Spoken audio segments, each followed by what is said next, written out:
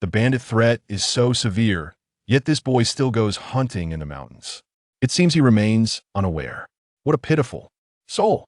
Alas, as the sun dipped below the horizon, a slender youth named Chimo, aged 15, hurried home, clutching a freshly caught wild rabbit. Orphaned at a young age, Chimo's father served as a minor official in the town. Despite his father's benevolence in aiding impoverished families, their own living conditions were exceedingly meager. Thus, Chimo often ventured into the mountains to hunt rabbits and supplement their meager household income. Father, I am back. Upon entering his home, Chimo was instantly frozen in place, his countenance paling dramatically at the sight before him. A minor official named Li Si stood in the courtyard. Beside him lay the lifeless body of Chimo's father, a grim tableau marked by over a dozen deep knife wounds. The scene utterly harrowing. Father! Chimo fell to his knees, tears welling in his eyes, unable to contain his grief. Although the features of the corpse were distorted, he recognized it instantly as his father. Li Si, seemingly unfazed by such brutality, calmly stated, "We were ordered to eradicate the bandits in the mountains. Your father was slain by them. You may bury him now." Kneeling on the ground, Chimo choked on his words. "Sir, isn't there a funeral allowance for officials who die in the line of duty? We have no money left to give my father a proper burial." Li Si scoffed. "There's no such thing as a funeral allowance. Regardless, your father has been returned to you. If you lack funds, go beg on the streets." "Impossible!" With reddened eyes, Chimo glared defiantly at Li Si, shouting, "My father told me that officials who die in service receive burial funds. You must have stolen my father's allowance." Li Si, incensed by this accusation, kicked Chimo in the abdomen, cursing, "You wretched orphan, so what if I did? This pittance isn't enough for me to buy a few good bottles of wine." Doubling over in pain, Chimo gasped for breath, reduced to a weak whimper. After delivering the kick, Li Si, still unsatisfied, struck Chimo several times with the hilt of his sword. Only when Chimo could no longer make a sound did he relent, spitting at him in contempt. "You little wretch, how dare you ask me for money?" As Li Si turned to leave, his eyes caught sight of a glistening jade pendant hanging from Chimo's waist. Instantly intrigued, he crouched down, intent on seizing the treasure. "To think you little wretch have hidden a gem." Just as Li Si grasped the pendant, Chimo sprang forth, clutching the official's arm tightly, exclaiming, "This was left to me by my mother, give it back." With that, Chimo bit down fiercely on Li Si's hand. In the throes of pain, Li Si let out a lamenting cry, followed by a furious rebuke. "You little bastard, release me at once." Immediately after, he delivered another punch to Chimo's face. Chimo was knocked down, and amidst the struggle, the jade pendant slipped from his grasp, shattering into two pieces upon hitting the ground. "My jade pendant!" Chimo hurriedly clutched the broken fragments tightly in his palm, curling up on the ground. "Such damnable misfortune!" Li Si cursed vehemently, delivering a final kick to Chimo's face before storming off in indignation. There Chimo remained, huddled on the ground, softly weeping. This jade pendant was the sole remnant of his parents' love, and now it lay shattered. Father, mother. His hands were stained with blood, soaking the jade pendant.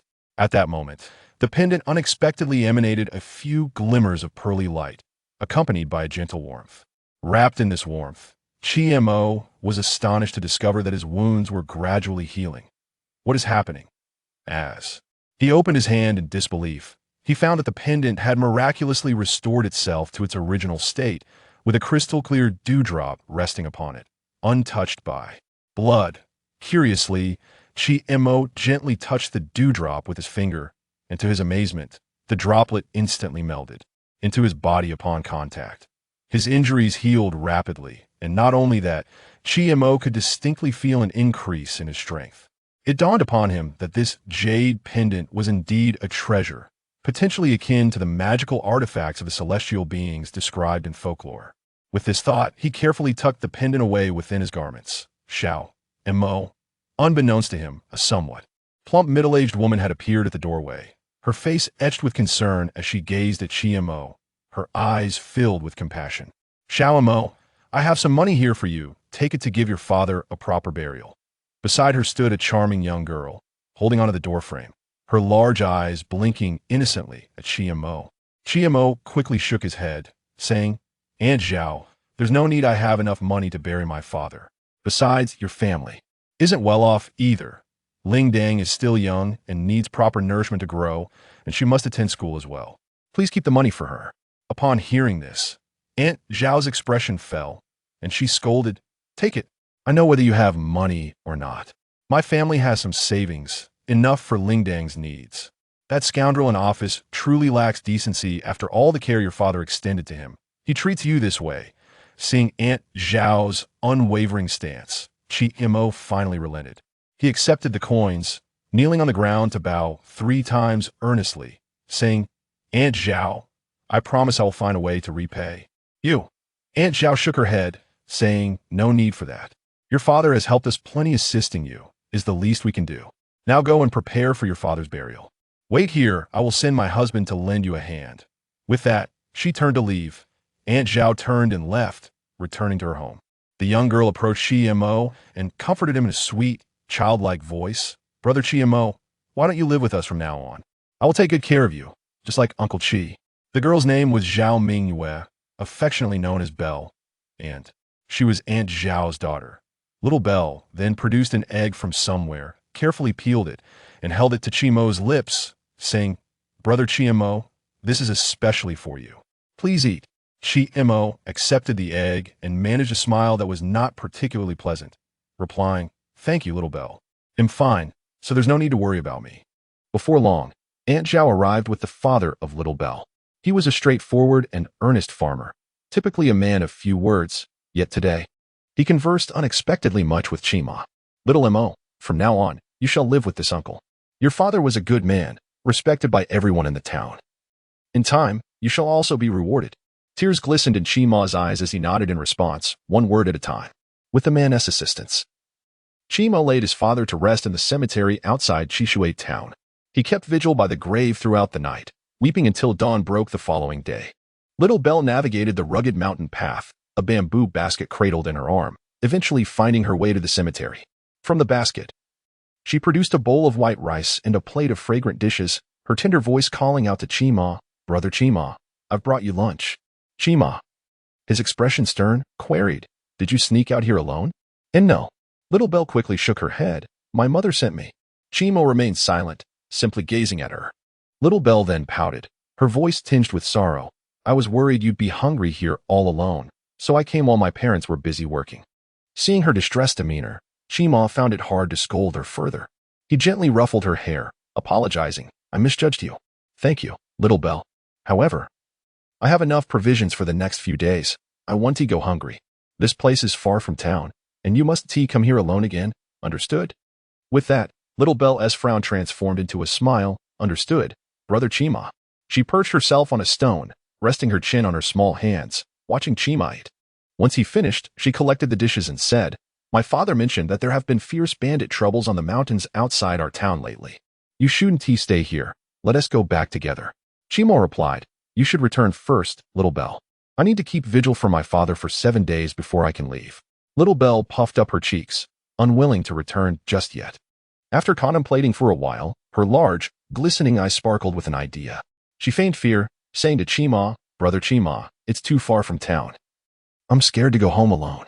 Will you walk me back? She then tugged at his arm, playfully coaxing him. Chima's expression turned troubled. The distance to town was several miles, and given the recent surge in bandit activity, he was apprehensive about letting Little Belle return alone. After much deliberation, he approached his father's grave, bowed thrice, and said, Father, I will escort Little Belle home first, and upon my return, I shall continue to keep vigil for you. After paying his respects, Chima rose and took Little Belle's hand, leading her away from the cemetery. The path ahead was long. After a while of walking, Chimu and Xiaoling finally caught sight of Chishui town in the distance. Within the town, faint flickers of fire could be seen rising, and a subtle scent of blood lingered in the air. Sensing something amiss, Chimu swiftly pulled Xiaoling to hide in the nearby rice field. Chimu Gij, what's wrong? Xiaoling inquired, confusion evident in her eyes. Chimu covered Xiaoling's mouth, lowering his voice as he instructed, Stay hidden here and remain silent. No matter what sounds come from outside, do not emerge. I shall return shortly. Do you understand? Realizing that trouble might be brewing in the town, Xiaoling obediently nodded. After ensuring Xiaoling's safety, Chimu cautiously made his way out of the rice field and into the town. A potent stench of blood mingled with the heat assaulted him, revealing a scene of carnage. Bodies lay strewn across the ground, the stone bricks stained a dark crimson. Bandits! The bandits have come! Chimu's face turned pale with fear, his legs weakened, and he collapsed onto the ground. Suddenly, the sound of collapsing buildings jolted Chimu back to reality. In a frenzy, he dashed down the street towards the alley where Xiaoling's home was located. Through the flickering flames, he caught sight of two charred bodies in Xiaoling's yard, her parents, uncle, aunt. Chimu attempted to clear the debris blocking the yard, but the flames were too fierce. He found no safe place to grip. After a prolonged struggle, he had no choice but to abandon his efforts. At that moment, a faint voice reached his ears from nearby. Is anyone there? Help! Help me!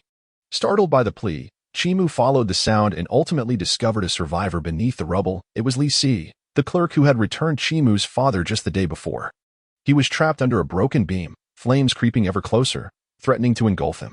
As Chimu spotted Li Si, the latter caught sight of him as well. Quick, boy! Save me! Li Si shouted with all his might. Instinctively, Chimu swallowed hard but did not approach. Li Si, growing increasingly agitated, cursed. Damn it, can't you hear me? Hurry and help me. I swear I'll kill you when I get out. Li Si's incessant ranting ignited a surge of unidentifiable anger within Chimu. In an inexplicable fit, he seized a piece of blue stone from the ground and hurled it at Li Si. Thud. The brick struck Li Si's head. Ouch. He howled, you little brat. How dare you hit me? When Li Si opened his eyes again, he was startled to find Chimu standing before him, brandishing the stone. Fear washed over Li Si as he stammered. What? What are you going to do? You stole my father's funeral expenses and shattered the jade pendant my mother left me. I will crush you. Zimmer knelt upon the ground, relentlessly striking Li Si's head with a stone brick. After a single blow, silence enveloped Li Si, yet Zimmer, as if possessed by madness, continued to pummel Li Si's head with unyielding ferocity until the sturdy granite brick was reduced to mere fragments.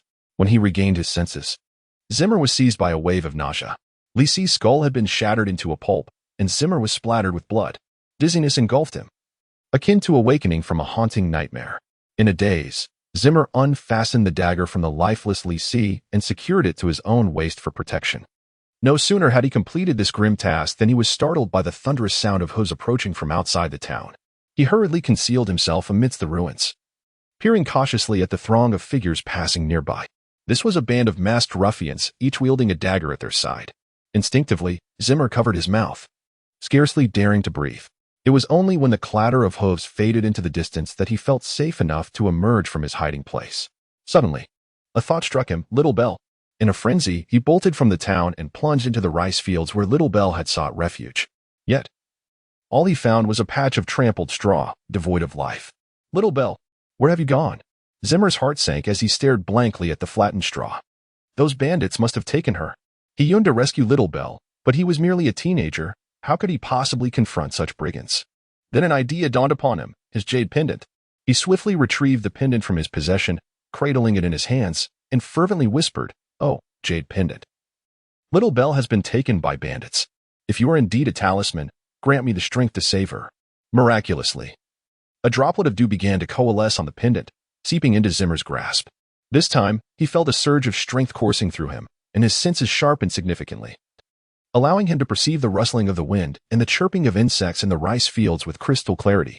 Overwhelmed with astonishment and elation, Zimmer threw a few wild punches, creating a gust of wind around him. He now felt capable of vanquishing a bull. Little Belle, you must not come to harm. He tightened the dagger at his waist and dashed from the rice field, following the trail of hoofprints. On the mountain path, 3 bandits were taking a rest by the roadside. Their horses bore several bundles containing the ill-gotten gains plundered from the town. One bandit stretched languidly, expressing his desire. Tiger brother, having seized such wealth today, when shall we indulge in some entertainment, perhaps visit a brothel for a night of revelry? The earlier escapade was rather unsatisfying. Another bandit chided him. Are you so desperate? We didn't spare even a corpse in the town, and we toiled for a full half-hour to wait for you. Both Tiger brother and I fell behind. We'll likely face the wrath of the chief upon our return. The first bandit retorted, Did you not partake in the fun? Silent for a long time, Brother Tiger glanced at his 2 subordinates and jestingly scolded, You 2 lechers, born to be what you are.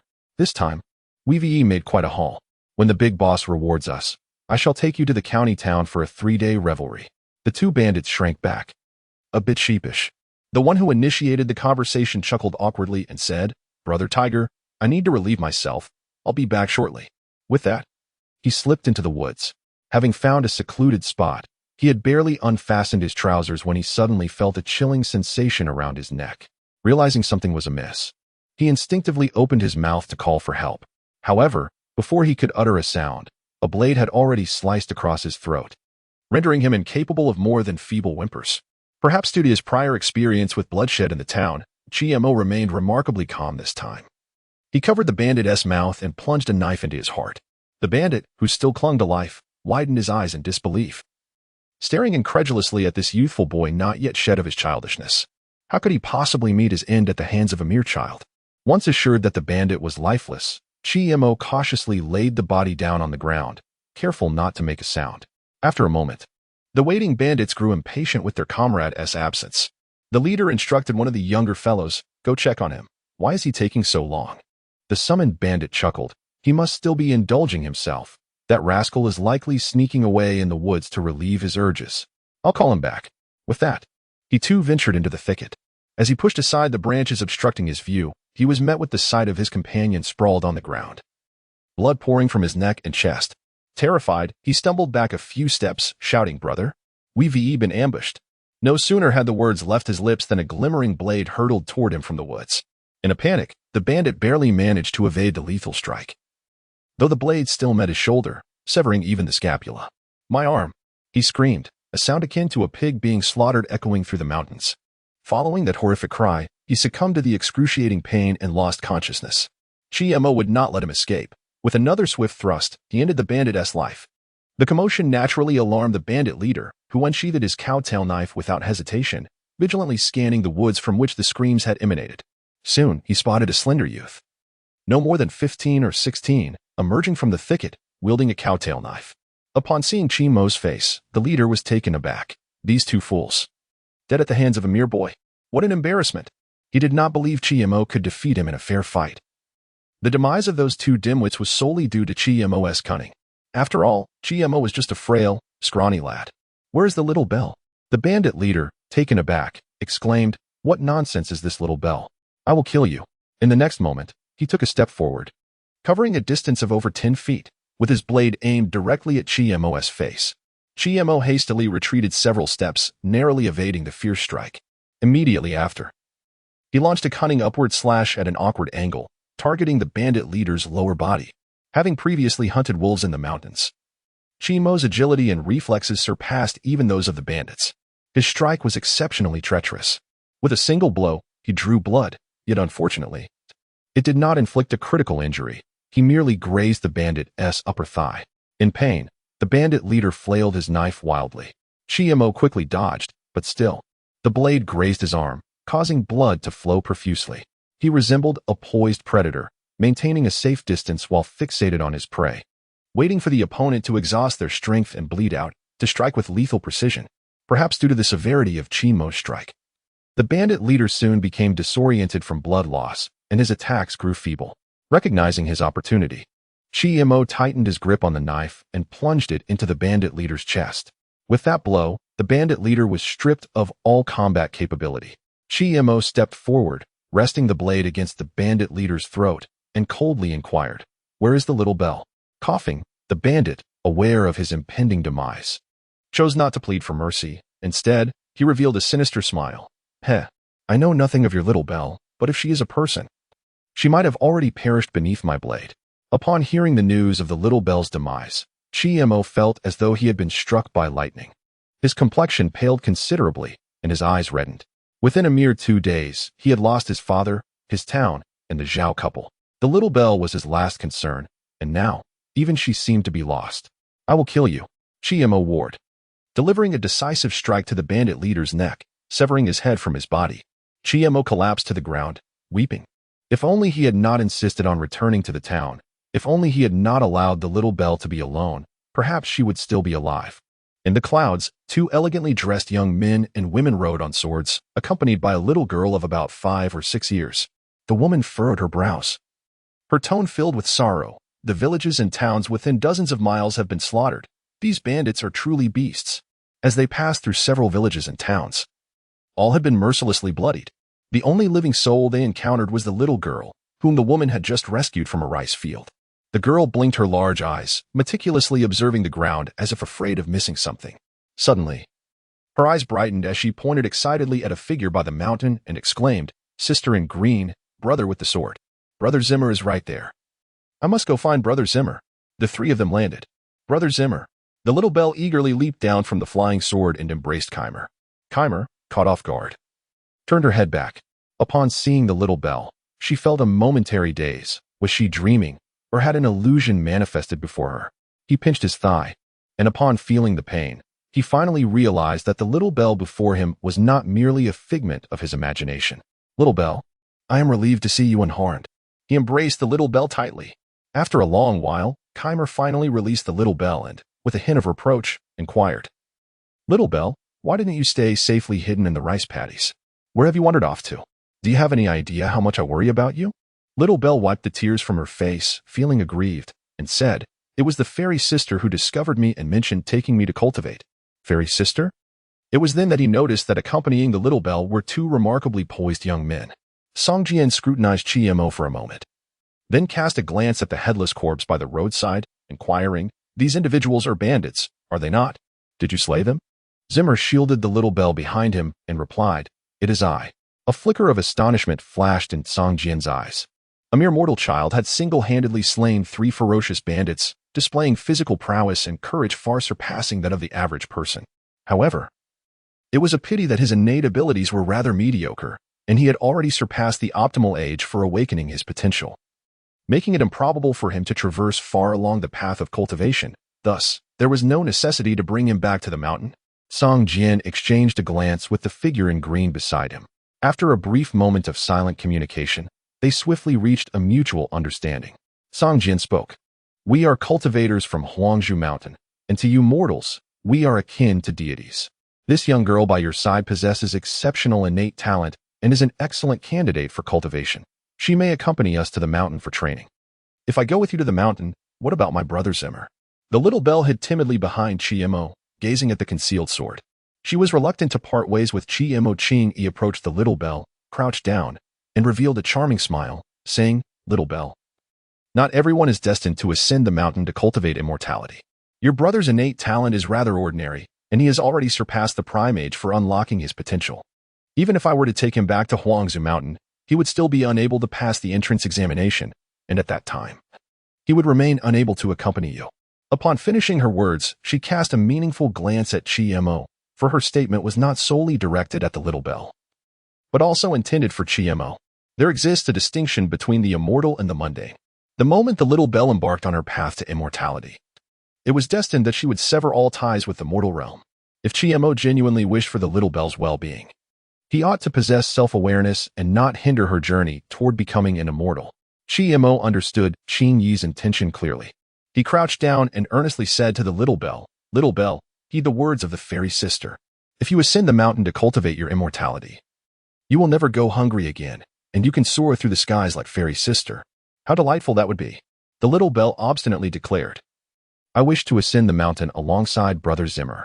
Zimmer gently patted the little bell's head, forcing a smile that lacked charm. "Brother Zimmer is foolish. I cannot become a celestial being. I don't care. I want Brother Zimmer. If Brother Zimmer cannot become a celestial being, then I shall not become one either." Little Bell wailed, refusing to release her grip on Zimmer. Zimmer, caught in a dilemma, looked helplessly at the two. After a moment of contemplation, Song Jian suddenly spoke. "If you wish for your brother to ascend the mountain, it is not impossible. However, the prerequisite is that your brother must pass my test." Zimmer promptly replied, "I am willing to accept the challenge." With the opportunity to cultivate into a celestial being before him, how could Zimmer possibly decline? "Do not be too hasty in your agreement. My test is not so simple," Song Jian said sternly. "In 30 days, I shall return here. If, within this time, you can personally eliminate the bandits in the mountains and avenge your parents and the townspeople, I shall grant you permission to ascend Huangzhou Mountain. Of course, I will not send you foolishly to your death. This is a foundational body refinement technique. If you manage to master it, No earthly bandit or warrior will pose a threat to you. As he spoke, Song Jian produced a small booklet from an unknown source and handed it to Zimmer. The cover bore the name of the technique, Xianhuang Body Refinement Art. Having studied for 2 years, Zimmer recognized the characters. He received the booklet with gratitude. Bowing deeply to Song Jian and saying, "Thank you, esteemed Celestial, for your generous gift. I will surely pass the test." Qing Yi, observing the exchange, cast a glance at Song Jian, her expression revealing both confusion and surprise. They were merely disciples of Huangzhou Mountain, and their descent was merely to gather disciples for their master. They had no authority to admit an individual of mediocre talent. This was merely a fabrication by Song Jian to take Little Bell with them. She pulled Song Jian aside and whispered, ensuring only they could hear, "Brother, what shall we do if Little Bell discovers our deception in the future?" Song Jian replied, "Little Bell is still young. Many things will fade from her memory with time, and she will no longer cry out for her brother. Moreover, severing ties with the mundane world is a necessary path for every cultivator entering the celestial realm. A little manipulation to assist her is not out of bounds." Qing Yi ceased her argument and looked back at Zimmer, signaling him to approach. With a serious tone, she said, "There is a distinction between the celestial and the mortal. I hope you understand that from the moment Little Bell embarks on her path to immortality, she will be destined for 2 different worlds." Zimmer grasped the truth. The test Song Jian spoke of was merely a ruse to take Little Bell away. Bowing his head, he murmured almost inaudibly, "Is there truly no other way?" Song Jian scoffed, "Do you think that simply ascending the mountain with us guarantees cultivation? Let me tell you, even if you ascend, at most, you will be relegated to the status of a servant, tasked with menial chores, and remain largely disconnected from the path of immortality. Moreover, you will witness the growing chasm between yourself and the Little Bell. At that moment, she will be an exalted cultivator, while you remain but a lowly servant. Do you truly believe she will regard you with any semblance of respect?" Mo forced a smile, pleadingly articulating, "Divine Sir, Little Bell is my only family. I merely wish to see her thrive.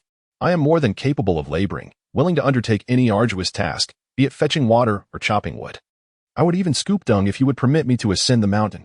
Did you not say earlier that if I could vanquish those bandits, I could go up the mountain? I implore you." Stubbornly, Song Jian abruptly flicked his sleeve and turned away. Mo, startled, instinctively recoiled, yet continued to gaze at the two with unwavering hope. He spoke with a fervent tone, laced with indignation. 500 miles to the west lies Huangzhou Mountain. In a month's time, the disciples will be recruiting servants in Long'an Town at the foot of the mountain. If you remain undeterred, then go and test your fortune." Mo bowed deeply once more, expressing his gratitude. "Thank you, Divine Sir. I shall certainly go." After conversing with Song Jian, Mo approached Little Bell once again, gently caressing her small head. "Little Bell, I have made arrangements with the Divine Sister. You should ascend the mountain and await me. In a month, I will come find you, and together we shall become celestial beings, shall we?" "Really?" Little Bell pouted, gazing at Mo. He nodded, mustering a smile as he assured her, "Of course it is true. When have I ever deceived you? You must come." With reluctance, Little Bell released her hold on Mo. Before parting, Qing Yi secretly slipped a yellow talisman into Mo's hand, whispering softly in his ear, "This talisman can save you once. Cherish your life." With that, Qing Yi took Little Bell and soared into the sky on her sword, disappearing into the clouds. Mo gazed dreamily at the heavens until the silhouettes of the 3 completely vanished from sight, and only then did he come back to reality. Little Bell was gone. Yet concern gnawed at him. She was so small. Would she be bullied on the mountain? Would the inhabitants there be as malevolent as the tyrants in the town, seizing Little Bell's food? With this thought, Mo clenched the Xianhuang body refinement technique tightly, resolving silently that within a month, he would avenge the townspeople by slaying those bandits before ascending the mountain to find Little Bell. Mo scavenged 3 knives and several large bags of silver from the corpses of the 3 bandits. He had never encountered such wealth, enough to sustain him for several years. He erected a humble grass shed beside the grave to provide temporary shelter while he honored his father's spirit. In the following days, apart from eating and sleeping, Mo devoted nearly all his time to cultivating the Xianhuang body refinement technique. The body refinement consists of 4 realms: skin, flesh, bones, and blood. Refining the skin renders it as resilient as tempered steel, impervious to blades and arrows. Refining the flesh grants immense strength, allowing one to wield over 1,000 pounds with a single hand. Refining the bones harmonizes the body's sinews, rendering them as strong as iron yet as supple as flowing water. Meanwhile, refining the blood grants one the lightness of a swallow, enabling movement across water as effortlessly as the martial experts depicted in tales. Only by successfully traversing these four realms and establishing a solid foundation can one hope to attain enlightenment and embark upon the celestial path. At that juncture, GMO will still require a method for cultivating vital energy. However, matters concerning physical refinement are not what GMO should be contemplating at this moment. The process of refining the body is exceedingly arduous and painful, akin to a relentless assault on one's own physique, striking oneself with hard objects, throwing punches in water, and running until utterly exhausted, devoid of any strength. Furthermore, it necessitates a copious amount of food and nourishing herbs. GMO possesses wealth and can procure meat in the town, yet the herbs required for bodily nourishment cannot merely be acquired through riches. Fortunately, the jade pendant he clutches emits a drop of dew each day, serving to replenish his body, akin to the herbs described in the profound Huang body refinement technique. GMO surmises that this jade pendant must be a divine artifact from the tales of old, activated by the blood he shed that day, allowing it to recognize him as its master and provide him with a daily drop of dew. After several days of cultivation, GMO's physique has become significantly more upright. Though still slender, he no longer resembles a mere bag of bones. Meanwhile, not far from the graveyard, a few bandits on horseback are trotting along a narrow path. In our greed for enjoyment, we did not spare even the dead. Now, not only have we lost our lives, but we've also squandered the stolen money, dragging us into this mess. One bandit laments as he drives his horse forward. They are all under the command of brother who, in pursuit of pleasure, lost track of his two subordinates in the town and has not returned for days. Tasked with descending the mountain to search for him, they have only discovered 3 corpses, their money and weapons stolen. The leader is furious about this incident and has ordered these former subordinates of brother who to find a way to recover their losses. Another bandit curses in agreement. Damn it, the surrounding villages have been wiped clean, there isn't even a dog in sight. Where is there any profit to be had? As they speak, another bandit suddenly points toward the distance, exclaiming, "There are people cooking over there." A wisp of smoke rises into the air not far off. There are indeed living souls. Hopefully, a charming young lady. The bandits immediately perk up, cracking their whips and hastening their pace toward the source. Soon, they arrive at GMO's humble grass hut. One bandit, with the tip of his knife aimed at GMO from a distance, sneers, "Damn it, it's a man? Forget it. Just hand over your money, and I might grant you a swift death. Otherwise, I'll skin you alive." GMO's expression darkens. These scoundrels have finally arrived. Thinking of his father's death and the horrific events in the town from a few days prior, a wave of fury rises within him. Wishing nothing more than to see these bandits meet a gruesome end, he reaches for the knife at his waist and steps out of the hut, his gaze fixed intently on the bandits before him. One sharp-eyed bandit notices GMO's subtle movement and scoffs. "So, you even have a knife? Are you, you little rascal, truly intending to slay us all with that knife in your hand? Very well. Let me first eliminate you, and then I shall search the shed myself." With that, the bandit forcefully squeezed his legs against the horse's flanks, prompting the steed to rear in pain before charging fiercely at GMO. GMO, feeling the weight of the moment, took a deep breath as the bandit approached. Just as the assailant drew near, he sprang into action, bending low to evade the incoming strike, and swiftly delivered a blow to the horse's leg. The noble steed let out a heart-wrenching whinny before collapsing, unable to rise again. The bandit atop was thrown violently, left dazed and disoriented. Infuriated by being bested by a mere child, the bandit cursed vehemently, "Damn it, you little brat. I will end your life." Yet, before he could regain his footing, GMO's blade had already found its mark against his throat, delivering a swift and fatal blow. Dead, the remaining bandits were momentarily stunned, unable to comprehend that GMO had dispatched one of their own. At that moment, the realization dawned upon them that this seemingly frail youth was no ordinary adversary.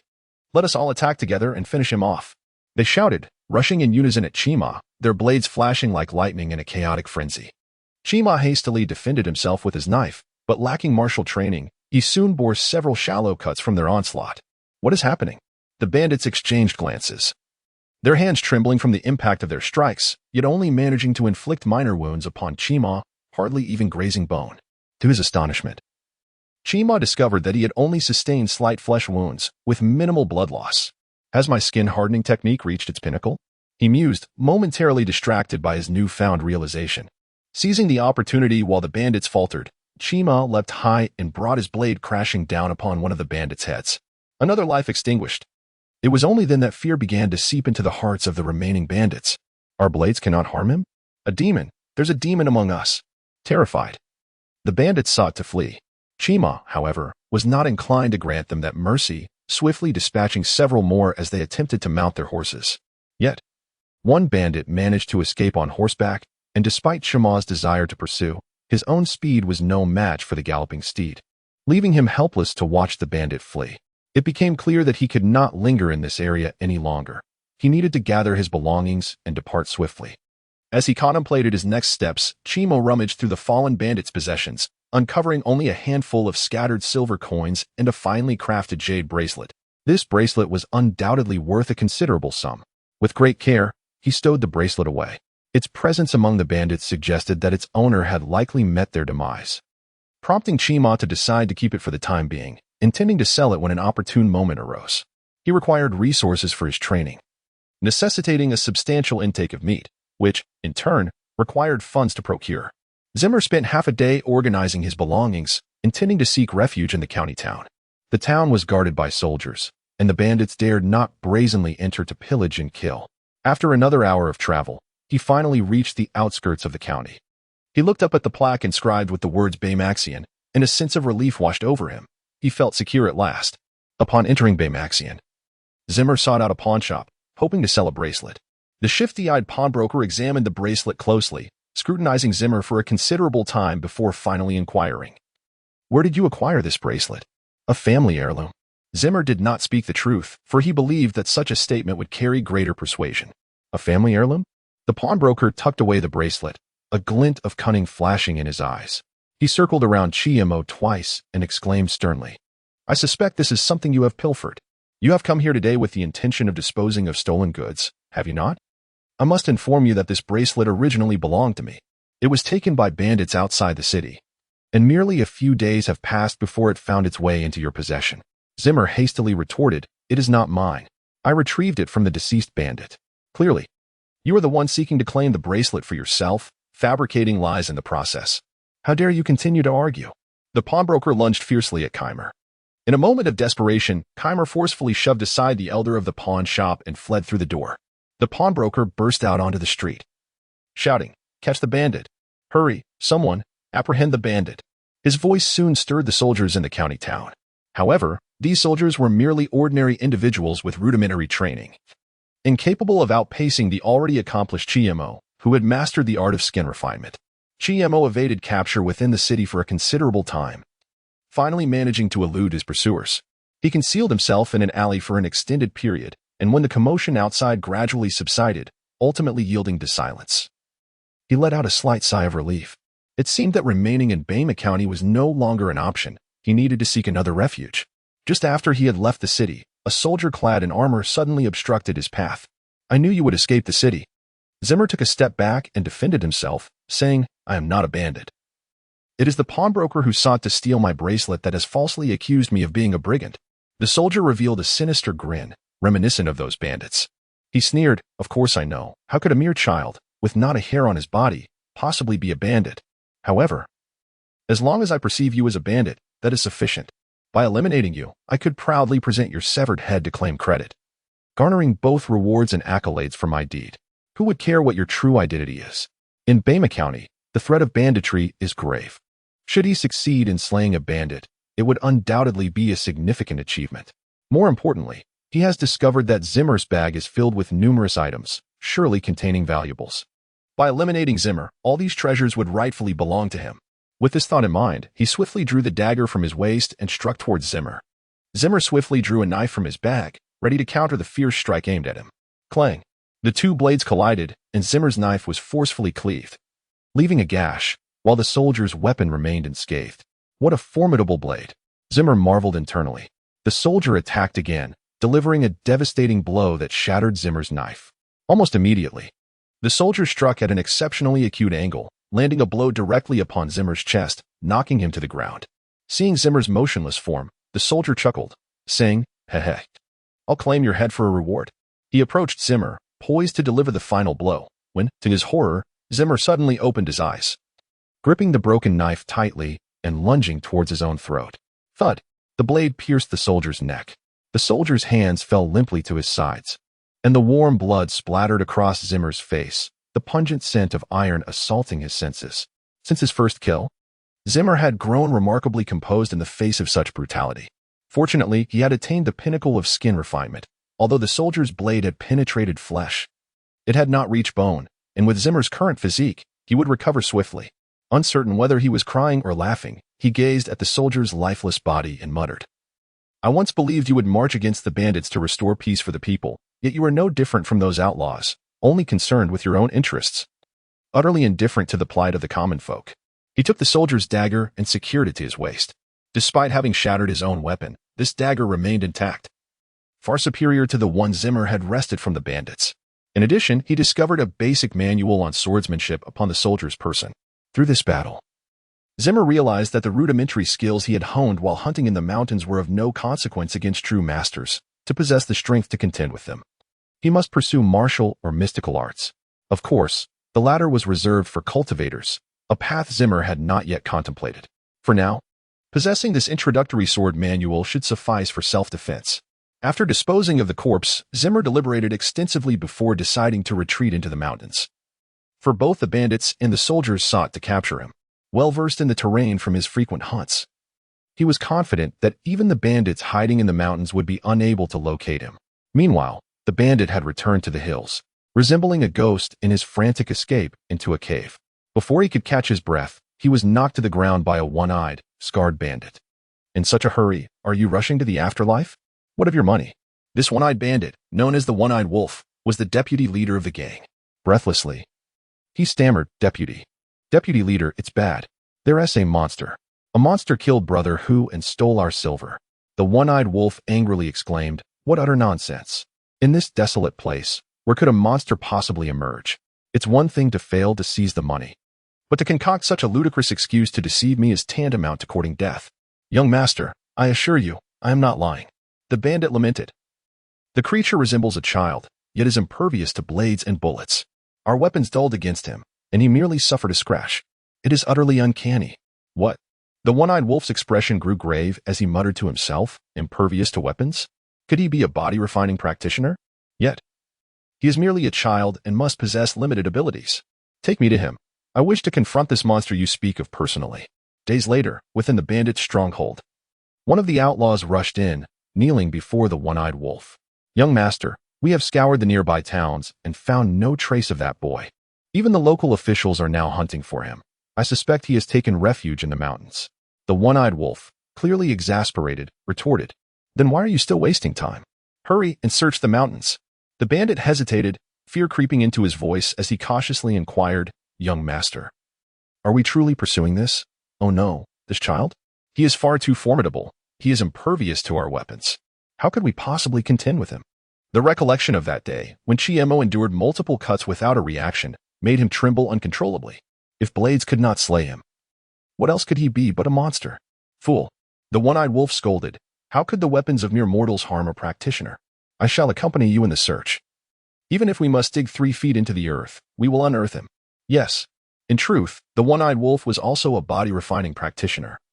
Having reached the bone refinement stage, his fervent desire to locate Chi-Mo stemmed from the hope of discovering an opportunity for his own cultivation. In this impoverished and remote land, resources for practitioners were scarce, and his only means of training involved rigorous physical exercises, supplemented by the consumption of meat. If he could find even a handful of spirit stones on that boy, he might leap forward to complete both the bone refinement and blood refinement stages, accumulating spiritual energy and officially entering the chi refinement stage, thereby becoming a genuine practitioner.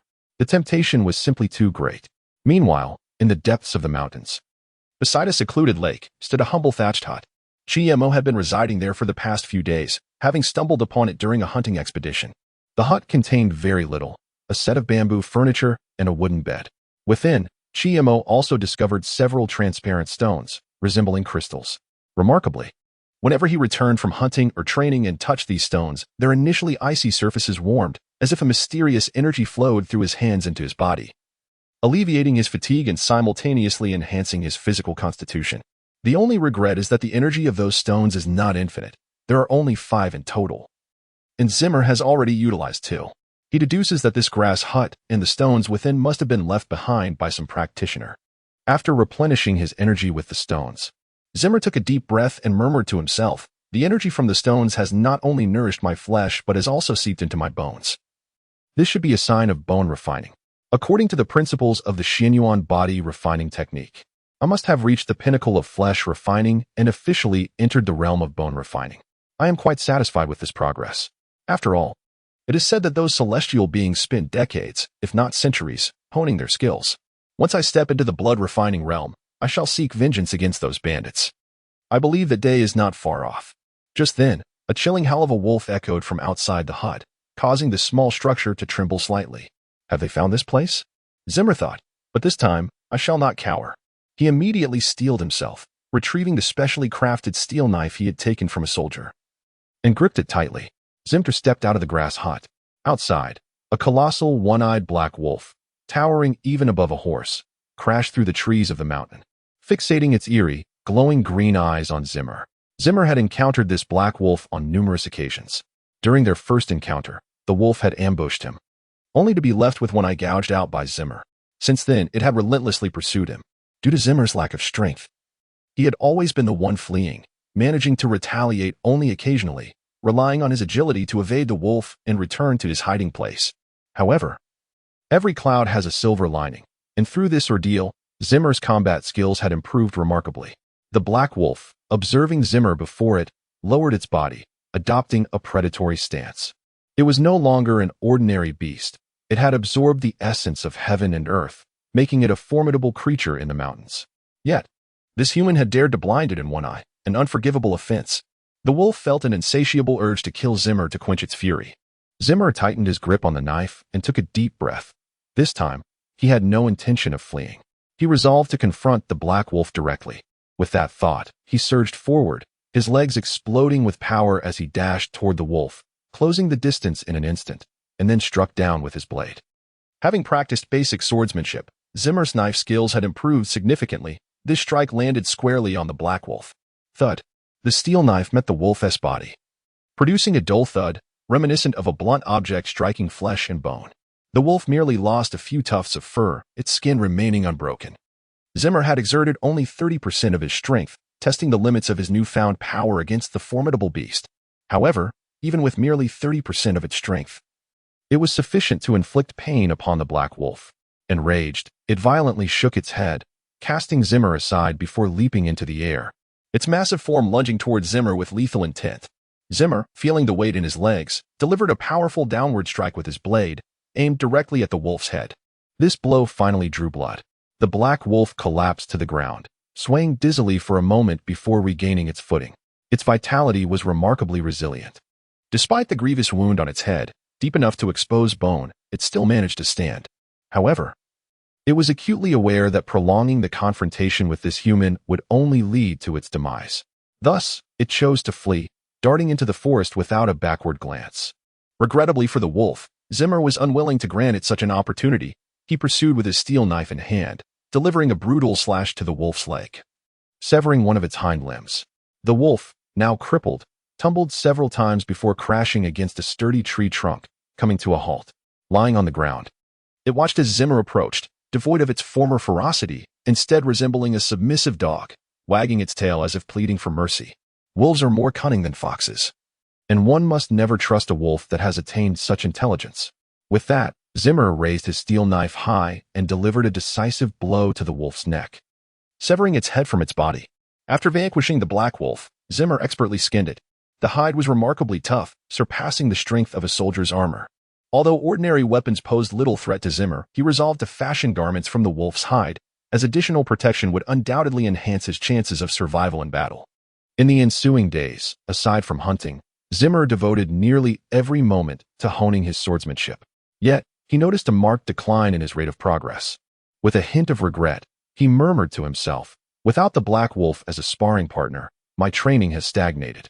It seems I must seek a more formidable companion for practice." Zimmer prepared several days' worth of provisions, slung his knife over his shoulder, and ventured deep into the forest. Now, Zimmer possessed the capability to fell even tigers and black bears with a single strike. To find a suitable training partner, he needed to delve further into the woods, ideally encountering a beast akin to the black wolf. The mountains were teeming with tigers, leopards, and wolves, and the seasoned hunters from Chishui town had often warned Zimmer that many ferocious creatures deeper in the forest had attained a level of sentience, rendering knives and arrows ineffective against them. These beasts were as intelligent as humans, and hunting them required the combined efforts of at least 7 or 8 experienced hunters. If one were to encounter them alone, it would likely spell the end of their life. Thus, Zimmer had never ventured into the depths of the forest before. Zimmer traversed the mountains for an entire day. In the depths of the forest, the beasts were markedly fewer than in the outer regions. However, every creature encountered by Zimmer was significantly more formidable than those he had faced previously. Yet, for Zimmer, they posed no insurmountable challenge. As the day waned, he had dispatched 7 or 8 beasts, none of which could rival the black wolf he had slain earlier. Zimmer surmised that the strength of that black wolf would rank among the top in this woodland realm. It remained a mystery why it had appeared on the periphery of the forest. Perhaps it had been expelled from its original pack. As twilight descended, Zimmer sought a relatively secure spot to kindle a campfire and prepare for the night. At that moment, a dozen greenish glimmers emerged from the darkness, resembling the eyes of some lurking beast. Instantly alert, Zimmer locked eyes with the fiercest pair of those orbs. It was another black wolf, even larger and more ferocious than the one he had previously vanquished, accompanied by a dozen other wolves of ordinary size. Clearly, the largest among them was the alpha of the pack, while the black wolf he had fashioned into a coat was likely their former leader. Suddenly, the alpha let out a chilling howl, prompting the surrounding wolves to surge forth, as if intent on tearing Zimmer to shreds. Through the trials of recent days, Zimmer's composure had deepened significantly. Even in the face of a dozen attacking wolves, he remained unperturbed. Gripping his steel blade firmly, he swiftly dispatched 2 advancing black wolves in mere moments. At the same time, he had to remain vigilant of the alpha, who was poised to strike, waiting for an opportune moment to attack once Zimmer's stamina waned or a chance presented itself. Indeed, while Zimmer grappled with one wolf, the alpha launched a stealthy assault. Silently, it circled behind him. Although Zimmer reacted in time, it was slightly too late. The alpha's massive form crashed into him, pinning him to the ground, its gaping maw poised to sever his throat. In a moment of desperation, Zimmer delivered a powerful kick to the alpha's belly.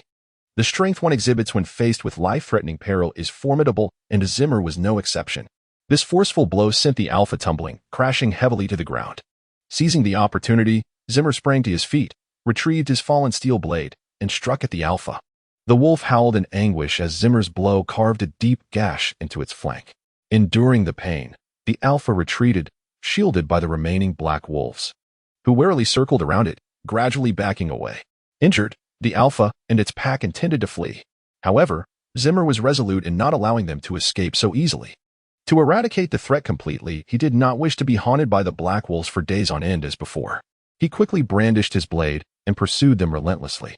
Uncertain of how long he had been pursuing, the relentless black wolf abruptly came to a halt, as if confronted by some terrifying presence. It suddenly sank to the ground, trembling uncontrollably. Chiemo, too, became acutely alert, realizing he had inadvertently wandered into the territory of a ferocious beast. The territorial instinct of such creatures is formidable. They do not tolerate the intrusion of others into their domain. Chiemo hastily sought refuge in a concealed thicket, holding his breath as he meticulously surveyed his surroundings in the dim light of the moon. At that moment, a sudden gust of wind swept through, accompanied by a resounding eagle's cry from above, sending a wave of dizziness through Chiimo's head. It was approaching. He quickly lowered his body further to avoid detection. Almost immediately, he beheld a colossal eagle descending from the sky, its talons seizing the quaking black wolf king before soaring back into the air. The mere force of its wings sent the other black wolves tumbling. Witnessing the spectacle, a shiver ran down Chiimo's spine. Fortunately, it seemed he had not been noticed. After an extended period of waiting, during which the surroundings fell silent and the pack of black wolves scattered, Chiemo finally emerged from the thicket. He realized he could not linger. It was best to depart swiftly. With this thought in mind, he hastened toward the forest's edge. He sought to hone his skills, but he certainly would not court danger. That enormous eagle was far beyond his capabilities. As Chiemo fled, a colossal object suddenly plummeted from the sky, crashing heavily before him. It was the Wolf King from earlier, bloodied and lifeless after a few futile thrashes on the ground. Chiemo quickly looked up. The immense eagle, creating a powerful gust, descended once more. Before he could react, He found himself ensnared by a talon, his wolfskin coat pierced through. Gripping Chi-Mo firmly, the eagle seized the wolf king's carcass with its other claw and ascended again, heading towards a nearby hillock. Zimmer gripped the eagle's talon tightly, too fearful to glance below. He dreaded that the eagle might treat him as it had the wolf king, casting him down from such heights, a fall from which survival would be impossible. Soon, the eagle alighted upon a sturdy old tree at the mountain's summit. Atop the tree, there was a rudimentary nest. After depositing Zimmer within, the eagle began to tear into the carcass of the wolf king, swiftly creating a gash in its fur with just a few strokes. The eagle commenced a feast. Zimmer realized that the eagle had likely adopted him as a backup meal, intending to consume him once it had devoured the black wolf. He needed to devise an escape plan. While contemplating, the eagle, having satisfied its hunger, flew out of the nest and into a cave at the mountain's peak. Shortly thereafter, it returned, clutching several crystalline stones in its beak. Zimmer recognized these stones. They resembled those he had discovered by the lakeside, known to enhance one's cultivation speed. The eagle tilted its head back and swallowed them all in one go. Before long, it closed its eyes and drifted into slumber. Once the eagle was asleep, Zimmer carefully descended the tree trunk. However, instead of making a hasty escape, he stealthily ventured into the cave from which the eagle had emerged. If he could collect a few more of those transparent stones, his cultivation speed would significantly increase. He explored the cave for a while and soon found a fist-sized transparent stone embedded in the rock wall. Indeed, there were more. Zimmer's heart leapt with joy as he pried the stone free with his knife and tucked it into his cloak. To avoid detection by the eagle, he did not linger in the cave. After hastily gathering a dozen fist-sized transparent stones, he fled the area. Meanwhile, above the mountain's peak, an elderly man with a grizzled beard stroked his chin, observing Zimmer's escape through the forest.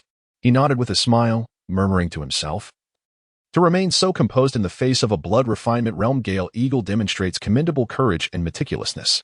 Despite an average talent, with diligent effort, he may yet achieve remarkable feats. However, it is surprising that such a place harbors a vein of spirit stones. I wonder if this young man can seize this opportunity." With that, the old man vanished into thin air, leaving no trace behind.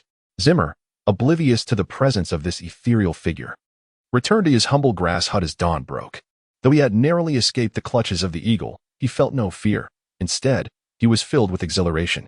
After all, he had acquired over a dozen transparent stones. He kept one for himself and carefully concealed the rest. He dared not swallow them like the eagle, for the risk of an upset stomach was trivial compared to the potential peril of losing his life, leaving him without a place to lament. Zimmer grasped the stone in his hand, closing his eyes. Before long, a warm current flowed swiftly from the stone into his body through his hands. This gentle warmth nourished not only his flesh but also fortified his bones. The cultivation of bone refinement was a process that rendered a practitioner's bones more resilient. And it was no easy feat, demanding far more energy than the previous stages of skin and muscle refinement. Without the support of these transparent stones and the jade pendant, Zimmer estimated that reaching his current level would have taken him several years. As for bone refinement, that seemed an even more distant goal. Before long, the warmth emanating from the stone gradually diminished until it vanished completely. The once crystalline stone had lost its luster. Looking at the stone in his hand, Zimmer expressed a tinge of regret, remarking, "Previously, a stone would last 3 days, and this one, being slightly larger, has been depleted so swiftly. It appears that entering the realm of bone refinement has significantly increased the consumption of resources." He pondered how much longer his remaining transparent stones would last, knowing he would eventually need to venture back into that cave to procure more. Taking a deep breath, Zimmer mused, "I shan't think too far ahead. Perhaps by the time I exhaust these stones, I will be ready to confront that eagle directly. At that point, there will be no need for stealth. If it dares to trouble me, I shall engage it in combat." After this lesson, Zimmer had refrained from venturing deep into the forest over the past few days. His routine was rather monotonous, practicing with his sword in the morning, hunting in the afternoon, and training in the evening with the jade pendant and the transparent stones. 10 days passed, and Zimmer had completely consumed the transparent stones. However, this expenditure was not without merit. He had successfully achieved mastery in bone refinement. His bones now exhibited remarkable resilience, both strong and flexible, while his strength and defensive capabilities had ascended to a new level. Zimmer felt confident that he could shatter the skull of the Black Wolf King with a single strike. Yet, he wondered if he possessed the strength to contend with the eagle. Having packed his belongings, Zimmer resolved to delve once more into the depths of the forest to extract more transparent stones from the cave, preparing a large bag for the task. He believed that even if he could not defeat the eagle, he could certainly defend himself. After a full day traversing the mountains, he arrived once again at the small hill where the eagle resided. Noticing that the ancient tree at the summit bore no signs of the eagle, he surmised that it had likely gone out to hunt. Seizing the opportunity, he knew he must quickly gather the stones and depart. While he felt confident in his ability to evade the eagle's pursuit, he preferred to avoid confrontation, as engaging in battle would entail the risk of peril. Without hesitation, Zimmer entered the cave and began his excavation. The clarity of daylight granted him superior vision compared to the night, allowing him to work with remarkable efficiency. In no time, he had filled nearly half of his bag. Zimmer wiped the sweat from his brow, gazing at the fruits of his labor with joy. There remains half a month until the appointment with the Divine Master, and I must also make time to avenge myself upon the bandits. These stones should suffice for my needs. With this thought, Zimmer slung his bag over his shoulder and prepared to depart. However, before he could turn away, he suddenly noticed that the cave had grown considerably darker, as if something were blocking the entrance. Simultaneously, a chill crept up his spine, causing his heart to sink. Instinctively, he tightened his grip on the steel knife at his waist and glanced back. At that moment, a colossal eagle stood at the cave's mouth, its eyes, larger than fists, fixed intently upon him, radiating a fierce glare, as if it intended to tear Zimmer apart. This eagle had attained a blood-refining stage and possessed a degree of intelligence. It recalled that this human was the very one who had escaped from its nest not long ago. To its astonishment, the audacity of this human to return and pilfer its belongings ignited a fury within it. This time, it had no intention of sparing Zimmer's life. Zimmer held his breath, instinctively clutching his knife tighter. Although he had mentally prepared himself, the moment he faced the eagle, a wave of anxiety washed over him. The oppressive presence of the eagle was formidable. With a strange shriek, the eagle spread its wings, blocking the cave entrance completely. It then elongated its neck, aiming its sharp beak at Zimmer. By a hair's breadth, Zimmer managed to evade the attack as the eagle's beak struck the rock wall, chipping away several fragments from the hard surface with considerable force. Seizing the opportunity, Zimmer delivered a powerful blow to the eagle's neck. Yet, the impact rendered his hands numb. The eagle's feathers were as hard as iron. His strike merely severed a few feathers without even grazing its skin. Nevertheless, the blow caused the eagle's head to tilt, resulting in a violent collision with the rock wall, leaving it momentarily dazed. Seizing this chance, Zimmer hastily shouldered his bag and darted out of the cave. However, as he fled a short distance, regret soon washed over him. Within the confines of the cave, the massive eagle was constrained, unable to unleash its full might. But now that Zimmer had escaped into the open, the eagle could take to the skies and pursue him with ease. Indeed, as Zimmer descended the small hill and had yet to reach the cover of the trees, the eagle soared out after him. Almost immediately, he noticed the light around him dimming, a colossal shadow enveloping his form, accompanied by a violent gale that felled the trees in its wake. In a frenzy, Zimmer rolled on the ground, narrowly avoiding the eagle's sudden assault. The bird's massive body crushed a swath of trees beneath it, tumbling and crashing to the earth. Despite the heavy fall, the eagle emerged unscathed, merely shaking its head before ascending once more into the sky. Taking advantage of the opportunity, Zimmer once again plunged into the forest. A few miles away, a group of over a dozen knife-wielding bandits was scouring the mountains for traces of Zimmer. Suddenly, the ground trembled violently, and they beheld a cloud of dust rising from the distant woods. One bandit pointed in that direction, exclaiming, "Boss, look over there. Something's happening. Let's go see. It might be that kid." The one-eyed wolf quickened his pace towards the commotion. Such a significant disturbance could only stem from either a ferocious beast or a cultivator. Either option would prove advantageous for him, as cultivators often carried valuable resources. While magical beasts were treasures in their own right, the bandits rushed toward the source of the noise. Before long, they spotted a figure sprinting through the forest. The bandit who had previously encountered Zimmer shouted, "Boss, that's the invulnerable guy who killed several of our brothers." The one-eyed wolf revealed a sinister grin. This kid. After searching for so many days, we finally found him. Let's take him down." However, they soon noticed a colossal shadow following closely behind Zimmer, flapping its wings as it lunged towards him. The bandits, stricken with terror, cried out, "There's a monster. Run for your lives." They scattered in all directions. The one-eyed wolf cursed, "You worthless cowards. A mere gale eagle has frightened you so? Get back here, or I'll have your heads." But these frightened men paid no heed to his words, their feet never halting in their flight. At that moment, Zimmo also noticed the group and instantly recognized the bandit who had escaped from him. There was no doubt they were all bandits. Without hesitation, Zimmo charged into the midst of the crowd, carrying his bag. The eagle swooped down, diving into the forest. Its sharp talons swept through the throng, seizing one unfortunate bandit and lifting him into the air before releasing him, resulting in his tragic demise as he plummeted. After dispatching one bandit, the eagle turned its focus back on Zimmo, diving once more. Its claws grazed the bag on Zimmo's shoulder, tearing a large opening, causing translucent stones to scatter across the ground. Spirit stones. The one-eyed wolf's eyes widened at the sight of the scattered spirit stones. This kid indeed possessed treasures. Driven by greed, he momentarily disregarded the eagle above him and began to gather the fallen spirit stones from the ground. But then, the enormous eagle landed squarely on the one-eyed wolf, its talons gripping him tightly as it prepared to ascend. Yet, the one-eyed wolf was no ordinary man. After a brief moment of panic, he drew the long sword at his waist and thrust it into the eagle's abdomen. The blade pierced through, blood streaming down the sword's edge. The eagle let out a mournful cry, its wings flapping wildly as it clawed relentlessly at the one-eyed wolf, intent on tearing it apart on the ground. The one-eyed wolf bellowed, "What are you all staring at? Hurry and come help." The bandits exchanged glances, paralyzed by fear, daring only to observe from a distance to avoid being struck down by the eagle's powerful wings.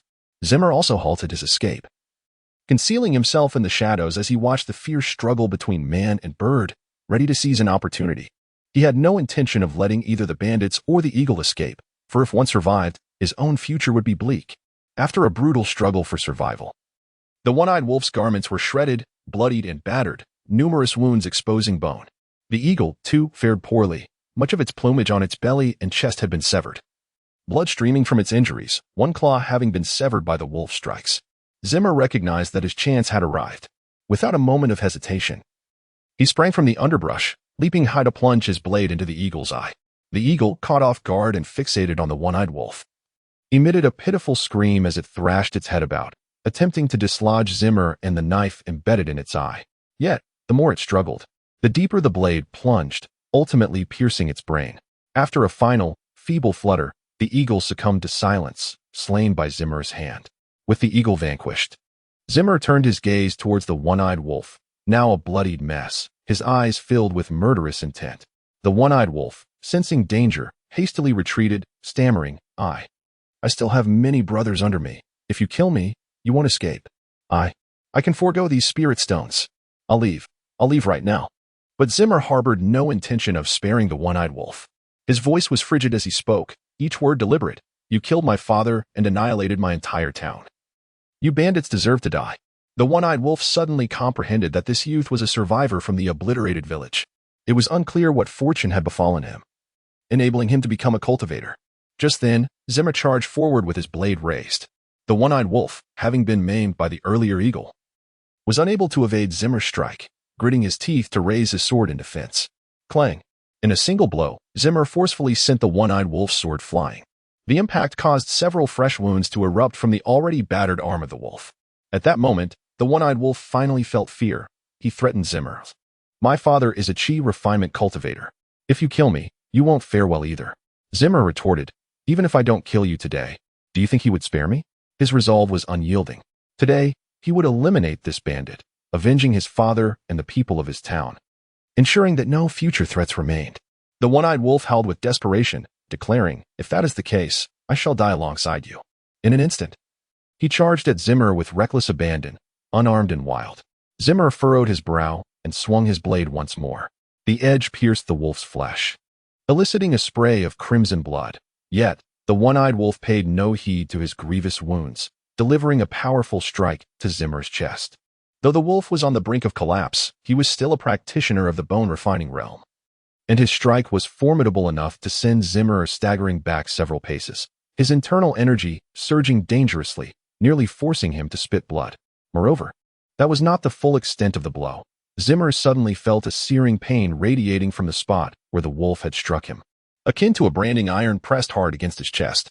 With the last remnants of his strength, the one-eyed wolf managed a grotesque grin, whispering, "Hee hee.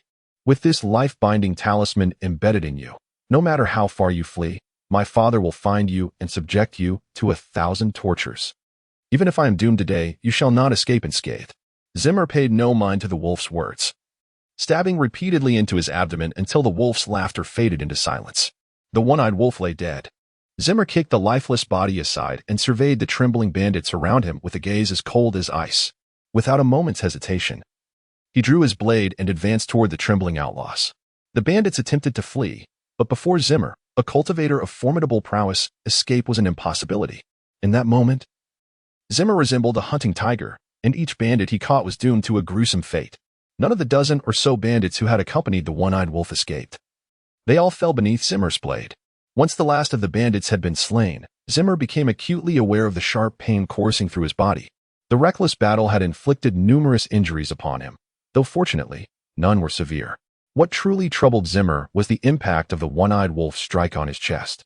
He removed his outer garment and glanced down at the site of the wolf's blow, where a black talisman now marked his skin, as if etched into his very being. Impervious to erasure, Zimmer muttered to himself, "That bandit mentioned this was a life-binding talisman. No matter where I run, his father will be able to track me down. It seems this symbol is meant to pinpoint my location." Anxiety began to creep in. The wolf's father was likely the true leader of these bandits, a practitioner of the chi refining stage, far beyond Zimmer's current capabilities. Being targeted by a chi refining cultivator was far more unsettling than being hunted by that eagle earlier. It was clear that he must accelerate his cultivation as swiftly as possible. Zimmer removed his outer garment, gathering the scattered transparent stones and wrapping them within the fabric before shouldering the load once more. Just now, I overheard the one-eyed wolf mention that these transparent stones are what cultivators refer to as spirit stones. Detailed records regarding these items can also be found in the Xian Huang body refinement technique, marking them as indispensable resources for cultivators.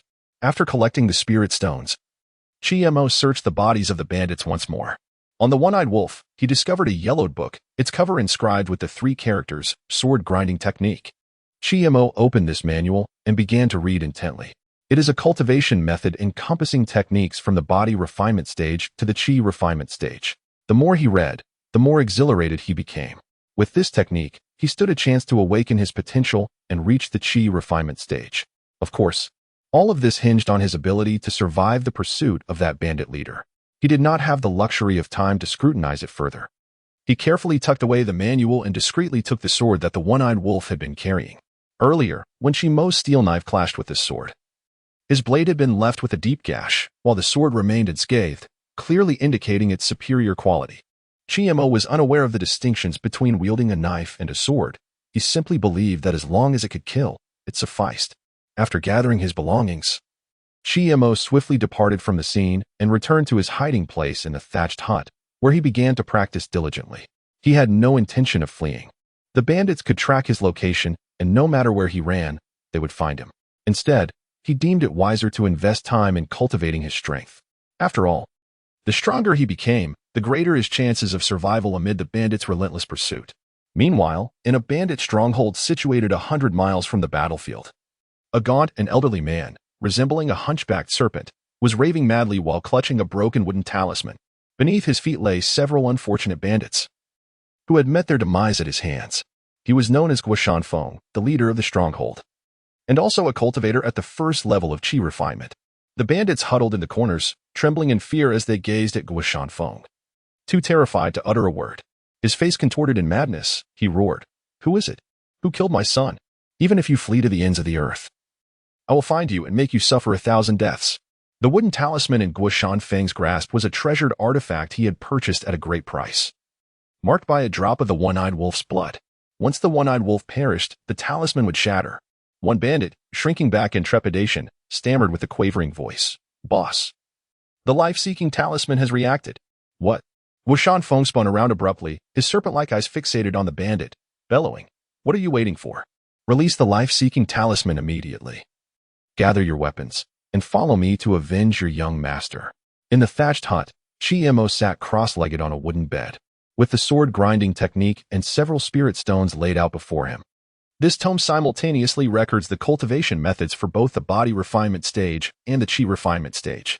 Through Mo's experiments, the efficacy of the sword tempering technique surpasses that of the Xian Huang body refinement art. Thus, he resolutely abandoned the latter in favor of the former.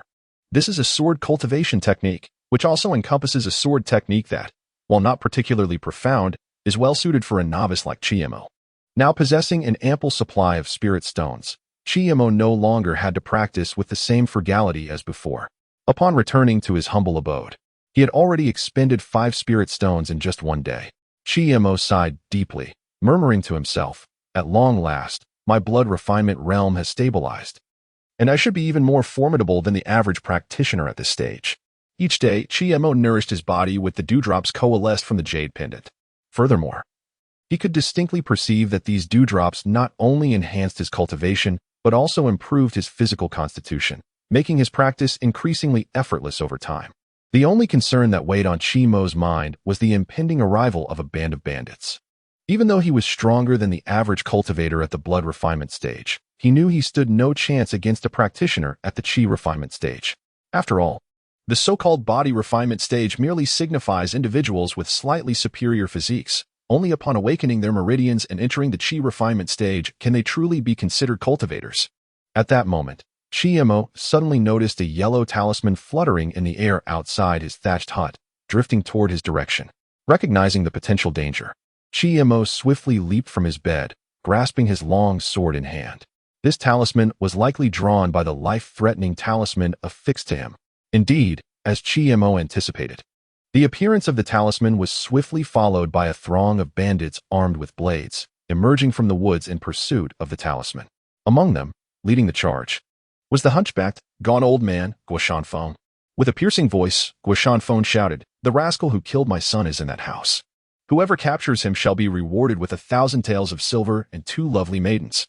No sooner had Guoshanfeng's words left his lips than a stone suddenly flew from the house, piercing the hovering life-threatening talisman. In the next instant, a figure dashed out, fleeing into the depths of the mountains without looking back. Guoshanfeng let out a sinister laugh, saying, "This lad is rather clever, knowing to destroy the talisman before fleeing.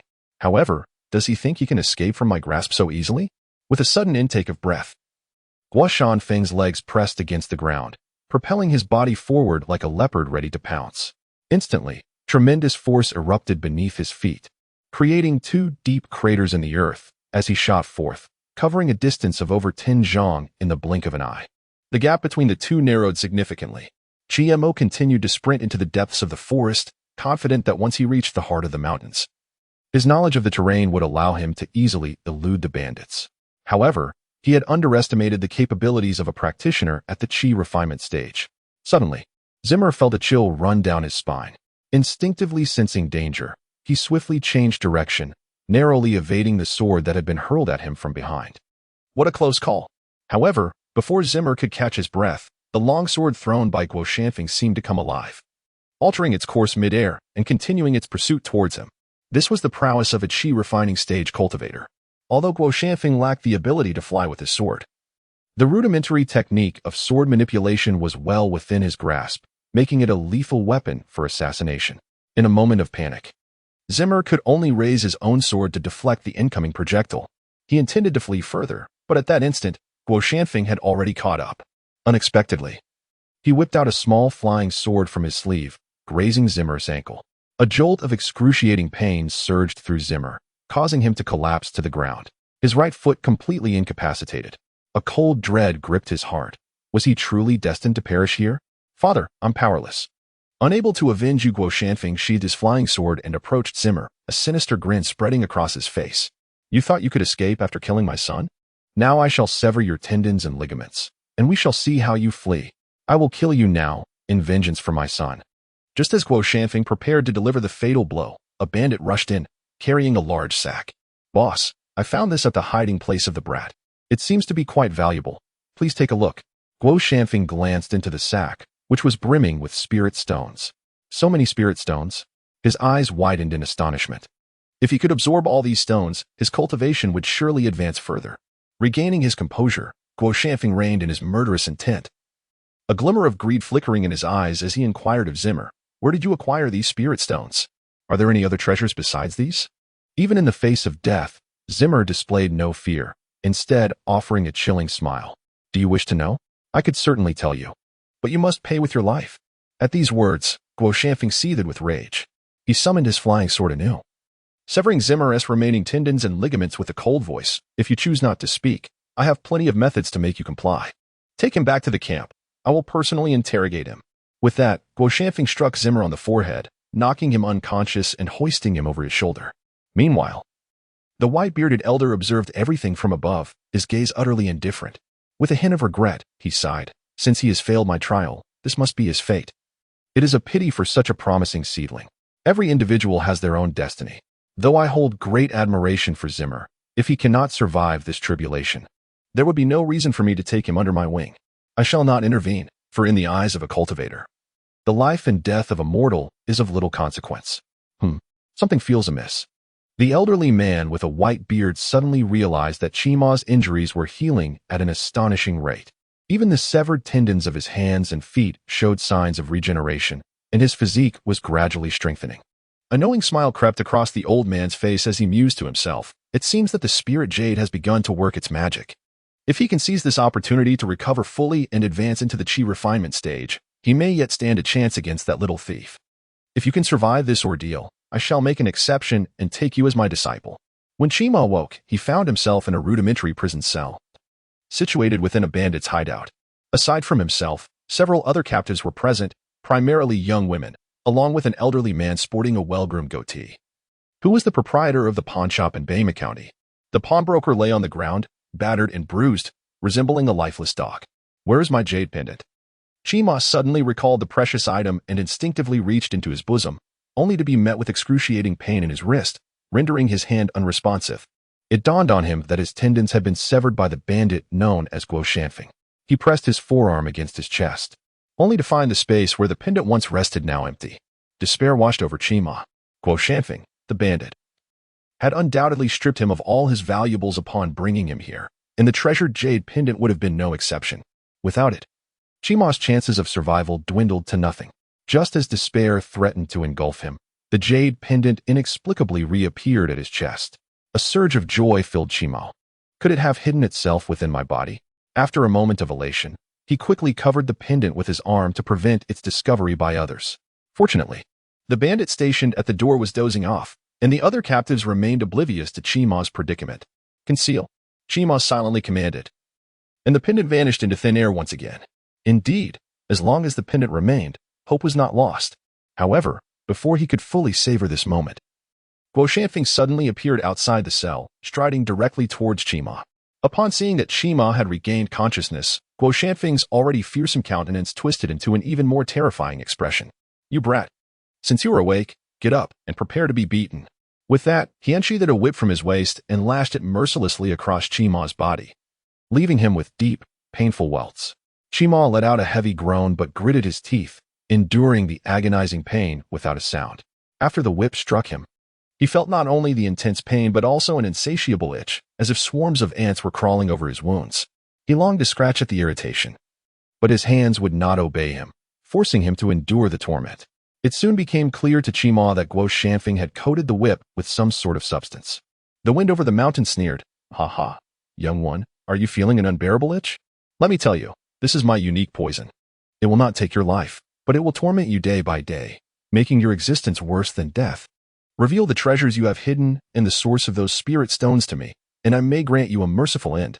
Otherwise, you shall continue to suffer this incessant itch." He then lashed Chimo with the whip several more times. Chimo gritted his teeth and endured. Yet the pain and itchiness at the wound intensified, indicating the poison had penetrated deeper. Nevertheless, he remained silent, fixing a fierce glare upon the wind over the mountain. "You certainly have a high tolerance. I shall see how long you can withstand this.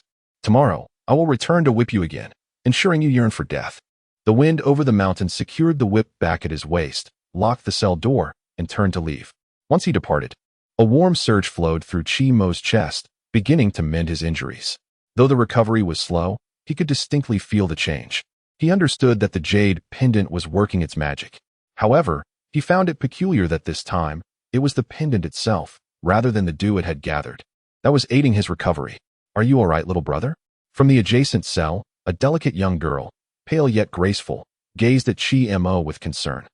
Chimo managed a faint smile and politely replied, "I'm fine, sister." The girl cast a nervous glance at the bandit guarding the door, confirming he was not paying attention before producing half a steamed bun from her bosom. In a hushed voice, she said, I saw you unconscious here for an entire day. You must be starving. I have half a bun. Please take it to fill your stomach. Chiemo quickly shook his head. Sister, I'm not hungry. You should keep it for yourself. The girl, however, insisted firmly. Take it. You must. With that, she reached through the wooden bars and forcibly stuffed the half-bun into Chiemo's mouth.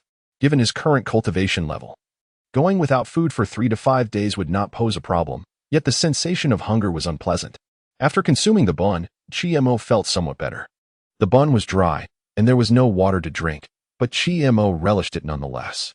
Thank you, sister, he expressed gratefully.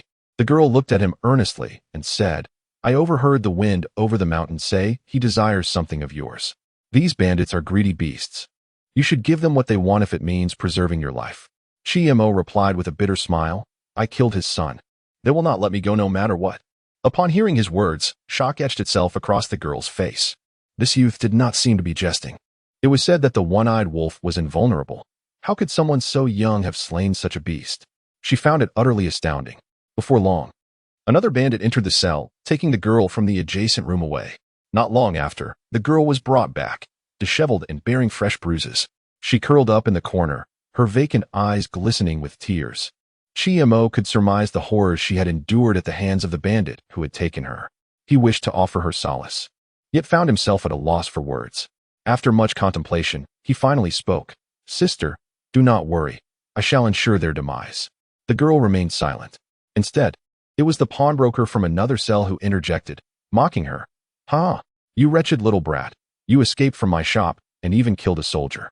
Who would have thought that retribution would come so swiftly? Unable to save yourself, yet you pity this harlot? But then again, a harlot and a wretch are indeed a fitting pair. Chiemo retorted coldly, you are no different. You too have been captured, so what is there to gloat about? The pawnbroker scoffed disdainfully, I am not like you. My family is already gathering a ransom. Before long, they will ascend the mountain to rescue me. As for you two, a wretch and a harlot, you shall rot away in this bandit stronghold. A fleeting glimmer of murderous intent flashed in Zimmer's eyes. He chose not to utter another word to the pawnshop owner, silently marking him as one of those destined for demise. Thus, an entire day passed.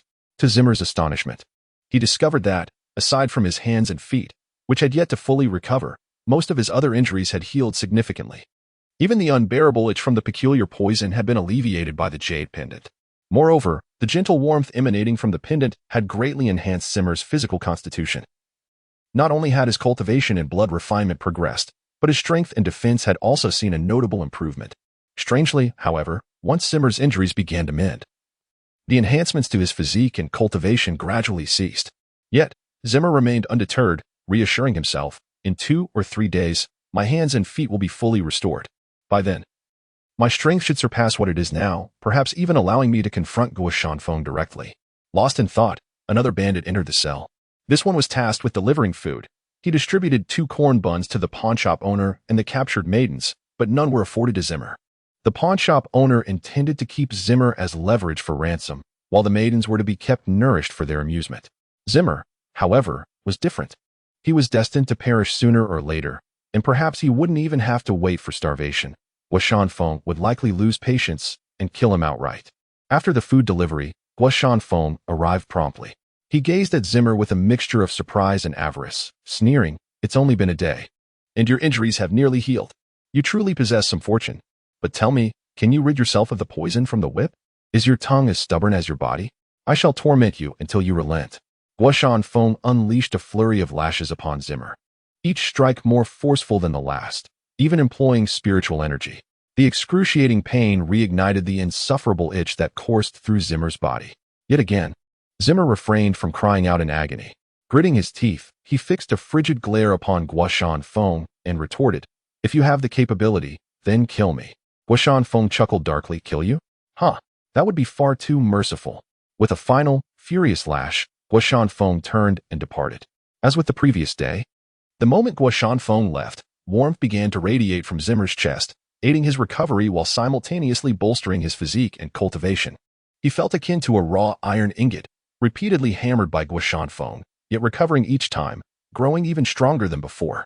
Strangely, the thought exhilarated Zimmer. He found himself anticipating Guo Shanfeng's return the following day, eager for the chance to further enhance his body and hasten the acquisition of strength to rival that of Guo Shanfeng. Thus, the next 3 days unfolded in this manner. While others in the cell consumed their corn buns, Zimmer endured the lashes. After enduring the lash, a girl from the adjacent cell forcefully thrust half a corn bun into his hands. Each passing day, her eyes grew more devoid of life. The pawnshop owner, too, awaited the arrival of his family to pay for his release, but with no money forthcoming, he was doomed to suffer a severe beating, leaving him almost unrecognizable after these few days. That night, as Keimer was resting with his eyes closed, he suddenly opened them. His fingers twitched slightly and then clenched into a fist, which he brought down onto the ground with a forceful thud. A dull thump resonated as the ground yielded to his strength, creating a small dent with just a fraction of his power. Keimer exclaimed in delight, "At long last, I have regained my strength after so many days." But that was not the only source of his joy. His strength had more than doubled. This was the fruit of his labor, having honed his physique through the relentless mountain winds. Although he had yet to reach the chi refinement stage, he now surpassed even the most accomplished practitioners of blood refinement by several folds, making him more than capable of contending with those in the chi refinement stage. At that moment, shouts erupted from outside the cell. "What the hell is all this racket in the middle of the night? Are you looking to die?" A drowsy bandit yawned as he entered, holding a candlestick, roused by the noise of Keimer's punch. Spotting Keimer wide awake, the bandit, filled with fury, hurled curses at him. "Damn it! You little rascal, are you still not satisfied with the beating you received during the day? I'll give you another one." With that, he swung open the cell door, intent on delivering a savage thrashing. Although Keimer was a cultivator, his limbs had been rendered useless by the mountain winds, leaving him unable to retaliate. Thus the bandit felt no fear. Just as the bandit rolled up his sleeves, preparing to assault Keimer, he was taken aback when Keimer abruptly rose to his feet. "How can you stand?" The bandit was startled by this sudden change. Just as he opened his mouth to scream, Keimer swiftly covered his mouth and snapped his neck. The once arrogant bandit fell lifelessly at Keimer's feet in the blink of an eye. In the dim light, Keimer noticed the girl from the adjacent cell cowering in the corner, trembling with fear as she watched him with wide, terrified eyes. Though she harbored a deep-seated hatred for the bandits, witnessing Keimer take a life left her trembling with dread. In a gentle tone, he reassured her, "Sister, stay here and do not wander about, lest those bandits find you. I will come for you once I have dealt with all the bandits in the stronghold." The girl, with tears brimming in her eyes, merely nodded numbly, unable to respond. After retrieving a knife from the dead bandit's waist, Keimer stepped out of his cell, methodically unlocking the doors of the other cells. When he reached the pawnshop owner's cell, he chose to disregard it entirely and made his way toward the lower cells.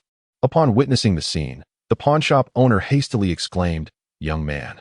Oh no, esteemed hero, you must save me. Name your price. I can offer you anything, 100 taels? No, how about 1,000 taels? What do you say to 1,000? Chiemo halted his steps and turned back. The pawnshop owner, seeing Chiemo return, couldn't help but chuckle. Indeed, money could sway even the most stubborn hearts, and even this young scoundrel he had wronged was willing to save his life for riches. The prison door was cleaved open. As Chiemo entered the cell wielding his blade, the smile on the pawnshop owner's face suddenly froze. Chiemo was not there to rescue him, but to end his life. Terror coursed through him, causing his legs to weaken, and he collapsed to the ground, his face turning pale. You cannot kill me. Murder demands a price." Yet, his cries and pleas fell on deaf ears. With a swift and decisive stroke, Chiemo severed the pawnshop owner's head, concluding his existence. Having dealt with the pawnshop owner, Chiemo departed the cell, intent on confronting Guishanfeng. The mountain stronghold was eerily silent that night. After dispatching the watchful bandits, Chiemo spent an hour eliminating all the bandits within the fortress without so much as a whisper. He discovered a dagger on one of the fallen bandits and concealed it at his waist for a surprise attack.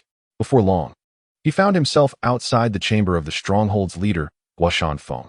Candlelight flickered within and through the cracks of the window.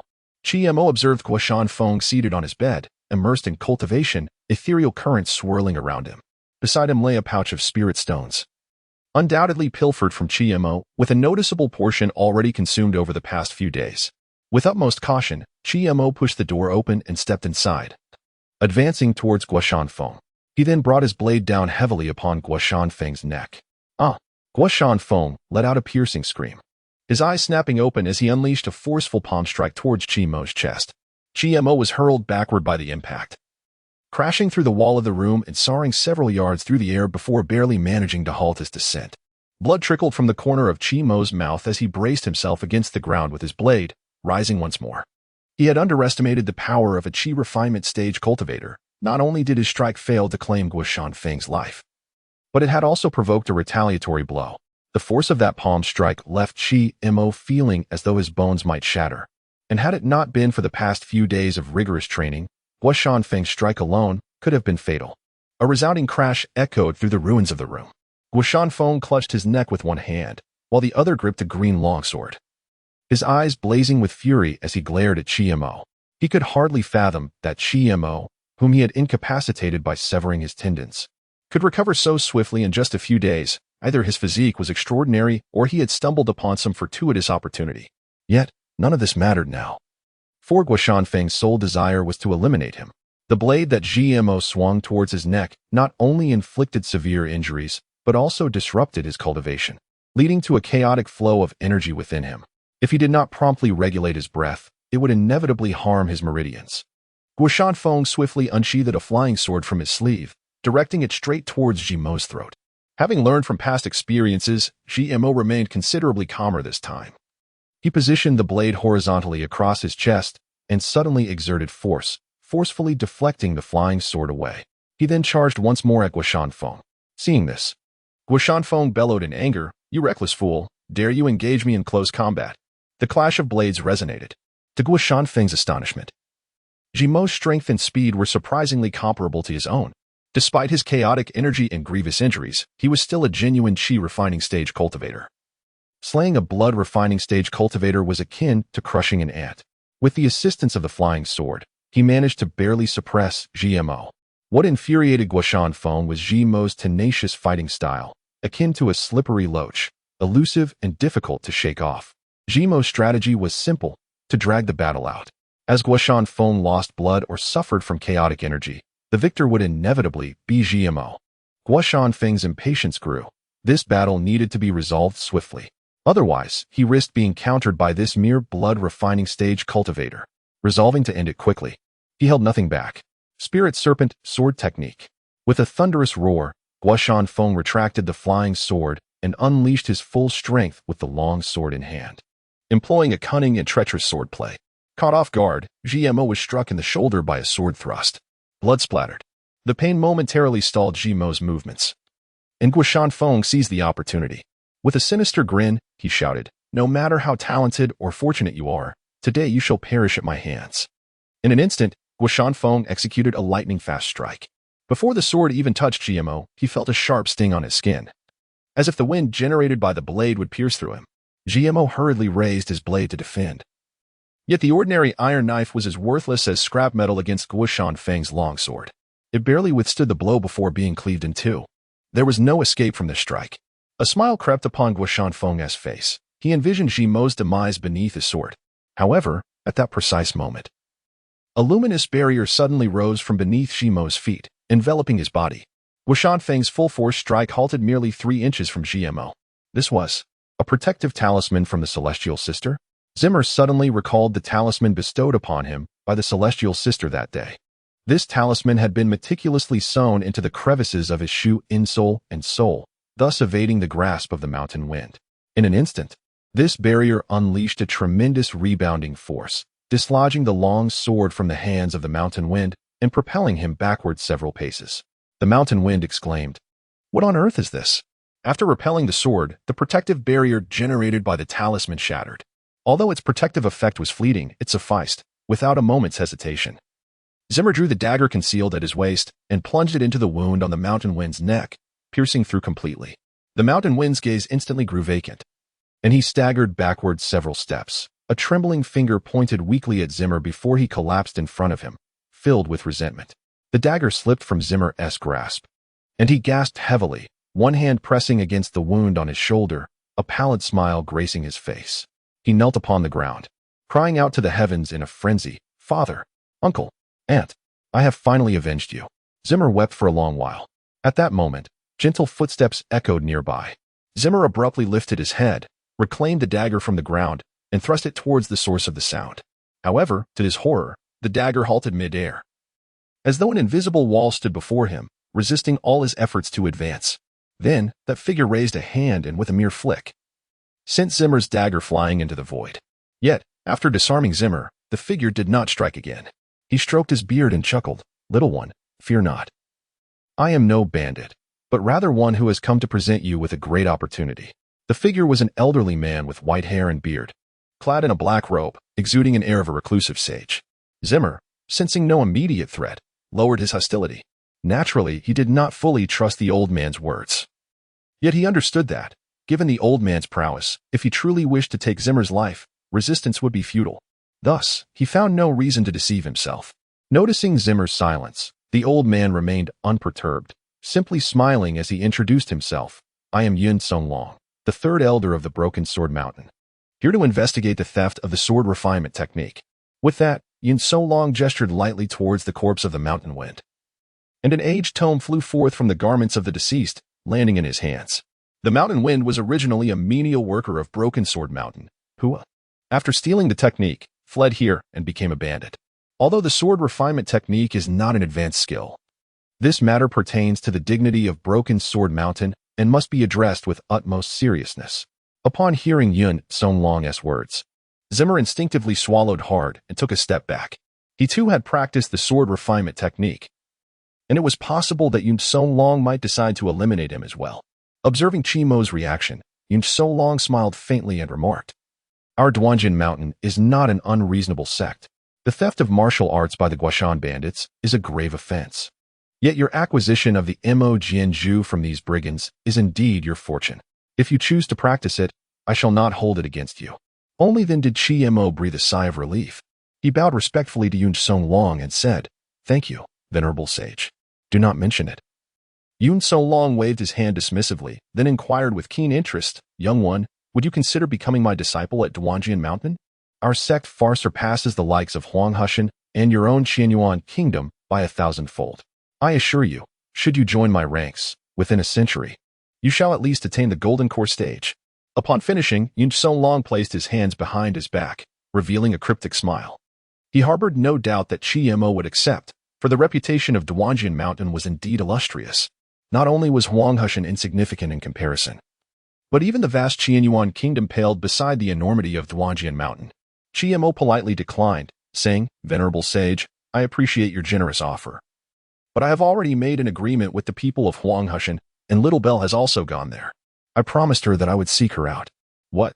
Yun Songlong's face registered surprise, but soon he smiled with satisfaction. Honoring one's promises is commendable. The more Mo stood by his word, the more Yun Songlong desired to take him as his disciple. He produced a jade slip and handed it to Mo, saying, "How about this? Let us establish a pact. If you change your mind within 3 years, you may shatter this jade slip to find me." Faced with Yun Songlong's kindness, Mo could no longer refuse and carefully accepted the jade pendant. Yun Songlong then presented him with a small cloth bag, explaining, "This is a Qiankuan bag, capable of holding many items. By infusing it with spiritual energy, you can retrieve whatever you place inside. It also contains a few small gifts from me. Do not refuse them, as they are a reward for your assistance in eliminating the Guashan bandits." After placing the items into Chimo's hands, before Mo could express his gratitude, Yun Songlong's figure vanished into thin air, leaving only the echoes of his laughter resonating through the mountains. Mo stored the Guashan bandit's longsword, flying sword, and the remaining half-bag of spirit stones into the Qiankuan bag. While he currently lacked spiritual energy to retrieve these items, placing them within was no challenge. Besides these, Mo also discovered a sword technique manual amidst the ruins of the Guashan bandit's quarters, specifically the Lingshi sword technique, the very technique that had severely injured him earlier. The swordplay exhibited by the Guashan bandit was exceedingly elusive, akin to a venomous serpent engaged in combat. In the midst of battle, one might easily sustain wounds, or even lose their life to a single strike. This sword technique was indeed a valuable asset.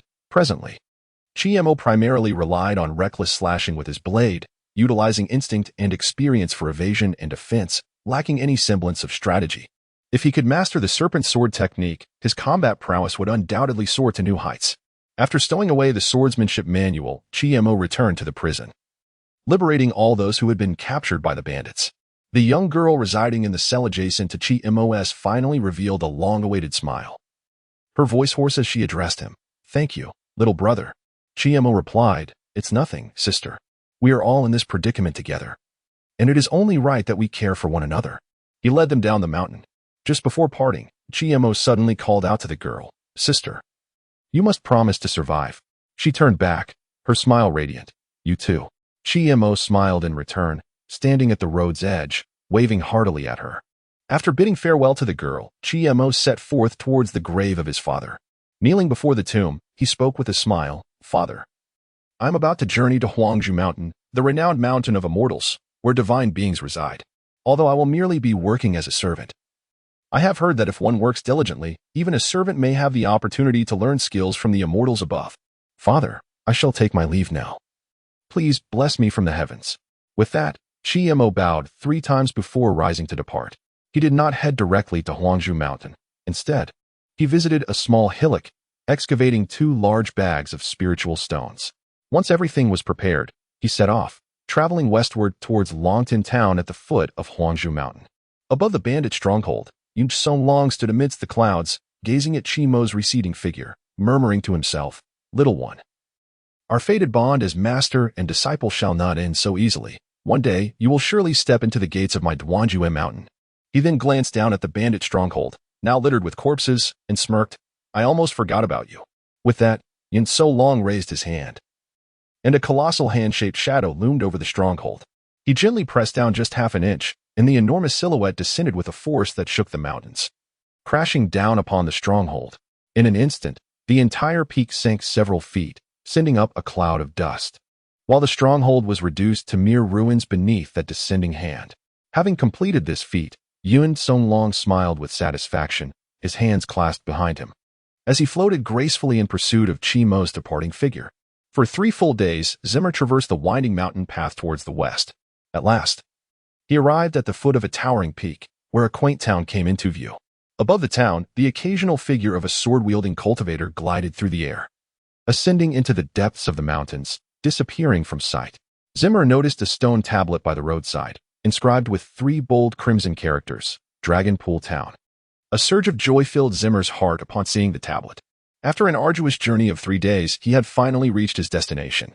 The great mountain that loomed behind the town must surely be the fabled Huangju Mountain, where immortals were said to practice their craft.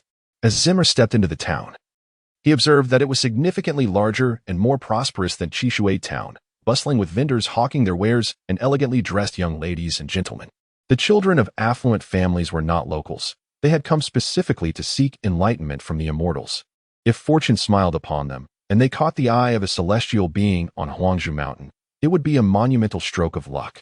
With some time remaining before his agreed-upon month with Songjian, Zimmer decided to find a guest house in the town and inquire about the process for becoming a servant on Huangju Mountain.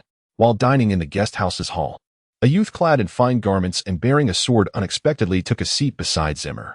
Upon glancing at him, Zimmer noted that the boy appeared to be slightly younger than himself, with a rather delicate appearance. "Hello," Zimmer replied politely, not feeling inclined to elaborate further. The boy's lips curled into a slight smile as he clasped his fist in greeting. "It seems you have come to Dragonpool Town at this time to seek your destiny, my friend. I have heard that this year, Huangju Mountain does not intend to accept many disciples. We must strive harder." Zimmer, mimicking the boy's gesture, returned the greeting and replied, "The immortal on the mountain has already informed me that I lack any celestial fortune. My purpose in coming to Dragonpool Town is to serve as a servant on the mountain." Upon hearing Zimmer's words, the boy's previously cheerful demeanor shifted to one of indifference. He did not utter another word to Zimmer but abruptly rose and departed. Zimmer could only shake his head in resignation and let out a sigh. After all, the boy aspired to become an immortal, while he himself was merely seeking to serve as a humble attendant for the celestial beings. It was only natural for the boy to look down upon him. Yet Zimmer could not help but feel a sting of discomfort at the treatment he received. After a day of inquiries, Zimmer finally pieced together the situation. Tomorrow, an elder from Huangju Mountain would descend to recruit disciples for a single day, followed closely by disciples responsible for enlisting servants over the next 3 days. Each year, more servants were taken on than disciples, as the lives of servants were deemed expendable. Every year, there were tales of servants who perished at the jaws of mountain beasts while gathering firewood or met their end at the hands of Huangju Mountain disciples due to a momentary lapse in judgment. Zimmer also learned from others that servants on Huangju Mountain had the opportunity to become disciples, though the requirements were exceedingly stringent. Consequently, many failed aspirants turned to the idea of working as servants, hoping to infiltrate Huazhu Mountain and seize their chance. Thus, the role of a servant at Huanghushan is not as easy as one might think. Qi Mo mused to himself, I do possess some foundation. My strength surpasses that of the average person, and my skills are superior as well. While I cannot claim to be a disciple, I am certain I can manage as a servant. He resolved to try his luck the following day, hoping that perhaps an elder from Huanghushan would take note of him and accept him as a disciple, sparing him the servitude. Being a disciple would undoubtedly be preferable to being a mere servant, and he had heard that disciples received greater resources for cultivation. Seated cross-legged on the bed of his guest room, Qi Mo prepared to practice the sword tempering technique. If he could advance to the Qi refinement stage within these few days, it would be ideal. He took out a spirit stone and placed it in the palm of his hand, feeling the delicate strands of spiritual energy penetrate his body. Unlike before, this time he could distinctly sense the energy flowing slowly within him. Instinctively, he began to guide this energy through the acupoints in accordance with the methods of the sword tempering technique. Qi Mo understood that this was the so-called opening of the acupoints. Once he achieved this step, he would be recognized as a Qi refinement practitioner. The flow of this spiritual energy was exceedingly slow, as Qi Mo's acupoints were notably blocked. The energy from a single spirit stone had only cleared 1/5 of his acupoints. According to the sword tempering technique, those with exceptional talent could clear their acupoints without the need for spirit stones, while those of average talent would require at least 3 stones. If one needed more than 3, they would be considered to possess poor aptitude, and few immortal sects would be willing to accept such disciples. With a hint of self-mockery, Qi Mo remarked, it seems that what the celestial sister said is indeed true. With such blocked meridians, I am certainly not a suitable candidate for cultivation. Nevertheless, Qi Mo did not feel disheartened. He possessed ample spirit stones, which would suffice to clear his acupoints eventually. After a night had passed, Qi Mo spent 3 spirit stones to clear half of his acupoints. To truly open them all, he would require at least 3 more stones. Today, Longan Town was bustling with activity. Several young disciples from Huanghushan, clad in white robes and wielding longswords, exuded an ethereal presence as they stood in the town square. They were surrounded by eager youths seeking enlightenment. Qi Mo squeezed into the crowd, finally catching a glimpse of these celestial disciples, including the one who had taken Xiao Lingdang away. The disciple, named Song Jian, also spotted Qi Mo in the throng and frowned. This fellow was indeed persistent, returning once more. The leading disciple, hands clasped behind his back, surveyed the crowd with an imposing demeanor, declaring, silence, form a line, and come here to assess your bone age and aptitude. Those who qualify may stand behind me. The rest may leave at once. For those who remain undeterred, starting tomorrow, we will be recruiting servants in the mountains. Those who excel among the servants will also have the chance to become disciples. The latter part of his statement was deliberately made. After all, if one was not truly at their wits' end, no one would willingly submit to servitude. Without a glimmer of hope, it would be difficult to attract servants. The square was teeming with thousands of youths, and among this sea of hopefuls, receiving even 10 new disciples would be a significant achievement. Cultivation, after all, was a pursuit that demanded one in a myriad. Thousands of individuals formed several long lines, embarking on the journey to test their innate talents. Qi Mo stood near the front, and before long, it was his turn. Curiously enough, the one assigned to assess his bone age and talent was none other than Song Jian. Qi Mo flashed a sincere smile and remarked, "He, esteemed immortal, I have completed the task you entrusted to me." "What?" Song Jian scrutinized him with a hint of skepticism. Qi Mo did not appear to be fabricating his words. Could it be that he truly vanquished that band of brigands? Song Jian had heard that the leader of that band was a cultivator. Song Jian placed his hand on Qi Mo's wrist, applying pressure with a few firm squeezes. Suddenly, he lifted his gaze, astonished, looking at Qi Mo. "You have reached the pinnacle of blood refinement realm. After only a month of cultivation, you have attained such a remarkable level." Song Jian prided himself on his talent, believing he ranked among the top at Huangzhou Mountain. Yet it took him a full 6 months to reach the blood refinement realm. The realization that Qi Mo achieved this in merely a month suggested he indeed had the potential to eliminate that gang of outlaws. He gestured behind him and told Qi Mo, "Please step back, and from now on, refer to me as Xian Zhang, not esteemed immortal." At that moment, there was no one behind him, as only those who passed the test were permitted to stand there. This indicated that Qi Mo had qualified to become a disciple of Huangzhou Mountain. Qi Mo was immediately elated. He was about to express his gratitude when suddenly, a voice interrupted, "Song Jian, Our criteria for recruiting disciples at Huazhu Mountain stipulates that candidates must not exceed the age of 14. This child appears to have long surpassed that age, does he not? Song Jian acknowledged the speaker with a respectful gesture and replied, Sen He, this child possesses remarkable talent. He reached the blood refinement realm in just a month. I believe our master would be inclined to make an exception for him. The disciple named San He scoffed, rules are rules. Unless our master personally comes here to accept him as a disciple, no one is authorized to contravene this regulation. Are you suggesting, Song Jian, that you wish to indulge in favoritism in front of these children, allowing them to see that Huangzhou Mountain is a place that admits only those with connections? Song Jian was rendered speechless by San He's retort. Both San He and Song Jian were disciples of the same elder, and they had never seen eye to eye. Observing Song Jian's intent to create a loophole for Mo, San He seized the opportunity to publicly humiliate him. As expected, upon San He's words, murmurs spread through the crowd gathered in the square, with whispers circulating about Mo. Song Jian could only sigh, expressing a hint of remorse. I apologize. Mo, seeing this, quickly reassured him. It's all right, Xianzhang. I came here merely to try my luck. There will be recruitment for menial tasks tomorrow. I can return then. Besides, did you not believe I possess the qualifications to become a disciple of Huangzhou Mountain? Even if I start as a menial worker, I can still be granted exceptional status as a disciple. With that, Mo bid farewell to Song Jian and turned to leave, observing the retreating figure of Keimer. Song Jian shook his head helplessly and exhaled a deep breath of frustration. Transitioning from a mere servant to a disciple was a challenge that surpassed the difficulties of traditional paths by countless degrees. The square buzzed with activity throughout the day, and it was only as the sun dipped below the horizon that the disciples of Huangzhou Mountain ascended with their newly recruited apprentices on their swords. However, being taken to the mountain did not guarantee their status as disciples. They were required to achieve the Qi refinement stage within 3 years to be officially accepted. Otherwise, once the 3 years elapsed, they would be sent back down the mountain. Keimer sat in an inn, dining when the elegantly dressed youth with a sword appeared across from him once more, wearing that same warm smile. He clasped his fists and greeted, my friend. We meet again. Allow me to introduce myself. I am Feng Hua. Keimer merely replied with a curt Keimer. Despite the cold reception, Feng Hua's demeanor was significantly more enthusiastic than the previous day as he chattered incessantly, attempting to strike up a conversation. Keimer responded sporadically, revealing that Feng Hua had likely failed his test and was now seeking to continue his quest for opportunity as a servant on the mountain. After much idle inquiry, Feng Hua awkwardly asked, by the way, I saw you in the square earlier. You must be acquainted with the esteemed Song Jian, correct? Irritated, Keimer retorted, what of it? Feng Hua chuckled and replied, could you introduce me? He is an inner disciple of Huangzhou Mountain, and making his acquaintance could ease my burdens as a servant.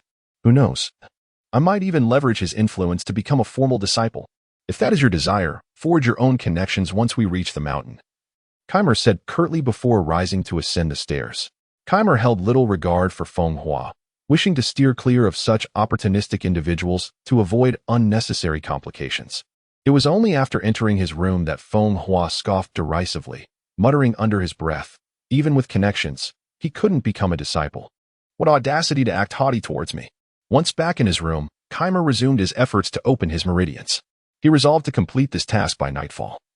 Knowing that once on the mountain, time and opportunities for cultivation would be scarce.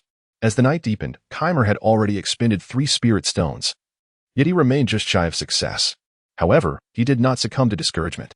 Instead, he took out 3 spirit stones and held them in his palm. Determined to succeed this time, with a resolute mindset, Keimer focused his energy, directing his spiritual force towards the final meridian. As he exerted pressure on it repeatedly, he felt a heaviness in his chest, as if he were holding his breath without release. Compelled to take a deep breath, he guided the spiritual energy, gathering strength. Then, with a fierce determination in his heart, he commanded, breakthrough. Boom. A muffled sound resonated from within Keimer, as the last obstruction within him was finally breached. The 3 spiritual stones in his possession had been completely exhausted. At that moment, Keimer's body resembled a dam that had burst. The surrounding spiritual energy surged toward him, circulating through his meridians and ultimately converging in the lower abdomen, the location of his dantian. This entire process took half an hour, after which the influx of spiritual power began to exhibit signs of tranquility. He had successfully reached the first level of the Qi refining stage, employing the sword tempering technique. Keimer turned his inner gaze toward his dantian and meridians, where he discovered a vibrant and variegated root, pulsating with life, drawing in the spiritual energy swirling around his dantian. With a spark of joy, Keimer exclaimed, "This must be my spiritual root. Although it is merely a mediocre mixed root, as long as I can cultivate, it suffices." Keimer was not greedy. Simply becoming a cultivator was already a monumental piece of news for him. Despite his poor aptitude, he realized that it mattered little. With tenfold or even hundredfold effort, he too could aspire to become an immortal. When Keimer reopened his eyes, dawn had just begun to break. As he prepared to descend the stairs, the jade pendant within him radiated a mysterious energy, aiding him in concealing his cultivation level. At that moment, his aura was indistinguishable from that of an ordinary mortal. Unless Keimer chose to reveal his powers, no one would suspect him to be a cultivator. Today, the square was not as bustling as it had been the previous day. Nevertheless, a considerable number of individuals awaited eagerly, some truly desperate enough to sell themselves into servitude, while many others, who were unable to become disciples, settled for the lesser role of laborers. The demeanor of the Huanghushan disciples present was markedly less impressive than that of their predecessors. Dressed in a disheveled robe, and without even a sword slung over his back, one disciple leaned on the table, yawning heavily. Stretching lazily, he impatiently declared, "This year, we are only accepting 300 laborers. It's first come, first served. Hurry up and line up. Don't waste my time." The once boisterous square fell silent immediately. In contrast to the recruitment of disciples, the selection of laborers was much more casual. As long as one was physically capable and able to work, they were eligible. Consequently, the first 300 individuals in line were typically the ones taken back to the mountain. To secure this opportunity, one had to position themselves sufficiently forward in the queue. Of course, if they missed out, alternative methods could still be employed. Keimer stood in a neutral position within the line, comfortably within the first 300. So he felt no anxiety. After approximately half a day, he found himself at the forefront of the queue. The disciple responsible for recruiting laborers glanced at Keimer, confirmed his physical fitness, and recorded his name. Keimer positioned himself behind this disciple. Once the recruitment of 300 individuals is complete, this disciple will lead them to Huanghushan. As the names of the 300 are recorded, the disciple prepares to gather the roster and return to the mountain when suddenly, another person pushes through the crowd. This individual is none other than Feng Hua, who has had a few fleeting encounters with Chiemo. With a sycophantic smile, he says, "Immortal, I sincerely apologize for my delay due to pressing matters. Might I request your indulgence?" Upon finishing, Feng Hua discreetly slips a few gleaming silver coins into the disciple's hand beneath the table. The disciple weighs the coins in his hand, nonchalantly tucking them into his sleeve, and adopts a righteous demeanor, stating, "In principle, this cannot be allowed. However, I observe your agility and vigor, which suggest you would be a capable worker. Thus, I shall make an exception and permit your entry. However, this year, Huanghushan is only accepting 300 attendants, no more, no less. Since I have allowed you in, one must be cast out." The disciple then scans the list of those already recorded. Ultimately, his gaze lands on Chiemo. With a contemptuous wave, he declares, "You appear rather frail. I doubt you possess much strength. Do not squander a spot, leave at once." Chiemo hastily protests, "Immortal, do not be deceived by my appearance. I am quite strong and can lift over 100 pounds. He then finds a large stone in the square and effortlessly raises it above his head. However, the disciple seems oblivious, impatiently retorting, "Damn it, when I tell you to leave, you should leave. Spare me your prattle." Feng Hua watches Chiemo with a smirk, reveling in his misfortune. No matter how strong one may be, it pales in comparison to the allure of silver coins. Realizing the disciple has accepted Feng Hua's bribe, Chiemo feels a surge of anger but quickly suppresses it. He came to join Huanghushan, and acting against them would jeopardize not only his entry but possibly his very life. With this thought, Chiemo swallows his indignation, approaches the disciple, and discreetly offers a few silver coins into his hand. "Immortal, please consider." The disciple's expression shifts immediately, breaking into a smile as he responds, "It appears I misjudged you. Indeed, you are a capable worker. You may return." Following this, the disciple identifies an unfortunate soul within the queue, casting him aside to make room for Feng Hua. The ousted individual glares venomously at Chiemo, yet can do nothing more, hailing from humble beginnings and lacking physical strength. He can only watch as this hard-won opportunity is snatched away. The disciple does not hurry away, instead looking out over the remaining crowd, loudly inquiring, "Is there anyone else who believes themselves more capable than these individuals and wishes to take their place?" The majority of those present are scions of wealthy families, all vying for the chance to enter the celestial realm. To invest a modest sum for this opportunity is undoubtedly worthwhile. Even if one ultimately fails to ascend the celestial path, one could simply have their family pay to redeem them, thus freeing themselves from servitude. For the affluent, this is hardly a concern. The disciple proceeded to change hands several times, ultimately filling his satchel to the brim before contentedly leading the 300 menial workers up Huanju Mountain. Just before their departure, the disciple introduced himself. I am Yang Kai, a disciple of the outer sect of Huanju Mountain and the head of the Miscellaneous Affairs Department. From this moment forth, I shall arrange your daily tasks and living conditions. Upon entering Huanju Mountain, you will receive a monthly wage of 10 taels of silver, in addition to 2 days of leave. During these 2 days, you may descend the mountain at your leisure, but you must return afterward. Otherwise, I shall personally descend to retrieve you and bring you back for punishment. In severe cases, death may not be an excessive consequence. At this point, Yang Kai's tone grew deliberately more pronounced. Upon hearing this, a shiver ran through the crowd, as many among them sought spiritual enlightenment or merely a means of subsistence, never having considered the possibility of losing their lives here. Yang Kai's words served as a stark warning. Some even began to feel regret, but upon recalling Yang Kai's earlier statements, they swiftly suppressed the notion. Fleeing could lead to death, and it was best not to tempt fate recklessly. The mountain gate of Huanju stood several hundred miles away on the main peak, a considerable distance from Longtan town. 300 mortals, relying solely on their own strength, would require at least 2 days to traverse this journey. Those with weaker constitutions might find the mountain trail sufficient to drain half their lives. Fortunately, Yang Kai was not an overly diligent disciple. He ambled along the path, stopping after merely a few dozen miles on the first day to rest for the night on the mountainside. Feng Hua quietly approached Yang Kai and asked in a hushed tone, Immortal, I have heard that the creatures on the celestial mountain possess spiritual awareness and are exceedingly fierce. Will we not be targeted by those ferocious beasts during our stay here?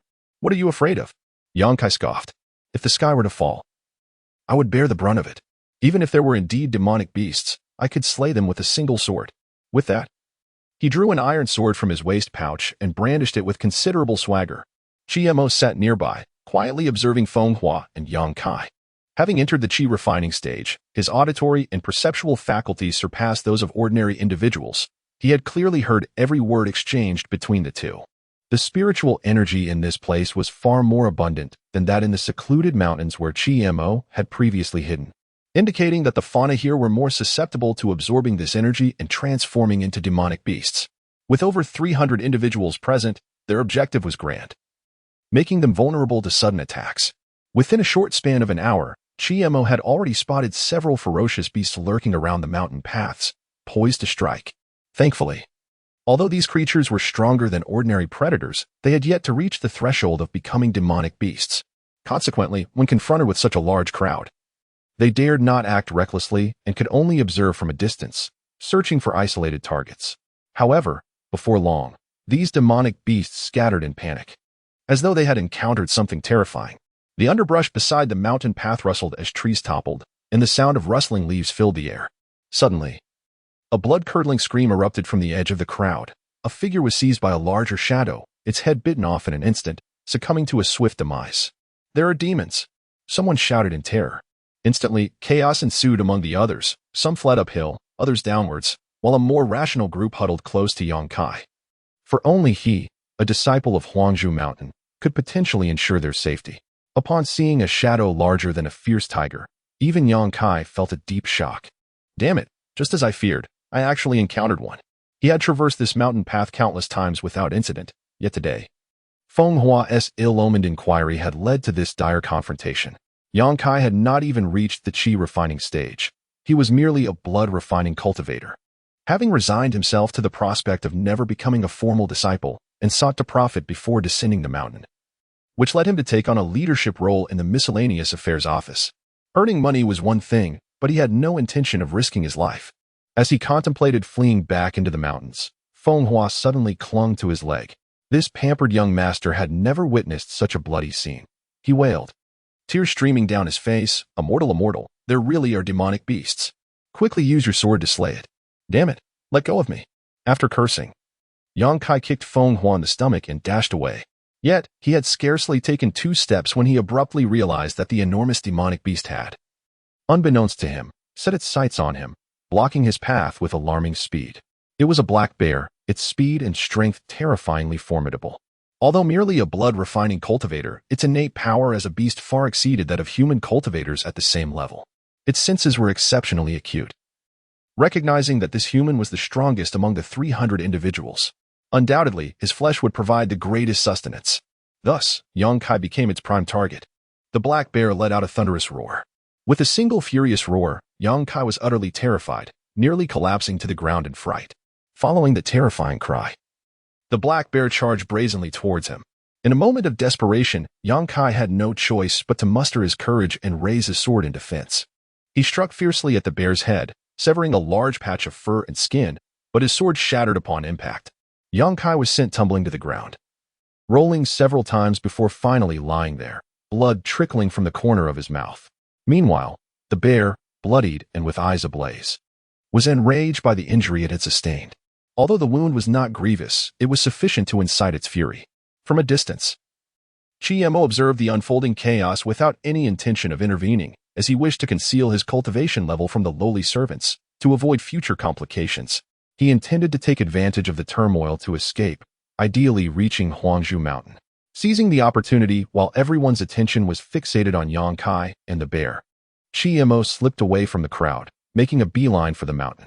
Alongside him, a few others also fled desperately towards the heights.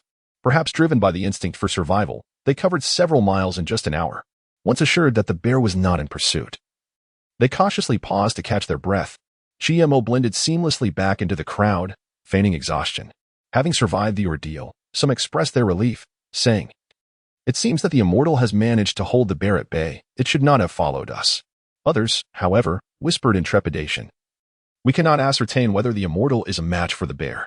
If we ascend the mountain and our master does not return, while we few have made it up, will the others not blame us?" Fear gripped them all. Now reduced to mere servants, they were considered lowly slaves. The life of a single Yang Kai far outweighed that of the 300 of them. If the servants survived while the disciple perished, they could only expect a grim fate upon reaching the mountain. Someone nervously suggested, "What shall we do now? Should we not escape?" Another hesitated. "That may not be wise. What if Yang Kai slays the bear and returns to find us gone? He could very well descend and hunt us down." The thought sent a chill through their hearts, all of them fearing for their lives. Suddenly, another voice emerged, proposing, "I suggest we wait here until dawn.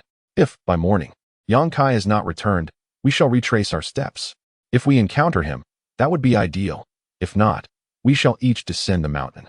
His suggestion quickly garnered consensus among the group. They waited through the night. Finally, a flicker of light appeared on the mountain path. Yang Kai had returned. He was in a disheveled state, bearing numerous claw marks, his white robe stained crimson in several places.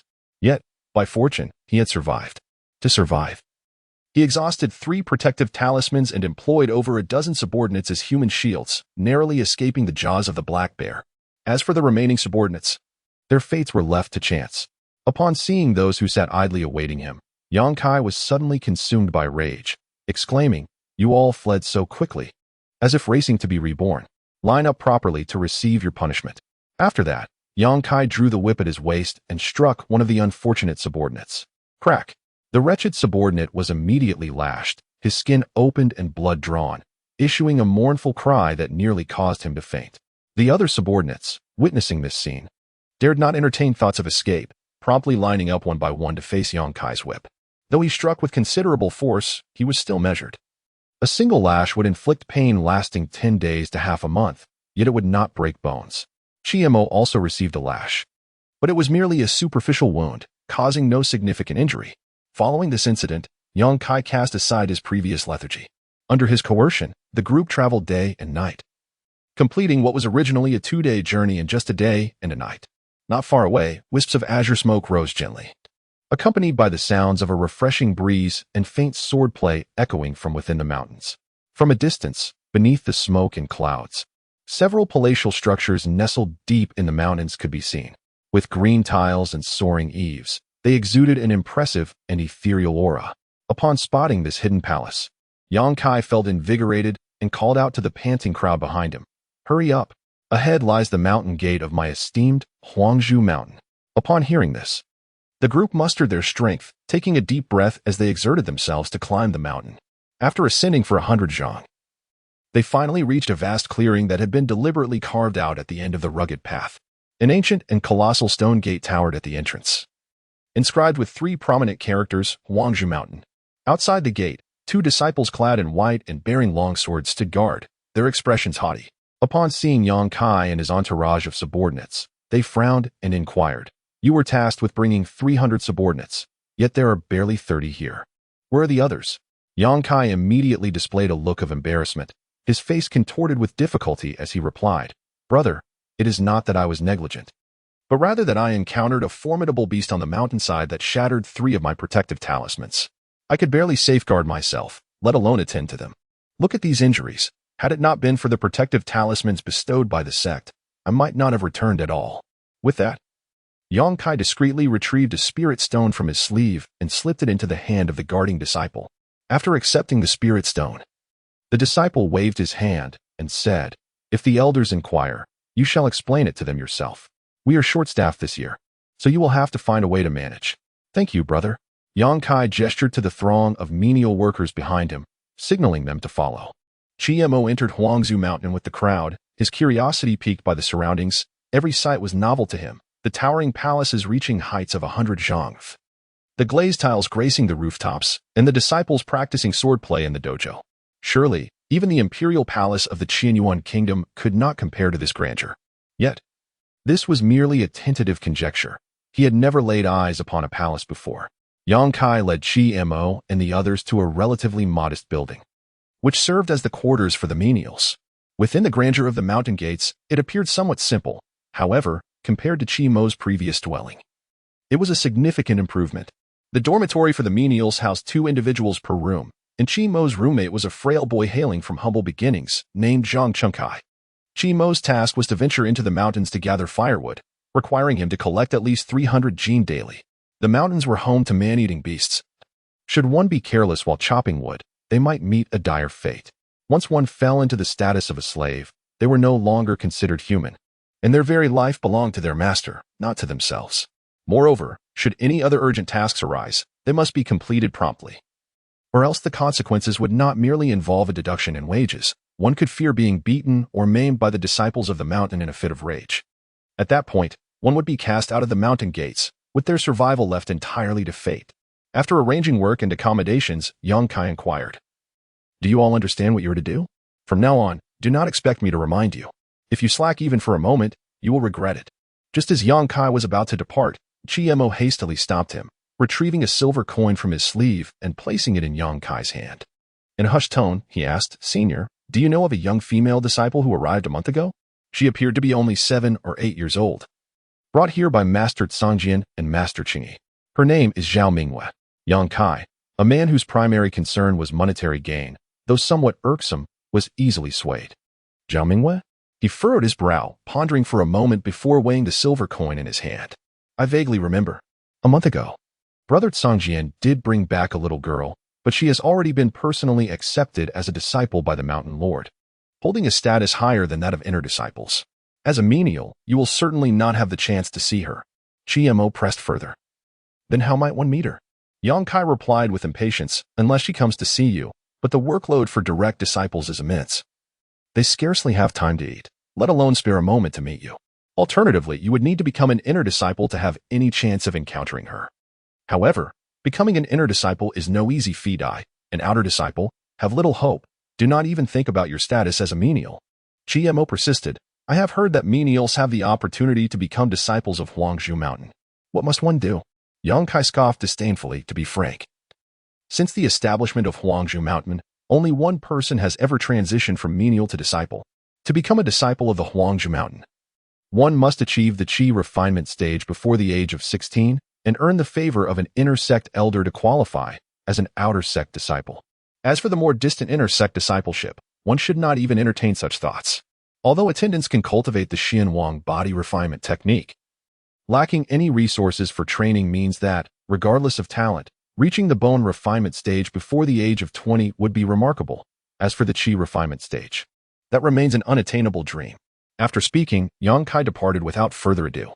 Disciples of Huazhu Mountain, admitted through proper channels, receive a monthly stipend of 3 spirit stones. In addition to opportunities to earn more by completing tasks assigned by the sect, making their cultivation journey considerably easier. Conversely, attendants receive a meager monthly allowance of 10 taels of silver, barely sufficient to procure any training resources. Relying solely on oneself, even with decent talent, it would take at least a decade or more to step into the chi refinement stage. Chi Mo began to calculate in his mind. He had already reached the chi refinement stage, and if he could attract the attention of an inner sect elder, it would mean he could directly become an outer sect disciple. Yet, he had yet to even lay eyes on an inner sect elder, let alone gain their favor. However, Chi Mo was not overly concerned about this matter. As long as Xiao Lingling remained safe and sound, he would be at ease in regarding the opportunity to meet. As long as they both resided within Huangzhou Mountain, such an encounter would eventually present itself. Zimmer's days on Huangzhou Mountain were exceedingly monotonous. At the break of dawn, he would shoulder his yoke and axe, ascending the mountain. Chopping 300 pounds of firewood was no arduous task for Zimmer, as he could accomplish it in just half a day. The remainder of his time was spent secluded in the wilderness, honing his skills. As the sun dipped below the horizon, he would set off on his return journey.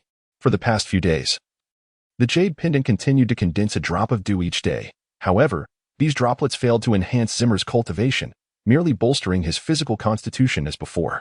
Fortunately, Zimmer still possessed a substantial supply of spirit stones, sufficient for an extended period.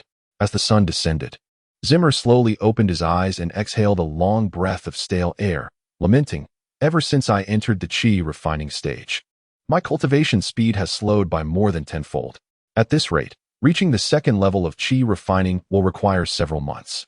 Assuming I have an ample supply of spirit stones." The crux of the matter was that the spirit stones he currently possessed might not last that long, unless he could become a disciple of Huangzhou Mountain or find another opportunity to mine more stones from the mountain. Suddenly, he recalled that the old immortal had left something for him in the Chinquan bag. Zimmer promptly infused his spiritual energy into the bag, and soon enough, 2 large sacks of spirit stones, a longsword, a manual, and 3 small wooden boxes appeared before him.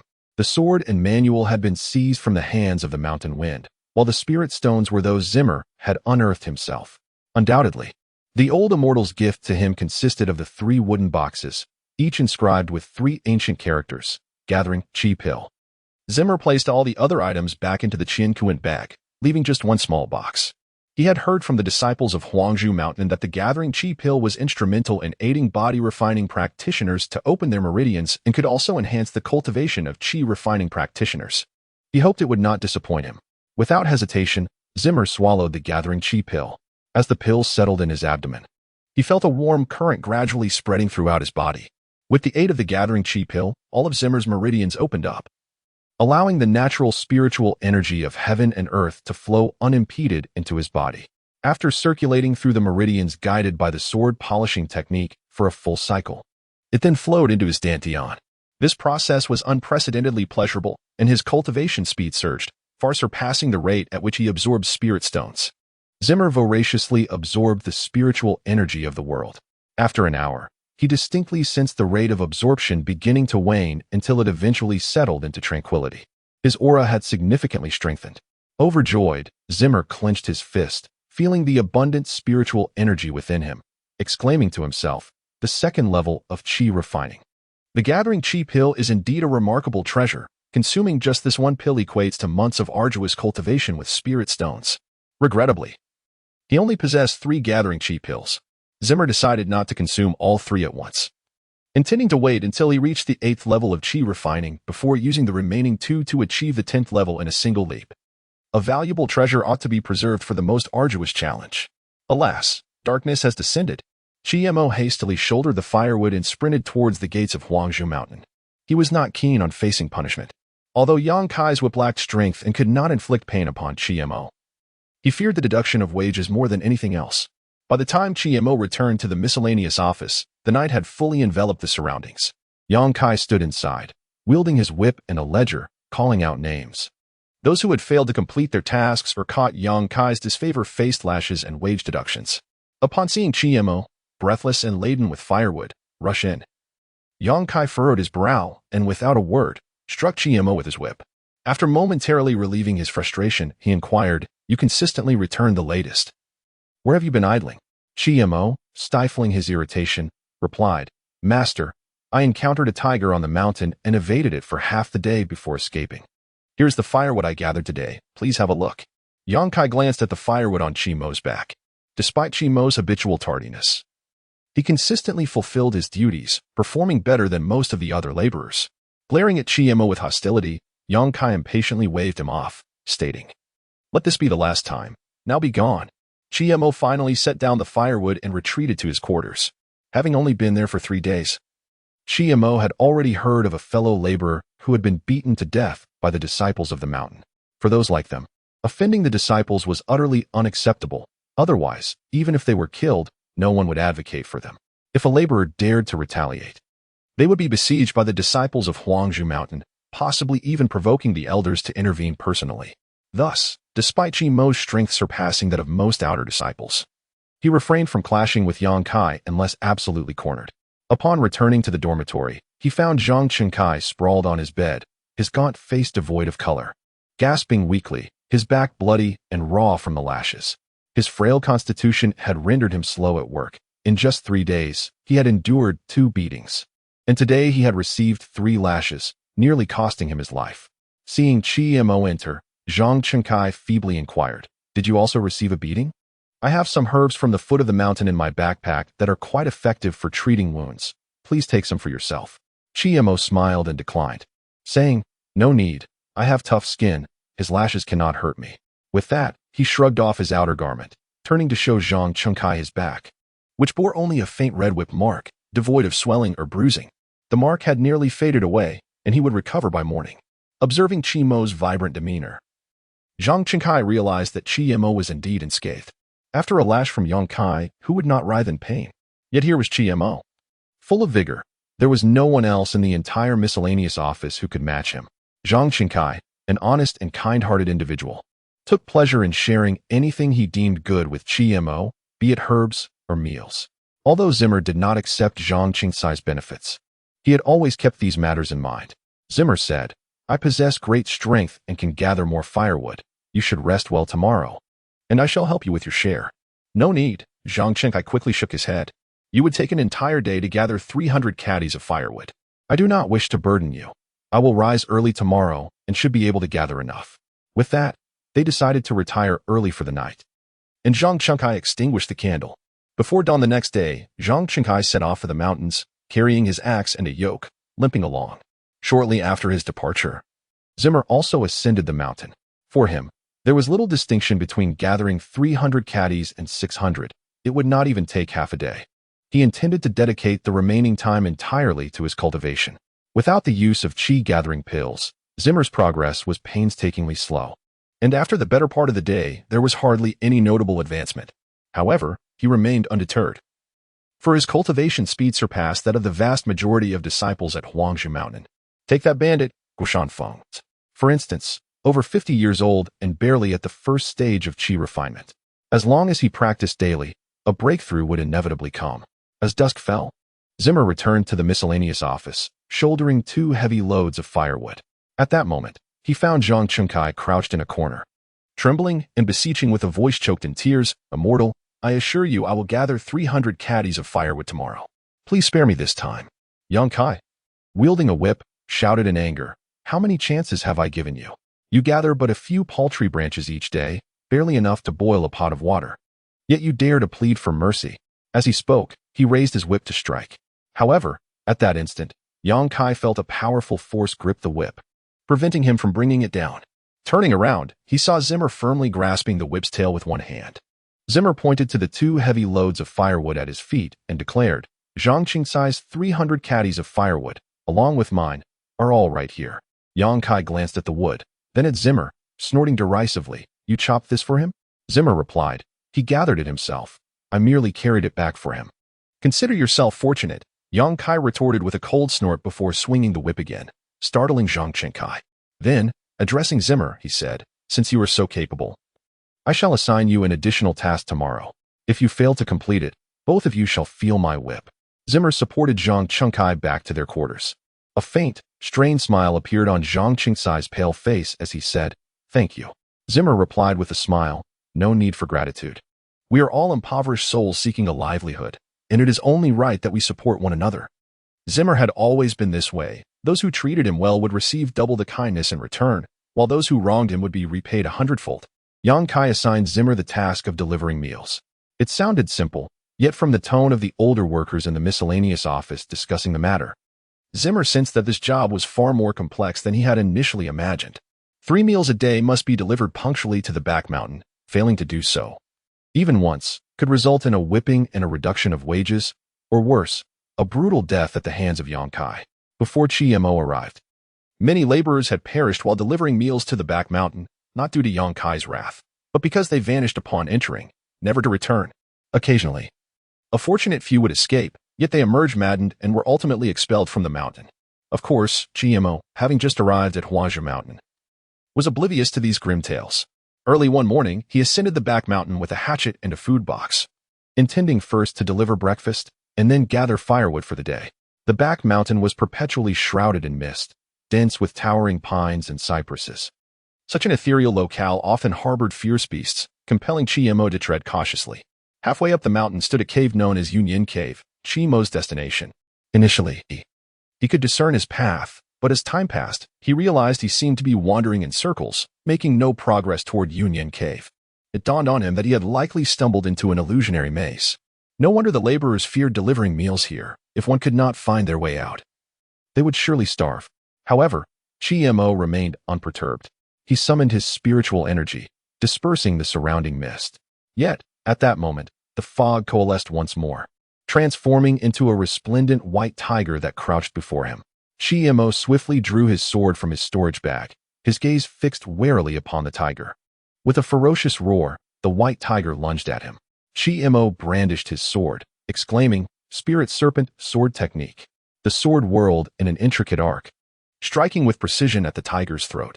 Regardless of being human or beast, the throat remains a vulnerable point, and Mo, having vanquished many foes, understood well how to confront adversaries.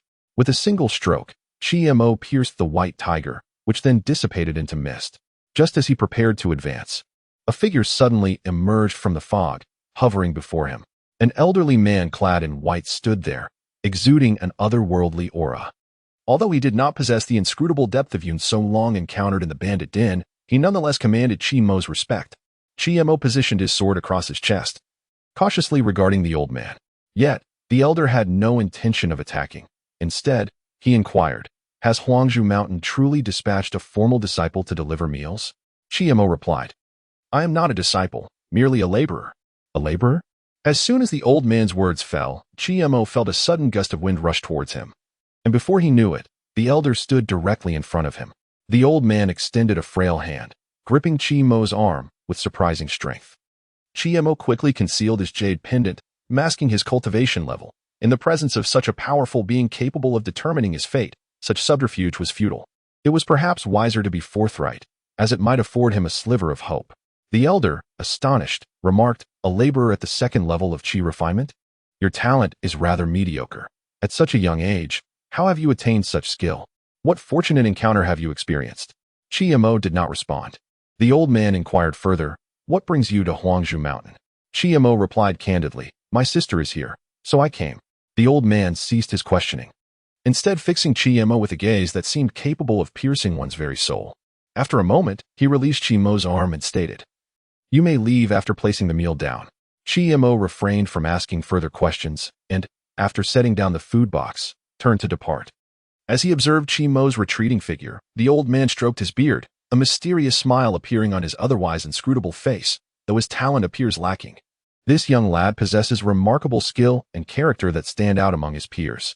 He is indeed a person of great potential. It would be a shame for one so gifted to be relegated to a mere errand boy. Naturally, Mo heard none of this. He still needed to finish chopping firewood before returning to deliver the meal to the old man. Upon returning to the mountain gate, he found not only Yang Kai, but also other errand boys who had heard of the incident, staring at him in disbelief. Zhang Qingkai pulled Mo aside and whispered, "Did you go to the back mountain to deliver food today?" Mo replied vaguely, "I did.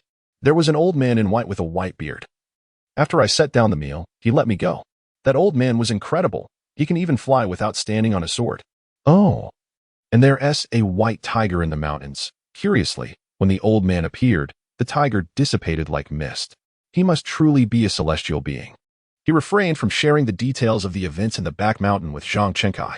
Through these recent experiences, Chiemo had learned the importance of discretion with others. Yang Kai murmured in disbelief, "You actually returned alive? Moreover, what you just described aligns perfectly with the accounts of those errand boys who survived in the back mountain. The only difference is that they have lost their minds, while you have not." Yang Kai composed himself and, with a serious tone, stated, "In that case, from now on, you will be solely responsible for delivering meals to the back mountain. If a meal is missed, do not hold me accountable for my actions." Chiemo had no objections. Delivering meals did not consume much time, and the white tiger, formed from the mountain mist, served as an excellent training partner. Today, after delivering 3 meals, Chiemo practiced against the white tiger 3 times as well. Each time he overcame the beast, the old man would appear. With each defeat, the white tiger emerged stronger upon its next manifestation. Thus, an entire month passed. After delivering the evening meal to the old man in the back mountain, Chiemo was preparing to leave when he was called back. With a grin, he asked, "Grandfather, do you need anything else?" The old man casually tossed a finely crafted jade vial and said, "I had some free time and refined a chi gathering pill. It is of no use to me. Take it and consume it." Zimmer was momentarily taken aback, but he quickly regained his composure and bowed deeply to the old man, saying, "Thank you, dear grandpa. By the way, your swordsmanship is commendable, yet it still lacks refinement. There are too many feints and insufficient killing intent. In your leisure time, perhaps you could contemplate it further." As soon as his words fell, the old man's figure vanished before Zimmer's eyes. Scratching his head, Zimmer pondered if the old man was offering him guidance. This was the first time the elder had spoken to him about matters beyond just meals. Zimmer did not dwell on it. The old man did not seem malevolent, and if he intended harm, there would be no need for such elaborate theatrics. He could have simply ended his life. Having acquired another chi-gathering pill, Zimmer carefully stowed it away, resisting the urge to consume it immediately. He held steadfast to his belief that good things should be saved for the right moment. Today was payday. Forgetting about his training, Zimmer hurried toward the mountain gate, firewood in tow. Inside the miscellaneous affairs room, Zhang Chenkai knelt before Yang Kai, pleading desperately, "Immortal, my mother is gravely ill, and she is relying on my wages for her salvation. I implore you, please grant me a little. Working a mere pittance all day. And you dare to ask me for money? You want money, do you? I'll beat you to death today. Let us see if you dare to ask again." With that, Yang Kai brandished his whip, striking Zhang Chenkai mercilessly. Crouched on the ground, Zhang Chenkai trembled uncontrollably, emitting weak whimpers, devoid of the strength even to scream. Just as the whip was about to descend once more, Yang Kai suddenly felt an immense force pressing down upon his shoulder, rendering him immobile. He quickly turned to see Zimmer's hand resting firmly on him. Zimmer inquired, "Our monthly wages amount to 10 taels of silver. Even if some were deducted for incomplete tasks, there should still be at least 5 taels remaining. Why is it that there is not even a single coin?" Yang Kai attempted to resist, but Zimmer's grip was resolute. No matter how he struggled, he could not shake Zimmer's hold. Nonetheless, Yang Kai remained undeterred, shouting defiantly, "Damn it, I said there is no money. So there is no money. Who do you think you are to question me? Among these laborers, you are the most unruly. You can forget about receiving any wages for the past 3 months. Zimmer retorted angrily, "The wages belong to us from Huangzhou Mountain. You think you can just refuse to pay? Are you trying to cheat us out of our earnings? And if I do?" Yang Kai, enraged and humiliated, kicked out at Zimmer. However, he missed entirely. Not only that, but Zimmer retaliated with a punch to Yang Kai's chest, sending him crashing to the ground, blood spilling from his mouth. This scene left the onlooking laborers in sheer terror. Zimmer had dared to strike Yang Kai. Moreover, Yang Kai was a cultivator. Yet he had been felled by a single blow, leaving everyone astonished at Zimmer's formidable prowess. In a state of trepidation, they secretly applauded Zimmo in their hearts. They had often endured Yang Kai's punishments, and now, at last, someone had risen to vindicate them. However, when the time came for Huang Zhushan to investigate, how would Zimmo respond? Standing beside Yang Kai, Zimmo coldly declared, "Hand over the wages owed to us." Yang Kai, gritting his teeth, retorted angrily, "Dream on." Zimmo chose not to engage further, his fists clenched as he prepared to strike Yang Kai squarely in the chest. Observing Zimmo's impending action, Yang Kai hastily altered his tone, saying, "Let's discuss this calmly. I will give it to you. Is that not sufficient?" Yang Kai was a bully who preyed on the weak. The menial workers in the miscellaneous affairs room were largely docile, which emboldened his arrogance. Now confronted with Zemo, a formidable character, he naturally wilted under pressure. Thus, Zemo's fist remained unspent. After rising, Yang Kai obediently distributed all the wages that were due.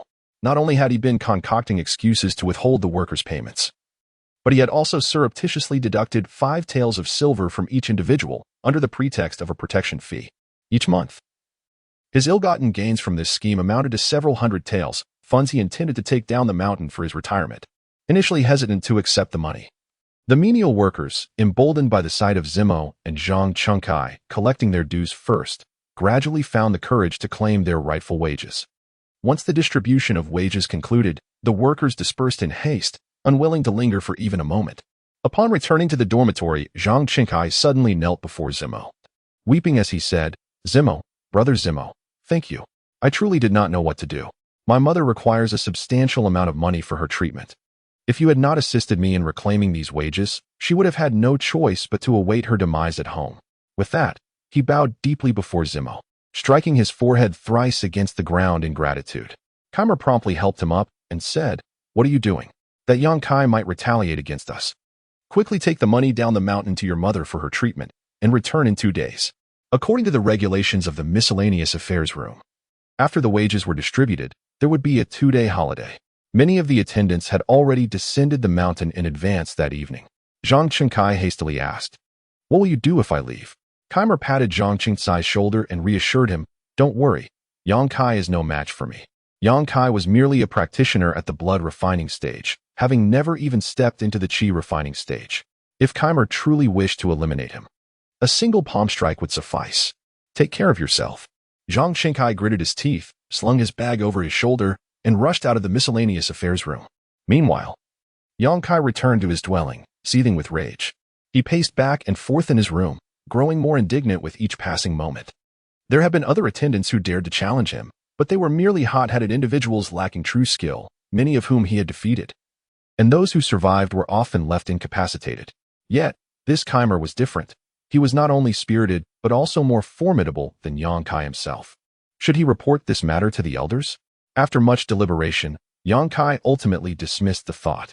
Although he was not an official disciple of Huang Hushan, he was still a bona fide member of the sect.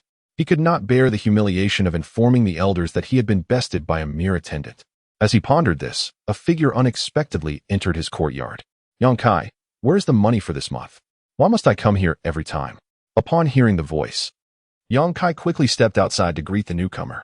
Entering was a handsome young man, slightly older than Yang Kai, with an even more formidable presence, boasting a cultivation level of Qi refining 3rd layer. His name was Zheng Sanshi, an official disciple of Huang Hushan, and also Yang Kai's cousin and supporter. Seeing his ally arrive, Yang Kai immediately began to lament. "Cousin, you are unaware of the situation. Among the newly recruited attendants this year, there is a rebellious troublemaker, stubborn and incredibly strong. I couldn't even defeat him." Zheng Sanshi cast a disdainful glance at Yang Kai. "So, he robbed you of the money?" Yang Kai, feeling ashamed, lowered his head in tacit acknowledgement. "Pathetic." Zheng Sanshi muttered under his breath, then struck Yang Kai's face with a heavy slap. Yang Kai dared not protest. He could only bow his head and endure the reprimand. Once his anger subsided, Zheng Sanshi coldly remarked, "He is at least a practitioner in the blood refining stage. Yet he cannot even best a mere mortal. Who is this boy? I shall confront him personally. His name is Keimer. I will take you to find him right away." Before long, Yang Kai led Zheng Sanshi to the miscellaneous affairs room. At that moment, Keimer was meditating in his dormitory, with Zhang Chengkai absent. He felt no need to remain discreet and could freely cultivate in his room. Hearing the commotion outside, Keimer ceased his meditation and turned to the door. Bang! The door was kicked open. Yang led Zheng Sanshi into the room and pointed at Chiemo, saying, "Cousin, this peculiar fellow here, though he appears to be an ordinary person, possesses a strength surpassing even mine." Zheng Sanshi scrutinized Chiemo, and after a thorough examination, a cold smirk emerged on his face. He looks frail and small, yet surprisingly possesses innate divine strength. However, no matter how remarkable his natural prowess, matching someone in the blood refinement stage is his utmost limit.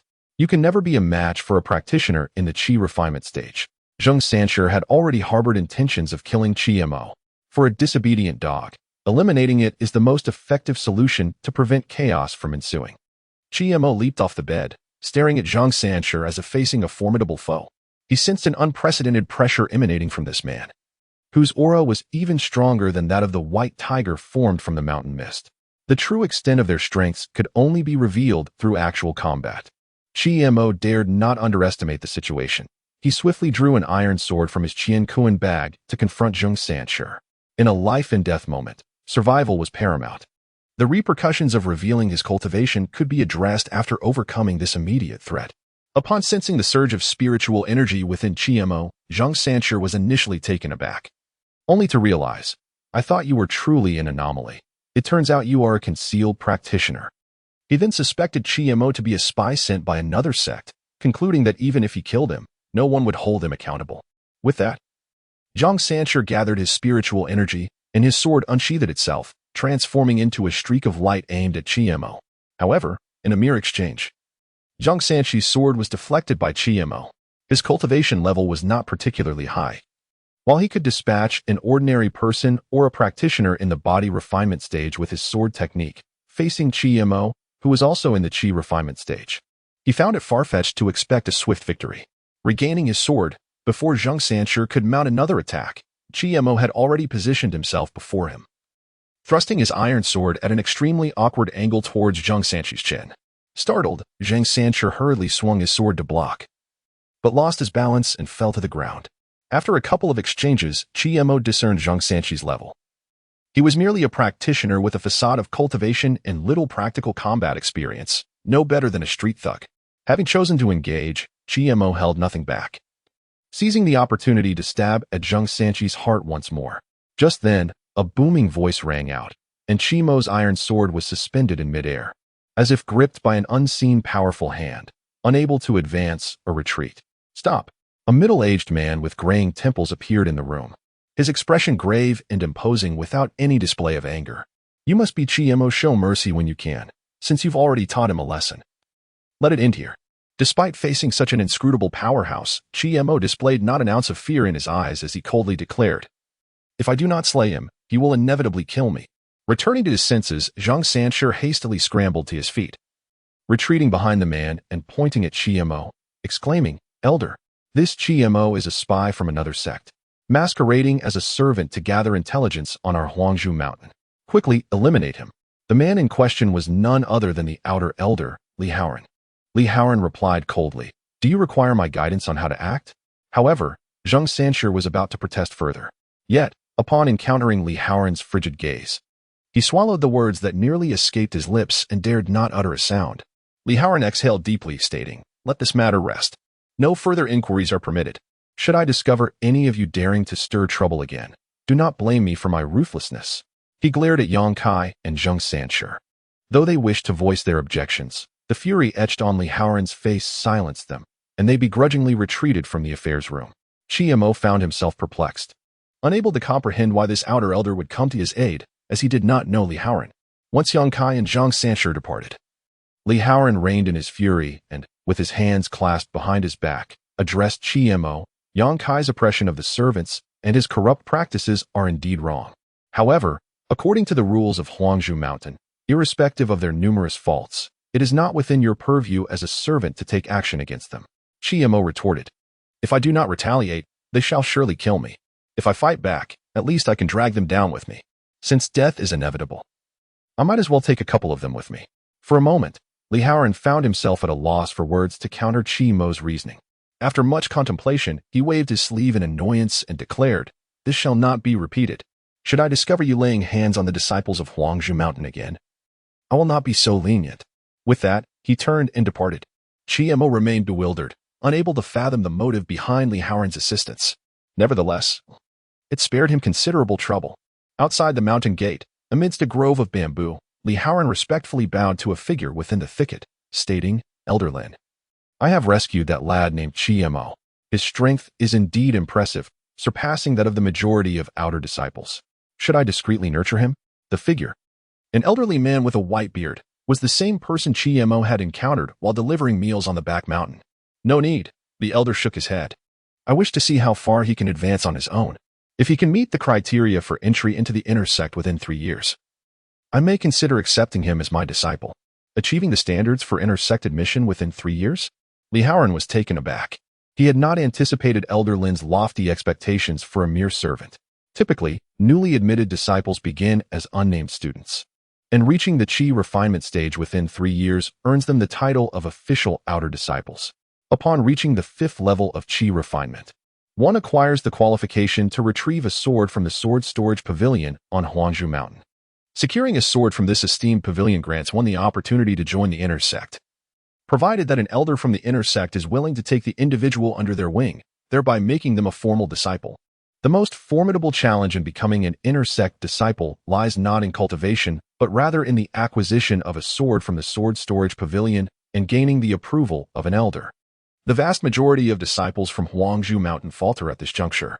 Li Haoran realized that the reclusive Elder Lin, who seldom involved himself in mountain affairs, had developed an interest in taking Qi as a disciple upon seeing him. It is worth noting that Elder Lin has consistently maintained high standards and would not easily accept a disciple, even declaring that he would take but one disciple in his lifetime, who would undoubtedly be his personal apprentice. It seems that greater care must be taken with this Qi, as he may soon transform from an ordinary crow into a phoenix.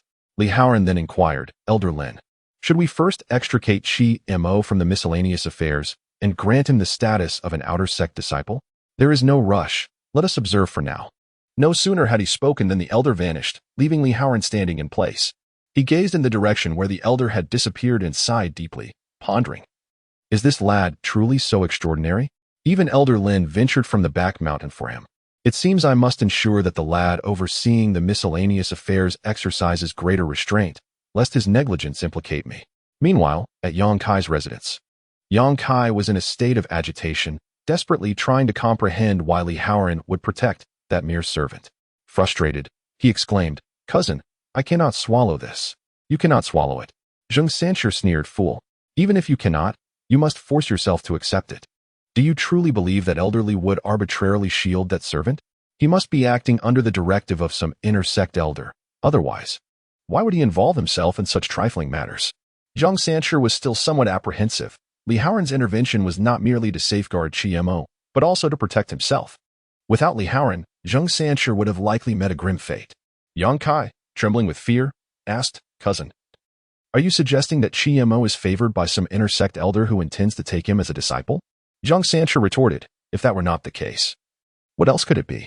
Yang Kai's face fell, for he had often taken pleasure in tormenting Qi, and their enmity had long been established. Should Qi indeed shed his identity as a servant and ascend to the status of an inner sect disciple, Yang Kai's days of ease would truly come to an end. With a mournful expression, Yang Kai queried, What then, cousin, should we do? Zheng Sancher coldly replied, It was your folly that led me to trouble Qi. Your grievances with him are of no concern to me. You ought to ponder how to quell Qi-mo's wrath. With that, Zheng Sancher swept away. Yang Kai glared at Zheng Sanchi's retreating figure, seething with resentment. Realizing that they had both stirred up trouble, yet he alone would bear the consequences. However, rather than dwelling on those thoughts, it would be far more prudent to contemplate how to quell Zimmer's fury. I shall personally seek out Zimmer tomorrow morning. Perhaps there remains a chance for reconciliation. If he truly becomes a disciple of Huanghushan, it will be too late for any remedy. The following morning, Zimmer, as was his custom, ventured to the back mountain to deliver food. Although it was a holiday, he felt compelled to go, partly to find the white tiger for training and partly because he believed the old man in the back mountain deserved to be fed. What if he suddenly ceased to provide nourishment?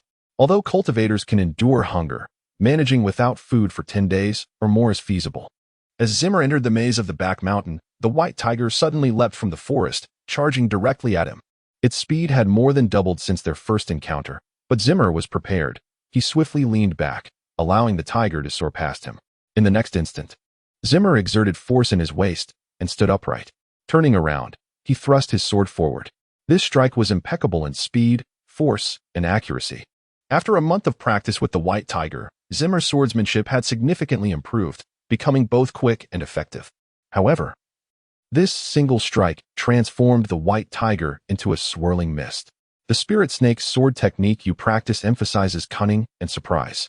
Yet the true essence lies in the lethal strike concealed beneath the feints. Instead of laboring over those deceptions, one should contemplate how to make the fatal strike unavoidable and inescapable. To let an opponent recognize the fatal nature of your strike yet remain unable to defend against it is the hallmark of superior swordsmanship. It seems you have begun to grasp this principle. The old man emerged from the mist, regarding Zimmer with approval. Old senior, Zimmer said, hastily sheathing his sword and bowing with excitement. It was through a month of training in the back mountain that he had made such substantial progress, and he felt immense gratitude towards the old man. The elder inquired, "Today is a holiday. Why do you come to the back mountain instead of returning home?"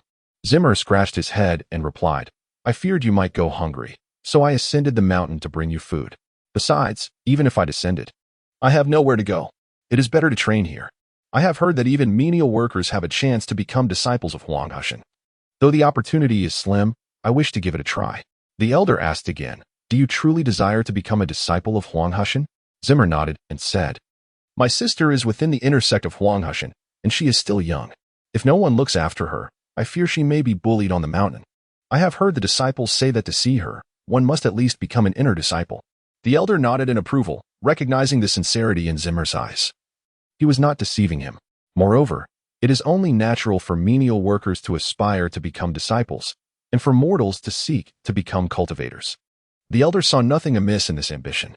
After pondering for a moment, the old man laughed and asked, "If that is the case, let us make a wager. If you can reach the 5th level of chi refinement within 3 years, I shall grant you the opportunity to become an inner disciple of Huangshu Mountain. What do you say?" Chiemo did not immediately agree, but cautiously inquired, "Senior, can your words be taken as truth?" The old man was taken aback, but ultimately responded with a smile and nodded, "Of course they can. However, we must clarify that if you do not reach the 5th level of chi refinement or fail to enter the inner sect within 3 years, you will not even qualify to be a mere servant." "Then it is settled," Chiemo exclaimed with excitement. In truth, he could easily reach the 5th level of chi refinement at any moment, thanks to the numerous chi gathering pills in his Chinquan bag, which would suffice to elevate his cultivation by 3 realms. However, Chiemo did not wish to use these pills prematurely. If the 3-year deadline approached and he had not yet attained the 5th level, he could then resort to them without hesitation. Moreover, he believed that even without relying on those pills, he could achieve the 5th level within 3 years. Since stepping into the chi refinement stage, he had noticed his cultivation speed increasing significantly. Although this change was quite subtle, over the course of a month, his speed had increased by less than 10%. Yet this improvement was tangible. If this trend continued, in another year or 2, his speed would double compared to now. His spiritual roots within the Dantian, once chaotic and impure, had become considerably purer, the mottled colors on the surface of his spiritual roots fading somewhat. Chiemo could now see that the primary color of his spiritual roots was red, which indicated a fire attribute. The enhancement in his cultivation speed was likely due to the increasing purity of his spiritual roots. A person's spiritual roots are determined at birth, and without extraordinary fortune, the impurities within them cannot be eliminated. Chiemo speculated that this transformation was attributable to the jade pendant he possessed. After leaving the back mountain, Chiemo returned to his dormitory and commenced his cultivation. With the old man's assurance, Chiemo felt even more motivated to practice. Knowing that reaching the 5th level of chi refinement within 3 years would earn him a recommendation to enter the inner sect. Just then, a sudden knocking echoed from outside his door. Furrowing his brow, he refrained from responding immediately. Chiemo was not well liked, and no one typically sought him out. Even if someone did, they would not knock. A dark head peeked through the door, wearing a foolish grin as it gazed at Chiemo. It was Yang Kai. Chiemo asked, somewhat displeased, "What do you want this time? Are you looking for a fight?" Yang Kai hastily smiled and replied, "What are you saying, Chigo? I merely intended to come over and befriend you, as well as offer my apologies. Please, be magnanimous and consider me as inconsequential." With that, without waiting for Chiemo to respond, Yang Kai stepped into the room, approached Chiemo, and pulled out several spirit stones from his sleeve, cheerfully presenting them to him.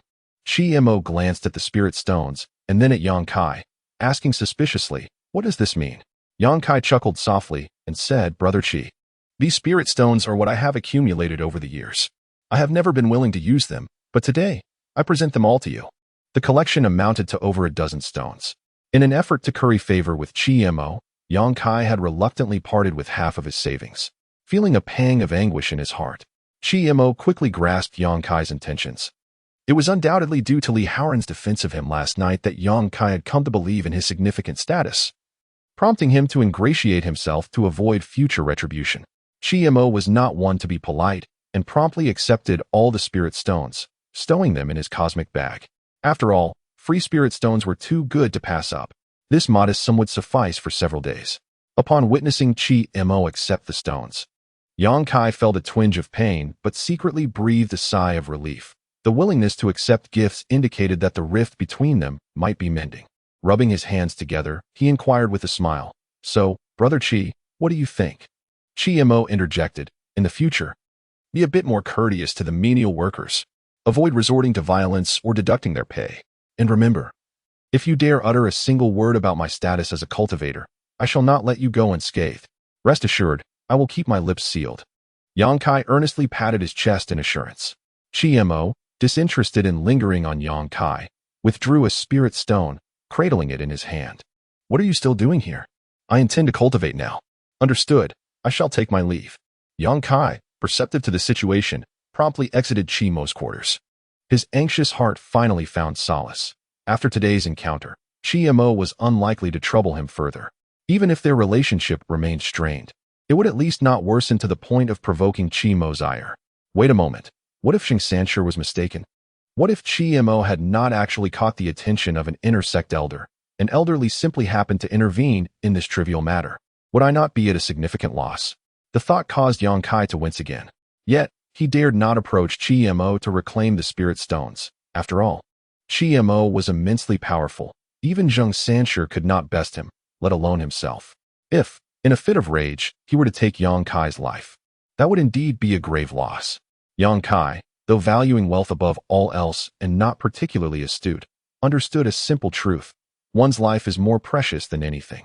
To him, even a one-for-one exchange with Chi-Mo would be a loss. He consoled himself, "Well, if I have truly misjudged, I shall consider it a lesson learned." The 2-day holiday swiftly passed. Zhang Qingkai returned to Huanghushan, still wearing a frown. However, he managed to muster a strained smile for Chi-Mo, saying, "Thank you for what you did previously. By the way, Yang Kai did not cause you any trouble, did he?" "Of course not." Chi-Mo shook his head. Zhang Qingkai felt a wave of relief wash over him. That's good to hear. During his 2 days away from the mountain, he had been consumed with worry, fearing that Chi-Mo might face punishment and be beaten to death by the disciples. Thankfully, Chi-Mo was unharmed. Zhang Qingkai inquired again, "By the way, I heard that if a servant dares to confront a disciple, even if they are killed, no one will seek justice for us. How could Elder Yang let you off so easily?" It was indeed Yang Kai who had initially exploited his position for personal gain and oppressed the servants. Once the outer gate elders became aware of his misdeeds, they would certainly have intervened on our behalf, rendering him unable to act with impunity. Chi-Mo responded vaguely, not intending to reveal the recent events to Zhang Qingkai. He countered, "What about you? In the 2 days since you descended the mountain, has your mother's ailment been treated?" Zhang Qingcai's eyes exhibited a hint of dejection as he forced a smile and replied, "It has been treated." But, at that moment, the door to their dormitory swung open once more, and elderly Howard entered. Upon seeing him, Zhang Qingkai promptly stood and bowed with utmost respect. "Junior Zhang Qingkai greets the elder." Chi-Mo also slightly inclined his body and greeted, "Elder." Li Howard nodded. Retrieving 3 spirit stones and a vial of medicinal liquid from his Qingkuan bag and presenting them to Chi-Mo, perplexed, asked, "What is this, elder?" Although he was unfamiliar with the contents of the vial, he recognized the spirit stones, an exclusive privilege reserved for disciples. Something a mere servant like him had no right to receive at Huangzhou Mountain. Li Howard smiled. "No need to feign ignorance. These are all for you. You should be well aware of the function of the spirit stones. As for this vial, it contains our Huangzhou Mountain's proprietary cleansing liquid, which can purify bodily impurities through medicinal baths and enhance your cultivation speed. From now on, you will receive 3 spirit stones and 1 vial of cleansing liquid each month." "Thank you, elder." Chi-Mo immediately clasped his fist in gratitude. As the saying goes, treasures given freely should never be refused. After handing over the spirit stones and cleansing liquid, Li Howard patted Chi-Mo on the shoulder, speaking earnestly, "Cultivate diligently. Do not disappoint Elder Lin's expectations." "Understood." Chi-Mo could surmise that the Elder Lin mentioned by Li Howard was likely the white-bearded old man he had encountered on the back mountain, and that Li Howard's kindness towards him was likely due to the influence of that elder. After imparting his advice, Li Howard did not linger in Chi-Mo's dormitory and departed directly. Zhang Qingsai's eyes widened in astonishment as he gazed at Qi Mo and the spirit stones and cleansing liquid in his hands, as if he had seen a ghost. My heavens! Elderly actually bestowed upon you spirit stones and cleansing liquid. This is a privilege reserved only for those who have entered the Qi refining stage. Could it be that you are also a Qi refining cultivator? Qi Mo smiled noncommittally, neither affirming nor denying Zhang Qingsai's question, thereby tacitly acknowledging it. Ever since he witnessed Qi Mo delivering a beating to Yang Kai, Zhang Qingsai had suspected that Qi Mo was indeed a cultivator. However, he never imagined that Qi Mo had already reached the Qi refining stage, an accomplishment surpassing even nameless disciples like Yang Kai. Yet, if Qi Mo was so formidable, why would he still choose to serve as a mere servant at Huangzhou Mountain? Zhang Qingsai found it perplexing. Nevertheless, he was acutely aware that even if he posed these questions, Qi Mo would not provide answers. And he had no desire to pry too deeply into Qi Mo's secrets for fear of inciting his displeasure. The sky swiftly darkened. Qi Mo boiled a large bucket of water, preparing to use the cleansing elixir tonight. After pouring the elixir into the water, he murmured to himself. Elderly did not specify the appropriate amount of elixir for a single use. I suppose it will be fine to use it all, having already poured it in. There was no turning back. Qi Mo jumped straight into the bath. As soon as his body entered the water, he felt as if his skin was being scorched. Waves of searing pain assaulted him, akin to being roasted over an open flame. Hiss! Qi Mo could not help but gasp. Fortunately, his physique far surpassed that of other cultivators of the same level. Although it was painful, it was bearable. Soon, he sensed the medicinal properties of the elixir seeping through his skin and pores, gradually expelling impurities from within his body. The spiritual energy of heaven and earth continuously surged into his meridians. His cultivation speed was now at least 50% faster than usual. Remarkable! Ignoring the pain, Qi Mo hastily retrieved several spiritual stones from his bag and placed them on his lap, beginning his cultivation. With the aid of the elixir, his consumption of spiritual stones accelerated significantly. In less than half an hour, he had absorbed a stone the size of a fist. Thus, Qi Mo cultivated through the night. By the following morning, the pale blue medicinal bath had turned a murky black, the water thick and viscous. The originally rich herbal fragrance had transformed into a foul stench. Awakening from the bath, Qi Mo was nearly overwhelmed by the putrid odor that assaulted his senses. The large basin of black filth was undoubtedly the impurities expelled from his body. After using the elixir, Qi Mo felt remarkably light, as if he could leap several yards with the slightest effort. In astonishment, he exclaimed, after this night of cultivation, my cultivation level has actually reached the 3rd level of Qi refinement. This elixir is truly remarkable. However, such a dramatic enhancement in cultivation came at a significant cost. That night, Qi Mo had consumed a total of 10 spiritual stones. After a month of extravagance, the 2 large bags of spiritual stones he had brought now contained only 1 bag. Regretfully, Qi Mo murmured to himself, had I known this would happen, I should have gone down the mountain during the previous holiday to gather more spiritual stones. If I had been frugal with this bag, it might last another month. I must go down the mountain next month. As Qi Mo's cultivation advanced, the consumption of spiritual stones increased rapidly. In the coming month, he would need to allocate his resources wisely. His aptitude for cultivation was rather average. Without sufficient resources, his cultivation speed would quickly stagnate, and it could take 3 to 5 years of diligent practice to elevate even a single realm. Thus, ample spiritual stones were crucial. Although Li Haoran provided him with 3 spiritual stones each month, this was barely enough for Qi Mo's daily needs. Cleansing himself of the impurities, Qi Mo dressed and prepared to ascend the mountain to gather firewood. However, just as he had stepped outside, he was unexpectedly halted by Yang Kai. Qi Mo warily regarded Yang Kai, furrowing his brow as he inquired, "What are you up to now?" He had no faith that this scheming individual would truly amend his ways. It was entirely possible that he was plotting some form of vengeance. Yang Kai, with a broad grin plastered across his face, hastily clarified, "Brother Qi, please do not misunderstand. I am here to alleviate your burdens. I have taken care of your tasks. All you need to do is remain in your dormitory and focus on your cultivation." After saying this, Yang Kai gestured toward a pile of firewood behind him, which he had chopped before dawn, more than 300 pounds, exceeding expectations. "Oh," Qi Mo replied absent-mindedly, then turned without a backward glance and exited the storeroom. He still needed to deliver a meal to the old man on the back mountain. Was that it? Not even a word of thanks. He had toiled through much of the night to chop that firewood, and all he received was a solitary "oh"? Yang Kai felt tears welling up in his eyes. Carrying the food box, Chimo had scarcely stepped out of the mountain gate when a glint of cold light suddenly surged from the forest, heading straight for his face. Startled, Chimo swiftly sidestepped to avoid the assault. Although he narrowly evaded the attack, the cold light still left a shallow cut across his cheek, blood trickling down his face. Before Chimo could fully react, the cold light returned. It was a flying sword. Without a moment's hesitation, Chimo drew his long sword, deflecting the menacing flying sword, which then lodged itself into a nearby tree trunk. After neutralizing the threat, Chimo fixed his gaze on the spot from which the flying sword had emerged, cautiously advancing step by step. Suddenly, a female voice resonated from the forest. No wonder a mere servant like you is favored by the intersect elders. You truly possess some skill. However, I must advise you to relinquish this opportunity to me. As her words faded, a tall girl dressed in servant attire emerged from the woods. She was slightly older than Chimo, with a charming face that bore the pride of a well-to-do family. Her eyes were filled with disdain and contempt as she regarded Chimo. Clearly, she had also failed to gain entry into the Huangzhou mountain and was now settling for being a servant. Unlike the majority who harbored such thoughts, she had already been a cultivator prior to arriving at Huangzhou mountain, and her cultivation level was not insignificant. Chimo surmised that her failure to join Huangzhou mountain was likely due to her being over the age of 16, much like himself. The recent conflicts between Chimo and Yang Kai had not escaped the girl's notice. When Li Haoran sought Chimo, she had eavesdropped at the door. Thus, she was aware of Chimo's designation by a certain intersect elder.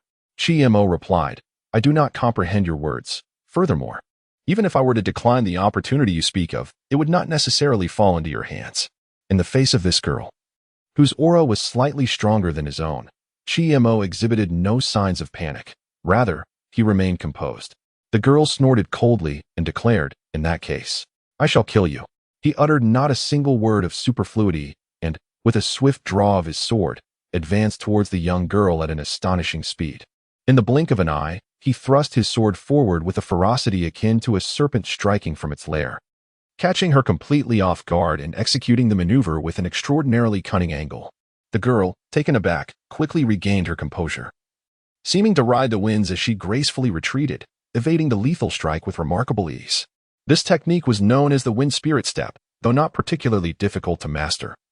It proved exceptionally effective. With mastery, one could move as lightly as the wind itself, outpacing peers in both offense and escape.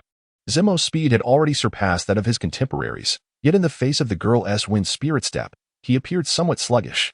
Fortunately, the girl's flying sword was not as formidable as her agile movements. After several exchanges, she had failed to land a single blow on Zemo. It was evident that she specialized in swordsmanship, lacking proficiency in close combat, relying solely on her wind spirit step to ensure her survival. After a few more engagements, Zemo began to discern her patterns. Following a failed thrust, he suddenly flicked his sleeve, and a glimmering blade shot forth from his garment, aimed directly at her heart. The two were perilously close. Even with her speed, the surprise assault left her with little room to evade, forcing her to hastily tilt her body to avoid a fatal strike. The sword pierced her shoulder, eliciting a bloom of crimson. She stifled a groan, using her spiritual power to extract the embedded blade, and coldly uttered, "Despicable." Once again, she ascended with the wind, disappearing into the forest after a few swift leaps.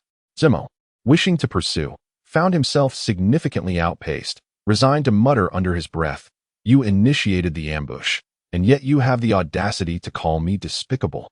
Had I known, I would have coated my sword with poison. Even if it didn't kill you, it would have surely caused you great suffering. Next time I descend the mountain, I must prepare some poison." Zemo had no inclination to show mercy. That girl had intended to take his life, and he could not afford to falter in matters of life and death. "I'm merely a menial worker. It would be ill-advised to engage in murder within the sect. It would be best if I never encountered you outside these gates, for if I do, I shall surely claim your life." Realizing he was running late to deliver the meal, Zemo hastily grabbed the food container and rushed towards the back mountain. A few miles away, the girl leaned against a tree, catching her breath after confirming Zemo had not pursued her. Half of her garment was stained red with blood. What Zemo had executed was not the art of sword control, but rather a straightforward, forceful thrust of the sword, at such close range, combined with his considerable strength. He had nearly pierced her shoulder entirely. Of course, the quality of the sword itself also contributed to the severity of the injury.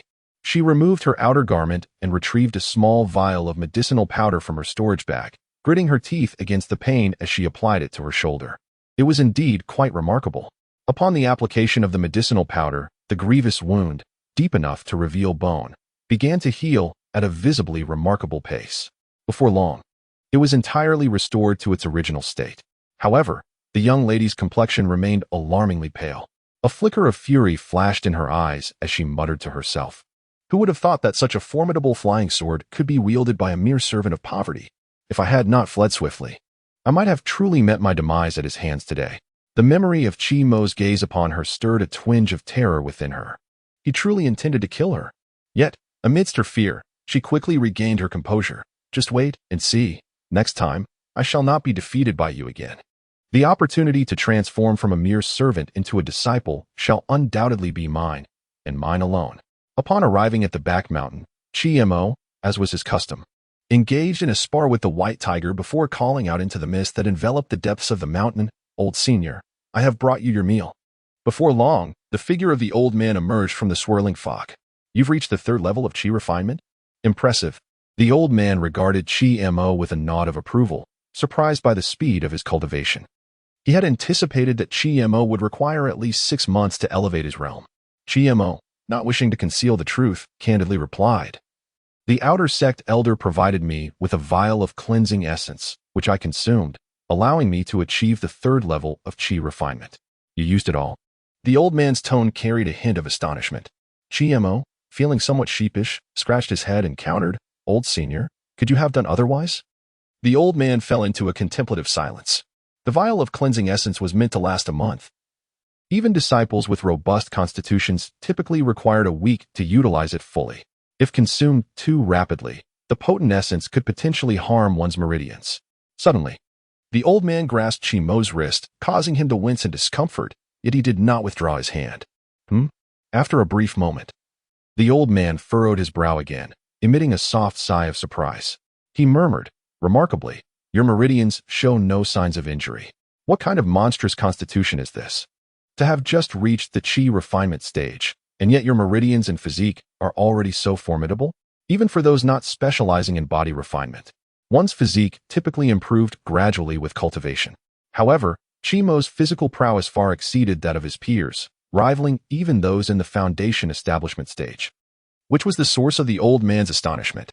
The old man composed himself and inquired, "Tell me, did you consume that vial of cleansing essence entirely in one night?" Chi Mo nodded once more. The old man reflected inwardly, realizing that this young man's talent was far from ordinary. At least in certain aspects, he exhibited remarkable potential. "Old senior, is there anything else? If not, I shall return to my cultivation," Chi Mo asked. The old man produced a book from his sleeve and handed it to Chi Mo, saying, "Do not rush off just yet. You seem to have suffered a considerable disadvantage in speed during your earlier scuffle with that young girl. Here is a technique of decent merit for you to practice. After a month, I shall assess your progress." Chi Mo accepted the book, its cover inscribed with the words "Wind Spirit Moon Shadow." He immediately bowed deeply, exclaiming, "Thank you, old senior." The old man scoffed, rolling his eyes, "You can thank me later, once you've mastered this technique. And as for your flying sword, your usage is utterly disgraceful. Practice diligently." "Understood," Chi Mo replied sheepishly, scratching his head as he bid farewell to the old man. Indeed, his proficiency with the flying sword was lacking. He essentially relied on brute strength to wield it, lacking any real skill. Such petty tactics may suffice once or twice. Yet when faced with a true master, they prove utterly ineffective. With Yang now chopping wood on his behalf, Chi Mo no longer needs to labor personally. After delivering the meal, he promptly returned to the miscellaneous room, closed the door, and began to delve into a tome entitled Wind Spirit, Moon Shadow. As he read, Chi Mo simultaneously practiced within the confines of his room. It is no exaggeration to assert that this technique is the most challenging he has encountered thus far. Both the spirit snake swordplay and the sword polishing technique pale in comparison. Fortunately, Chi Mo found the learning process manageable, mastering the footwork of Wind Spirit, Moon Shadow within the span of a single afternoon. All that remained was to grasp its breathing techniques, and he would be ready to apply it in real combat. However, whether swordplay or body technique, without the tempering of actual experience, they remain mere embellishments. After over a month of practical engagement with the white tiger transformed from the mountain mist, coupled with the elder's guidance, Chiemo had barely begun to grasp the spirit snake swordplay.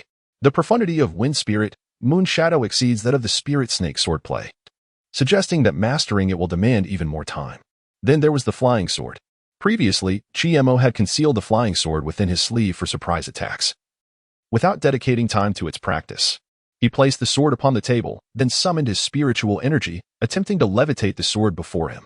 After a brief moment, the sword quivered and lifted from the table, hovering before Chiemo. "Go," he commanded softly, and the sword shot forth, embedding itself firmly into the wall, much of its blade ensconced within. The power exhibited exceeded that of his brute force throws. Chiemo mused. Had I employed the spiritually propelled flying sword against that woman today, I might have claimed her life. Even if that were not the case, I could have at least pierced her shoulder. However, the flying sword moved with such swiftness that attaining a level of control akin to an extension of his own body would require further practice. Fortunately, he had a consistent training partner. Thus, a month passed.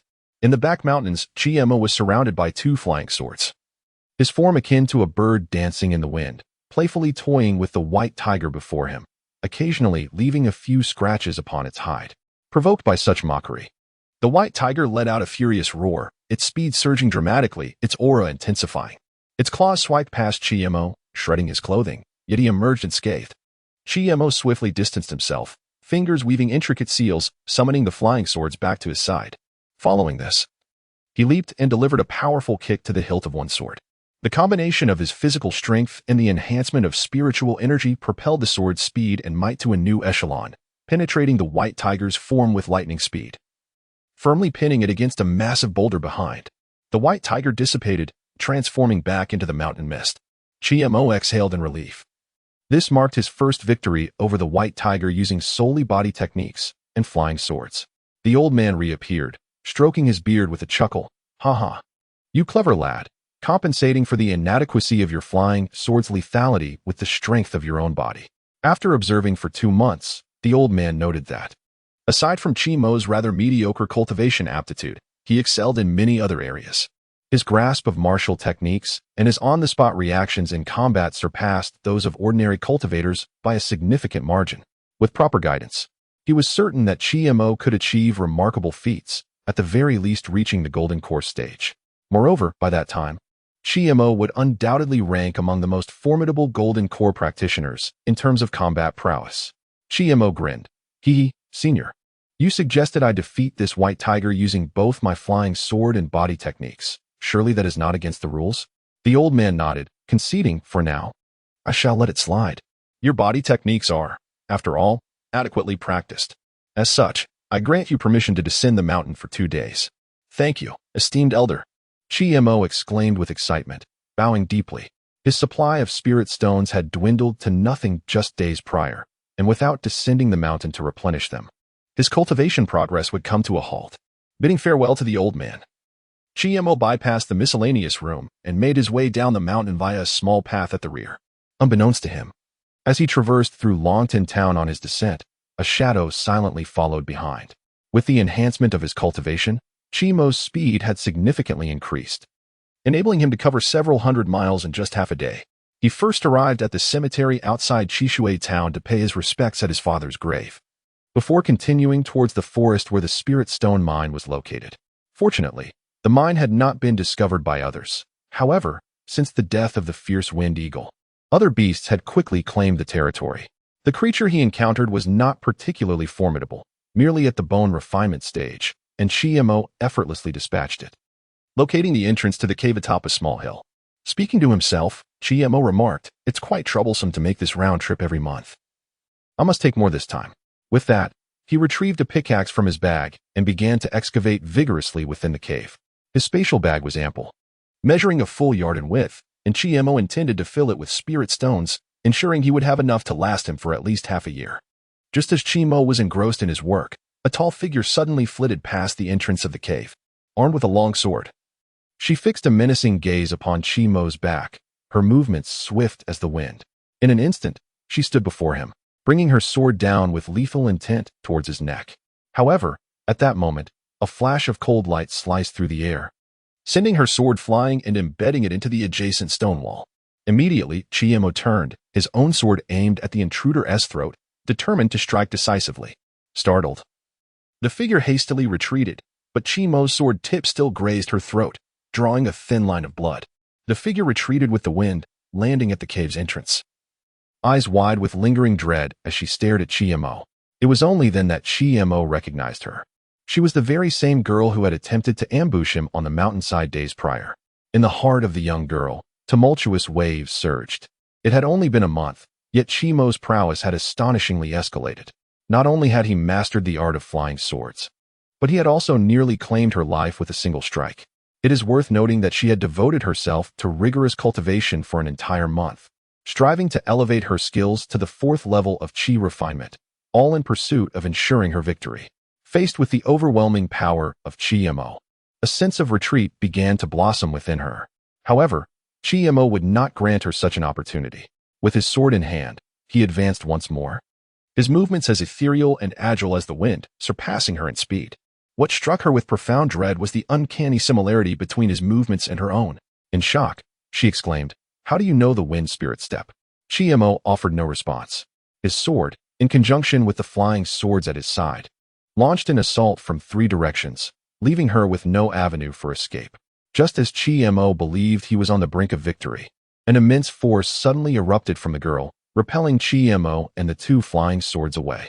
He crashed heavily against the wall, blood trickling from the corner of his mouth. A protective talisman? Chi wiped the blood from his lips and pressed against the wall to propel himself upward.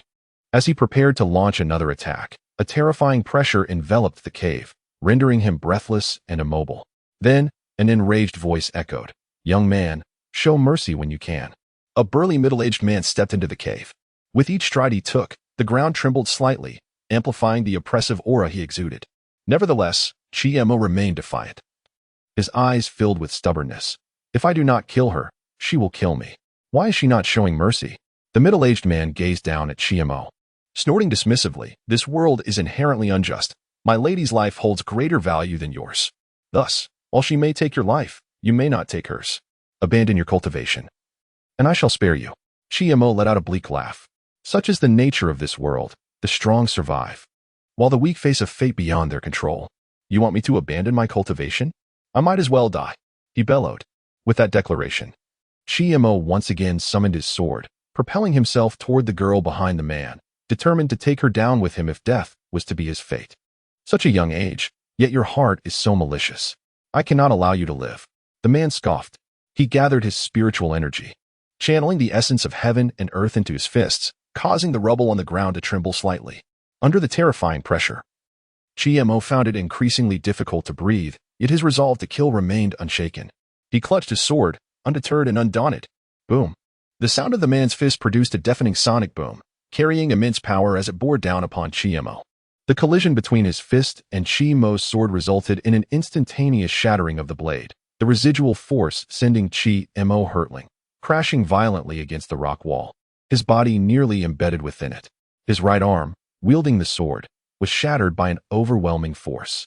The disparity in strength between the two was indeed insurmountable. Chi-Mo, gritting his teeth against the agony, struck the rock wall once more with his left hand, propelling himself out of the crevice and charging towards the man again. The sight of Chi-Mo rising once more astonished the man. "To endure a blow from me, despite being merely at the 3rd level of Chi refinement, and yet still survive? Your physical resilience exceeds my expectations. However, ultimately, you are but an ant attempting to shake a tree." With that, he unleashed another devastating punch. Bang! Crack! Chi-Mo's left arm was also broken, and he was once again hurled into the rock wall. This time, the man had no intention of granting Chi-Mo a moment's respite. He exerted his legs forcefully, rushing towards Chi-Mo, intending to end his life with this very blow. Is this how it ends? A hint of resignation tinged Chi-Mo's voice. He had thought that by defying the heavens and becoming a cultivator, he could alter his fate. But he realized that in the end, it was all in vain. Just as the man's fist was about to descend upon his head, Chi-Mo suddenly felt a flicker before his eyes, followed by a gentle surge of spiritual energy enveloping him, blocking the impending strike. Who was this divine being? The man instinctively retreated, placing the girl behind him, his gaze warily scanning the surroundings. "Young man, the saying goes, spare the rod and spoil the child, and I, too. Offer you this counsel. As the words fell, the three felt a blinding light, and to their astonishment, they found themselves outside the cave. Before them stood an elderly Taoist in gray robes. The old man stood resolutely between Chi-Mo and the middle-aged man, stroking his beard, a hint of murderous intent lurking beneath his smile. Upon seeing the old Taoist, a serious expression flashed across the man's eyes. However, he did not reveal any fear but instead spoke with a tone laced with subtle threat. Elder, my young lady holds a revered status. Do you truly intend to intervene in this matter? Revered status? The old Taoist smiled slightly. In a mere Qianyuan kingdom, is there anything that I cannot involve myself in? You overestimate yourself. May I inquire? Elder, I'm Yun So Long. Upon hearing the name Yun So Long, the middle-aged man felt as if struck by lightning. His body stiffened. After a moment, he regained his composure and tentatively asked, could you be the esteemed Yun So Long of Broken Sword Mountain? What do you think? Yun So Long replied, undoubtedly, the gray-robed elder before them was the legendary elder of Broken Sword Mountain. Yun So Long chuckled. This young lad is someone I have taken a liking to. Might the Qianyuan kingdom grant me a favor and spare his life? Though the tone was that of negotiation. The middle-aged man understood well that Yun So Long was not truly seeking his agreement. If he dared to utter a single dissenting word, both he and his young lady would meet their demise. A true gentleman knows when to yield. The middle-aged man immediately clasped his fists and said, Elder, you jest. I shall withdraw at once. These 3 elixirs shall serve as my apology, and I hope you and the young brother will graciously accept them. With that, he concluded. He presented 3 exquisite small wooden boxes, from which a delicate fragrance of medicinal herbs wafted forth, instantly revitalizing the senses. Just the scent was enough to invigorate one's spirit. Furthermore, Yun So Long added, regarding the matter of this spiritual stone vein, I hope both of you can keep it under wraps. This young man's fortune is his own, and I would not wish for it to fall into the hands of others. Naturally, the middle-aged man once again bowed respectfully before hastily departing the cave with the young girl by his side. At that moment, Yun So Long turned to Chi-Mo, placing a pill into his mouth, saying, this pill is intended to heal your injuries. Consume it first. The remaining 2 pills consist of a Qi-gathering pill and a foundation establishment pill. You should carefully preserve the foundation establishment pill, as it will prove invaluable when you break through. As the pill settled in his stomach, Chi-Mo was astonished to witness his previously broken arms healing at a visibly rapid pace. Within merely 15 minutes, his arms had returned to their original state. At this juncture, Chi-Mo clasped his fists together in gratitude and performed a deep bow to Yun So Long, expressing, thank you, esteemed elder, for your assistance. No need for such formality, Yun So Long replied, helping Chi-Mo to his feet with a cheerful demeanor. You witnessed it firsthand. This world operates on the principle that the mightiest and those with the most profound connections can dominate. This applies to mortals and cultivators alike. To avoid being bullied, one must become stronger. Today, Chi-Mo truly comprehended this truth. His lack of strength and connections rendered him vulnerable to oppression. He then inquired, have you given it thought? Are you willing to join me at Broken Sword Mountain and become my disciple? With my support, no one in the Qianyuan kingdom would dare to show you disrespect. I appreciate your kind offer. Chi-Mo respectfully declined once more. Although I am unaware of the location of Broken Sword Mountain, I am certain that its threshold is 1,000 times higher than that of Huangzhou Mountain. Should there come a day when I am truly worthy of entering Broken Sword Mountain, I shall seek you out then. Yun So Long was initially taken aback, but soon erupted into a hearty laugh. This young man is increasingly to my liking. The identity of a disciple from Broken Sword Mountain is akin to a walking gold sign in the Qianyuan kingdom, symbolizing immense power and esteemed status. Yet, even so, Chi-Mo remained unperturbed by the allure of this golden emblem. In that case, I shall await the day you join Broken Sword Mountain, Yun So Long responded with a smile. With that, his figure vanished as if he had never been there at all. Chi-Mo then resumed his activities. Outside the forest, the middle-aged man led the young girl to a secluded spot.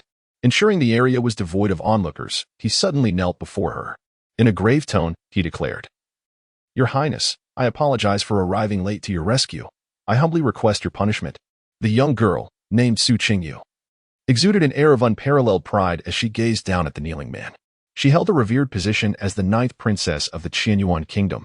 It is merely due to the fact that I am the illegitimate offspring of the current emperor of Qianyuan and a servant, that my status within the royal family remains lowly. I have not even been afforded the opportunity for proper cultivation by the royal bloodline.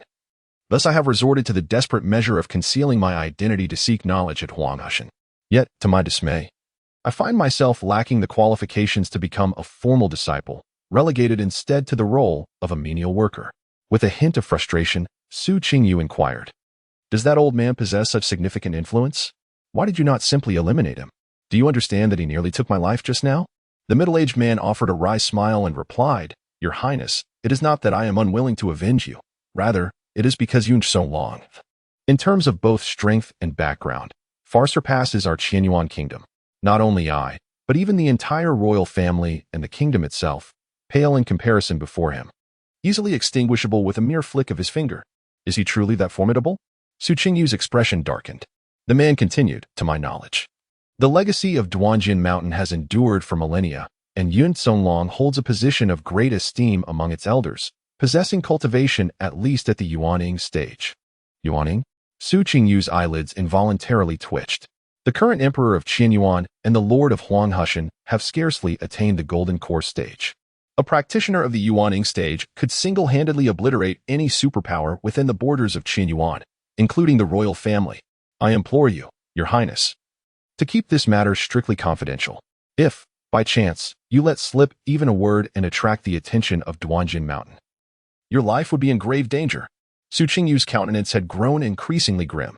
He had never anticipated that Qi, that impoverished youth, would possess such formidable connections, even surpassing his own background. "I understand," Su Qingyu replied solemnly. "You may leave now. I will handle this matter myself." The man bowed and exited, reiterating, "Please remember every word I have spoken today, Your Highness, for otherwise you may invite calamity upon yourself." The middle-aged man transformed into a shadow, vanishing into the forest. Meanwhile, Su Qingyu began to formulate her own plans. It was clear that eliminating Qi was out of the question. Thus, why not turn an adversary into an ally?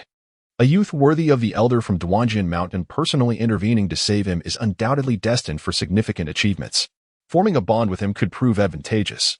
And perhaps I could leverage this fortuitous windfall to become a disciple of Huanghushan, or even, in the future, to gain entry into Duanjin Mountain. Such possibilities are not beyond the realm of imagination.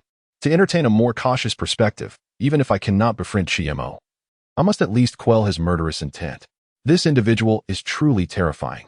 It was the first time Su Qingyu felt fear towards another person. However, having already offended him, is it still possible to remedy the situation? Moreover, I find it difficult to swallow my pride. After much contemplation, Su Qingyu took a deep breath, as if steeling her resolve, and murmured to herself, "I shall take this leap. What is mere face when compared to my future prospects? With a significant sum of spirit stones, I should have enough to sustain myself for at least half a year." After toiling in the cave for nearly half a day, Keimer finally filled his entire Qiankuan bag to satisfaction. With a sense of fulfillment, he departed. Upon returning to Huangzhou Mountain, before he could even catch his breath, a knock echoed from outside his room. "Who is it?" "It's me, Su Qingyu." The voice outside sounded somewhat anxious.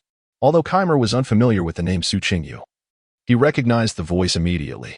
Before Keimer could respond, the doors swung open, and Su Qingyu entered, her demeanor slightly awkward, as if she struggled to find the right words. Ultimately, it was Keimer who broke the silence, his tone icy as he stated, "I believe there is nothing left to discuss between us. Do you really think you can brazenly appear before me without fear of retribution?" Keimer's stance was clear, and Su Qingyu anticipated his reaction. Had it not been for her connection to the formidable power behind her and his desire to avoid trouble with Yun Songlong, Keimer would not have hesitated to eliminate her. Nevertheless, she steeled herself and said, "I acknowledge my wrongdoing in the past, and I am here to apologize. I am truly sorry." Keimer remained unmoved, observing his indifference. Su Qingyu retrieved a long sword and several hundred spirit stones from her Qiankuan bag, presenting them before him. "My subordinate broke your sword. Consider this spirit sword as compensation. These spirit stones are my personal apology to you." Keimer glanced at the sword. After spending 2 months at Huangzhou Mountain, he had absorbed much knowledge about cultivators. Weapons were categorized as mundane or spiritual, and the long sword and flying sword he had previously wielded were both exceptional mundane weapons. Despite their status as weapons, 100 top-tier mundane weapons could not compare to even a basic spiritual weapon in terms of value and might. Furthermore, spiritual weapons often possessed unique effects. The long sword before him was evidently a spiritual weapon. To appease Keimer's anger, Su Qingyu had indeed made a significant investment. However, Keimer did not express gratitude. Take your belongings and leave. They are too valuable for me to accept. Aware of the sword's worth, Keimer was even more resolute in his refusal. Unwilling to entangle himself with someone who wished him harm, he could not gamble on whether these items might become his price for survival. Su Qingyu had anticipated that presenting the spiritual sword in such a multitude of spirit stones would soften Keimer's heart, if not immediately, at least altering his demeanor. To her dismay, however, Keimer was entirely impervious. In her desperation, she blurted, "If you refuse to accept, I will inform the elders of the mountain gate about the spirit stone vein.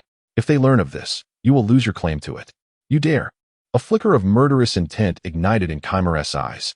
Having endured poverty, he was greedily attached to wealth. For cultivators, spirit stones represented fortune.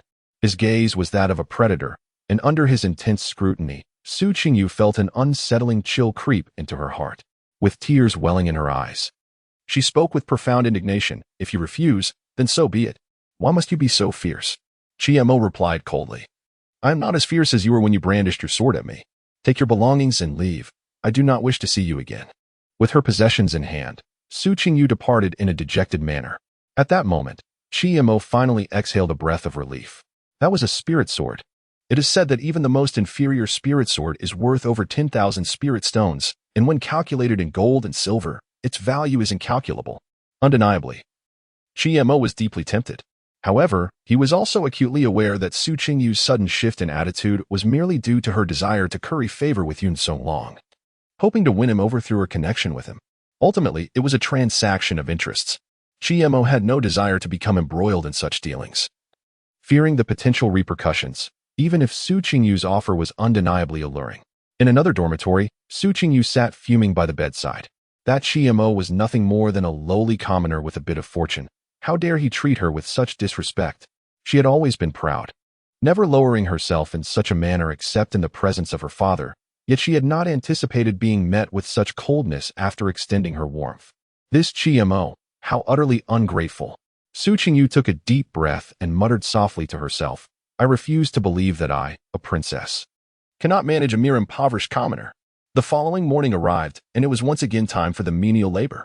Chiemo entered the back mountain with his food box as usual. Su Qingyu quietly trailed behind him, but having learned from her previous experience, Chiemo remained vigilant and detected her presence as soon as he stepped into the back mountain. What was this woman up to? Although he was annoyed, he could not be bothered to expose her. He simply allowed her to follow him. After traversing the mountain path for a while, Su Qingyu suddenly noticed that Chiemo had vanished into a thick fog. Where had he gone? She hurriedly pursued him, yet still saw no trace of Chiemo. Just as her confusion grew, a fearsome white tiger burst forth from the mist, lunging at her with ferocity. Alarmed, Su Qingyu hastily attempted to defend herself with her sword. But her speed was woefully inadequate. Before her flying sword could launch an attack, she found herself pinned beneath the tiger's claws. It was over. Her heart sank immediately. Beasts were not human. They did not heed reason and held no regard for her status. However, just as Su Qingyu believed her demise was inevitable, the white tiger suddenly dissipated into a cloud of mist, only to reconvene a few paces away. Standing beside it were two figures, one young and one old. The younger was Chiemo, while the elder was a white-bearded man who had long secluded himself in the back mountain. The old man, hands clasped behind his back, presented himself with an air of a hermit and remarked, "If this little girl were truly to perish at the jaws of a tiger, the royal bamboo mountain would face considerable trouble. I shall spare you this time, but should there be a next time, I cannot guarantee that I will arrive in time to save you." Su Qingyu understood that the old man's words were a clear indication that he had discerned her true identity. The Huangzhou Mountain stood as one of the foremost immortal sects in the Qianyuan kingdom, with few powers capable of inciting their wariness, thus making her identity rather easy to deduce. Likewise, Su Qingyu had also surmised the identity of the white-bearded elder before her. Rumor had it that a highly skilled elder resided in seclusion on the back mountain of Huangzhou Mountain, and it was evident that this was the very person before her. With her identity now exposed, Su Qingyu decided to abandon her previous hesitations. She clasped her fists in a gesture of respect and said, "I am Su Qingyu of the Qianyuan royal family, honored to meet Elder Lin. I have come today not to offend, but to earnestly request that you accept me as your disciple." Of course, Su Qingyu dared not confess that she had followed Chiemo here. After all, Mo was not merely favored by the likes of Yun Songlong from Duanjin Mountain. This elder, who had hidden away for many years, also held a favorable view of him. Moreover, in a sense, her intention to seek a master was indeed valid. You wish to take me as your master? The elder chuckled as he stroked his beard and replied, I have already declared that I shall accept only one disciple in this lifetime. And I have already found a suitable candidate. Should Her Highness insist on joining Huangzhou Mountain, I can recommend you to the third elder of the inner sect. Upon finishing his words, the elder produced a jade token from his waist and handed it to Su Qingyu. She accepted the jade token and performed a deep bow, expressing her gratitude. Thank you, Elder Lin. Although she had not directly become the disciple of this elder, being admitted to the inner sect was, for Su Qingyu, a worthwhile endeavor. The elder remarked, now that you have obtained what you sought, you should depart swiftly. I take my leave. Su Qingyu said as she exited the back mountain. The elder turned to Mo and chuckled, young man. Are you surprised to learn that the girl is actually a princess of the Qianyuan kingdom? Mo nodded. Initially believing Su Qingyu to be merely a young lady from a powerful family, he had not anticipated her significant lineage. The elder continued, I am well aware of her intentions to kill you, but due to her status, even I am reluctant to offend her lightly. Hence, I can only recommend her to the inner sect. When she encounters you in the future, she will likely show me some respect and not make things too difficult for you. Mo clasped his fists and replied, Thank you, esteemed elder. Do not thank me. Practice your swordplay, the elder replied, before vanishing into thin air, just as the poised white tiger lunged forward. Mo quickly prepared to defend himself. Upon returning to the mountain gate, Su Qingyu sought out Li Haoran immediately. As soon as Li Haoran saw Su Qingyu, he inquired, Why have you come here instead of attending to your duties? Aware that many influential young heirs were among the miscellaneous workers, he maintained a polite tone to avoid offending anyone. Su Qingyu clasped her fists and presented the jade token given to her by the elder from the back mountain, saying, This was entrusted to me by Elder Lin from the back mountain, and I ask you to review it, elderly. Elder Lin gave this to you? Li Haoran took the jade plaque, examining it for a considerable time. It was indeed the elder's jade plaque from Huanghushan, unmistakably authentic. However, wasn't Elder Lin interested in Mo? Why had this young girl suddenly appeared? Contemplating this, Li Haoran decided to inquire further. He asked, Which inner door elder does Elder Lin intend to introduce you to? Su Qingyu replied honestly, the third elder. She dared not entertain any frivolous notions. Although Huanghushan could not harm her, being sent down the mountain was still a possibility. Li Haoran said, Follow me. At this moment, Su Qingyu finally exhaled in relief. She had fallen behind the other princes and princesses by a significant margin. Only by joining the inner door could she hope to bridge that gap. And then there was Mo.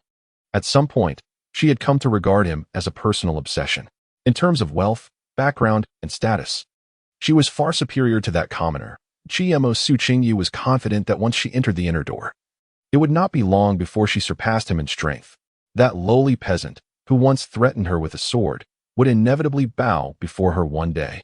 Now that she was an inner disciple, there was no need to curry favor with that commoner any longer. Mo returned to the mountain gate, drenched in sweat. Before he could reach the chores room, he unexpectedly ran into Su Qingyu, who had already changed out of her servant's attire into the white robe that symbolized a formal disciple. Upon seeing Mo, Su Qingyu immediately approached him, her demeanor haughty, declaring, Did you see? This princess is now an inner disciple. Oh, Mo replied indifferently. Perhaps provoked by his cold response, Su Qingyu grew furious. However, Mo had no intention of engaging with her. He simply walked past her and returned to the chores room. Mo, Su Qingyu called out angrily, glaring at his retreating figure. How dare a mere servant show me such disrespect? Immediately, go clean my quarters. It must be spotless before nightfall. You have no room to refuse. Inwardly, Su Qingyu chuckled. No matter how favored Mo was by Elder Lin, he was still just a servant. He had to obey her commands, or he would be sent down the mountain. Mo paused briefly, then continued walking forward. Do you dare disobey my orders? Su Qingyu shouted. Mo turned back, his voice icy. I am going to fetch the cleaning tools, Your Highness. The last 4 words were pronounced with particular emphasis. If Mo were to summon the old man from the back mountain to pressure Su Qingyu, she would undoubtedly refuse to let him clean her quarters. However, Mo did not wish to create trouble, so he decided to endure the situation. Though Su Qingyu felt quite uncomfortable hearing his tone, she relished the fact that Mo was being ordered by her. This fellow, too, had moments of submission. Chiemo gathered a set of cleaning tools and followed Su Qingyu into the inner door. Within the inner gate of Huanghushan, 3 peaks rise majestically.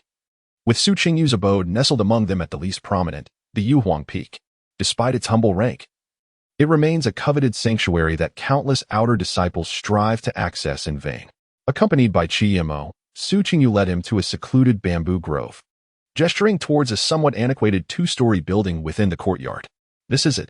Ensure it is thoroughly cleaned before nightfall. I shall take residence here tonight. Should you perform well, ample rewards await you. Understood, Chiemo replied as he stepped into the bamboo grove. It had long been unattended, the bamboo growing wildly, and weeds overtaking the ground. Dust had settled thickly within the small building, while cobwebs adorned the rafters. Chiemo fetched water and set to work. Having often engaged in similar tasks at home, he worked with remarkable efficiency, transforming the garden into a respectable state in less than an hour. Su Qingyu leaned against the entrance, observing Chiemo's industriousness. Muttering under her breath, commoners remain commoners.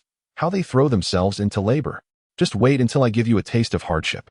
With this thought, she covertly summoned her spiritual energy and struck a palm towards the bamboo.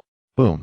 The towering bamboo collapsed with a thunderous crash, scattering leaves across the ground and undoing Chiemo's hard work. What do you mean by that? Chiemo glared at Su Qingyu, fury evident in his eyes. Su Qingyu shrugged, her lips curling into a smirk. Oh, nothing much. My hand merely slipped. Hurry and clean up. The sun is nearly setting. With a fierce glare, Chiemo shot a contemptuous look at Su Qingyu, choosing to remain silent as he returned to his work. At that moment, an unfamiliar figure appeared outside the garden, observing Chiemo's toils with disinterest. Upon recognizing the newcomer, Su Qingyu promptly bowed, greeting. Su Qingyu pays respects to senior sister. The charming young woman blinked. Finally noticing Su Qingyu, she inquired, "Are you a new initiate? Is this garden yours?" Su Qingyu replied candidly, "Thanks to Elder Lin's recommendation. I have been taken under the wing of the 3rd elder." "I see," the young woman nodded. Then, turning her attention to Chiemo, she called out, "Chiemo, it's truly you. You've actually come to the mountain." Chiemo, taken aback by the sight of the enchanting maiden outside the garden, quickly recognized her as Qingyi, the celestial maiden who had brought Little Bell to the mountain. Embarrassed, Chiemo smiled and responded, "Celestial sister, oh no. Senior Qingyi, I fulfilled my promise to Elder Tsangjian and avenged the townsfolk before coming to Huangzhou Mountain. Is that so?" Qingyi chuckled. "You are indeed impressive. I heard from Brother Tsangjian that the bandit leader was a cultivator, and you managed to slay him. This indicates your exceptional talent. Brother Tsangjian must have underestimated you. Would you like me to recommend you to Master and make an exception to admit you into the inner sect?" Although Qingyi spoke with a smile, Chiemo could sense the seriousness behind her words. He shook his head, declining, "No need, Senior Qingyi. I have already made a pact with an elder. If I can reach the 5th level of Qi refinement within 3 years, he will take me as his disciple." "Is that so?" Qingyi pouted slightly, murmuring, "Why do they all enjoy betting with you?" "Brother Tsangjian does, and the elders in the sect as well." Chiemo scratched his head, a hint of awkwardness in his smile. "Perhaps it's because my talent is too mediocre. They are hesitant to fully commit to my requests and prefer to set a challenge first to see if I qualify. Then you must work hard." Upon hearing this, Chiemo beamed with a simple smile. Then, Qingyi turned to Su Qingyu, asking, "I have some trivial matters in my cave. May I borrow Chiemo for assistance?" Surprised, Su Qingyu paused for a moment, but quickly forced a smile, responding, "Since senior sister requires help, feel free to take him. I'm nearly done tidying up this little garden. I can manage the final touches myself." With Su Qingyu's consent, Qingyi waved at Chiemo, cheerfully urging, "What are you waiting for? Come along with me." Finally putting down his work, Chiemo gathered his belongings and exited the garden, following Qingyi as they departed. Su Qingyu's expression darkened immediately.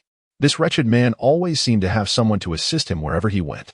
As Qingyi led Chiemo away, she remarked, "I thought this garden belonged to you. I didn't expect you would genuinely come to the mountain as a laborer. But it's fortunate that an elder has already taken notice of you. Work diligently, and perhaps you will indeed have the opportunity to enter the inner sect for cultivation." Although it is said that reaching the 5th level of Qi refinement is no simple feat, the expectations placed upon Chiemo by the elder are undeniably high. It took Qingyi, who was personally taken under the wing of the 3rd elder at the foot of the mountain, over 2 years to ascend from a mere mortal to the 5th level of Qi refinement, even with the abundant resources of the inner sect. For Chiemo, A mere errand boy devoid of resources, to aspire to achieve the same within 3 years seems akin to scaling the heavens. Qingyi glanced around, then lowered her voice to inquire. Chiemo, could you quietly tell me which elder set this wager with you? Chiemo offered an awkward smile and replied, actually, I am unaware of which elder it is. All I know is that he dwells in seclusion on the back mountain. I have been delivering meals to him. An elderly from the outer sect refers to him as Elder Lin. Elder Lin. Qingyi's beautiful eyes widened in astonishment. You have caught the attention of Elder Lin? He is akin to a monk sweeping the floors of Huangzhou Mountain, possessing cultivation deeper than that of the 3 elders of the inner sect. There are even rumors that Elder Lin is a figure who could rival the Mountain Lord. She cast a look of envy towards Chiemo. However, Chiemo felt somewhat perplexed. Yet he could surmise from Qingyi's expression that Elder Lin must indeed be an extraordinary person. Qingyi, with utmost seriousness, urged Chiemo, regardless of the circumstances. You must seize this opportunity. After speaking, she removed a jade talisman from around her neck and personally bestowed it upon Chiemo. Once adorned, she added, wear this talisman diligently, it will enhance your cultivation speed. Remember, you must, without fail, become a disciple of Elder Lin. If you truly become his student, your future will be boundless. Chiemo felt a blush creeping to his cheeks from Qingyi's affectionate gesture, hastily shifting the subject. With averted gaze, he quickly asked, Elder Qingyi, didn't you mention there were some chores to attend to in your cave abode? We must hurry, darkness approaches. Qingyi couldn't suppress a laugh. You foolish boy, I merely offered you an excuse to ease your conscience. Quickly return and devote yourself to your cultivation. Oh, is that so? Chiemo belatedly grasped the situation. Then I shall take my leave, Elder Qingyi. Return safely. Qingyi waved her hand, and as if recalling something, suddenly added, by the way, from now on, you may call me Sister Immortal. I prefer that title, as Elder feels rather distant. Very well, Sister Immortal, Chiemo exclaimed, clutching his cleaning tools as he hurried down the Yohao Peak. Just as Qingyi intended to return to her dwelling, an elegantly dressed and beautiful woman appeared behind her, seemingly having materialized from thin air. With a serious countenance and a hint of authority, she reproached Qingyi. Have you truly given the spirit jade entrusted to you by your master to a mere errand boy? Lowering her head, Qingyi spoke in a tone of playful defiance. Master, Chiemo has caught the eye of Elder Lin, who has tasked him with reaching the 5th level of Qi refinement within 3 years. Without assistance, he surely cannot achieve it. Chosen by Brother Lin, you say? The noblewoman's previously authoritative gaze softened momentarily, her tone easing as she spoke, given the circumstances. I shall not hold it against you this time. However, should you wish to bestow the gift I have given you upon another, you must inform me beforehand. The spirited girl in green flashed a playful smile and replied, Understood, master. Now, off to cultivate. There are few here at Yuhuang Peak with talents surpassing yours. Yet they squander their days in frivolity, neglecting their studies. When will you cease to be a source of worry for me? With a cheeky tongue gesture towards the noblewoman, the girl skipped away. When Chiemo returned to the affairs room, the night had fully enveloped the sky. On the dormitory table lay 3 spirit stones and a bottle of marrow-cleansing liquid, while Zhang Qingtai slumped over the table, his interest waning as he gazed at the stones, occasionally reaching out to touch them with curiosity. The servants at Huangzhou Mountain were permitted to cultivate. The outer sect elders had provided them with a manual on the Xianhuang body refinement technique. However, they lacked spirit stones and marrow-cleansing liquid. Thus, when he saw Li Haoran personally delivering these items to Chiemo, he felt a deep-seated envy. Upon entering, Chiemo found Zhang Qingtai sitting up straight, exclaiming, These items were sent by Elderly, designated as your allowance for this month.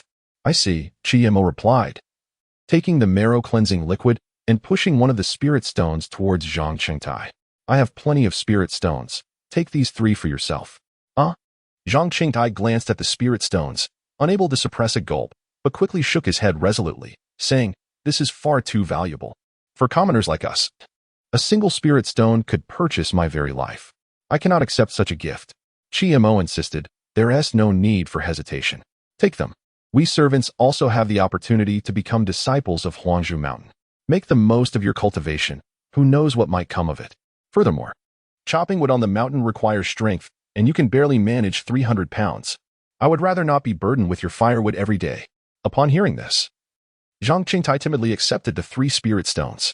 Chiemo then prepared hot water, intending to use the marrow-cleansing liquid immediately, while also testing the efficacy of the spirit jade gifted by his celestial sister. As before, Chi-Mo poured the entire bottle of marrow-cleansing liquid into the water, planning to cultivate through the night. With the dual enhancement of the marrow-cleansing liquid and spirit jade, Chi-Mo consumed over 20 spirit stones in a single night. Regrettably, he did not reach the 4th level of Chi refinement. The energy required to ascend each level nearly doubled with each advancement. Chi-Mo estimated that he would need to wait until next month to acquire another bottle of marrow-cleansing liquid to achieve the 4th level. However, this pace was remarkably swift for him. For cultivators of average talent, it was commonplace to take 3 to 5 years, or even a decade, to ascend by a single level.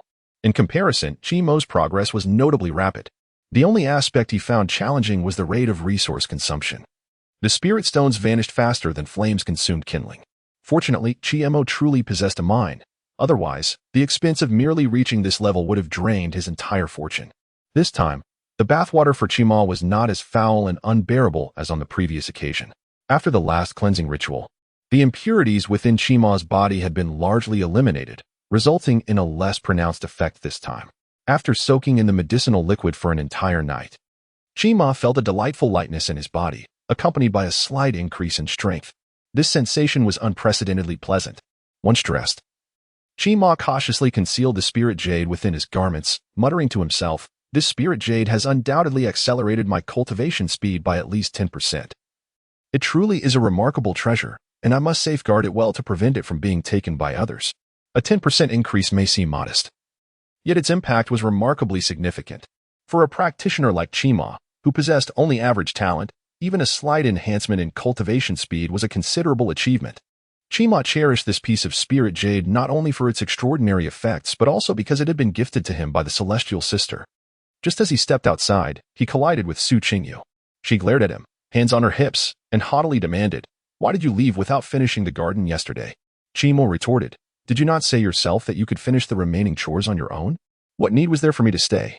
Su Qingyu was momentarily speechless. Indeed, she had uttered those words, but only out of necessity when Qingyi had come looking for someone. Frustrated, she insisted, "I don't care. Since you left the garden untidy, you must face punishment today. Prepare yourself." With that, she unexpectedly lunged forward with a sword, aimed directly at Chi-Mo's throat. Fortunately, he had been prepared. He tilted his head just in time to narrowly evade the strike. In response, he clenched his fists and struck her abdomen with considerable force. With a resounding thud, Su Qingyu was sent sprawling backward. "Why you, a mere servant, dare to retaliate?" she exclaimed from the ground, blood staining her lips, her eyes burning with fury as they fixed on Chi-Mo. His gaze, however, was chillingly cold. "And what of it? Should you dare to strike again, I will not hesitate to end your life." Chi-Mo's tone was even more frigid than his gaze, devoid of any semblance of a threat. It was a statement of intent. A shiver ran down Su Qingyu's spine. Recalling their previous encounters, she realized that Chi-Mo had harbored murderous intent each time, and this instance was no exception. Should she provoke him further, he would indeed kill her without a second thought. Yet, despite this, her noble royal bloodline fueled her arrogance. She rose to her feet. Exuding pride as she declared, "You wouldn't dare. If even a single hair on my head is harmed, you will find no place to die. And your family will meet the same fate." Chi-Mo replied coolly, "That would only be a concern after I have killed you. Besides, I have long since lost my family. Your threats hold no weight with me. A life for a life, and I stand to gain far more, Your Highness." As Chi-Mo and Su Qingyu crossed paths, it was only at this moment that Su Qingyu became acutely aware that her back was thoroughly drenched in perspiration. This Chi-Mo was undeniably a madman. How could she, a person of her stature, feel a sense of trepidation towards such a lowly individual? Yet, it was understandable. He was indeed insane. And her fear of him was hardly surprising. Quickly, Su Qingyu dispelled this thought from her mind, for in the realm of cultivation, such emotions were the greatest taboo. Should fear give rise to inner demons, it could lead to catastrophic repercussions in her future endeavors. She gazed at Chi-Mo's retreating figure, clenching her fists, and vowed silently, "So what if he is stronger than me for now? The day you formally enter the inner sect is still a distant future. During this time, I shall surpass you and trample you beneath my feet. Chi-Mo, just you wait. The indignities I have suffered at your hands these past few days will be repaid in full, one by one." Time flew by, and a month had swiftly passed. After consuming yet another bottle of cleansing elixir, Chi-Mo finally reached the 4th stage of Chi refinement, astonishing the old man at the back mountain with his rapid progress. The old man scrutinized Chi-Mo from every angle, probing his body thoroughly. yet he could discern no particular secret. The only notable finding was a piece of reasonably good quality spirit jade, which, while it could enhance Chi-Mo's cultivation speed, certainly could not account for his remarkable advancement within such a brief span of 2 months. With a peculiar expression, he inquired, "Young man, speak honestly, how many resources have you utilized over these past 2 months?" Chi-Mo sheepishly scratched his head and replied with a smile, "Well, not much really, just a few hundred spirit stones and 2 bottles of cleansing elixir. I haven't even touched the gathering pills you provided, senior." "A few hundred spirit stones?" The old man's voice involuntarily rose several octaves. Such a sum was trivial to him, but for Chi-Mo, it was a different matter entirely. The old man had assumed Chi-Mo hailed from a destitute background. Yet he was astonished to learn that this young man could procure such a considerable amount of spirit stones. He had indeed underestimated him. "How many spirit stones do you have left?" Chi-Mo replied truthfully, "I haven't counted precisely, but roughly speaking, I should have close to 10,000. With a darkened expression, the old man questioned, "Do you happen to have a mine at home?" "Senior, you jest. I come from a humble background. I found all these in the den of bandits at the foot of the mountain. After dispatching them, their treasure trove became mine." Chi-Mo chuckled awkwardly, evading further details. Indeed, he did have a mine. However, it was not something he could share with just anyone. "Then I suppose this is your fortuitous opportunity." The old man, perceptive enough to detect Chi-Mo's evasive remarks, chose not to dwell on them. This was Chi-Mo's own destiny, although the young man's talent may have been somewhat lacking. The abundance of spirit stones at his disposal would ensure that his cultivation could keep pace, relieving the old man of the need to worry about his resources. In truth, Zimmer did not fully disclose to the old man that his expansive Chinquan bag was brimming with treasures, far exceeding the mere thousands. It was filled to the brim, enough to support Zimmer through the foundational stage of cultivation. While the two were conversing, a sudden rumbling echoed from the summit of Huangzhou Mountain, where a purple lightning bolt coiled atop the palace roof. The thunderous sound resonated, prompting both of them to turn their gaze. Not only they, but the disciples and elders within the mountain gates also turned their attention, captivated by this extraordinary spectacle. Upon witnessing this phenomenon, Zimmer was filled with astonishment and quietly inquired, "Is someone undergoing tribulation?" Zimmer had garnered considerable understanding of the affairs of cultivators, and upon seeing the tempestuous display, he instinctively assumed it was a tribulation. The old man chuckled lightly and replied, "The Huangzhou Mountain is renowned in the Qianyuan kingdom. It barely qualifies as a third-rate sect in the grand scheme of the great Jiuzhou. It is rather improbable that we could nurture a cultivator capable of transcending tribulation. Furthermore, it has been ages since any cultivator has ascended through tribulation in this realm." Zimmer pressed further, "Then what is the cause of this phenomenon?" The old man recounted, "A few months ago, 2 disciples returned from the foothills with a young girl, said to possess an exceptional lightning root. It is likely that this spectacle is a result of her awakening." Zimmer was astounded. Could an awakening truly summon such a grand phenomenon? Reflecting on his own awakening, he had not summoned even a trace of such grandeur, let alone consumed several spirit stones in the process. The old man marveled. This time, Huangzhou Mountain has truly stumbled upon a rare talent. Not only does she possess an exceptional spiritual root, but she also wields a lightning root beyond the 5 elements. Soon, she may become a formidable warrior. However, Zimmer's thoughts had drifted far from the old man's words. The young girl brought back months prior? Perhaps it was the little bell. At that time, the celestial sister and the sword-concealing immortal had both been effusive in their praise of the bell's innate talent. Yet he had not anticipated it to be of such extraordinary caliber. Perhaps in the future, she would ascend to become a golden core cultivator, or even reach the higher echelons of the nascent soul stage. As for beyond that, Zimmer dared not to imagine. Such figures were the stuff of legends. Noticing Zimmer's silence, the old man assumed he was disheartened and offered further consolation. Each individual has their own destiny. Although your talent may not rival that of the young girl, the path of cultivation is unpredictable. Besides talent, one's disposition, fortune, and diligence are equally paramount. You possess all 3 qualities. If you cultivate earnestly, you too can achieve great success in the future. Thank you, senior. I shall take my leave." After bidding farewell to the old man, Zimmer hurriedly departed from the back mountain, returning to the main peak of the mountain. The old man watched Zimmer's retreating figure and sighed deeply with a sense of profound understanding. He muttered to himself, "This young lad has endured hardships since childhood. His resilience is beyond the ordinary. He should not be easily swayed by such matters." However, A person who has endured hardships from a young age and exerted greater effort often finds himself grappling with an imbalance within, which may unwittingly give rise to inner demons. The elderly man sighed deeply and mused. If such inner turmoil truly arises, it is but his fate, and I can only lament my own misjudgment. Chiemo hurriedly returned to the chores room. Upon entering, he immediately inquired of Zhang Qingkai, "Did you witness the strange phenomenon atop the main peak today?" Zhang Qingkai nodded and replied, "Indeed, I did. I heard from the servants working there that it was triggered by a particularly esteemed disciple from the inner sect who has just awakened their potential, rumored to possess an exceedingly rare supreme lightning spiritual root. Upon awakening, they directly ascended to the third level of Qi refinement." Chiemo pressed further. "Do you happen to know the name of this disciple?" Zhang Qingkai furrowed his brow, pondering for a moment.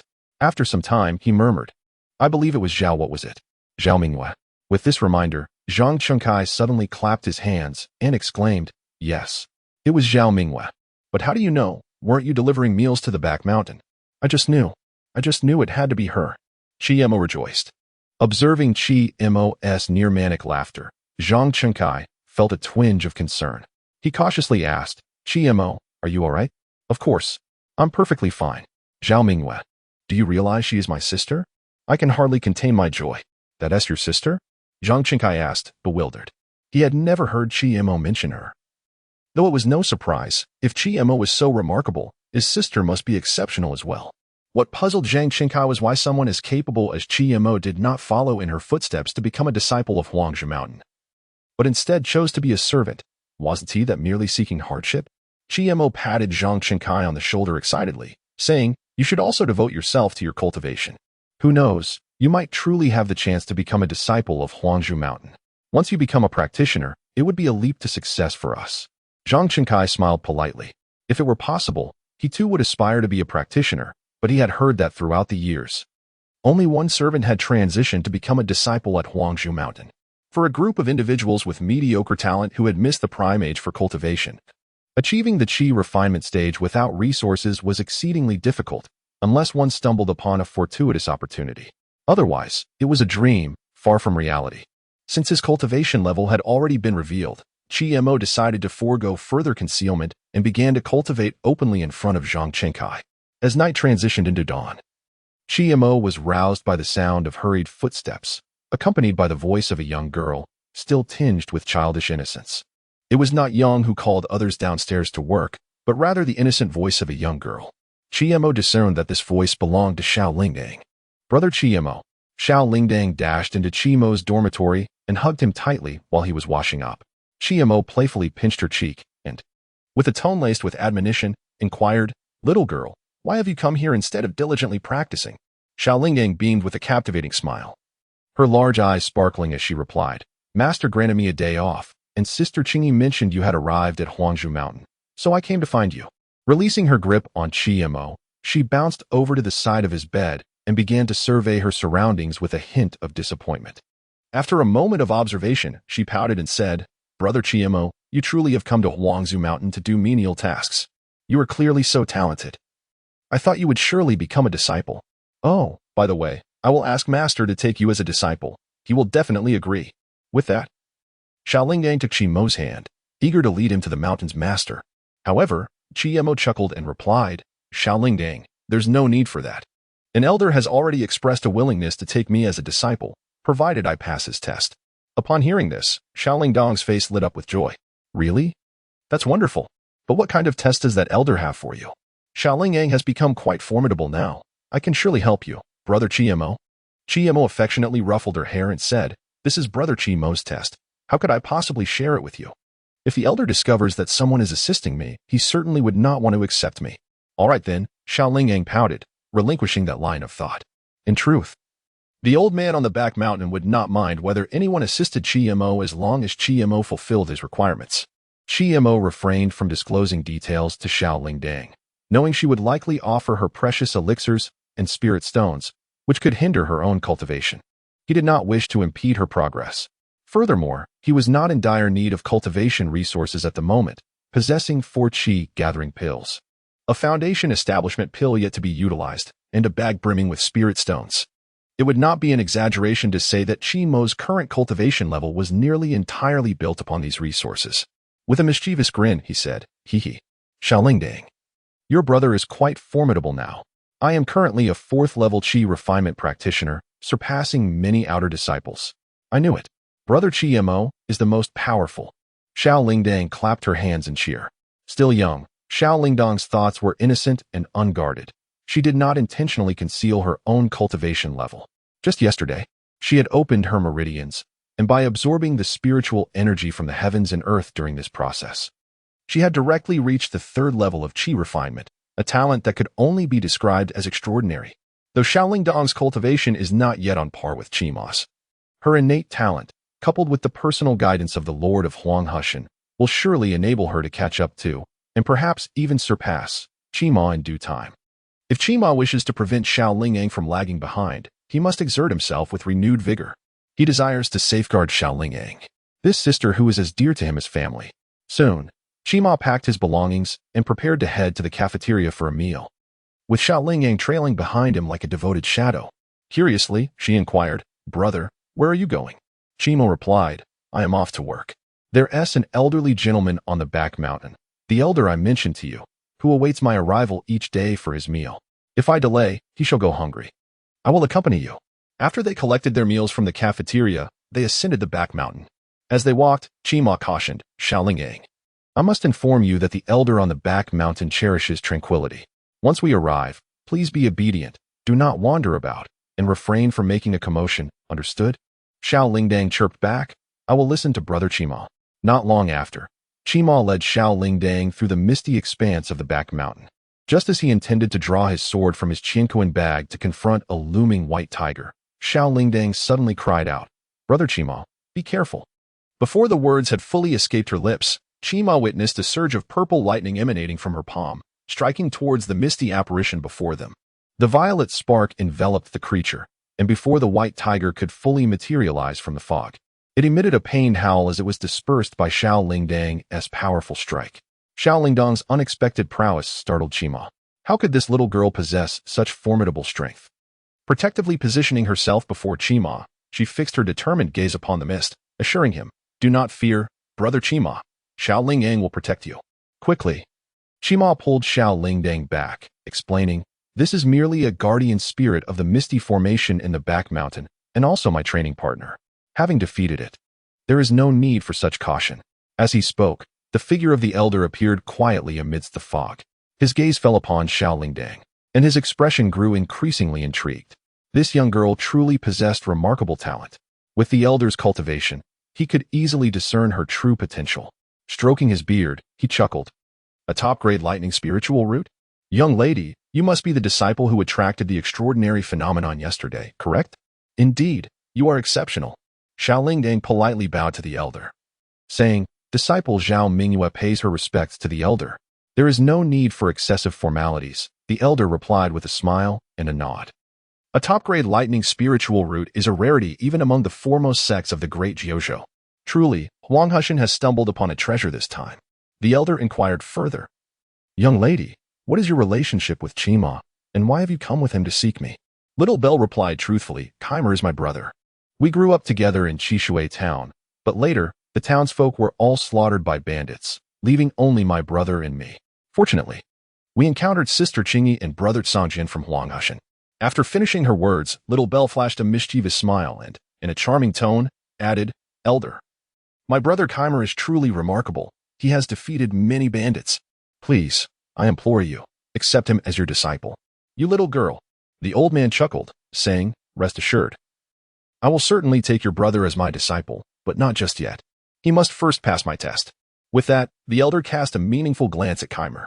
In truth, as long as Keimer wished, he could easily reach the 5th level of Qi refinement with the aid of a Qi-gathering pill. The elder was well aware of this. However, Keimer chose not to do so.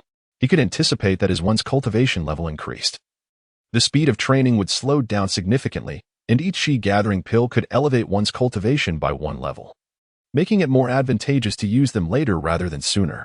Keimer was rather ambitious. Nevertheless, at his current pace, reaching the 5th level of Qi refinement within 3 years would be a trivial feat. No wonder this lad rushed down the mountain in a frenzy after witnessing the celestial phenomenon on the main peak yesterday. He had already guessed that it was his sister who had caused it. He felt a pang of worry for him, fearing he might have been disheartened by witnessing the exceptional talents of others, which prompted his hasty descent. Keimer chuckled, shamelessly inquiring, "Old senior, my sister has already shattered that white tiger today. Do I still need to battle it?" The elder's expression darkened, and he reprimanded, "Nonsense, of course, you must practice." Keimer wore a bitter expression. Under the elder's deliberate control, each time Keimer defeated the white tiger, it would grow slightly stronger. Every encounter felt quite formidable for him. While he often emerged victorious, it invariably came at a cost, particularly since his previous sword was broken by a guard besides Su Qingyu. He now had to rely on a common iron sword, which proved woefully inadequate against the white tiger, making victory all the more elusive. After a protracted struggle, Keimer finally managed to disperse the white tiger before his strength was entirely exhausted. "Brother is amazing." Little Belle clapped her hands and cheered. Keimer could only smile wryly. Little Belle, despite being one level lower in cultivation than him, had effortlessly shattered the white tiger with a single palm strike. While he had to endure a lengthy battle to barely defeat it, the disparity in talent was evident, transcending mere differences in training speed. Progress is being made, but your swordsmanship requires significant refinement. Consider this sword as your reward, the elder said, producing a long sword from his sleeve and planting it before Keimer. The sword was a vivid crimson, and even while merely resting on the ground, Keimer could perceive its sharpness. On the edge of the blade, wisps of ethereal energy meandered gracefully. Undoubtedly, this was a spirit sword. However, its rank was not particularly high, merely brushing the threshold of a spirit sword, lacking even a sword spirit. What a beautiful sword! Chiemo drew the long sword, his eyes sparkling with joy. After admiring it for a considerable time, he inquired, "Esteemed elder, what is the name of this sword?" "A name?" The old man huffed. "I have no time to bestow names upon swords. If you wish for one, then name it yourself." Chiemo scratched his head. He had only a rudimentary education, merely recognizing characters. Naming was not his forte. If he inadvertently chose a clumsy name, it would only invite ridicule, so he decided against it. He contemplated strapping the sword to his back, but then realized that only disciples of Huangzhou Mountain did so. As a mere servant, it would be rather ostentatious. He resolved to wait until he officially became a disciple before bearing the sword. As Chiemo was engrossed in studying the spirit sword, the jade token at Xiaoling's waist suddenly glimmered, and her expression shifted to one of alarm. She hurriedly bid farewell to Chiemo and the elder, exclaiming, "Brother Chiemo, elder, my master is looking for me. I must take my leave." With that, she dashed away. Chiemo chuckled softly. The little girl had deceived him, claiming the mountain master had granted her a day off, when in truth, she had sneaked out. The elder, hands clasped behind his back, faded into the mountain mist, his voice echoing in the rear mountain, for the time being. "You need not come to the back mountain. Focus on your cultivation, and return once you reach the 5th level of Qi refinement." Chimo's growth had exceeded the elder's expectations, not only in the speed of his cultivation but also in his comprehension of sword techniques and martial skills, far surpassing that of ordinary cultivators. In a sense, Chimo was also a genius, though his talent was not as overt as Xiaoling's and required careful excavation to unlock its fullest potential. The reason the little girl could disperse the white tiger with a single strike was due to her exceptional lightning affinity, an embodiment of pure talent, devoid of any substantial technique. The elder mused, "Such a genius, one wonders how far they can go." Returning to Chiemo as he descended the mountain, he encountered Su Qingyu blocking his path. Chiemo immediately became wary. What was this woman plotting? Did she truly not fear for her life? She suddenly lunged forward with a sword strike, but this time, her movements were far more forthright, occurring right under Chimo's nose. Su Qingyu's swordsmanship had grown significantly sharper, evidently the result of rigorous training. Her aura was markedly more formidable, clearly having reached the 5th level of Qi refinement. Over the past few days, Su Qingyu had endeavored to calm her mind and cultivate, yet each time she began, memories of Chiemo defeating her would intrude, preventing her from finding tranquility. Thus, she returned once more. With a delicate step, Keimer moved like the wind, gliding backward. Witnessing his graceful movements, Su Qingyu's anger intensified, for his technique bore an uncanny resemblance to her own. She exclaimed with authority, "The wind spirit step? This is a secret art of the Qianyuan royal clan. How did you come to master it?" Keimer chose not to respond to her inquiry. Instead, He drew the spirit sword gifted to him by the elder from his chinkoan pouch. He effortlessly deflected the sword that Su Qingyu had thrust at him and then lunged forward with another strike aimed at her chest. However, to his dismay, his sword halted a mere 3 inches from her, unable to advance further. It felt as though his blade were ensnared in a torrent, for as he drew near, he sensed chaotic currents that diminished his strength significantly. She pressed him. The wind spirit step is a forbidden secret of my royal lineage. How did you learn it? Yet Keimer retorted dismissively, what nonsense. I have no interest in your wind spirit step.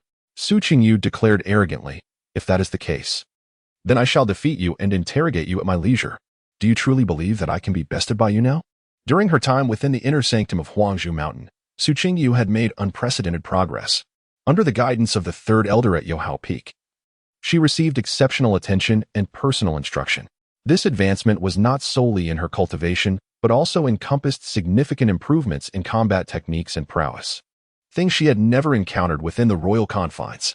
Then, with a cold shout, Su Qingyu summoned a tempestuous force around her, propelling Keimer through the air until he crashed violently into a sturdy tree, the trunk splintering under the impact. Observing his disheveled state, a surge of satisfaction swelled within her. The burden that had weighed upon her heart was finally shattered by her own hand. With an air of haughtiness, she regarded Keimer as one might regard an insignificant insect. Now, tell me, from whence did you acquire your wind spirit step? I may consider sparing your life. However, before her words could fully escape her lips, she beheld Keimer rising from the ground. He wiped the blood from the corner of his mouth, his eyes ablaze with the spirit of battle, akin to a roaring flame. The wind spirit root. Indeed, Su Qingyu possessed a wind spirit root, and its quality far surpassed Keimer's mixed root. Her expression was one of pride as she declared, I am indeed a rare wind spirit root, a second-grade root with minimal impurities. I am but a hair's breadth from achieving a first-grade root. Spirit roots are classified into 5 tiers. The unusable waste roots, the barely cultivable mixed roots, also known as third-grade roots, both of which can only yield commoners or mediocrities. Above these are the second-grade roots, which are of above-average talent, often with few impurities, revealing the primary attributes of the spirit root. The fewer the impurities, the more potent the root, and thus the greater the innate talent. A singular attribute constitutes a first-grade root, qualifying one as a genius, while above this lies the even rarer premium roots. Exceptional spiritual roots are often far more powerful than the first-grade spiritual roots of the same attribute, or they may be exceedingly rare single-attribute exotic spiritual roots. For instance, the exquisite thunder spiritual root of the little bell, as well as the innate sword cultivator's sword spiritual root, the remarkably swift cultivation of the celestial spiritual root, and the inherently sinister cultivation of the yin spiritual root. Su Qingyu possesses the capital of pride, as she is merely a hair's breadth away from genius. Allow me to witness the true prowess of exotic spiritual roots beyond the 5 elements. Qiyemo once again brandished his sword. His swordplay was astoundingly intricate, each strike capable of being either a deceptive feint to lure the enemy or a thunderous killing blow. However, this was contingent upon Qimo's ability to breach the protective airflow surrounding Su Qingyu. As Qimo's sword once again hovered before her, Su Qingyu let out a derisive cold laugh. Ha! You overestimate yourself. The chasm between us cannot be bridged by such a trifling sword technique. Yet, scarcely had her words fallen when a crimson flame erupted from Qimo's sword like a venomous serpent. In an instant, that flame enveloped her entirely. In a state of panic, Su Qingyu swiftly summoned her spiritual energy to counter Qimo's flames and retreated. Her reaction was swift, but even so, a few strands of her hair were singed, and her beautiful visage and garments bore several blackened stains, rendering her somewhat disheveled. That long-forgotten sensation of fear once again clung to her heart. Qimo, enough. Just as Qimo prepared to press his advantage, a venerable and powerful voice resonated from the misty heights, and the figure of the elder reappeared, interposing himself between the two. Elder Lin. Su Qingyu exhaled a sigh of relief. Thank goodness, salvation had arrived. The elder spoke with a calm demeanor. What Qimo has demonstrated is not your Qianyuan royal family's wind spirit step, but rather the wind spirit moon shadow that I taught him. In truth, the wind spirit step is merely a fragmented version of the wind spirit moon shadow. Their similarities are to be expected, and you may verify this with the elders among the royal family. Qimo has spared your life several times. Should you continue to entangle yourself in this manner, I cannot guarantee that anyone will come to your rescue next time. Su Qingyu discerned the underlying meaning in the elder's words. If there were to be a next time, No one on Huangzhou Mountain would care about her fate. Should Chiemo seize the opportunity, her life would indeed be at stake. She performed a respectful bow towards the elder, saying, "Disciple understands. Thank you, Elderlin, for the reminder. Since you comprehend, why not depart swiftly?" Once again, Su Qingyu retreated in disgrace. This time, her confidence had suffered a significant blow, despite her immense efforts. Why was she still unable to match Chiemo? Furthermore, the royal secret technique she took pride in, the wind spirit step, turned out to be the counterfeit. This realization had dealt a severe blow to her pride as a member of the Qianyuan royalty. The figure of Chiemo loomed like an indelible shadow, pressing heavily upon her heart, an inescapable presence. Upon returning to the Bamboo Grove Peak, she unexpectedly encountered the third elder. "Master," Su Qingyu casually saluted the woman before her. The woman merely cast a fleeting glance at Su Qingyu before inquiring, "Have you once again been defeated by that servant?" The disciple was merely caught off guard. Su Qingyu attempted to explain. However, upon meeting the woman's eyes, devoid of any emotion, the words that had been on the tip of her tongue were swallowed back, and she lowered her head in silence. The woman remarked, "Is a mere servant worthy of such enmity from you? There are countless individuals in this world with greater talent and strength than you. Do you intend to harbor resentment against each one of them? Such a mindset, if it breeds inner demons, will render any significant achievement in this lifetime nearly impossible. If you remain so obstinately ignorant, I shall have to reconsider whether accepting you as my disciple was indeed a prudent choice."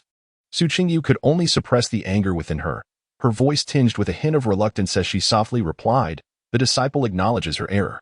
Please, master, impose punishment. Spare the punishment.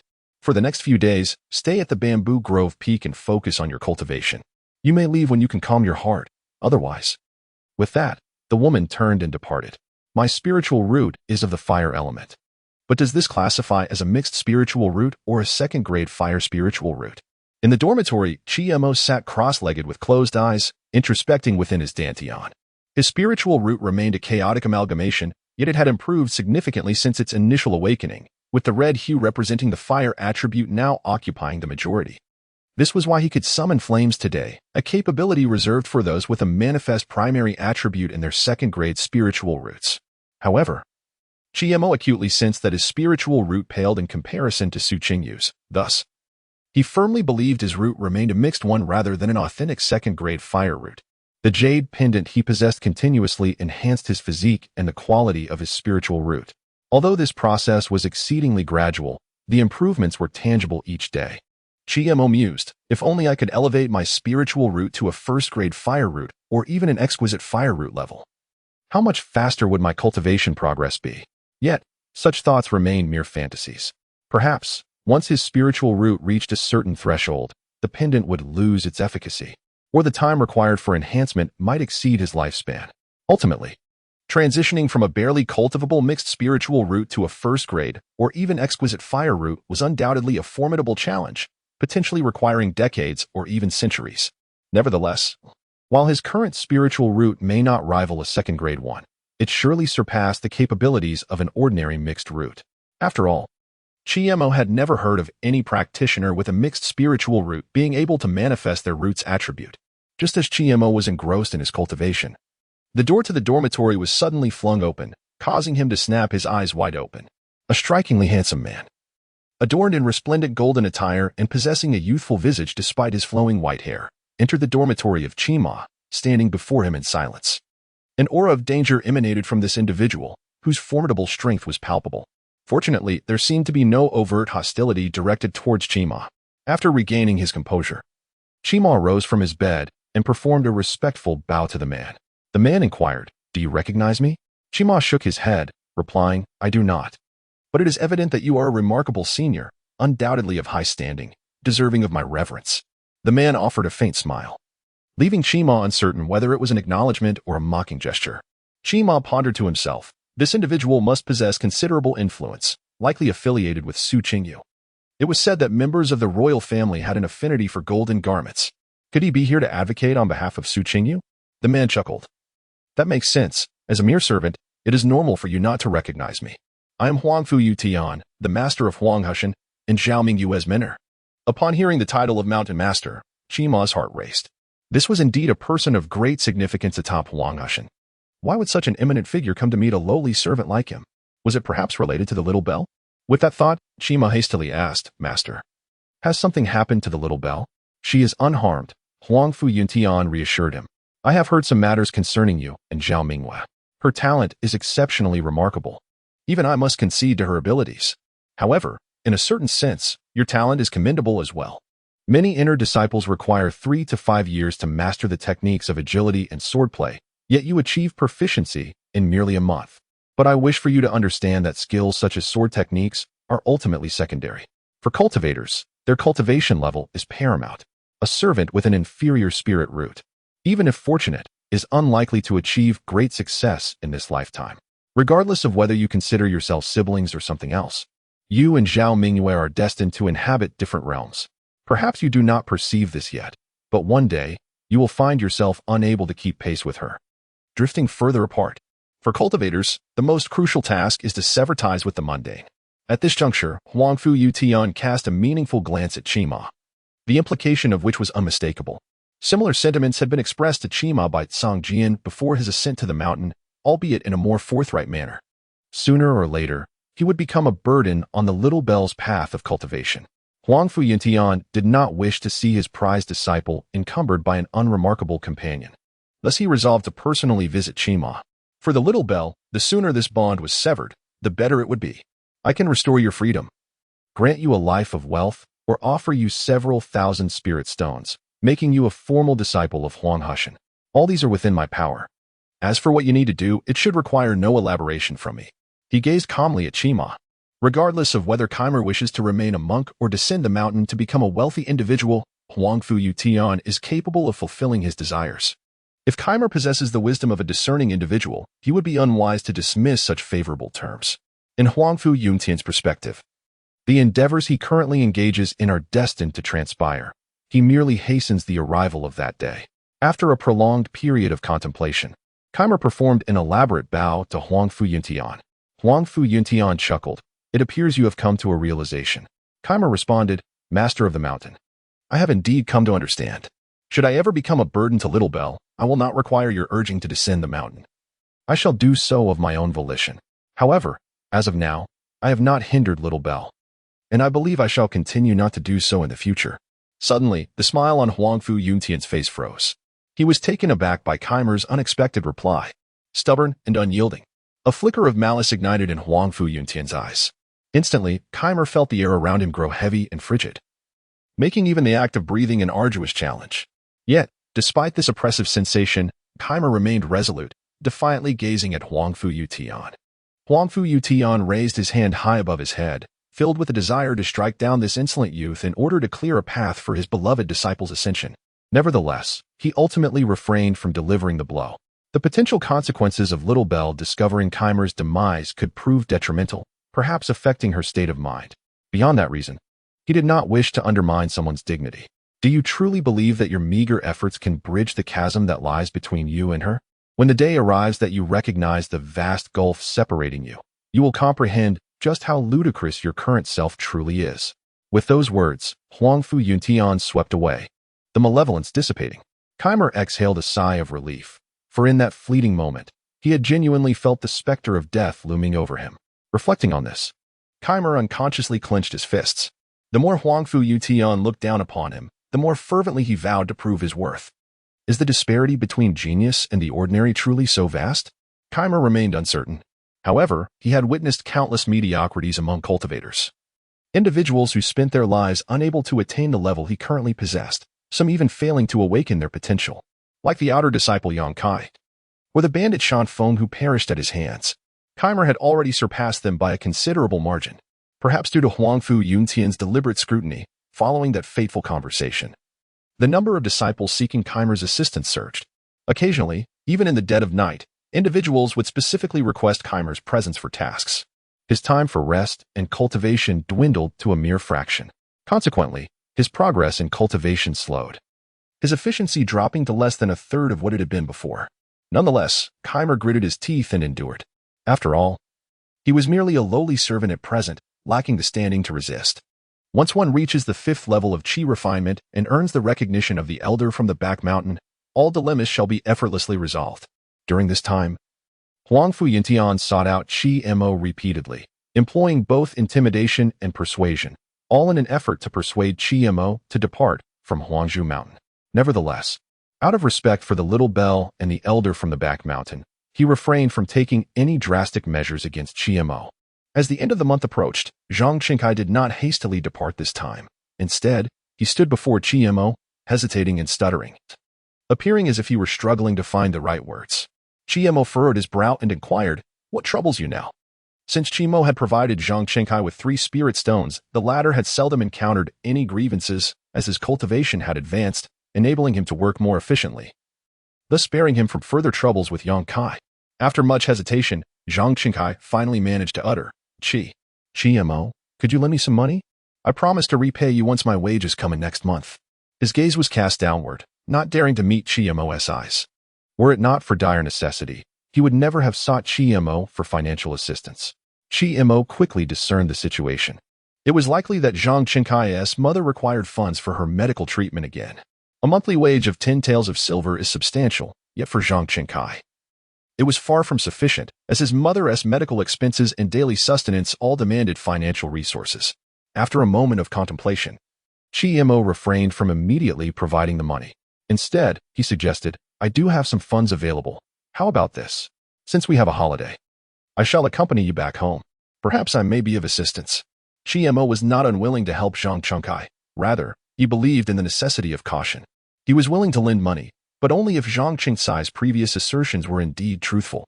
A flicker of excitement danced in Zhang Qingcai's eyes, yet ultimately, he merely expressed gratitude with a simple thank you. Qimo ascended the back mountain once more, bade farewell to the elder, and then accompanied Zhang Qingkai down the mountain. Zhang Qingcai's home lay not far beyond Long'an town. In a small courtyard, a woman with a pallid complexion and emaciated frame leaned weakly against the doorframe, her bloodshot eyes gazing hopefully into the distance, waiting for her son who would return on this day each month. At last, she spotted her son at the end of the road. "Qingkai," the woman called out, straining to raise her voice as she waved her hand, aiming to make her call reach him. She was none other than Zhang Qingcai's mother.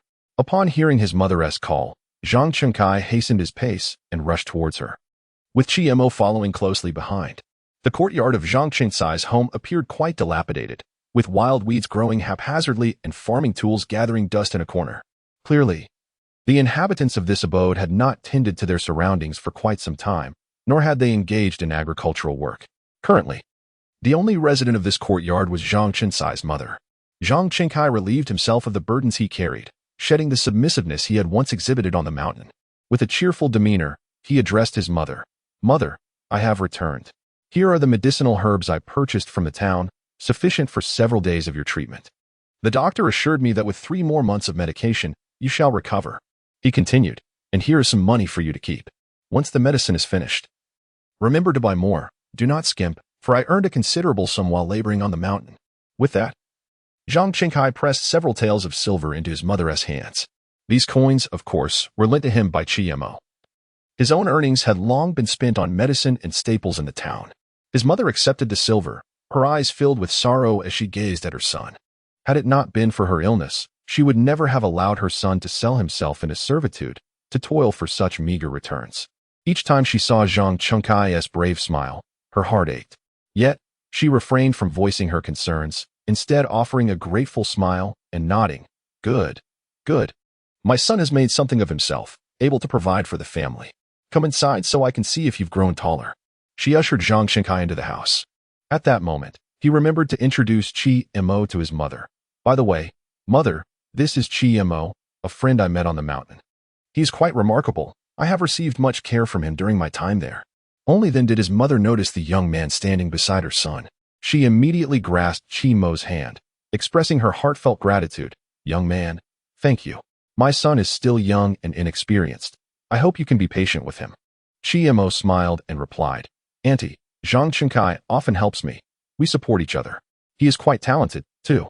The cultivation techniques taught by the mountain's immortals, he has grasped in just a few months, and perhaps he will even pursue immortality in the future." "Really?" his mother exclaimed, her face lighting up with astonishment. After all, what mother does not wish to see her child excel?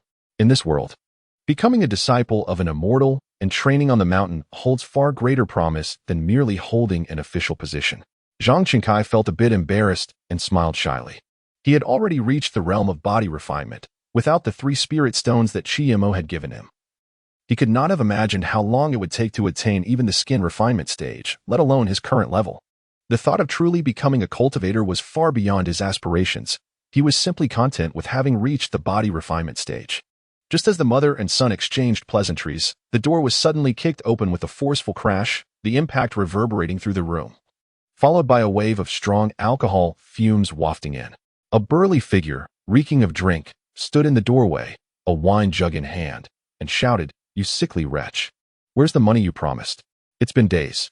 Hurry up and bring it out. I've been counting on this money to recoup my losses." Upon seeing this drunken intruder, panic instantly washed over the woman's face. She hastily rose to her feet, positioning herself between Zhang Chengkai and the intoxicated man. Upon noticing Zhang Chengkai behind the woman, the drunkard scoffed, "Oh, I never imagined this little bastard would return. He must be back to deliver you some money, right? I've heard that as a servant on Huangzhou Mountain, one earns over a dozen taels of silver a month. Hand it over quickly," the woman pleaded. "This is all the hard-earned money Chengkai has made. Please, have mercy and do not squander it on gambling. Get out of the way." The drunkard raised his hand, intending to slap the woman. However, just as his hand began to descend, Chiemo intercepted him. Upon seeing this unfamiliar face, the drunkard seethed. "Damn it. Where did this little wild brat come from? I'm disciplining my sister. If you know what's good for you, get lost and mind your own business." This drunken man was Zhang Chengsai's uncle, not only an alcoholic, but also a gambling addict. Half of the money Zhang Chengkai brought home each month ended up at the gambling table, leaving his mother in dire straits, barely able to eat, let alone afford medicine. Chimo's voice was frigid. "This is your sister's life-saving money, and you wish to squander it on gambling. And what of it?" The drunkard sneered. "You little brat. You don't know a thing.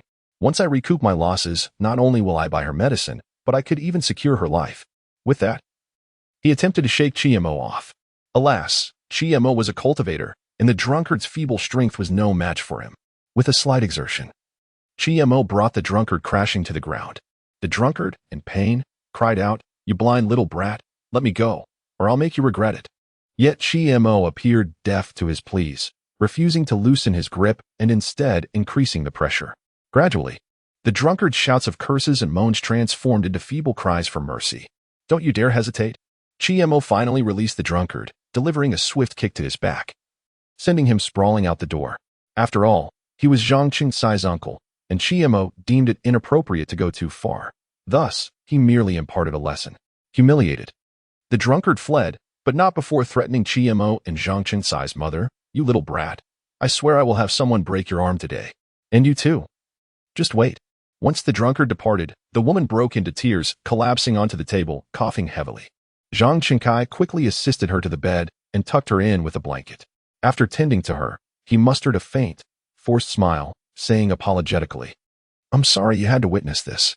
Ever since my father passed away, my uncle has frequently come to our home demanding money, and if we cannot provide it, he resorts to violence." Zhang Chengkai felt a tumultuous mix of hatred and fear toward his uncle. Zhang Chengsai's uncle possessed immense strength, and prior to ascending the mountain, he had endured numerous beatings at his hands. Although he had attempted to resist, each endeavor was met with an even more brutal thrashing.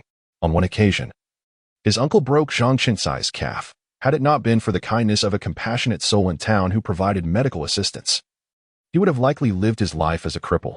Chiemo spoke with grave seriousness. "He can no longer overpower you." Zhang Chengkai remained silent in response.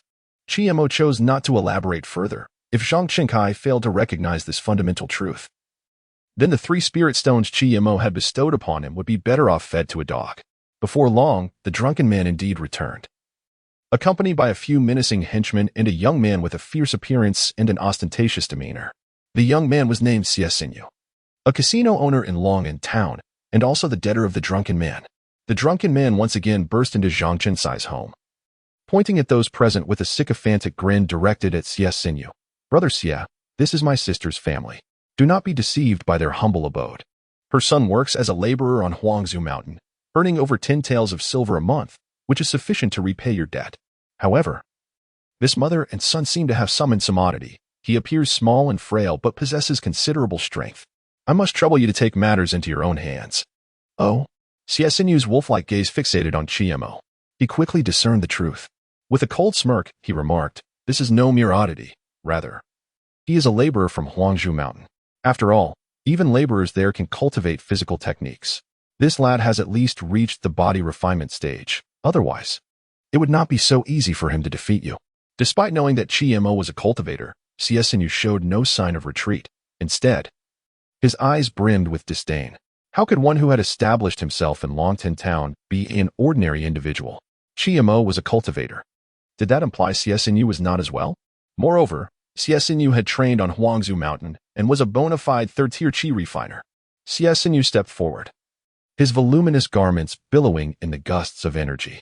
In mere moments, his aura became palpable. He sneered, "Perfect. It has been quite a while since I have faced a cultivator. Though you are merely a body refinement stage practitioner, you should suffice to satiate my desire for a good fight." Before he could finish speaking, Qi Mo's fist was already upon him.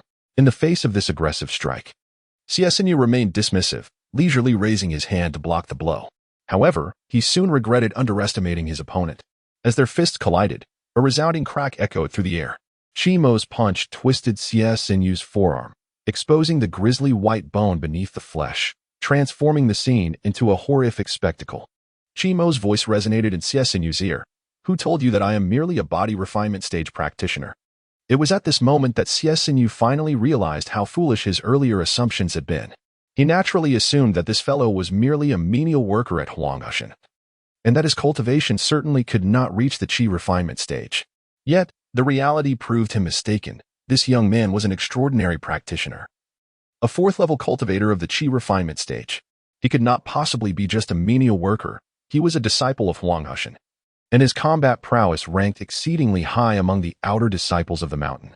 Xie Xinyu, despite the pain coursing through him, quickly shouted as he saw Qi Mo preparing to strike him down. "My elder brother is a direct disciple of the second elder of Huangzhou. If you dare to kill me, you will never be able to establish yourself here in Huangzhou." Qi Mo's voice was as cold as steel, piercing into Xie Xinyu's ears. "As long as I eliminate all of you, no one will know how you met your end. Even your brother will be unable to seek vengeance upon me." As Qi Mo's voice fell, his fist followed suit. It was only at this moment that Xie Xinyu truly felt despair. His threats bore no weight against Qi Mo, whose resolve to kill was unwavering. With a resounding thud, Qi Mo's fist struck Xie Xinyu's chest, causing it to cave in instantly. The ribs pierced through flesh, blood seeping forth and staining Xie Xinyu's garments in an instant. With that single blow, Qi Mo had claimed Xie Xinyu's life.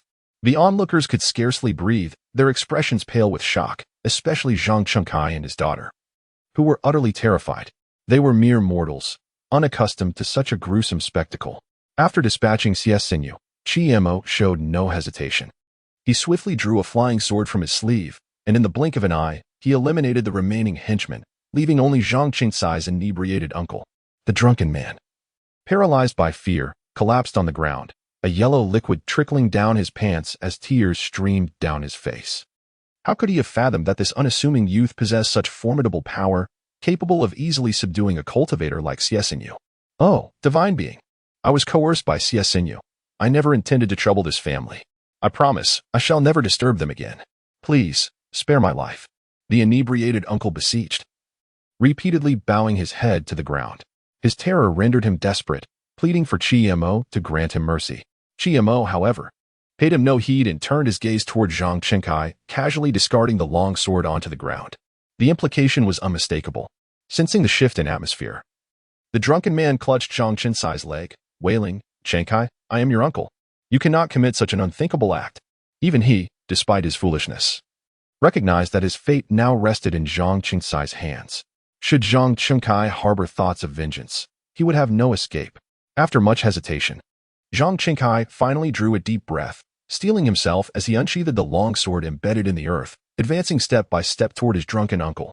"I do not wish to kill you, but as long as you live, my mother shall never find peace." The drunken man erupted in curses. "Zhang Chengkai, you wretched child. To dare slay your own uncle is to invite divine retribution." With a swift motion, the sword fell. In his final moments, the drunken man continued to hurl invectives at Zhang Chengkai. After ending the life of his uncle, Zhang Chengkai took 2 stiff steps back, discarding the sword from his hand, his gaze vacant as he aimlessly wiped the blood from his body. Whether it was fear or revulsion, he could not tell. The blood had seeped into his clothing, and scrubbing it clean proved futile. prompting him to remove his outer garment entirely. Once he had completed this grim task, he sank to the ground, gasping for breath, his eyes hollow as they fixated on the corpse before him. The scoundrel who had tormented his mother for years had finally met his end at his hands. At this moment, he was uncertain whether he felt exhilaration or dread. Nonetheless, his heart raced rapidly. The mother and daughter knelt on the ground, weeping in each other's embrace. Observing this poignant scene, Zimmer, surprisingly, felt little emotion. Such is the nature of the world. Only with a strong fist can one possess the fortitude to stand tall and survive. After a considerable time, the mother and daughter gradually regained their composure, while Zimmer had already disposed of all the corpses in the courtyard. Zhang Chengkai remained somewhat dazed and asked, "If I hadn't killed him, would you have taken matters into your own hands?" "Certainly," Zimmer replied without hesitation. He had no intention of allowing these individuals to live, including Zhang Qingcai's despicable uncle, especially since he had witnessed himself slaying Xie Xinyu. Zimmer did not wish to leave a loose end. If word got out, it could spell trouble if Xie Xinyu's inner sect disciple brother came looking for him. After all, Zimmer had yet to amass the strength to contend with the inner disciples of Huang Hushan. At the very least, he needed to reach the 5th level of qi refinement. Zimmer continued, "If you do not kill him, I will take action myself, albeit I would be quite disappointed in you. To possess strength greater than that of an ordinary person yet fail to protect your own mother is a sheer waste of the spiritual stones I bestowed upon you." Zhang Qingkai fell silent. After a long pause, he finally spoke in an almost inaudible voice. "Thank you. You killed him yourself. Why express gratitude to me?" Zimmer did not linger any longer. After cleaning up the bloodstains in the courtyard, he returned to Huang Hushan. The next day, Zhang Qingkai also returned to Huang Hushan. He still bore the weight of his thoughts, though his demeanor was somewhat brighter than before, for the greatest trouble at home had been resolved. In a garden on the main peak of Huang Hushan, a commoner clad in simple garb knelt outside the garden in trepidation, trembling as he called into the house, "Master. It's terrible. The second master has been killed at the foot of the mountain." "What did you say?" Bang. The door was forcefully flung open by a surge of violent spiritual energy. A middle-aged man with a shadowy countenance glared furiously at the commoner and coldly demanded, "My brother is dead? Who killed him?" This man was Xie Tianyu, the biological brother of Xie Xinyu. Both had entered Huang Hushan together. However, the elder brother, Xie Tianyu, possessed superior talent and had joined the inner sect, while the younger brother, Xie Xinyu, with more modest gifts, chose to descend the mountain to establish a gambling house in Longan town to amass wealth. One brother sought to enhance his strength, while the other focused on accumulating riches. Although Xie Tianyu had always looked down upon the unlearned Xie Xinyu, he could not ignore the fact that he was his own brother. How could he not seek vengeance for his death? The commoner stammered, I don't know. All I know is that before he left, a gambler came to see him, and he went out with that gambler. Moreover, it seems that gambler is a relative of some menial worker on the mountain, I think. This matter should be closely related to him. A relative of a menial worker? I must see which menial has the audacity to act so brazenly. Xie Tianyu inquired once more, "Pray tell, what is the name of that menial?" "It seems to be Zhang Qingkai." A chilling smile suddenly crept across Xie Tianyu's furious visage as he muttered to himself, "Zhang Qingkai, is it? Very well. This worthless fool has met his demise at the hands of a mere servant. However, I am most curious to see what capabilities this menial possesses." His curiosity piqued. Xie Tianyu pondered how Xie Xinyu could have fallen to a servant, for although his cultivation was modest, he should certainly have been able to contend with such a lowly opponent. With a wave of his hand, he unleashed a surge of spiritual energy, erasing the mortal before him. He then stepped out of his garden, making his way towards the servant quarters. "Young man, your aura suggests that a breakthrough is imminent. Once you achieve it, you need only complete my trial to officially become a disciple of Huang Hushan," the old man said, casting an approving glance at Chiemo.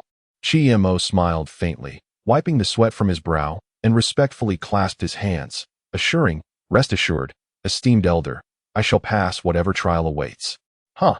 Do not speak so confidently," the elder replied, stroking his beard before vanishing into the mist. Chiemo let out a sigh of relief, feeling the barriers of his cultivation beginning to loosen. Last night, he had consumed an entire bottle of cleansing liquid, yet its efficacy seemed to diminish with each use, preventing him from making a decisive leap to the 5th level of qi refinement. Nonetheless, he believed that day was not far off. Chiemo was not anxious. Although curious about the elder's trial, he refrained from inquiring further. Once he completed the trial, he would transform from a mere servant into an inner disciple. Such a trial would undoubtedly be challenging. However, Chi-Mo harbored no doubts about his own strength. As the sun began its descent, Chi-Mo sheathed his sword, preparing to leave the mountain. Meanwhile, within the servant quarters, Xie Tianyu's expression darkened, his hands clasped behind his back, eyes glinting with malice. He addressed Zhang Qingkai, who lay on the ground like a defeated dog. I shall ask you once more, who killed my brother Xiesinyu? Of course, it was I. He brought people to bully my mother, so I took his life with a single sword strike. Zhang Qingkai gritted his teeth, forcing the words through clenched jaws. Even under Xie Tianyu's foot, he showed no signs of submission, gazing defiantly with bloodshot eyes. Chi-Mo had aided him, and he would never betray him. Xie Tianyu snorted derisively and delivered a brutal kick to Zhang Qingsai's head, growling, You? A mere servant in the flesh refinement stage? Even if Xiesinyu stood before you, you would not be able to slay him. Since you refuse to speak, I shall torment you until you are willing to divulge the truth. With that, Xie Tianyu retrieved a jade vial from his bag and pried open Zhang Qingsai's mouth, pouring the liquid from the vial into him. As soon as the liquid entered his system, Zhang Qingkai began to writhe on the ground in agony, tearing at his clothes and flesh. An overwhelming wave of pain, itchiness, and a searing sensation akin to being scorched by flames assailed him relentlessly. The torment brought him to the brink of unconsciousness. Xie Tianyu seized Zhang Qingkai by the neck and threatened, Tell me who killed my brother, and I may grant you a swift end. Otherwise, you shall suffer and perish in this agony. Despite the excruciating torture, Zhang Qingkai remained defiant, proclaiming, It was I who killed him. It was me.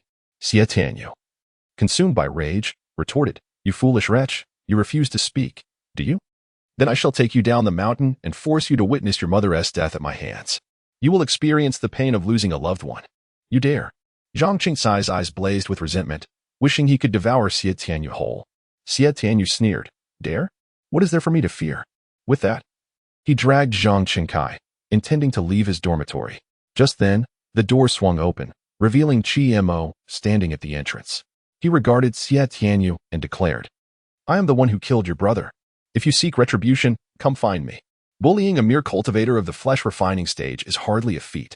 Xie Tianyu's gaze swept over Chi-Mo, perceiving no hint of spiritual energy in him, as if he were an ordinary mortal.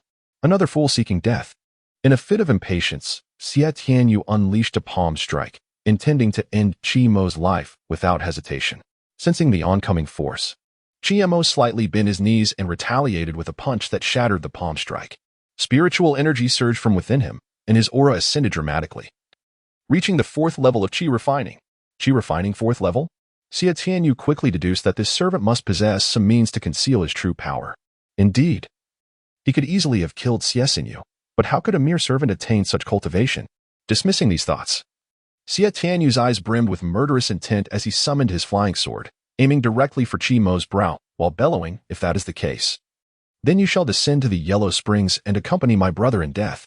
Chi-Mo, not one to underestimate the situation, also summoned his flying sword, gripping his long sword tightly as he prepared to engage Xie Tianyu in combat. Clang! Xie Tianyu's flying sword effortlessly deflected both of Chi-Mo's blades, maintaining its trajectory towards Chi-Mo's forehead. In a moment of desperation, Chi-Mo raised his sword to defend. The flying sword bent Chi-Mo's long sword and forced him back several paces before it finally lost its lethal momentum.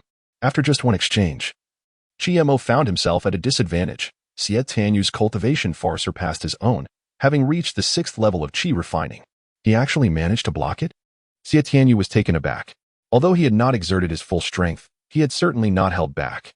A practitioner of the 4th level of Chi refining should have perished under his strike. Yet, to his astonishment, Chi-Mo had withstood it without sustaining serious harm. Indeed, you possess certain talents. However, with mere words like these, your chances of survival remain bleak. Upon concluding his statement, Xie Tianyu sheathed his sword and drew the long blade from his back, intending to engage in close combat with Chi-Mo. Chi-Mo had no intention of retreating. In that moment, to withdraw would equate to death. Only by confronting death could one hope to live. Yet, just as Chi-Mo prepared to fight to the death, a crisp, thunderous sound resonated, followed by a flash of purple lightning that swept past him, targeting Xie Tianyu. Boom! The thunder collided with the long sword, forcing Xie Tianyu back several steps, a flicker of fear evident in his eyes as he warily glanced behind Chi-Mo. A diminutive figure stood at Chi-Mo's rear, hands on her hips, glaring at Xie Tianyu and declaring, You intend to harm my brother? If you possess the courage, face me first. Let us see if I can't defeat you. The newcomer was none other than Xiaolingyang. Recognizing her visage, Xie Tianyu felt a weight settle in his heart. How had this little girl become involved? The situation had grown complicated. Xiaolingyang was a direct disciple of the mountain lord, Huangfu Tian, holding a position of considerable esteem. One that even Xie Tianyu dared not provoke. With Xiaolingyang standing up for Chiemo, Xie Tianyu could hardly act against him. Instead, he taunted Chiemo. Aren't you quite formidable? If you truly have the ability, then stop hiding behind a little girl. Before Chiemo could respond, Xiaolingyang retorted sharply, You. A disciple at the 6th level of Qi refinement, bullying a mere servant. What kind of prowess is that? If you don't leave now, don't blame me for being rude. Xiaolingyang prepared to engage Xie Tianyu once more. Seeing this, Xie Tianyu could only huff disdainfully, stating, Consider yourself fortunate today, however. I shall not let this matter rest so easily. With that, he swept away, leaving the scene. Once Xie Tianyu had departed, Xiaolingyang turned to Chiemo with concern, asking, Brother, are you all right? Chiemo smiled reassuringly, replying, Fear not, I am fine. Xiaolingyang then said earnestly, Brother, you should refrain from wandering about for the next few days. I fear that fellow may come looking for trouble again. He is quite formidable, perhaps even beyond my capabilities. Chiemo patted his chest and laughed. Rest assured, I am no pushover. If he dares to return, I shall give him a sound thrashing. Yet, as Chiemo spoke, uncertainty lingered in his heart. The strength Xiaolingyang had just displayed surpassed his own significantly, and according to her, that man was even more powerful. Should a life-or-death confrontation arise, Chiemo's chances of survival were exceedingly slim. To safeguard his life, perhaps even to eliminate Xie Tianyu, Chiemo had no recourse but to grow stronger. Xiaolingyang produced a protective talisman and handed it to Chiemo, saying, Brother, take this. Master said it can save your life. This talisman differed from the one Qin Yi had once given to Chiemo. This is not merely a talisman, but rather a pale blue jade amulet, entwined with strands of ethereal energy, exuding an enchanting aura. Even if Chiemo were lacking in experience, he could still discern the immense value of this protective charm. He returned the amulet to Xiaolingyang, stating, That fellow cannot harm me. You should wear this amulet and safeguard yourself without worrying about me. No, you must keep it. Xiaolingyang insisted, her gaze resolute. Chiemo and she engaged in a prolonged struggle of wills, ultimately yielding to her insistence and accepting it. A smile broke upon Xiaolingyang's face. Master said this amulet is remarkably powerful. Unless the adversary reaches the foundation establishment stage, they cannot inflict harm upon you. However, it must be infused with spiritual energy beforehand. You must remember to replenish it promptly if the energy is depleted. Chiemo carefully stowed the amulet away. While laboring on the mountain, Chiemo had heard from some disciples that a talisman made of yellow paper cost 20 spirit stones and could only withstand a full-force strike from a 5th-level Qi refining practitioner. This jade amulet, in contrast, possessed far superior efficacy and could be reused, undoubtedly worth dozens, if not hundreds, of times more. Xiaolingyang, resembling a small adult, earnestly advised Chiemo, Brother, you must diligently cultivate. As long as you become powerful enough here, others will fear you. Master does not permit me to be out for too long, so I shall return now. I will visit you again soon. After bidding farewell to Xiaolingyang, Chiemo finally exhaled a sigh of relief. It was only then that he attended to his own injuries. Having intercepted Xie Tianyu's flying sword earlier, his arm had been injured from the impact. Fortunately, the injury was not severe and could be easily remedied with a bit of medicine.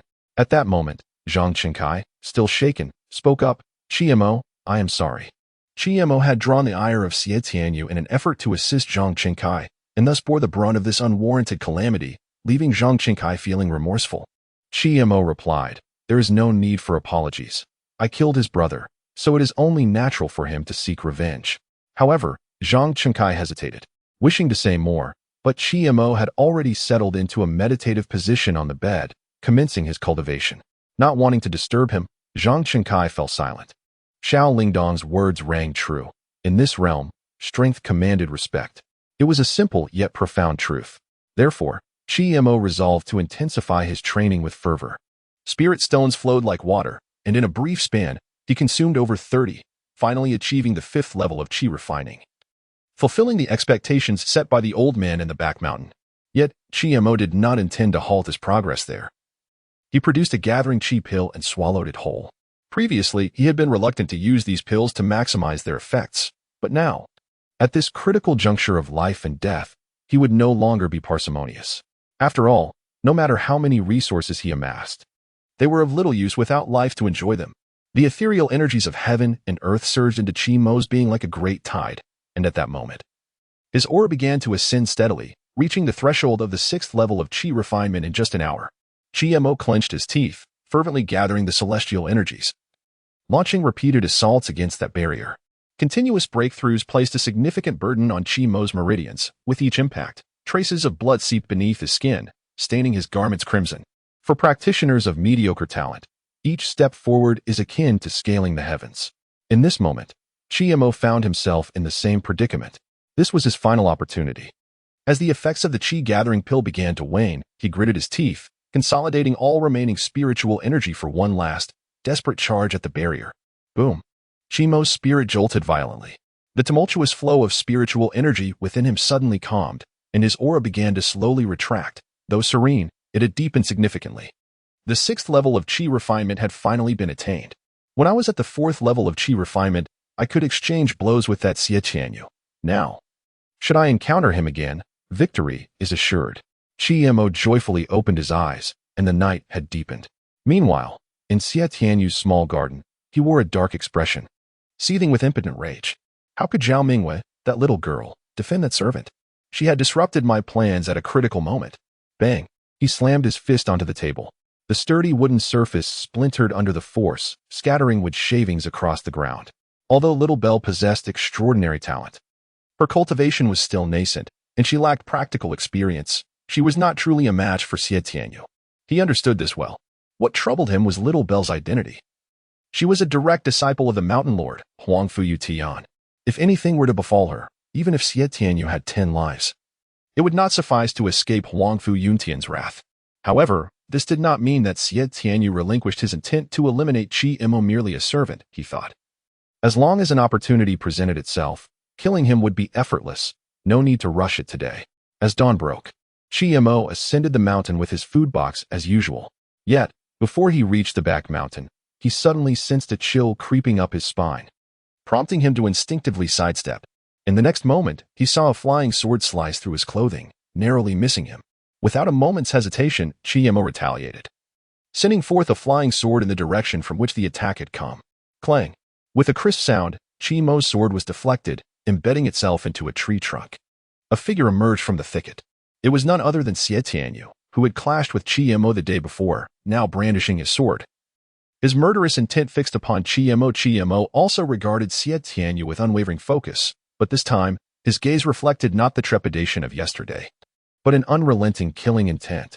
Sensing the shift in Qi Mo's demeanor, Xie Tianyu's expression turned slightly astonished. He could not discern Qi Mo's current cultivation. Yet after this brief exchange, he realized that Qi Mo had grown stronger since their last encounter. However, Xie Tianyu would not regard Qi Mo with newfound respect. In his eyes, a servant was merely a servant, no different from an ant. With his sword held horizontally, he coldly declared, "This time, no one can aid you." Yet, Qi Mo was disinclined to engage in idle chatter. With a sudden burst of strength, he propelled himself forward like an arrow released from a bow, unleashing a powerful strike aimed directly at Xie Tianyu's forehead. Seeking death, Xie Tianyu shouted, showing no intention of evasion. Instead, he met Qi Mo's sword head-on, delivering a fierce slash in response. However, just as their blades were about to collide, Qi Mo's sword seemed to come alive, slithering like a serpent. The blade's light flashing as it deftly evaded Xie Tianyu's long sword and darted towards his throat. Danger! A sense of alarm surged within Xie Tianyu. Yet, at that moment, it was too late to evade or defend. Qi Mo's speed had surpassed that of the previous day by leaps and bounds. Contrary to the anticipated scene of a severed head and splattered blood, a faint green glow erupted from Xie Tianyu's body, propelling Qi Mo away with tremendous force. Reeling from the backlash, Qi Mo felt a trickle of blood at the corner of his mouth, his arm slightly numb from the impact. He was not surprised by the talisman. As an inner sect disciple, Xie Tianyu was bound to possess some means of self-preservation. Xie Tianyu, still shaken, touched his chest. Fortunately, he had the protective talisman, which had spared him from disaster. However, to withstand that strike, the talisman had consumed nearly half of its spiritual energy. If Qi Mo managed to land another blow, he would truly meet his end here. Regaining his composure, Xie Tianyu suppressed his rising fear and, filled with fury, exclaimed. "You wretched thing, you nearly took my life. But I shall not grant you another opportunity. Die." He struck again. In his rage, his strength was significantly greater than before, and rather than falter, his swordsmanship became even more precise and unyielding. Though Qi Mo's serpentine swordplay was cunning, he found himself unable to break through Xie Tianyu's defenses. Stalemated, Qi Mo could only engage in a protracted struggle. This was the true prowess of an inner sect disciple. Qi Mo's earlier success had been solely due to Xie Tianyu's underestimation. Xie Tianyu sneered, "What? Is your only skill some petty and underhanded swordplay? Such tactics are useless.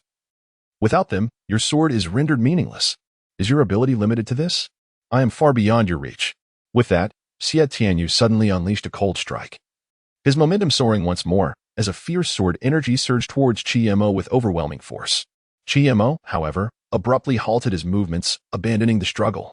Instead, he sank his legs, channeling his energy into his sword, elevating his spirit to its zenith, and met Xie Tianyu's ferocious sword energy head-on. The sound of slicing wind filled the air, causing the surrounding trees to tremble and shed their leaves. Qi Mo's sword cleaved through Xie Tianyu's energy, its momentum unabated as it charged towards him. The clash of their swords echoed through the battlefield. With a mere glance, the cold smirk at the corner of Xie Tianyu's mouth abruptly ceased. He watched in astonishment as his exquisite ordinary sword was severed by a single strike from Qi Mo. The pale green glow of his protective talisman surged once more, repelling Qi Mo momentarily. However, before Xie Tianyu could even exhale in relief, a glimmer of icy light flashed past him from behind, piercing directly through his heart. The chilling light materialized in Qi Mo's hand, revealing itself to be the very flying sword he had initially cast. Xie Tianyu felt his spiritual energy dissipate rapidly, a look of bewilderment crossing his face as he gazed down in disbelief at the blood pouring from his chest. With a mix of reluctance and helplessness, he uttered, "You actually concealed your strength." Xie Tianyu had not exerted his full power from the outset, and neither had Qi Mo throughout their confrontation. Qi Mo's combat prowess and cultivation level had been on par with Xie Tianyu's, yet he had opted to engage in a war of attrition. More crucially, Qi Mo wielded a spiritual sword, capable of effortlessly severing Xie Tianyu's blade. These were the hidden cards Qi Mo had kept close to his chest to ensure his victory. Qi Mo delivered a final strike to Xie Tianyu's head, penetrating his skull. As Qi Mo sheathed his sword, Xie Tianyu collapsed, devoid of life. After a brief search of Xie Tianyu's body, Qi Mo unearthed several hundred spirit stones, 3 flying swords, and the previously mentioned protective talisman. Although Xie Tianyu's sword was of commendable quality, it lay shattered. As an inner sect disciple, Xie Tianyu possessed greater wealth than all those Qi Mo had slain before. He had never encountered such an abundance of spirit stones on a single individual. Qi Mo toyed with the talisman he had retrieved, murmuring to himself, "This truly is a remarkable item." Though he had not utilized it himself, he had witnessed its formidable power firsthand. The rebound force had nearly inflicted internal injuries upon him. Now armed with 2 talismans, he could return the one belonging to Shaoling. While Qi Mo was occupied with Xie Tianyu's remains, he suddenly sensed a presence behind him. "Elder." Qi Mo quickly regained his composure, bowing with urgency and awkwardly shielding the thicket behind him, where Xie Tianyu's body lay unburied. Killing an inner sect disciple was no trivial matter, and although Qi Mo understood that such a petty trick could hardly escape the elder's keen gaze, he felt a twinge of anxiety. The elder spoke, "There is no need to obstruct my view. I have witnessed everything. He sought to kill you first, and you have merely acted in self-defense." Upon hearing these words, Qi Mo felt a wave of relief wash over him. With the elder's assurance, he found solace, knowing that for the time being, he was safe. "Senior, I have reached the 5th level of Qi refinement. What is the trial you mentioned?" Qi Mo inquired. "You impatient lad, follow me," the elder replied. Qi Mo followed the old man back to the mountain gate. In a clearing behind the grand hall of the gate stood a towering edifice, perpetually shrouded in a mist of sword energy that had never been tended to by any servant. Disciplines of lesser strength would find themselves injured merely by approaching this domain. As Qi Mo stood beneath the tower, he could feel a sharp sting on his skin, akin to being grazed by a blade. Lifting his gaze to the pinnacle of the tower, an icy chill surged through him, as if countless swords were poised around him, rendering him too fearful to move. Upon the grand door of the tower hung a plaque emblazoned with 3 bold characters, Sword Tower. Qi Mo surmised the purpose of their visit. Every disciple of Huangzhou Mountain on the cusp of entering the inner sect was brought to the Sword Tower to select a sword, a reward for their induction. The old man spoke in a measured tone, Within this sword tower lie renowned blades amassed since the founding of Huangzhou Mountain. The higher the level, the more formidable the swords become, particularly beyond the 5th level, where each layer houses genuine spiritual swords. If you can procure a spiritual sword, I shall take you as my disciple. The sword tower, a place where sword energy surged incessantly, grew stronger with each ascending level. Those who could reach the 5th level were all key disciples of the inner sect. The old man held high expectations for Chiemo. Although Chiemo was unaware of the deeper mysteries of the sword tower, he could glean from the old man's words that this trial would not be easily surmountable. However, he had little choice in the matter. At that moment, an elderly man and a youth approached the base of the sword tower, evidently there to select a sword as well. The older figure was none other than Huangfu Yuntian, the current master of Huangzhou Mountain, with whom Chiemo had previously crossed paths. Beside him stood a youth who appeared to be of a similar age to Chiemo, perhaps even slightly younger, bearing a striking resemblance to Huangfu Yuntian. Undoubtedly, this young man was Huangfu Yuntian's son. Huangfu Yuntian, with hands clasped behind his back, remarked, "Ming'er, should you not pay your respects to your Sherbois?" The youth immediately bowed respectfully, stating, "Nephew Huangfu Ming pays his respects to Master Lin." It dawned on Chiemo then why this old man, who had not stepped beyond the back mountain for many years, held such a high position in Huangzhou Mountain. He was the master's elder brother. "There's no need for excessive formality," replied the old man, maintaining a composed demeanor. "Ming'er, you have prepared for years to retrieve a sword from the sword tower. This time, you should be confident, no?" Huangfu Ming smiled. "While not entirely certain, I possess at least an 80% assurance. As the young master of Huangzhou Mountain, Huangfu Ming's talents were indisputable, bolstered by abundant resources. His cultivation had long surpassed the 5th level of qi refinement and now stood at the 8th level. The reason for his delay in retrieving a sword from the sword tower was to secure one of the 3 blades hidden at the very top of the tower. A few days ago, one of the 3 swords was taken by Zhao Mingwei, a junior disciple of his father, leaving only 2 swords behind. Huangfu Ming could no longer remain at ease and decided to come here to retrieve a sword. Huangfu Yutian scrutinized Chiemo once more and, after his observations, turned to the old man, inquiring, "Is this the disciple you intend to take under your wing?" Huangfu Yutian was quite astonished. It had not been long since he last saw Chiemo, who had still been some distance away from achieving the 5th level of qi refining. Yet, Chiemo had astonishingly reached that level in such a short span of time. Was it due to some fortuitous encounter, or had he truly misjudged him? After all, Chiemo was merely a practitioner with a mixed spiritual root. The old man replied, "Though his cultivation talent is somewhat lacking, he possesses remarkable qualities in other areas. With proper guidance, he can certainly achieve something noteworthy." Huangfu Yuntian responded, "I shall await your progress with great anticipation." With that, he patted Huangfu Ming's shoulder and said, "You have only 2 hours. Which sword you can retrieve depends entirely on your fortune. Go forth." Huangfu Ming ascended the staircase first. Following this, the old man advised Chiemo, "In these 2 hours, ascend as high as you can. Remember, you have only one chance to choose, so do not allow yourself to harbor regrets." After finishing his words, the old man permitted Chiemo to enter the Tower of 10,000 Swords. As soon as Chiemo stepped through the grand doors of the tower, he felt a fierce wind, sharp as a sword, rush towards him, nearly tearing his garments asunder.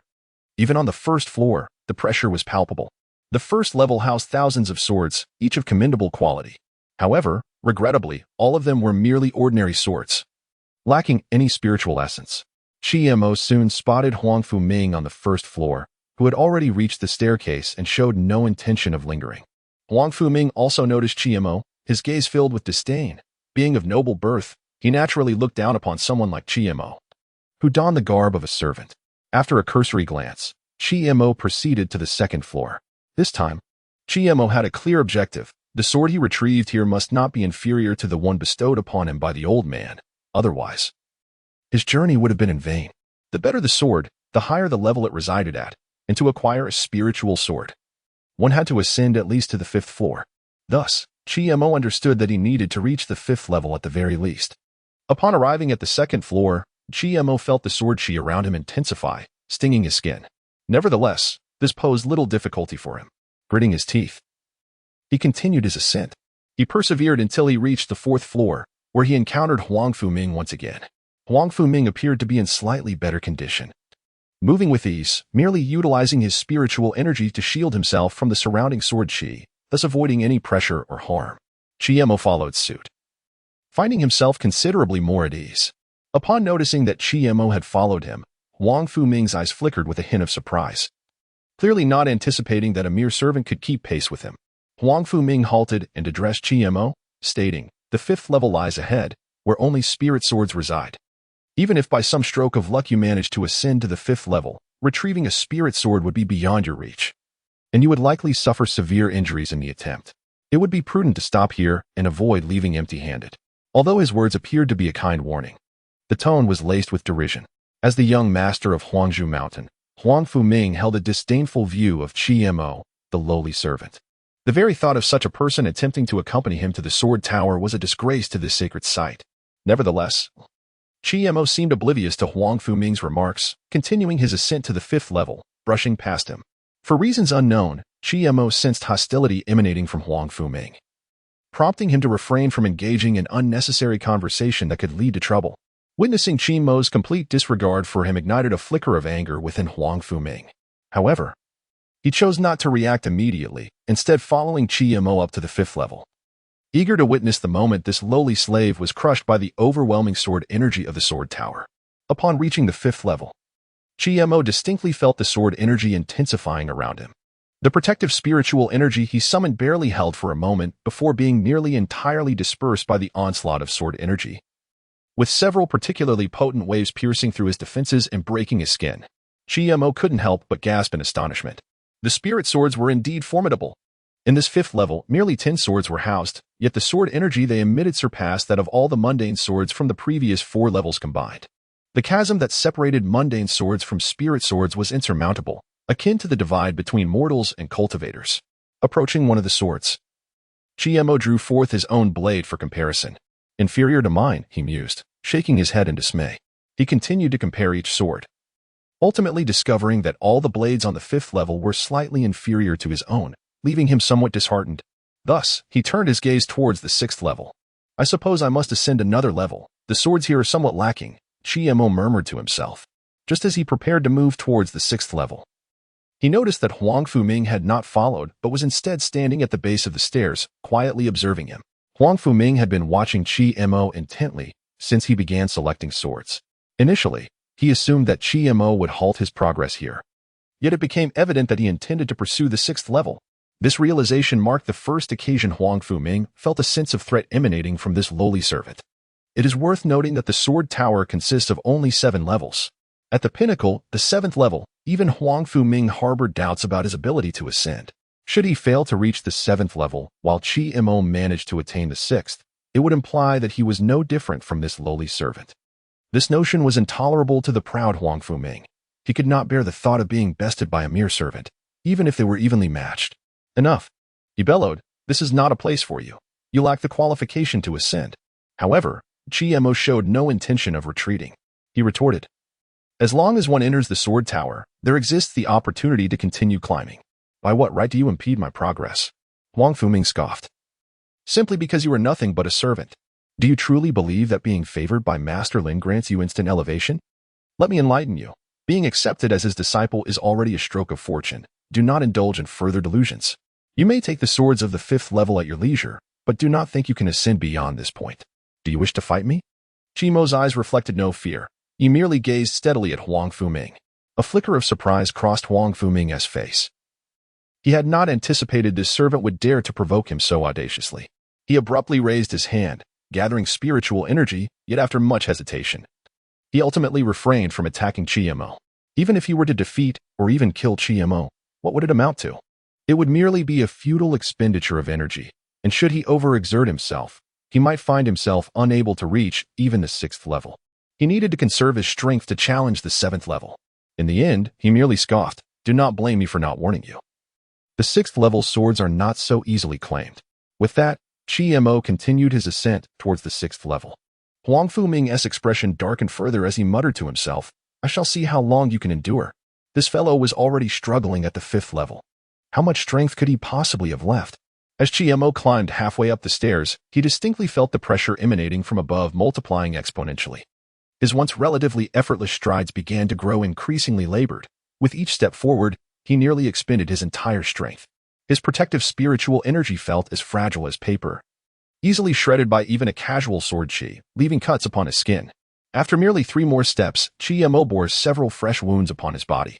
In contrast, Huang Fuming fared slightly better. Though he appeared somewhat disheveled, he had only sustained damage to his protective energy and a few tears in his clothing, with no blood visible. He disdainfully laughed. A servant is but a servant. Why waste your effort? If you do not retreat, prepare to be shredded by the sword chi. With that, he brushed past Chi and ascended to the 6th level. Zimmer stood still, inhaling deeply as he glanced back at the staircase behind him. Having ascended more than halfway from the 5th to the 6th floor, only a few steps remained before reaching his destination. To halt now? Zimmer could not entertain such a notion. His competitive spirit, ignited by Huang Fuming, surged within him. If Huang Fuming could achieve this, why could he not? It was merely the 7th floor. Gritting his teeth, he resolved to risk everything to reach the summit. With determination, Zimmer clenched his jaw and propelled himself upward, surging to the 6th floor in a single, powerful burst. However, he collapsed heavily at the threshold of the 6th floor. Startled by the commotion, Huang Fuming, who had been recuperating, instinctively looked towards the staircase. Upon seeing Zimmer sprawled on the ground, gasping for breath, his anger flared anew. This fellow had truly managed to ascend. After regaining a modicum of strength, Zimmer rose and sat cross-legged on the floor, beginning to restore his spiritual energy with a spirit stone.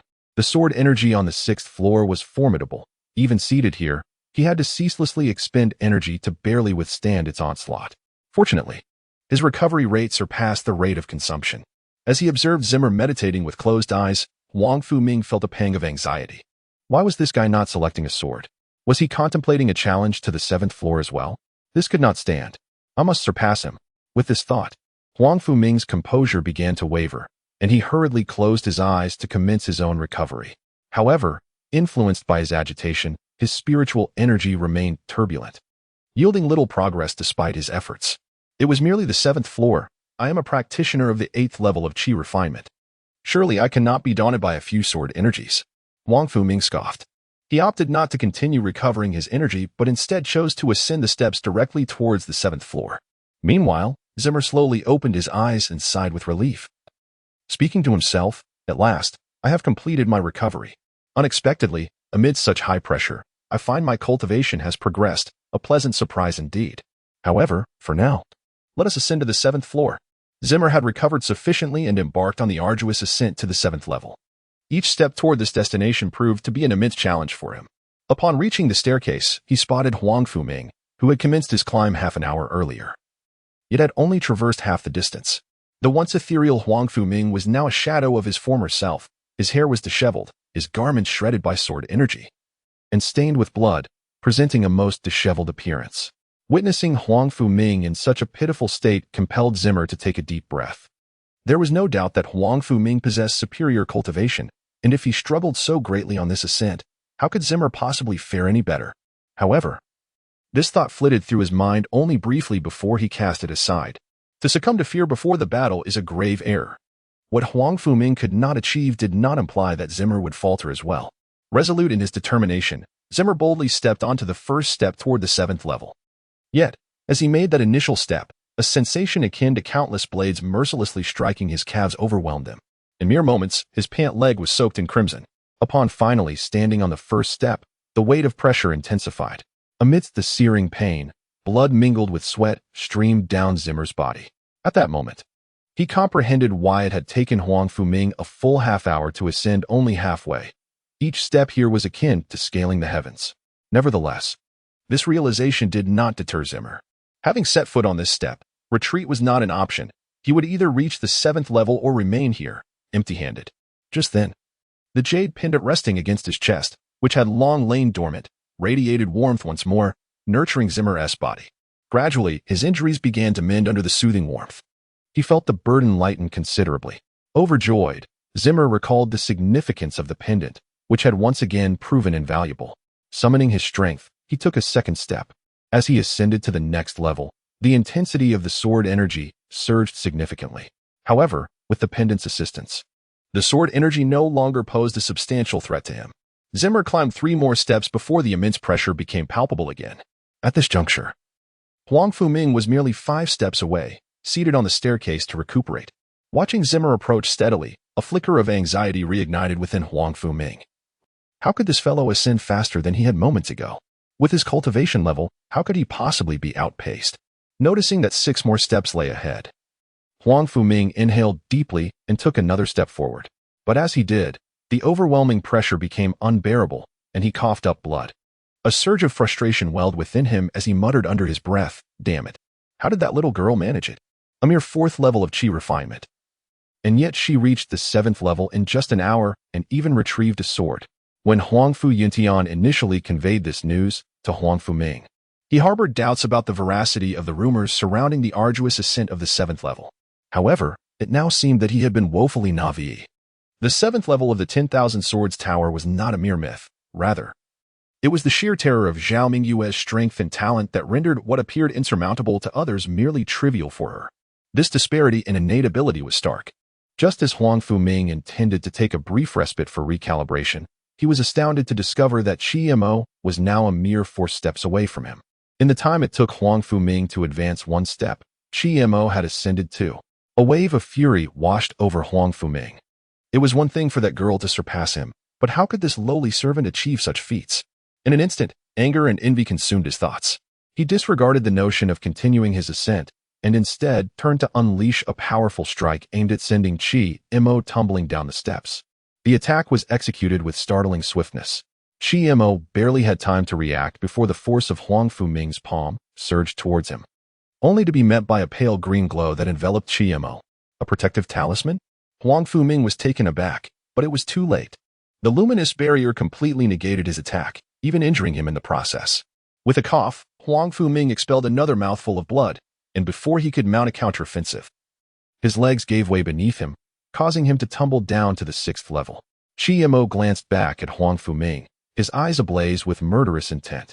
Yet, he ultimately restrained himself, not out of fear of Huang Fuming's status, but because he had expended nearly all his strength to reach this point. To turn back now and slay Huang Fuming would be counterproductive. Thus, he chose to continue his ascent. Despite the assistance of the jade pendant, Qi Mo's speed remained sluggish, and it took him a full half-hour to reach the position where Huang Fuming had previously stood. Here, he still faced 5 steps before the 7th level. Drawing a deep breath, he gazed up at the 7th level, whispering to himself, "Only half an hour remains. If I continue at this pace, even if I reach the 7th level, I will have no time to retrieve the sword." Meanwhile, on the 6th level, completely drained, Huang Fuming lay on the ground. Looking up at Qi Mo with a cold sneer, "What does it matter if you have come this far? Each subsequent step will only become more arduous. With just half an hour left, how can you possibly ascend to the 7th level?" The fool lacks any self-awareness. However, just as Huang Fuming reveled in his misfortune, his smile abruptly froze.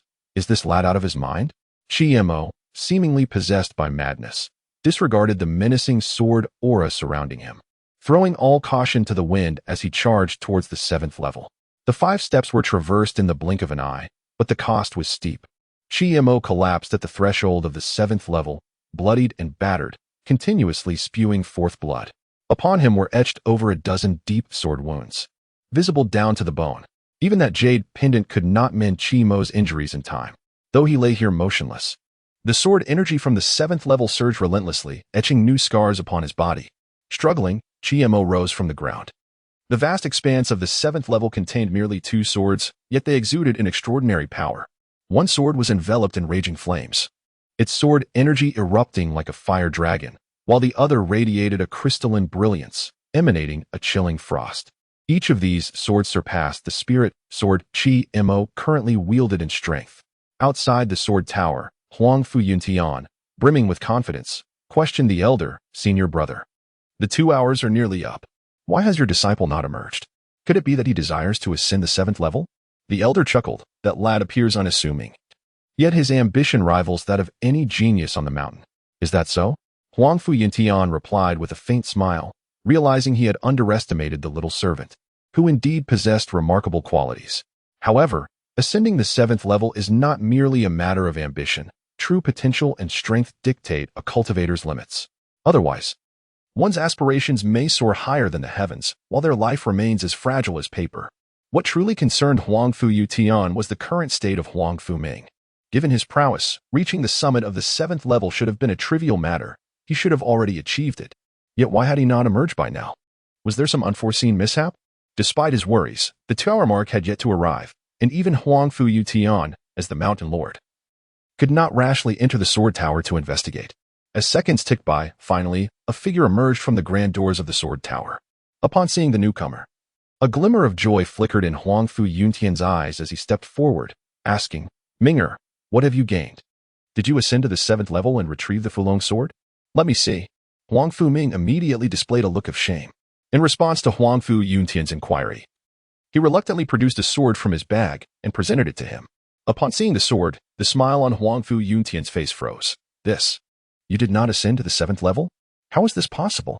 The 7th level has only 2 swords. One, the fire-infused Fulong, and the other, the ice-bound Haining. The sword in your hand is clearly not one of those. Without a doubt, you have only reached the 6th level." Huangfu Yuntian demanded, "Ming'er, what is the meaning of this?" Huangfu Ming, with a mournful expression, replied tersely, "It's all because of that damned servant.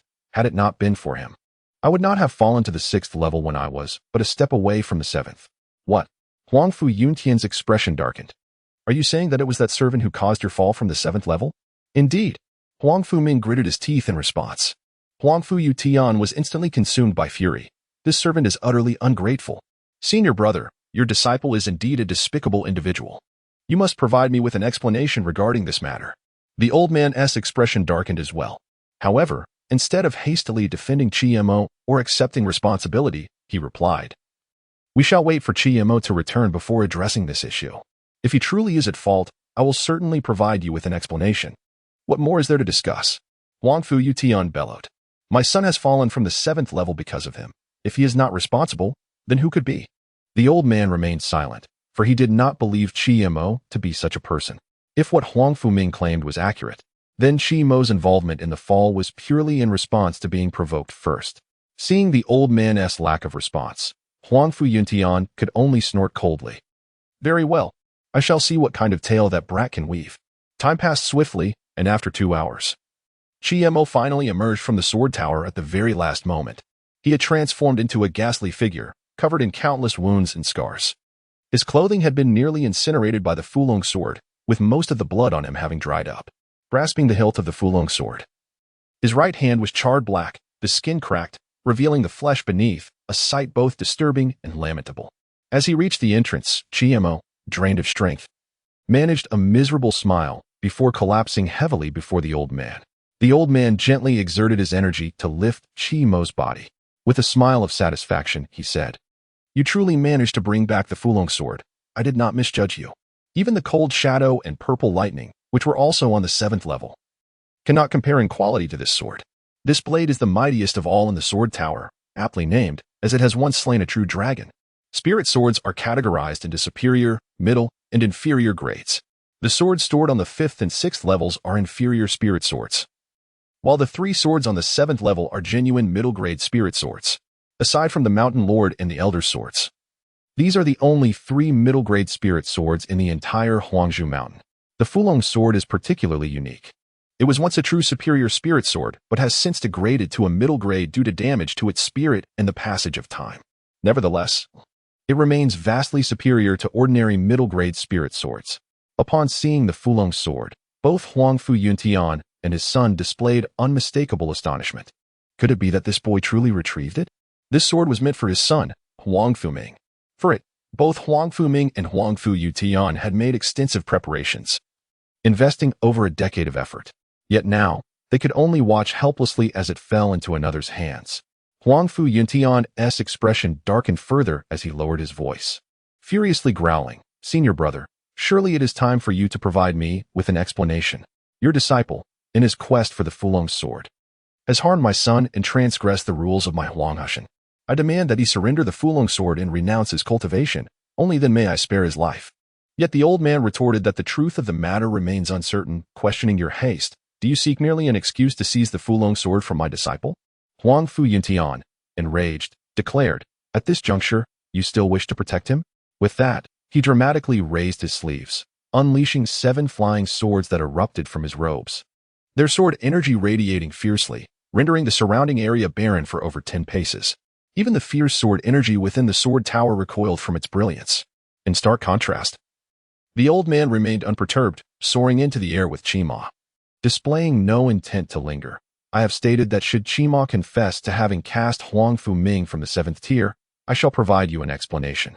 However, he is yet to awaken, so why the urgency? Furthermore, how could your son, a full 8th tier cultivator, be toppled by a mere 6th tier practitioner from the 7th tier? Is that even conceivable? With that, the old man dismissed any further contention with Huang Fu Yutian and departed, taking Qima back to the rear mountain. Outside the sword tower, Huang Fu Yutian's expression fluctuated between darkness and light.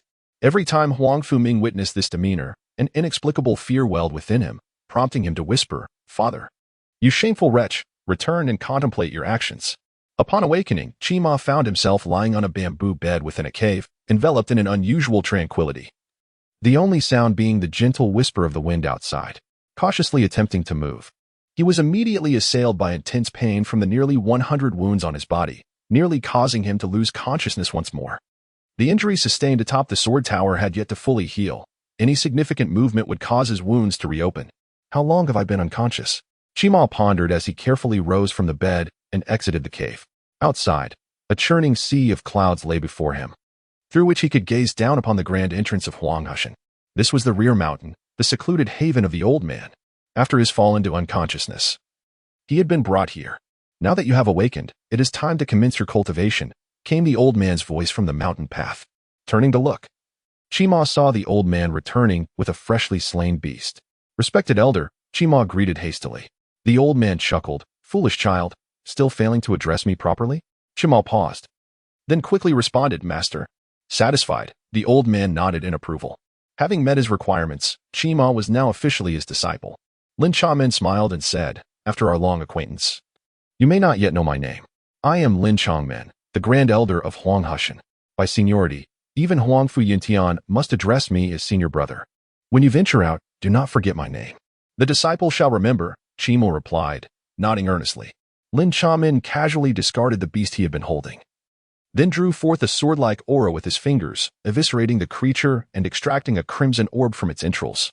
This orb, the size of a fist, radiated waves of heat, and its mere presence elevated the ambient temperature. Holding the orb, Lin Chamen remarked, this is the inner core of the beast, perfectly attuned to your spiritual root. It shall serve you well for healing. Now, follow me. Qimo obediently trailed behind. He had previously slain several beasts before the Emperor's bamboo mountain, yet none had possessed an inner core, likely due to their insufficient cultivation. After all, the creatures that fell under Qimo's hand were merely small demons that had not even reached the Qi refinement stage. Lin Chamen led Qimo to a spring located behind the cave abode. The area surrounding the spring was suffused with spiritual energy, and with each breath, Qimo could feel the ethereal essence flowing into him, nourishing his limbs and bones. Lin Chamen continued, this spiritual spring is a treasure of the back mountain. A single day of cultivation here is equivalent to 2 days in the outside world. From now on, you shall cultivate here. Quickly, remove your garments and enter the water. I will tend to your wounds. Qimo did not dare to delay, swiftly disrobing and immersing himself in the spring. As he submerged, an invigorating sensation coursed through him. Even without deliberate effort, the spiritual energy surged into his body, nourishing his physical form and enhancing his cultivation. The effect was not dissimilar to that of marrow-washing liquid. While Qimo closed his eyes to savor the experience, Lin Chamen retrieved the inner core once more and informed him, the next phase may be somewhat painful. But with your robust physique, capable of enduring the 7th level of the Myriad Swords Tower, this discomfort should prove trivial. Upon hearing Lin Changmen's words, Qimo felt a twinge of foreboding. It seemed his master intended to administer a potent remedy. As he pondered this, Qimo watched as Lin Changmen sliced open the inner core, allowing a lava-like liquid to flow into the spring. Upon contact, the previously warm water began to boil, transforming into a blood-red hue. The temperature surged, and beads of sweat appeared on Qimo's brow, his skin reddening under the intense heat. Yet, more unbearable than the scalding temperature was the searing pain that accompanied the liquid's infusion. The inner core's demonic energy was exceedingly violent, relentlessly battering Qimo's body and penetrating through his still healing wounds. Were it not for Qimo's extraordinary willpower, he would have leapt from the spring in agony. Strangely, despite its ferocity, the demonic energy did not exacerbate Qimo's injuries. Rather, it stimulated his body, hastening his recovery. Furthermore, it seemed that, under the influence of this energy, Qi Mo's physique grew even stronger. He quickly acclimated to the experience. Upon witnessing this scene, Lin Chongmin remarked with a hint of jest, "You, my lad, exude an undeniable ferocity, coupled with a physique that far surpasses that of your peers. If you were to pursue the path of body refinement, you would undoubtedly excel among your contemporaries." Until they entered the 10,000 Swords Tower, Lin Chongmin had not considered Qi Mo's talent for body refinement to be particularly extraordinary. He merely perceived his physique as somewhat stronger than the average individual. Yet, this young man had somehow ascended to the 7th level through sheer brute strength and had tamed a blazing dragon sword spirit. This feat was not just a testament to his formidable willpower, but was also inextricably linked to his robust physique. In terms of physicality alone, Qi Mo could even contend with Foundation establishment cultivators. Scratching his head, Qi Mo inquired, "Master, isn't our Huangzhou Mountain a sword cultivation sect?" Lin Chongmin replied, "And what of it? The paths of sword and body refinement are not mutually exclusive. Moreover, I merely jest. Your talent for sword cultivation is no less impressive than your aptitude for body refinement. For the next few days, remain here diligently cultivating. Once your injuries heal, you may venture out again. I shall procure some magical beasts for you." With that, Lin Chongmin turned to leave. As Qi Mo was about to immerse himself in cultivation by the spring, a sudden thought struck him, and he opened his eyes wide. The sword. He hurried to his garments and retrieved the spiritual sword he had obtained from the 10,000 Swords Tower. Upon seeing it quietly resting in his hand, Qi Mo exhaled in relief, realizing he had indeed tamed it, and it was not merely a figment of his imagination before losing consciousness. Recalling the myriad tribulations he had faced within the tower sent a shiver down his spine. He certainly did not wish to endure such pain again. In his quest to subdue this sword, Qi Mo's right hand had nearly been ruined, and even now, the flesh had scarcely healed, revealing glimpses of white bone beneath the surface, rendering his arm a ghastly sight. Sensing the blade's sharpness and warmth emanating from it, Qi Mo nodded in satisfaction and murmured to himself, "Indeed, it surpasses the sword my master previously provided. All the suffering has proven worthwhile. However, I am left wondering what this sword is called." Just as this thought crossed his mind, the long sword in his hand suddenly shimmered with a dim light, and an inexplicably childlike voice echoed in his mind, uttering 2 words, "Fulong." "Fulong?" He gazed at the dragon's sword before him, scratching his head as he muttered softly, "Was that you speaking just now? Are you the spirit of this sword?" Unfortunately, the voice did not resound again in his mind. The only response was a flicker from the blade.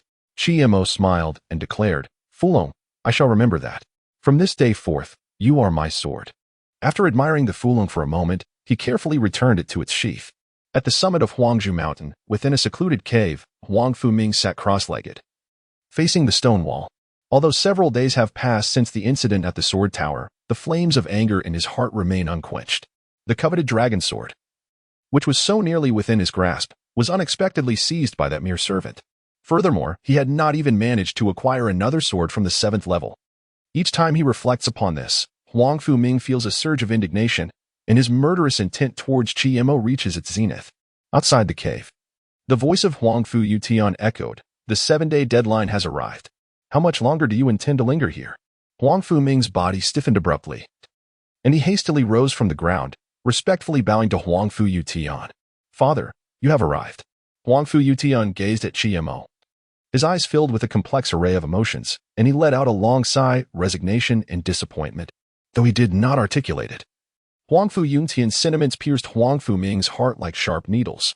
"Ah, Ming-er," Huang Fu Yutian admonished with a mix of frustration and exasperation, "to lose to that little girl, Zhao Mingyue, is one thing, as she possesses an exceptional lightning spiritual root, but to be defeated by Qi Mo, that servant with a mixed spiritual root, is utterly disgraceful." Huang Fu Ming felt an overwhelming sense of shame. He quickly defended himself. Had it not been for his protective talisman, it would have been him falling from the 7th level. "Not me. Is this your justification?"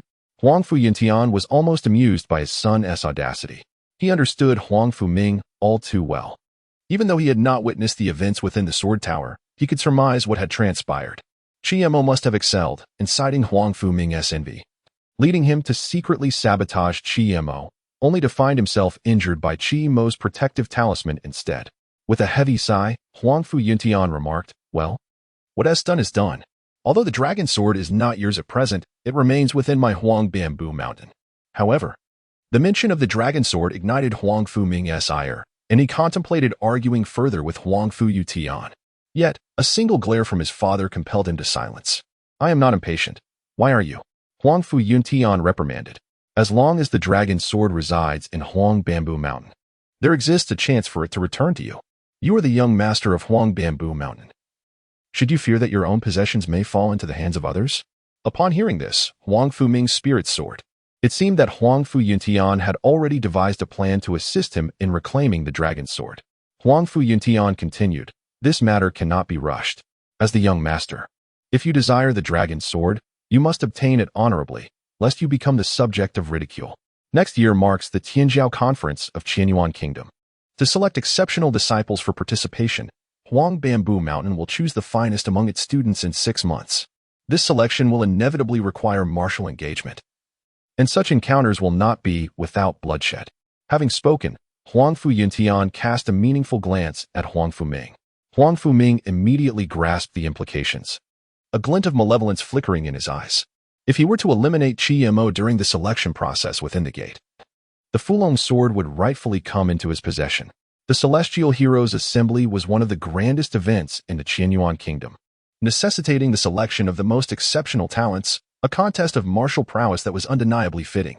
Given the nature of this selection, bloodshed was inevitable.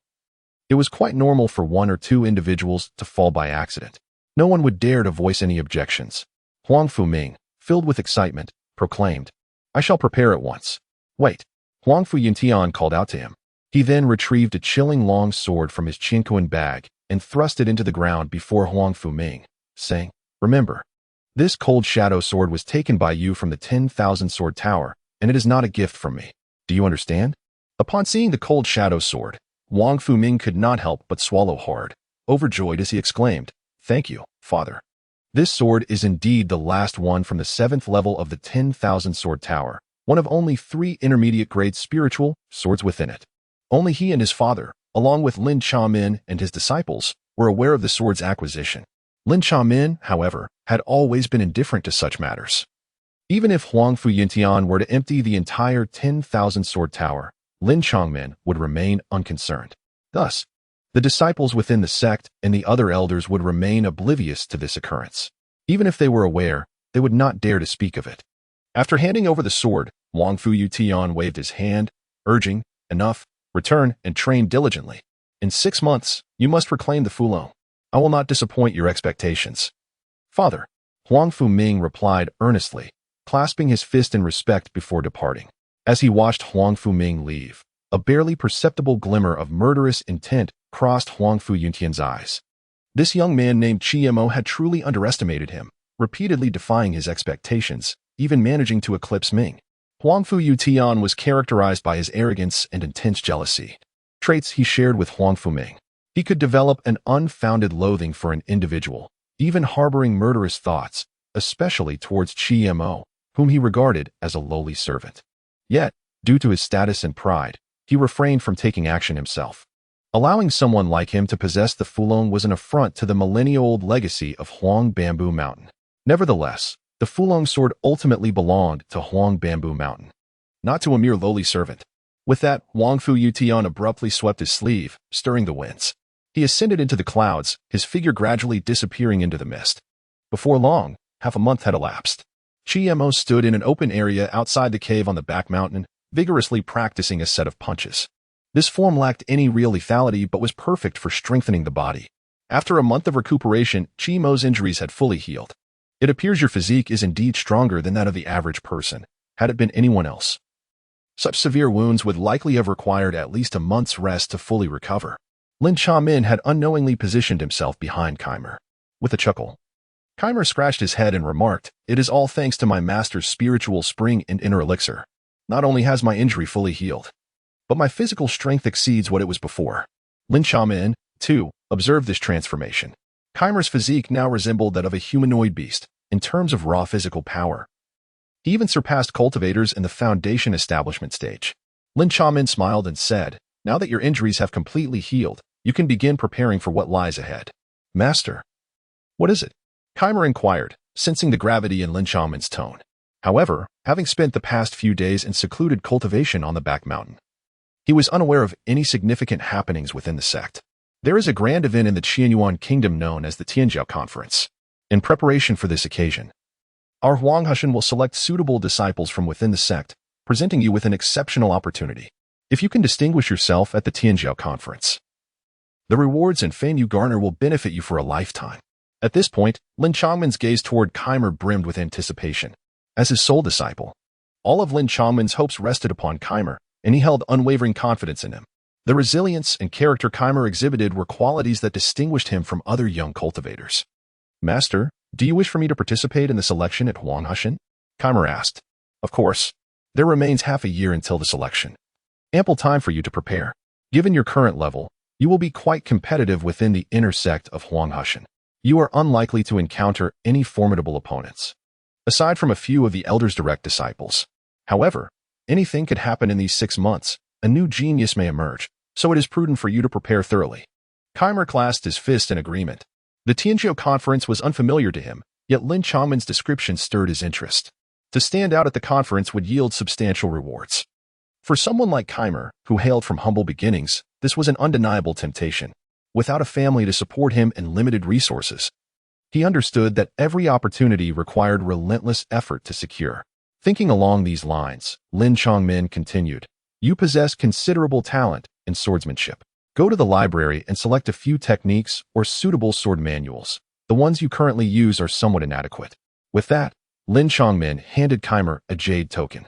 The library was a crucial location within Huanghushan. Without the elders or the mountain lord's permission, disciples were strictly forbidden from entering unaccompanied. Violating this rule could result in the forfeiture of one's cultivation or even death. Upon receiving the jade token, Keimer proceeded to the main peak and entered the library. The keeper, a disheveled old man reeking of alcohol, squinted at Keimer. Where's your token?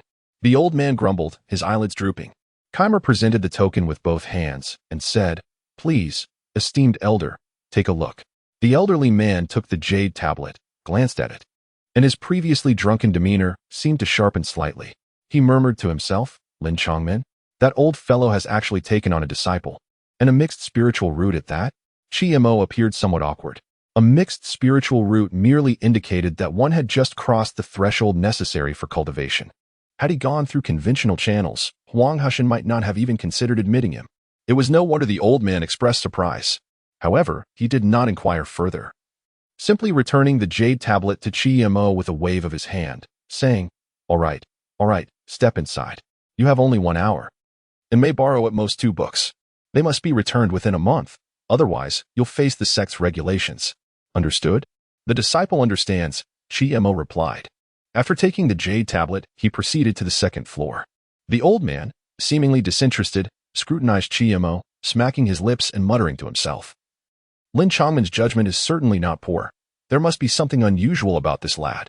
Oh well, he's someone else's disciple. Why should I concern myself with that? The old man covered his face with a fan and began to snore loudly. The rules of the library were numerous. Ordinary inner sect disciples could only read on the 2nd floor, and borrowed books had to be returned within 7 days.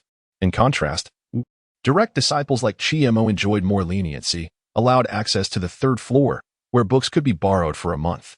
Undoubtedly, the truly formidable texts were housed on the 3rd level. Therefore, Mo made a beeline for the 3rd floor. Eager not to miss out on the opportunity to learn powerful techniques in swordsmanship, especially since he had only 2 chances to choose. The number of techniques available on the 3rd floor was significantly fewer than on the 2nd, comprising merely 1/5 of the latter's offerings. Each tome was meticulously preserved. Upon ascending to the 3rd level, Mo collided with someone unexpectedly. What are you doing here? How did you come to the library? The newcomer was none other than Princess Su Qingyu of Qianyuan. Her surprise at seeing Mo was evident. But alongside that surprise lurked a strong sense of disdain and animosity. She had thought she had finally rid herself of this tormentor, only to find him brazenly appearing in the library, accessible only to inner sect disciples, and on the 3rd floor no less. It should be noted that, given Su Qingyu's status at Huanghushan, she was not entitled to access the 3rd level. Her presence was solely due to her royal title. Mo retorted, If you can be here, why can't I? You. Su Qingyu glared at Mo, her eyes flickering with resentment and jealousy. The very fact that Mo stood before her was a clear indication that he had become Lin Chongmen's sole disciple, a status surpassing even hers. disinterested in further conversation. Chi-Mo brushed past her and set about selecting his texts. Zimmer's gaze swept across the bookshelf, ultimately settling upon a particularly ancient shelf that housed only a few rare tomes. Notably, the topmost shelf contained a single tattered, yellowed parchment bound in sheepskin, which appeared to have withstood the ravages of countless years. Driven by curiosity, Zimmer approached the cabinet. Observing his actions, Su Qingyu couldn't help but let out a derisive laugh.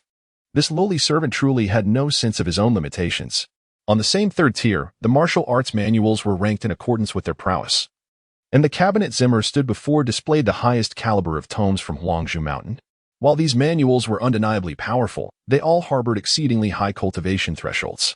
Su Qingyu, who considered her own talent commendable, found herself utterly baffled by the techniques inscribed within. She was unable to cultivate even a modicum of them. How could a mere servant with a defective spiritual root possibly succeed? It was nothing but a waste of time. Zimmer took hold of the sheepskin tome resting on the highest shelf. The cover boldly proclaimed the title, The Devouring Heavens Technique. The name alone seemed formidable. With that thought, Zimmer opened the tome and began to read. The fact that this technique was displayed separately suggested its uniqueness, although he lacked confidence in his ability to master it. Perusing its contents could not be detrimental. This action garnered Su Qingyu's scorn once more. His taste was exceptionally poor, choosing precisely the technique that was utterly impossible to master. The Devouring Heavens technique was merely a fragmented manuscript, having sat in Huangzhou Mountain for nearly a millennium without a single disciple ever successfully cultivating it. Every generation of mountain masters had meticulously studied it, yet all to no avail. In fact, there were disciples who, in their reckless endeavors to cultivate this technique, nearly fell into madness, resulting in the complete loss of their abilities. Su Qingyu watched Zimmer with malicious delight. If he were foolish enough to attempt mastering this technique, it would certainly be entertaining. She had no inclination to warn him. Ideally, Zimmer would succumb to madness, losing all his cultivation, an outcome she would relish. At that moment, Zimmer became deeply engrossed in the Devouring Heavens technique, and the spiritual energy within him began to involuntarily circulate in accordance with its principles. However, just then, a sudden, excruciating pain surged through his head, jolting him awake. What was happening? Panting heavily, he rubbed his temples, still shaken. For a fleeting moment, it felt as though his consciousness and cultivation were being devoured by the technique, instilling a profound fear within him. Fortunately, he had awakened. Otherwise, the consequences would have been dire. The Devouring Heavens technique, as its name suggests, is a method capable of absorbing spiritual energy not only from the heavens and earth but also from one's adversaries.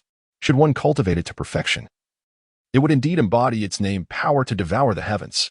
Such a formidable technique could not fail to ignite Zimmer's interest. However, in that fleeting moment, a sense of trepidation washed over Chi-Mo, a peculiar feeling he had never experienced before. After a fierce internal struggle, Chi-Mo finally murmured, "I shall attempt it once more.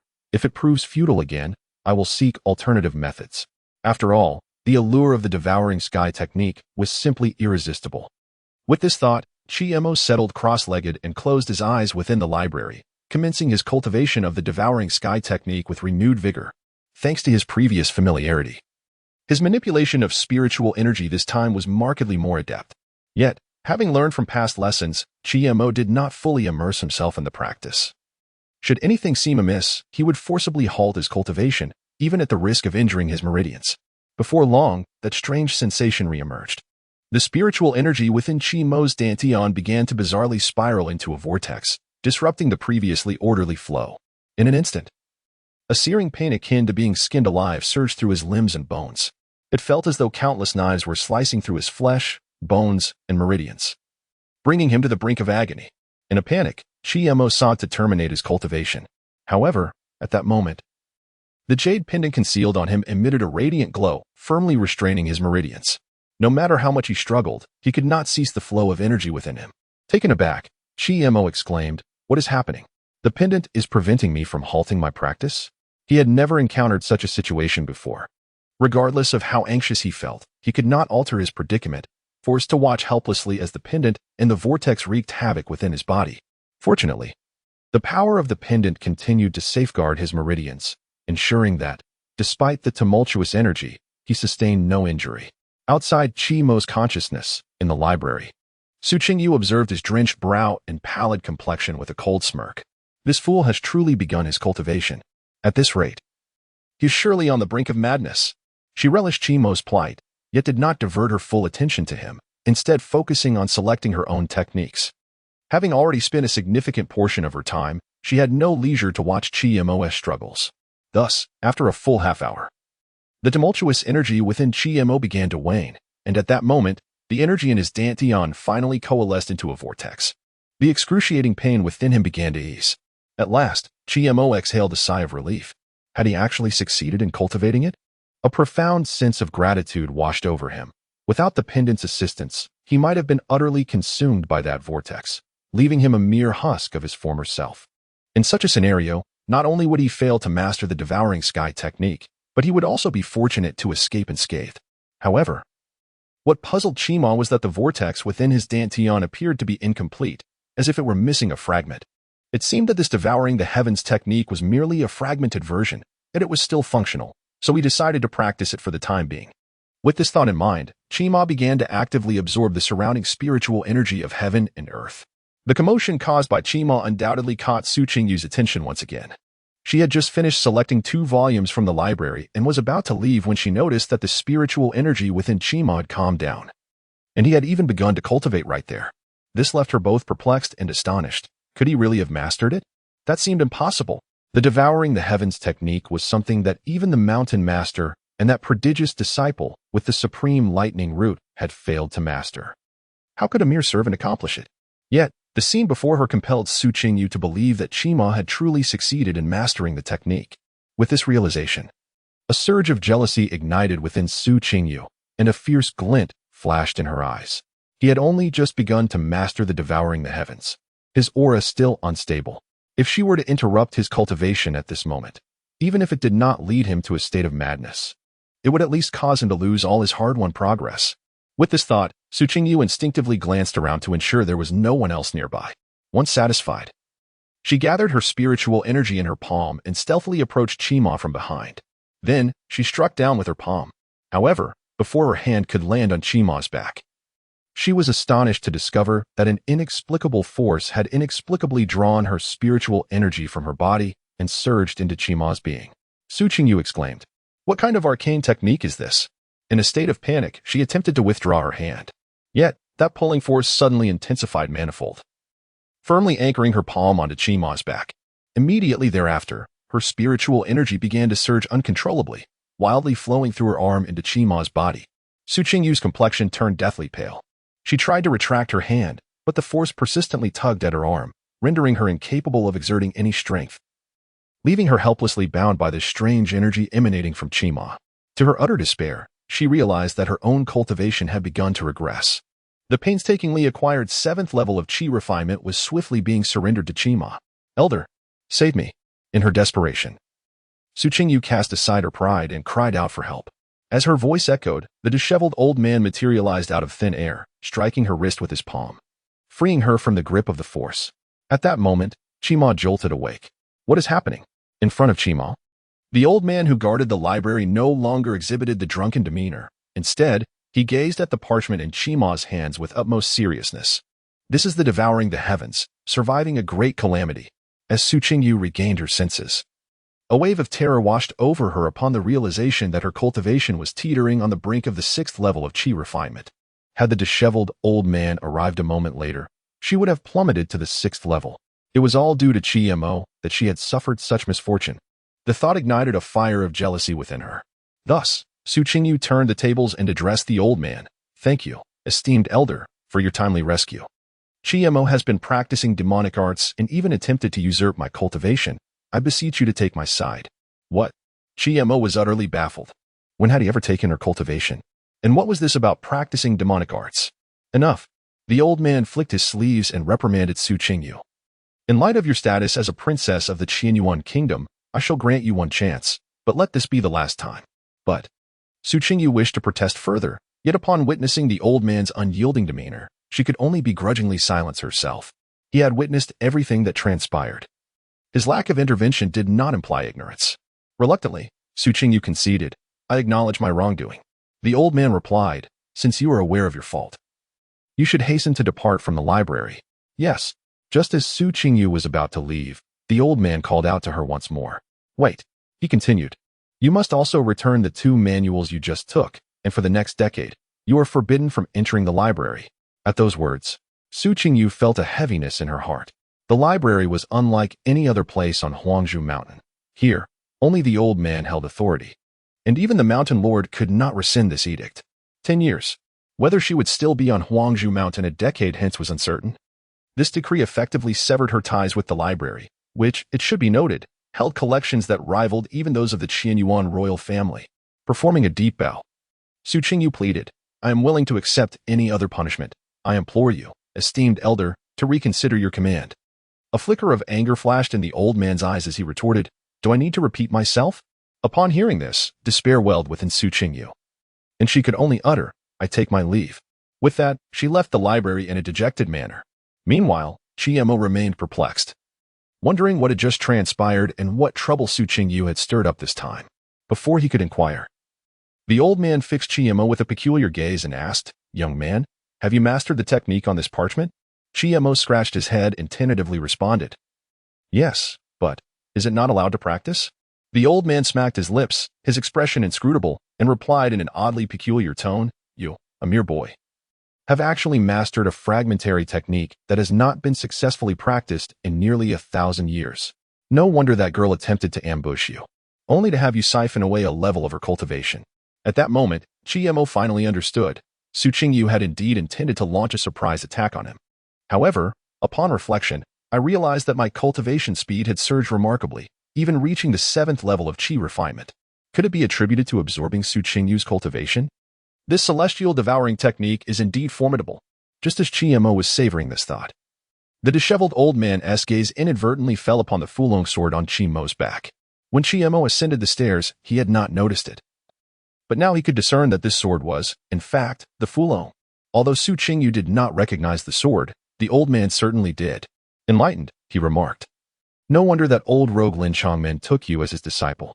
Not only have you mastered the celestial devouring technique, but you've also acquired the Fulong sword. You are truly extraordinary. With that, the old man waved his hand and summoned an ancient tome from a nearby bookshelf. This fire spirit sword technique was personally penned by the founder of our Huanghushan. It complements your Fulong sword perfectly and is most suitable for you. Take it along. Chiemo received the sword technique and bowed respectfully, saying, Thank you, elder. However, the old man waved his hand dismissively, saying, Enough. Now that you've gained what you wanted, be off and do not disturb my afternoon nap. Return the celestial devouring technique and the fire spirit sword technique within a month. As soon as his words faded, the old man vanished from sight. Chiemo cautiously stored the 2 tomes into his chinquan bag before descending the stairs. Upon reaching the door, he again bowed respectfully to the snoring old man before turning to leave. The old man removed the fan obscuring his eyes, tilted his head to glance at Chiemo's retreating figure, and murmured to himself, Just a few days ago, a supreme lightning root emerged, and now another prodigy appears. This is indeed intriguing. However, considering the peculiarities surrounding this lad and his profound fortune, could he merely be an ordinary mixed spirit root? Could it be that he has employed some unknown means to deliberately conceal his talents? Upon returning to the back mountain, Lin Chongmen awaited him in the cave dwelling. Observing Chiemo's return, he inquired, What did you harvest from your recent venture? Did you select those 2 tomes? Chiemo replied candidly, Master, I chose the celestial devouring technique and the fire spirit sword technique. What? Lin Chongmen's eyelids twitched, and his tone rose several notches. Should I commend him for his choice or chastise him? He selected the fire spirit sword technique, which is indeed best suited for him. Yet he also took the incomplete celestial devouring technique. Lin Chongmen spoke earnestly, Had I known, I should have advised you. The fire spirit sword technique is indeed appropriate for you, but the celestial devouring technique is merely an incomplete work that cannot be mastered. Even if you possess it, it would be futile and a wasted opportunity. Should you wish to enter the library again, you will have to wait until next year. Chiemo asserted. I have mastered the celestial devouring technique. Lin Chongmen continued to speak to himself. Of course, it cannot be mastered. No mountain lord has ever succeeded in mastering this technique. How could a mere child like you possibly do so? He sighed, Never mind. I have a few other techniques here. Take them. Wait a moment. What did you just say? Lin Chongmen's eyes widened in disbelief, as he wondered if he had just experienced auditory hallucinations. Zimmer repeated his earlier words. Master, I have successfully mastered the devouring heaven technique. This statement struck Lin Chamin like a bolt from the blue, leaving him momentarily speechless. This young man, remarkably, had accomplished such a feat? Was he truly an anomaly? Despite possessing an exceedingly mediocre mixed spiritual root, he had first acquired the dragon-subduing sword and now mastered the devouring heaven technique. In that instant, even Lin Changmin found himself at a loss, unable to determine whether this young man was a mere ordinary individual or a genius. Regaining his composure, Lin Changmin could only chuckle in astonishment and exclaim, "What a prodigy! You truly are a marvel." The devouring heaven technique possesses the ability to absorb spiritual energy, perfectly compensating for the sluggish cultivation speed inherent to your mixed spiritual roots. This presents a significant opportunity for you. Devote yourself to your practice. Once you have perfected both the fire spirit sword technique and the devouring heaven technique, you shall undoubtedly secure your place at the talent assembly. I understand, master. With that, Zimmer bowed respectfully and returned to his chamber, resuming his practice of the devouring heaven technique. As for the fire spirit sword technique, Zimmer felt no haste, for the devouring heaven technique was an exceedingly perilous art, and having only just mastered it, he needed to familiarize himself thoroughly, should it spiral out of control in the future. And if the protective jade pendant failed to shield him in time, it would spell disaster. The more he understood the devouring heaven technique, the safer he would be. Since embarking on the path of cultivation, every experience had taught Zimmer the wisdom of cautious navigation. The more he delved into the intricacies of the devouring heaven technique, the more he marveled at its might, infinitely surpassing the sword polishing technique and the Xian Wang body refining art he had previously practiced. Lin Chamin had once imparted to Zimmer that while various cultivation techniques and sword arts differed, they all adhered to a fundamental principle. Regardless of whether they were rudimentary introductory techniques or powerful advanced arts, commonalities existed among them. However, the devouring heaven technique appeared to defy this adage. It was unlike any technique Zimmer had encountered or practiced.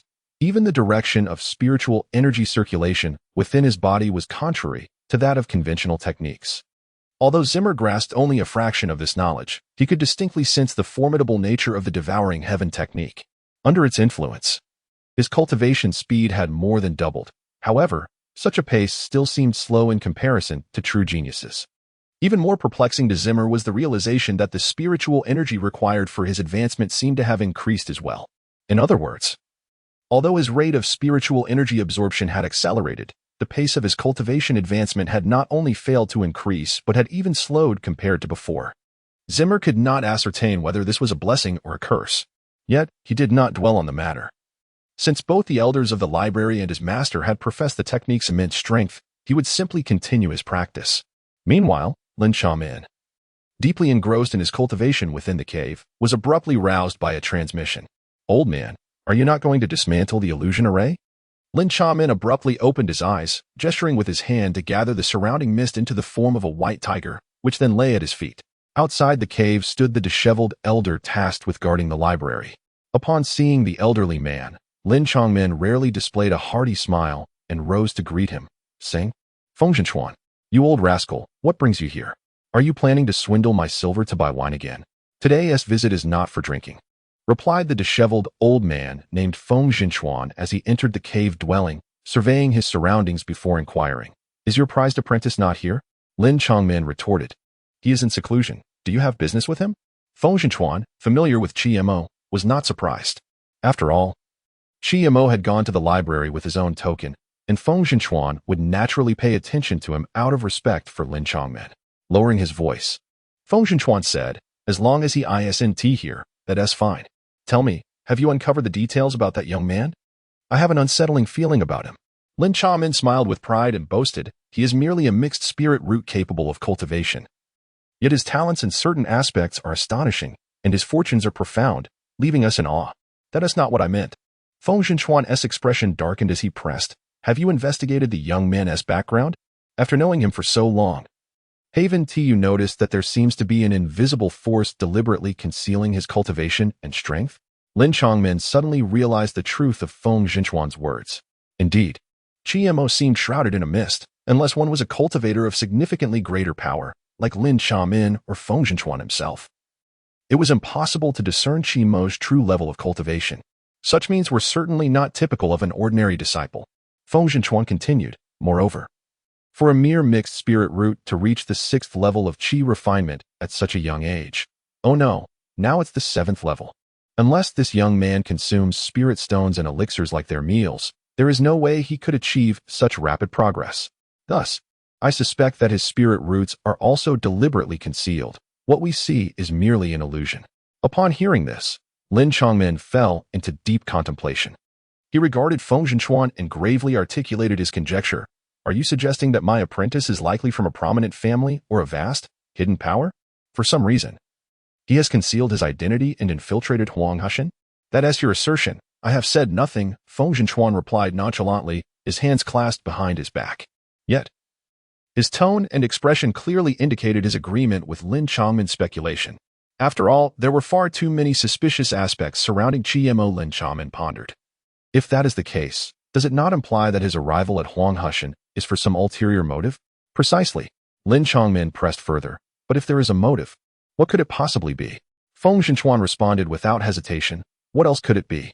Although I, Huang Zhushan, may reign supreme in the kingdom of Qianyuan, when viewed through the lens of the vast expanse of the great Jiuzhou, I barely capture the attention of the true powerhouses. There are merely 2 items that might garner their interest, and both of them have already fallen into that young man's possession. The 2 treasures that Feng Zhenchuan spoke of are, in fact, the remnants of the devouring heaven technique that Chiemo is currently cultivating, and the Fulong sword. To be more precise, it is solely the devouring heaven technique that holds significance. After all, even in its prime, the Fulong sword is merely a high-grade spiritual sword.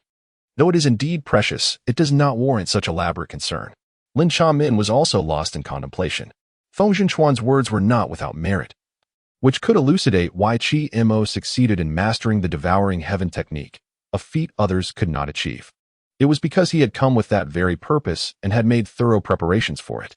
Feng Zhenchuan then added, I must clarify that these are merely my speculations.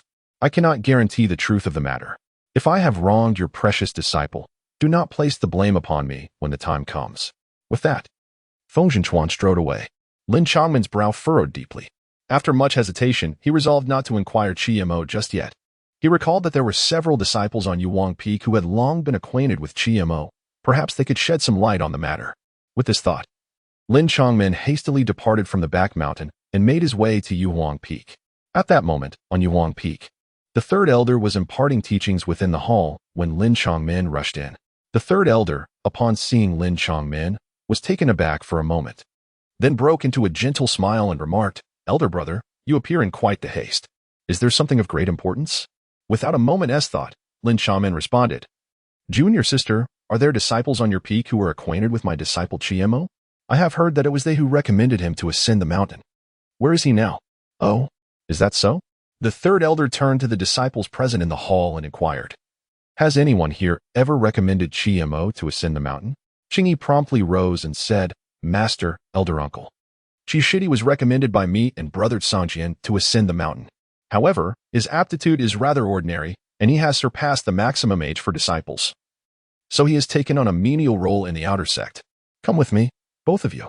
Lin Chongmin beckoned, leaving the 2 bewildered as he led them away. The 3rd elder watched Lin Chongmin's retreating figure with a gaze full of longing, her brows slightly furrowed as she sighed softly. This fellow had not emerged from the back mountain for so many years, now that he finally visited his own Yuang Peak. He did not even take the time to reminisce with her before hastily departing. Lin Chongmin pulled Songjian and Qingyi to the exterior of the grand hall on Yuang Peak. Qingyi bowed to Lin Chongmin and inquired, Elder uncle, you mentioned that Chiemo has become your disciple. Is it true that he has caused some trouble under your tutelage? Lin Chongmin replied, Not at all. I merely wish to ask if you know anything about his background and origins. His origins? Qingyi frowned slightly, clearly perplexed by the reason behind Lin Chongmin's inquiry. Song Jian replied earnestly, Master, Chiemo is a native of Qishui town, a place inhabited by ordinary folk for generations.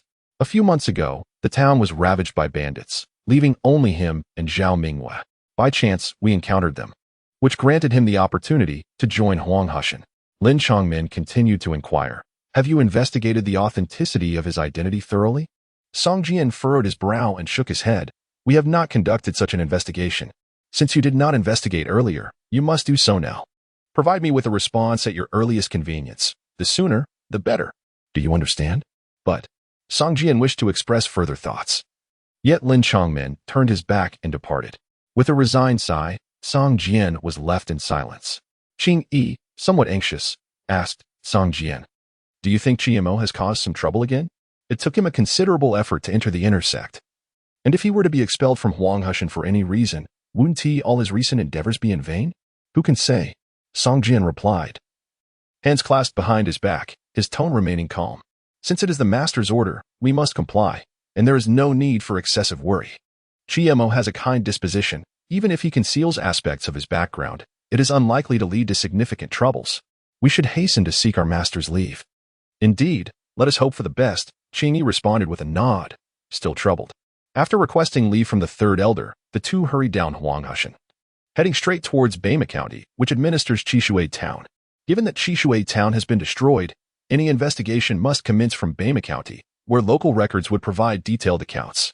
Meanwhile, GMO remained blissfully unaware of these events, diligently studying the swallowing heaven technique. The deeper he delved into it, the more he admired this method. The swallowing heaven technique not only significantly accelerated his cultivation speed, but also possessed the ability to absorb spiritual energy, effectively neutralizing his opponent's attacks, thereby enhancing his defensive capabilities. Once he mastered the ferocious fire spirit sword technique, he would be well-rounded in both offense and defense. After thorough exploration, GMO finally grasped the essence of this peculiar technique. Once mastered, it seemed to stabilize completely, with no further occurrences of chaotic spiritual energy or the devouring of consciousness, which offered him a measure of relief. GMO opened his eyes, exhaling deeply, and mused to himself, "Next, I shall begin practicing the fire spirit sword technique." This sword technique was conceived by the founder of Huanghushan as a complement to the Fulong sword. It was said to be crafted by a powerful being in the nascent soul stage, making it exquisitely intricate, and mastering it would require more than just a fleeting effort. Of course, GMO was not impatient. Whether in martial arts or in the path of immortality, both require years, if not decades, of dedication.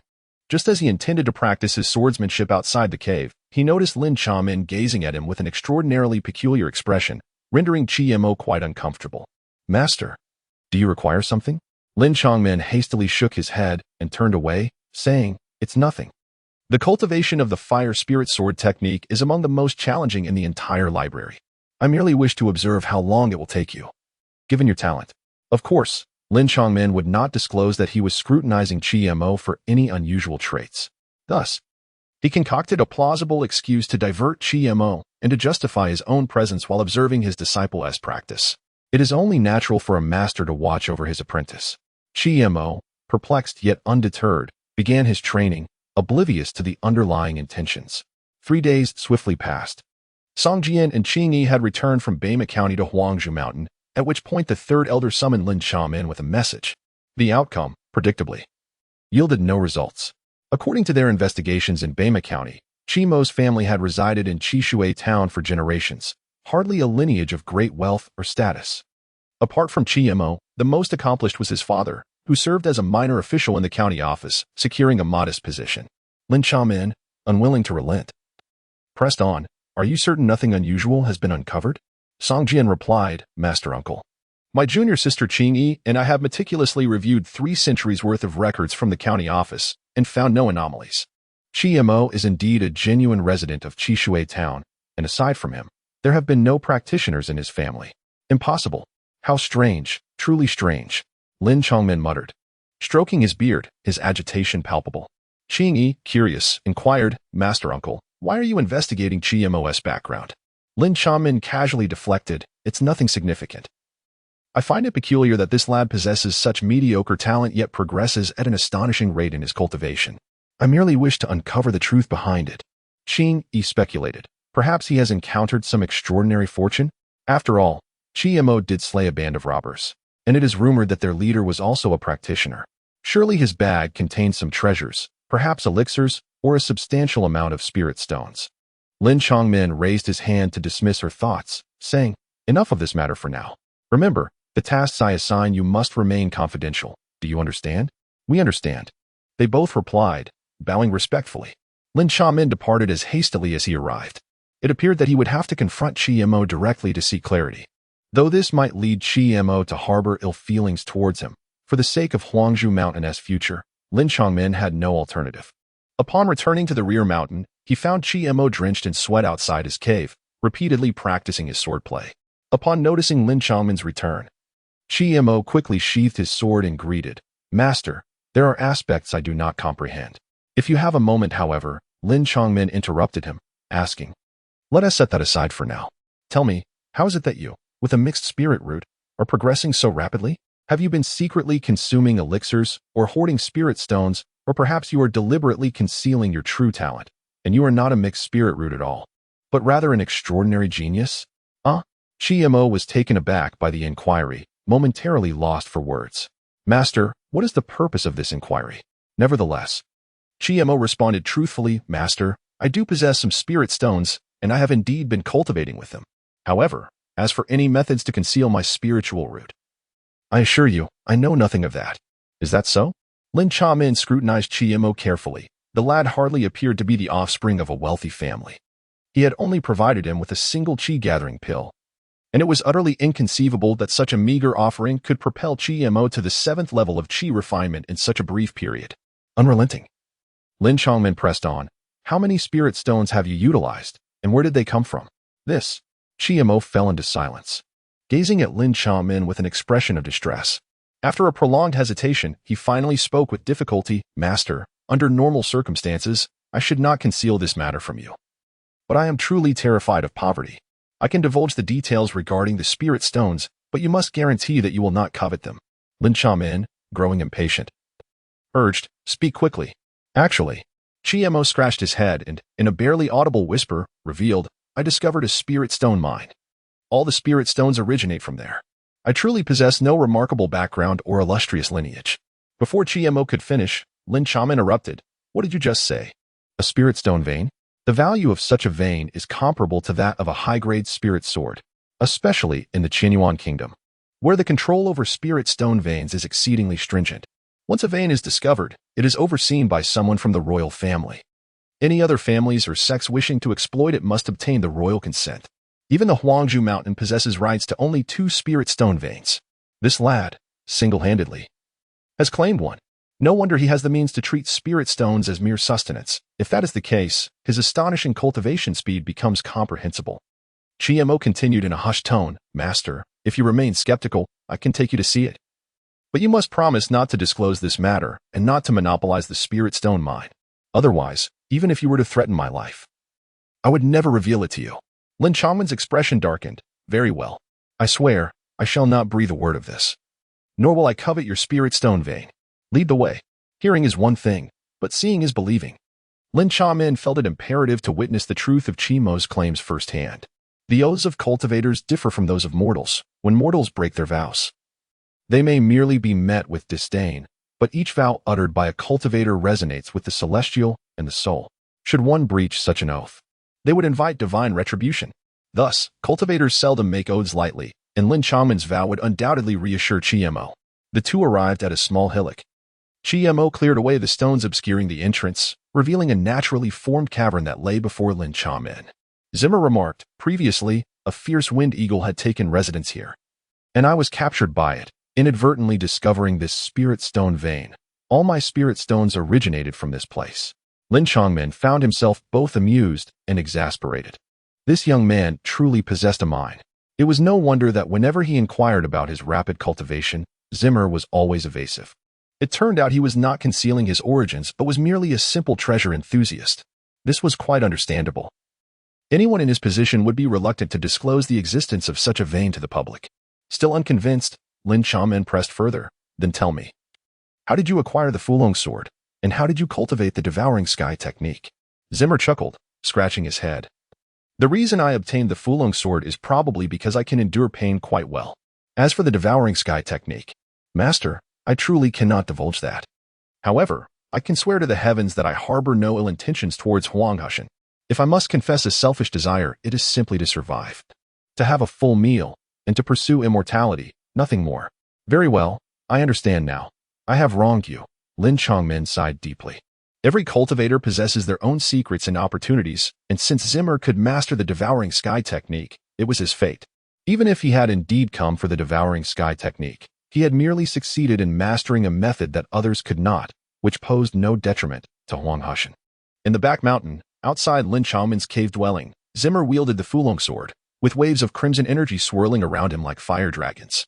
With each swing of his sword, the air was filled with faint crackling sounds, akin to raging flames, intense and perilous. After demonstrating a vigorous swordplay, Zimmer sheathed the Fulong sword. Exhaling contentedly and muttering to himself, "This fire spirit sword technique is indeed remarkable. I have practiced for an entire month to barely manage its execution. Yet it remains exceedingly difficult. I wonder how much power I can truly unleash." With that thought, Zimmer turned his gaze toward a large boulder not far from the cave.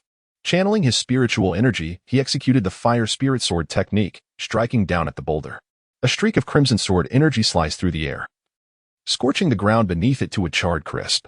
Ultimately, the sword energy crashed into the boulder, which appeared to weigh at least 1,000 pounds, and astonishingly, it shattered into pieces. "Impressive," Zimmer exclaimed. Previously, his practiced spirit snake sword technique had only managed to leave a shallow mark on that stone, and the power he wielded then paled in comparison to the fire spirit sword technique. Just as Zimmer believed he had mastered the fire spirit sword technique, Lin Chaomin suddenly appeared, dousing him with a cold reality. Adopting the demeanor of a stern teacher, Lin Chaomin admonished, "Your fire spirit sword technique may seem grand and formidable. Yet in truth, your energy is scattered and lacks cohesion. Remember, you wield a sword, not a hammer. Your sword's intent is to sever your enemies, not to obliterate them." Lin Chaomin wielded his sword with precision, directing a single, fluid motion towards a colossal rock outside the cave. In an instant, a beam of pure white sword energy sliced through the air, severing the stone with a clean edge as smooth as a mirror, devoid of any imperfections. Not stopping there, the sword energy penetrated deeper into the mountain, etching a profound scar into the rock face, reaching depths of several feet. This spectacle left Chi Mo utterly astonished. Although Lin Chaomin's gesture lacked the grandeur of Chi Mo's previous sword strike, it was indisputably more powerful. The energy was concentrated in that singular blow, with no trace of leakage, solely intended to cleave the stone before him. Lin Chaomin continued, "What I employ is merely the cultivation of the 7th level of Qi refinement. This is how a sword should manifest. You have fully memorized the fire spirit sword technique. Return it to the library for now, in the coming days. Focus solely on practicing the fundamental sword stances.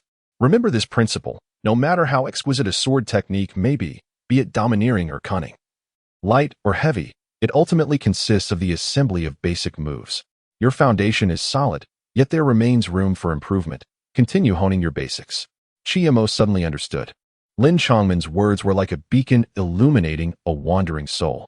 While practicing the fire spirit sword technique, Chi Mo had often felt certain movements were awkward and unrefined, a reflection of his insufficient foundational skills.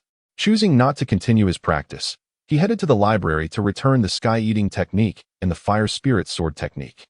These texts could only be borrowed for a month, and today marked the final deadline for their return. As Chi Mo stepped into the library, he had yet to rouse the drowsy Feng Jinchuan from his slumber. However, Feng sprang up from his recliner as if propelled by unseen forces, brandishing a fan and regarding Chi Mo with an odd expression. Under the scrutiny, Chi Mo felt uncomfortable and mustered the courage to speak. "Elder, I have come to return the texts." After scrutinizing Chi Mo closely, Feng Jinchuan waved his hand dismissively, saying, "All right, go on in. Just return them to their rightful place. On the 3rd floor, look for a technique called the Red Dragon Step. Come back next month." Chi Mo was momentarily taken aback. Did Feng Jinchuan imply that he could borrow another book? Hadn't his master stated that each inner disciple could only visit the library once a year, borrowing a maximum of 2 texts each time? Feng Jinchuan, growing impatient, urged, "What are you dawdling for? Hurry along. If you don't seize this fortuitous opportunity, I won't be offering it again. I shall go at once." Chi Mo hurried up the stairs. Feng Jinchuan reclined back in his chair, smacking his lips and muttering to himself, "Since Lin Chaomin hasn't raised any objections, why should I worry? Even if this lad harbors intentions towards something in Huang Hushan, it's Lin Chaomin who will bear the consequences, not I." Although Lin Chaomin inquires little about matters in the mountain, he would never engage in actions that could jeopardize Huang Hushan. Since he continues to cultivate Zimmer, it implies that he has thoroughly investigated Zimmer's background, leaving him with little to worry about. Moreover, this young fellow rather suits his taste, and one might consider it a fortunate opportunity for him. The red dragon steps and the fire spirit sword technique are inherently complementary, and with the addition of the Fulong sword. Only when these three elements unite can Zimmer's swordsmanship be deemed truly complete. After returning 2 manuals, Zimmer swiftly discovered the red dragon steps on a bookshelf. This is it. Just as Zimmer intended to retrieve the manual, another hand simultaneously grasped it. Turning to look, he beheld a girl clad in a red dress. Her features striking yet somewhat willful, fiercely clutching the red dragon steps while her captivating crimson eyes glared at Zimmer in indignation. The girl appeared younger than Zimmer, perhaps around 14 or 15, yet her physique was already quite developed. Observing her, Zimmer was about to relent, but the girl suddenly exclaimed, "I spotted this red dragon steps first. It rightfully belongs to me. Let go." Upon hearing her declaration, Zimmer's temper flared. And he had no intention of yielding. "So what if you saw it first? I am the one who reached for it first. It should be mine." The girl shot Zimmer a fierce glare, and without further ado, she launched an attack aimed at his chest. Zimmer was evidently taken aback by this fiery young lady. How dare she resort to violence in the library? In a moment of urgency, he relinquished his grip on the manual, crossing his arms defensively across his chest to ward off the sudden blow. Boom. Zimmer was forcefully propelled back several steps, his sleeves charred, and his arms ached faintly from the impact. This girl is formidable. It was clear that she did not unleash her full strength. Yet even so, the pressure she exuded in that instant surpassed that of Huang Fuming. Zimmer realized he was no match for this girl. Securing the red dragon steps, the girl beamed with satisfaction, hands on her hips, and proudly declared, "With such meager skills, you dare to contest a manual with me? It is mine now." With that, she bounced down the stairs and departed. Chi stood still, letting out a deep sigh of resignation. It appeared that his fateful encounter with the Crimson Dragon Step was not yet meant to be, and he would have to return next year. With nothing to show for his efforts, he felt no inclination to seek out other martial arts manuals. After all, he had yet to fully master the Swallowing Heavens technique and the Fire Spirit sword play. He understood the wisdom of not overextending oneself. As he descended the stairs, Feng Zhenchuan cast a glance at Chi and inquired, "What about the Crimson Dragon Step? Did you not retrieve it?" Chi replied with a hint of exasperation, "I was outpaced by that girl in the red dress." At this, Feng Zhenchuan chuckled mysteriously and continued, "Did that little girl challenge you? What, could you not best her?" Although reluctant to concede, Chi nodded in acknowledgement. It was true that he was not a match for the young girl. Feng Zhenchuan remarked with a grin, "It is only natural that you could not defeat her. If you could, that would indeed be a rarity. She is the sole prodigy of Huang Hushan, possessing a first-class fire spirit root, and is the direct disciple of the second elder, currently in the foundation establishment stage. In terms of strength, she undoubtedly ranks as the foremost disciple of Huang Hushan." Surprised, Chi asked, "Is that so? At such a tender age, she has already achieved such prowess? Has she been cultivating since birth?" With a playful reprimand, Feng Zhenchuan responded, "Foolish lad, one cannot gauge a cultivator's age merely by their appearance. Nevertheless, this girl is indeed only 14, much like yourself, a true anomaly." Chi felt a flush of embarrassment. He was uncertain whether Feng Zhenchuan's words were meant as flattery. Nonetheless, this revelation heightened his awareness of the vastness of talent beyond his own. Su Qingyu's aptitude and background were impressive, and now, another 14-year-old foundation establishment disciple had emerged. Initially, Chi believed that his cultivation at the 7th level of Qi refinement would at least place him among the top ranks of the inner sect. However, it was evident that Huang Hushan's inner sanctum was a realm teeming with hidden talents. Feng Zhenchuan urged him, "Since this opportunity eludes you, there is little I can do. Return next year and do not disturb my rest." After bowing respectfully, Chi bid farewell to Feng Zhenchuan and made his way back to the rear mountain. In his heart, he silently noted the girl in red, beginning to compare himself with her. Was she truly the strongest in the inner sect? Now that he was at the 7th level of Qi refinement, the foundation establishment stage seemed less daunting. Perhaps he could surpass her. Initially, Chi did not harbor such lofty ambitions. However, as he journeyed forth, he realized that many things he once deemed impossible now appeared within reach. The foundation establishment stage was not an insurmountable peak. Of course, Chi confidence was not blind. His assurance stemmed from the 3 Qi gathering pills nestled within his Chinquan bag, arriving at the spirit spring in the rear mountain. Chi took out one of the Qi gathering pills and mused aloud, "It is time to utilize these Qi gathering pills. If I reach the foundation establishment stage, these 3 pills will be rendered useless." With that, he swallowed a chi-gathering pill and commenced his cultivation. Practicing within the spirit spring could yield extraordinary results, perhaps even enhancing the effects of the chi-gathering pill. As the elixir was swallowed, the spiritual energy within Chi-Mo, which had been flowing gently, suddenly surged into rapid motion. The earthly spiritual essence, shrouded in mist within the spiritual spring, formed a miniature vortex that enveloped Chi-Mo, pouring down upon him like a siphon. The swallowing heaven technique absorbed spiritual energy at an astonishing pace, akin to an insatiable abyss, showing no signs of ceasing regardless of the quantity ingested. This state persisted for an entire day, during which Chi-Mo absorbed more spiritual energy than he had amassed in the preceding months. It was at this moment that he finally grazed the threshold of a breakthrough. Although the swallowing heaven technique expedited his cultivation, the amount of spiritual energy required to transcend realms multiplied exponentially. Break for me. After accumulating spiritual energy, with a resounding roar from the depths of his heart, the bottleneck shattered, and the spiritual spring returned to tranquility. Having reached the 8th level of chi refinement, Chi-Mo opened his eyes and clenched his fists. A surge of potent energy filled his hands, an unprecedented sensation of exhilaration. After a brief moment of reflection, he retrieved another chi-gathering pill, intending to harness this momentum and consume the remaining pills, combined with the foundation-building pill gifted by Yun so long, to strive for an immediate ascension into the foundation establishment stage. Just then, however, Lin Chongmin appeared unexpectedly. Master, Lin Chongmin promptly rose to pay his respects. Lin Chongmin nodded and cautioned, "Do not be hasty in consuming the chi-gathering pill. Your realm has just been breached and remains unstable. It is advisable to solidify it first before contemplating further breakthroughs. Otherwise, a superficial foundation could lead to endless troubles. Your innate talent for cultivation is merely average. If you do not lay a solid groundwork, your achievements in this lifetime may be limited. Waiting another half-month before taking a chi-gathering pill would not be too late." "I understand, Master," Chi-Mo replied, putting the chi-gathering pill away. Had it not been for Lin Chongmin's reminder, Chi-Mo would have remained oblivious to the myriad intricacies involved in cultivation. It appeared that advancing too swiftly was not entirely advantageous. Lin Chongmin had actually been monitoring the area for most of the day, noticing the commotion around the spiritual spring. He intended to investigate, only to discover Chi-Mo breaking through. This lad, merely achieving the 8th level of chi refinement, creates such a stir? It rivals the commotion of others entering the foundation establishment stage. The swallowing heaven technique was indeed formidable, necessitating such an immense reservoir of spiritual energy that Chi-Mo had completely drained the surrounding misty essence within a single day. Lin Chongmin's intervention was not only to help Chi-Mo stabilize his cultivation, but also to allow the spiritual spring to replenish its energy for future aid in cultivation.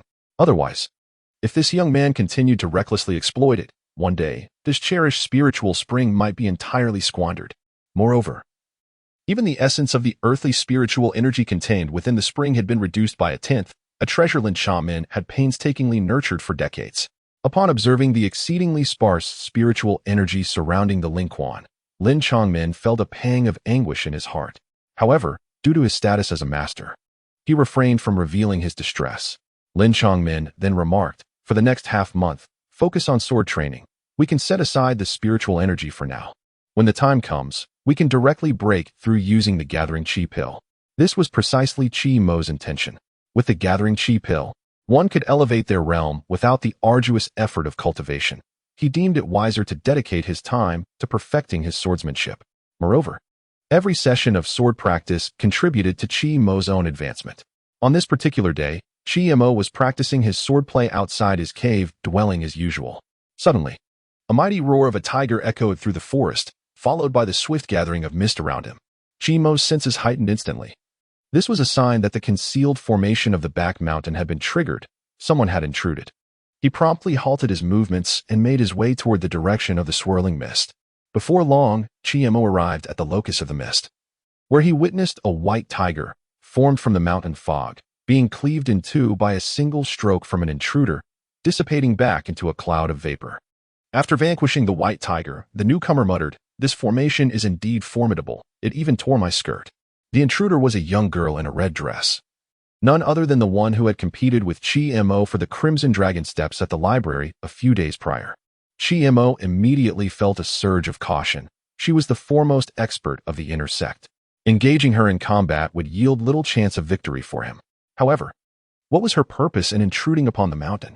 Before Chiemo could inquire, the girl had already noticed him and resumed her haughty demeanor from their initial encounter. She inquired, "I have inquired for quite some time within the inner sect to locate your residence. I never expected it to be in the back mountain. Is your master the reclusive elder?" Chiemo, keeping his gaze fixed on her with vigilance, chose not to respond to her question but rather countered, "What brings you here? What else could it be?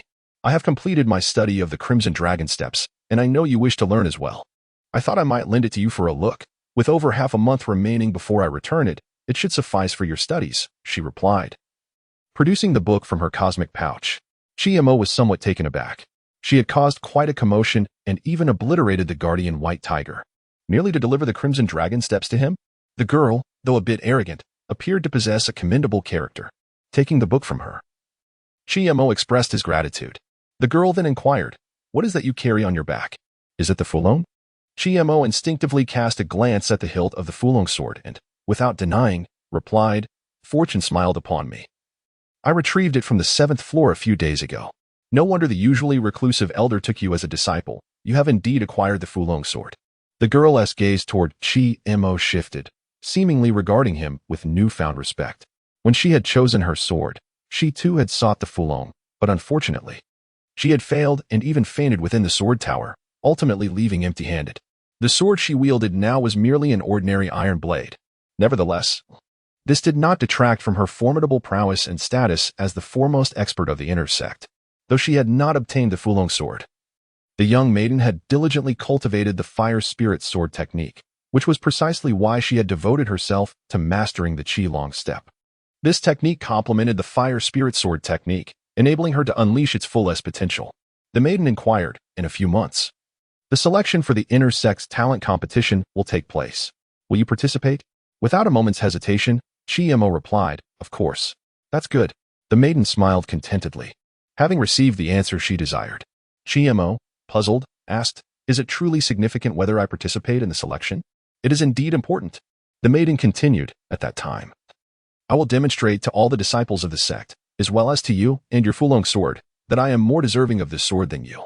Her determination was unwavering, and she possessed the strength to back her words. A first-grade fire spirit root, the top of the inner sect, and cultivation at the foundation establishment stage, these were her assets. Hearing her declaration, a fighting spirit ignited within Chiemo as he responded, "If that is the case, then let us see our true abilities against each other when the time comes." "My name is Cheng Linyan," she declared before soaring away on her sword. "Chiemo," he called out, standing in place and announcing his name towards the direction she had departed. After Cheng Linyan had left, Chiemo lowered his gaze to the Qi Long step in his hand, a smile creeping onto his face as he muttered to himself, "It seems my master was indeed right. My luck is quite favorable." Although he had acquired the Qi Long step, Chiemo chose not to practice it immediately. Instead, he intended to transcribe a copy before returning the original to the library. For now, mastering the fire spirit sword technique was of utmost importance. Focusing on one task often yielded greater efficiency. In the days that followed, Chiemo's life became exceedingly monotonous, filled with rigorous training. Unbeknownst to him, a significant event was unfolding at Huangzhou Mountain.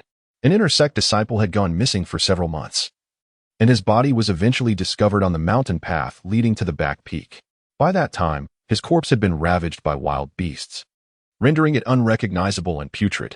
The elders were only able to identify him through his clothing and personal belongings. He was none other than the inner sect disciple, Xie Tianyu, whom Chiemo had previously slain. In the grand hall of the main peak of Huangzhou Mountain, Huang Fu Yuntian seethed with rage, exclaiming, "Who dares? What audacity to kill a disciple of my Huangzhou Mountain?" Xie Tianyu had been a disciple of Huang Fu Yuntian. Although not a direct disciple and rather unremarkable among the students, he was nonetheless his disciple. The murder of his disciple was a slap to his face. It was a provocation against Huangzhou Mountain, challenging its rules and order. "Mountain Master," a steward murmured, head bowed and hesitating, according to the inner sect disciples. Xie Tianyu had previously clashed with two servants from the miscellaneous affairs room, one of whom possessed considerable strength. Might it be? Huang Fu Yuntian's eyes darkened ominously as he questioned in a low, hoarse voice, "Are you suggesting that a mere servant killed an inner sect disciple of Huangzhou Mountain? I, a distinguished disciple of the esteemed Huang Hushan Naiman, find myself in a predicament where I am seemingly inferior to a mere servant, the subordinate." The steward was instantly drenched in sweat, not daring to utter another word. Wait, a servant? Huang Fu Yuntian immediately recalled a certain individual and, upon this realization, inquired, "What are the names of those two servants?"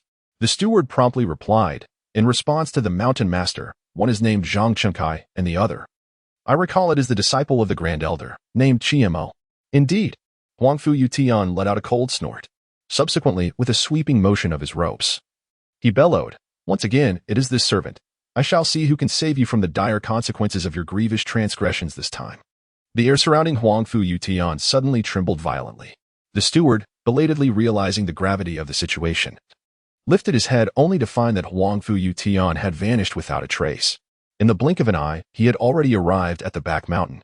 Huang Fu Yuntian's furious and authoritative voice reverberated through the mountains, causing the stones to tremble and the clouds to fracture.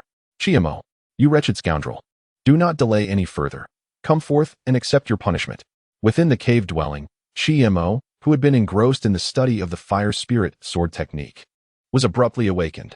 Just as he was about to step outside to investigate, a voice suddenly resonated in his mind. "Remain here obediently. I shall go and take a look." At this moment, Lin Chamin had already appeared outside the cave dwelling.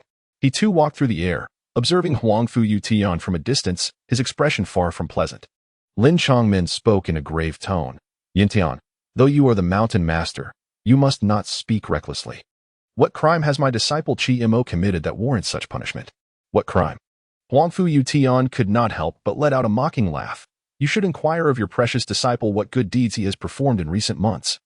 And what sin has my disciple Xietianyu committed to deserve such a fate at his hands?" "You mean to say that my disciple Chi-Mo killed your disciple Xietianyu?" Lin Chongmin's expression shifted subtly. He was indeed aware of this matter. He had even stumbled upon Chi-Mo while he was concealing the body. Lin Chamin had anticipated that Huang Fu Yutian would come seeking him over this issue. "Impossible. Absolutely impossible." Lin Chamin firmly denied. "Tell me, how long has it been since your disciple died, and what was his cultivation level at the time of his death?" Huang Fu Yutian responded, "At least 2 months. Before his death, he had already reached the 6th level of Qi refinement." "Why do you ask this?" Lin Chamin feigned contemplation, then stated, "That makes sense. 2 months ago, that lad had not yet joined us. I had set his goal to reach the 5th level of Qi refinement.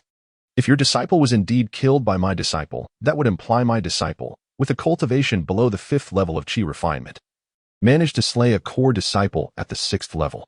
My disciple does possess some talent, but prior to this, he had only practiced the most rudimentary techniques and was unfamiliar with proper swordsmanship. How could he possibly have slain a formidable inner disciple?" Huang Fu Yuntian's face darkened at Lin Chongmin's words.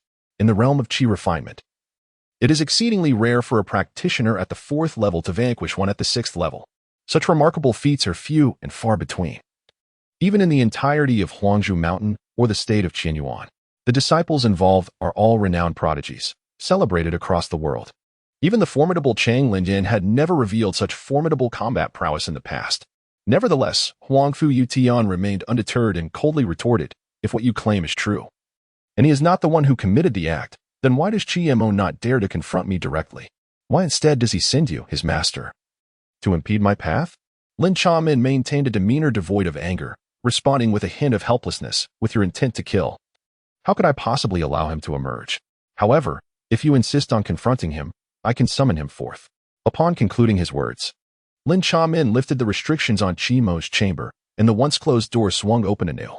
Simultaneously, Lin Chongmin's voice echoed once more in Chi-Mo's ear. "You should know what to say and what to withhold. Should you err in your words, even I cannot save you." Chi-Mo was no fool. Unless Huang Fu Yuntian possessed irrefutable evidence, he would never confess to a crime he did not commit. As he stepped outside the cave, an overwhelming aura of dread washed over him, nearly suffocating him. Huang Fu Yuntian's voice thundered, "Chi-Mo, I ask you, do you recognize my disciple, Xietianyu?" "I do." Chi-Mo replied, standing tall and answering truthfully. Huang Fu Yutian then inquired, "It has come to my attention that an outer sect servant witnessed a conflict between you and Xietianyu. Is this true?" Chi-Mo did not deny it, stating, "Indeed, that is the case." A glimmer of murderous intent flashed in Huang Fu Yuntian's eyes as his tone grew colder. "Do you admit that you harbored resentment against him and thus took his life?" No, Chi-Mo's denial was resolute, his heart and face unflinching. Huang Fu Yutian pressed further. I have heard that you killed Xie Tianyu's brother, Xie Xinyu, down the mountain. As his elder brother, should he not seek vengeance upon you? Chiemo responded. Master of the mountain, I did indeed slay Xie Tianyu's brother down the mountain. He came to the miscellaneous affairs office seeking revenge. Yet I was no match for him and nearly lost my life. Fortunately, I was saved by the inner disciple Zhao Mingwei, who intervened just in time. You may inquire with my colleagues in the miscellaneous affairs office or your disciple Zhao Mingwei. They were present at that moment. After that encounter, I never saw Xie Tianyu again, and now I am shocked to learn that he has met his demise. As he spoke, a flicker of trepidation crossed Chimo's eyes. His words were a mix of truth and deception, increasing their believability. Even if Huang Fu Yutian sought out others to confront him, he would find it impossible to uncover the complete truth. After all, aside from Lin Chongman, no one knew that it was Chiemo who had slain Xie Tianyu. As he witnessed the accusations against him being systematically dispelled, Huang Fu Yuntian's murderous intent showed no signs of abating. In a fit of anger and humiliation, he exclaimed. Yet he perished on the path leading to the back mountain, a place where only you two, master and disciple, tread. If it were not for you, it is inconceivable that it was not your master who ended his life. Given his stature, how could he possibly deign to lay a hand on a disciple? Zimmer feigned ignorance, saying, this disciple is unaware. Lin Chamin finally spoke up. Yin Tian, you are well aware that few venture to this mountain, where fierce beasts roam freely. Compounded by this labyrinthine formation, given Xie Tianyu's cultivation level, he undoubtedly would be unable to find his way out. It is quite possible that he inadvertently stumbled into the maze and perished within. Huang Fu Yutian questioned, if he were to enter the maze, would you not be aware of it? Lin Chongmen sighed deeply, his tone imbued with profound regret as he lamented, I have grown old, and there are moments of oversight. Who could have imagined that such a lapse would cost a life? Upon hearing these words, Huang Fu Yuntian's countenance instantly turned ashen. The master and disciple were evidently deceiving themselves. It was clear that Chiemo was the one responsible for the murder. How infuriating! Huang Fu Yuntian, consumed by rage, unexpectedly broke into laughter. He pointed at Lin Chamin and coldly declared, I shall see how long you can protect him. Today, I shall remember this account. Having spoken, Huang Fu Yutian departed in anger. At this moment, Chiemo finally breathed a sigh of relief, realizing that he was, at last, safe. Lin Chamin escorted Chiemo back to the cave and cautioned. From now on, let this matter remain between us. It must never be disclosed to a third party. Furthermore, you must avoid provoking Huang Fu Yutian again. He is a consummate hypocrite. This time, I have been protecting you, but should there be a next time, he will undoubtedly tear apart any semblance of civility and will not hesitate to take your life. Although I do not fear him, I cannot guarantee that I will be by your side at all times. Lin Chamin understood his junior disciple all too well. This individual is exceedingly concerned with his reputation. A disciple like Chima, who has repeatedly embarrassed him, will undoubtedly harbor resentment. Although Chima has slain Xie Tianyu, it is important to note that such actions stemmed from justifiable circumstances. Under normal conditions, while Chima might face punishment, it would not warrant a death sentence, and the repercussions would not be excessively severe. However, Chima has previously offended Huang Fu Yutian, which has led Huang Fu Yutian to seek Chima's life, merely using an excuse to do so. Chima is acutely aware of this reality. Since departing from Chishui town, he has come to understand that one should never assume the goodness of human nature.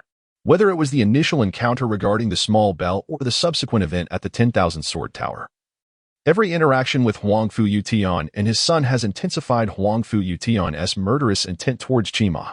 After pondering for a moment, Lin Chamin seemed to arrive at a conclusion and added, although Huang Fu Yutian has indeed set his sights on your demise, it would be wise not to entertain thoughts of leaving Huangzhou Mountain until you possess sufficient strength. As long as you remain here, I can ensure your safety, however. Should you venture beyond Huangzhou Mountain, he will pursue your death without hesitation. Huang Fu Yutian, in truth, harbored a profound apprehension towards Lin Chamin, not merely due to Lin's esteemed position as the senior disciple, but primarily because of his formidable prowess. This trepidation elucidated why Huang Fu Yutian refrained from outright eliminating Chiemo at that moment, opting instead to allow Chiemo to first bear the weight of the accusation of slaying his fellow disciples. In this world, it is the strength of one's fist that grants one the authority to speak. Chiemo nodded earnestly, assuring, rest assured, Master, I shall not depart from Huanghashan. At least, not for the time being. Lin Chamin responded, focus on your cultivation within the mountain. It would be prudent to avoid descending. Should pressing matters arise, I shall personally attend to them. Lin Chamin, devoted to his sole disciple, spared no effort in nurturing Chimo's potential. Although formal instruction was infrequent, resources and guidance were never lacking. Deeply moved, Chimo clasped his fists in gratitude and bowed deeply, expressing, "Thank you, Master." In the days that followed, Chimo devoted himself entirely to his cultivation, engaging in sword practice by day and solidifying his foundations by night. Once his cultivation reached a stable state, he resumed the use of qi-gathering pills to advance further in his practice. During this period, Xiao Lingzhong would occasionally visit Chimo, and Lin Chamin turned a blind eye to these encounters. On the occasions when Su Qingyu came to the mountain, he would even deactivate the illusionary array to prevent Xiao Lingzhong from becoming lost. With a troubled expression, Xiao Lingzhong pondered aloud, "Brother, I overheard the senior brothers and sisters mention that you had a conflict with Master over some matters. Is it because of me? I know Master disapproves of my association with you. He has criticized me for it multiple times." Chimo comforted her, saying, "Do not worry. It is merely a trivial matter, and it has already been resolved. It has nothing to do with you." Xiao Lingzhong cupped her face in thought, saying, "When I return, I shall tell Master that my brother is a good person, not a bad one, and urge him not to make things difficult for you. Master is reasonable, and he cares for me dearly. He will surely heed my words." A bittersweet smile crossed Chimo's face. If only this matter could be resolved so easily, it would spare Xiao Lingzhong the distress of being caught between two significant figures in her life. "Brother, we must take our leave now. Please do not mention that I came to see you, or else Master will surely punish me." Xiao Lingzhong hurriedly departed. As she descended the rear mountain and returned to the main peak, she unexpectedly encountered Huangfu Yuntian. With a stern expression, he demanded, "Have you been seeking that useless spirit root boy again?" Xiao Lingzhong, her head bowed, replied, "I have not." Huangfu Yuntian, incensed, exclaimed, "How many times must I reiterate? Chimo is merely a waste of spirit root, destined for mediocrity. Whether he can even establish a foundation in this lifetime remains in question. You must not squander your time on him. With your talents, attaining the realms of Yuanying, Huashan, or even Lianxu is not beyond the realm of possibility." The little bell raised her head, glaring at Huangfu Yutian with indignation, and stubbornly stated, "But Brother Chima is quite remarkable. He has only been cultivating for a few months, and has already reached the 9th level of qi refinement, surpassing me." "What?" Huangfu Yuntian furrowed his brow. The last time he saw Chima, he was merely at the 8th level of qi refinement. In just a few days, he had actually attained the 9th level? At this rate, he could attempt foundation establishment within a year. Huangfu Yutian scoffed. It must be that Lin Chamin gave him a qi-gathering pill. Chima's innate talent is already extremely poor. Relying on medicinal pills to forcibly elevate his cultivation will only ruin his foundation. Thus, foundation establishment will be even more hopeless. If there is a next time, I shall have you face the wall in punishment. With that, Huangfu Yuntian swept away with his sleeves. The little bell remained resentful. She could not comprehend why her master held such disdain for Chima, who was evidently so capable and diligent. Upon learning of Chima's rapid ascent in cultivation, Huangfu Yutian felt a sense of relief. He had originally worried that Chima would become a hindrance to his son Huangfu Ming's. But now it seemed he had been overly concerned. A waste spirit root. Even if he cultivated faster than others during the qi refinement phase, what could it matter?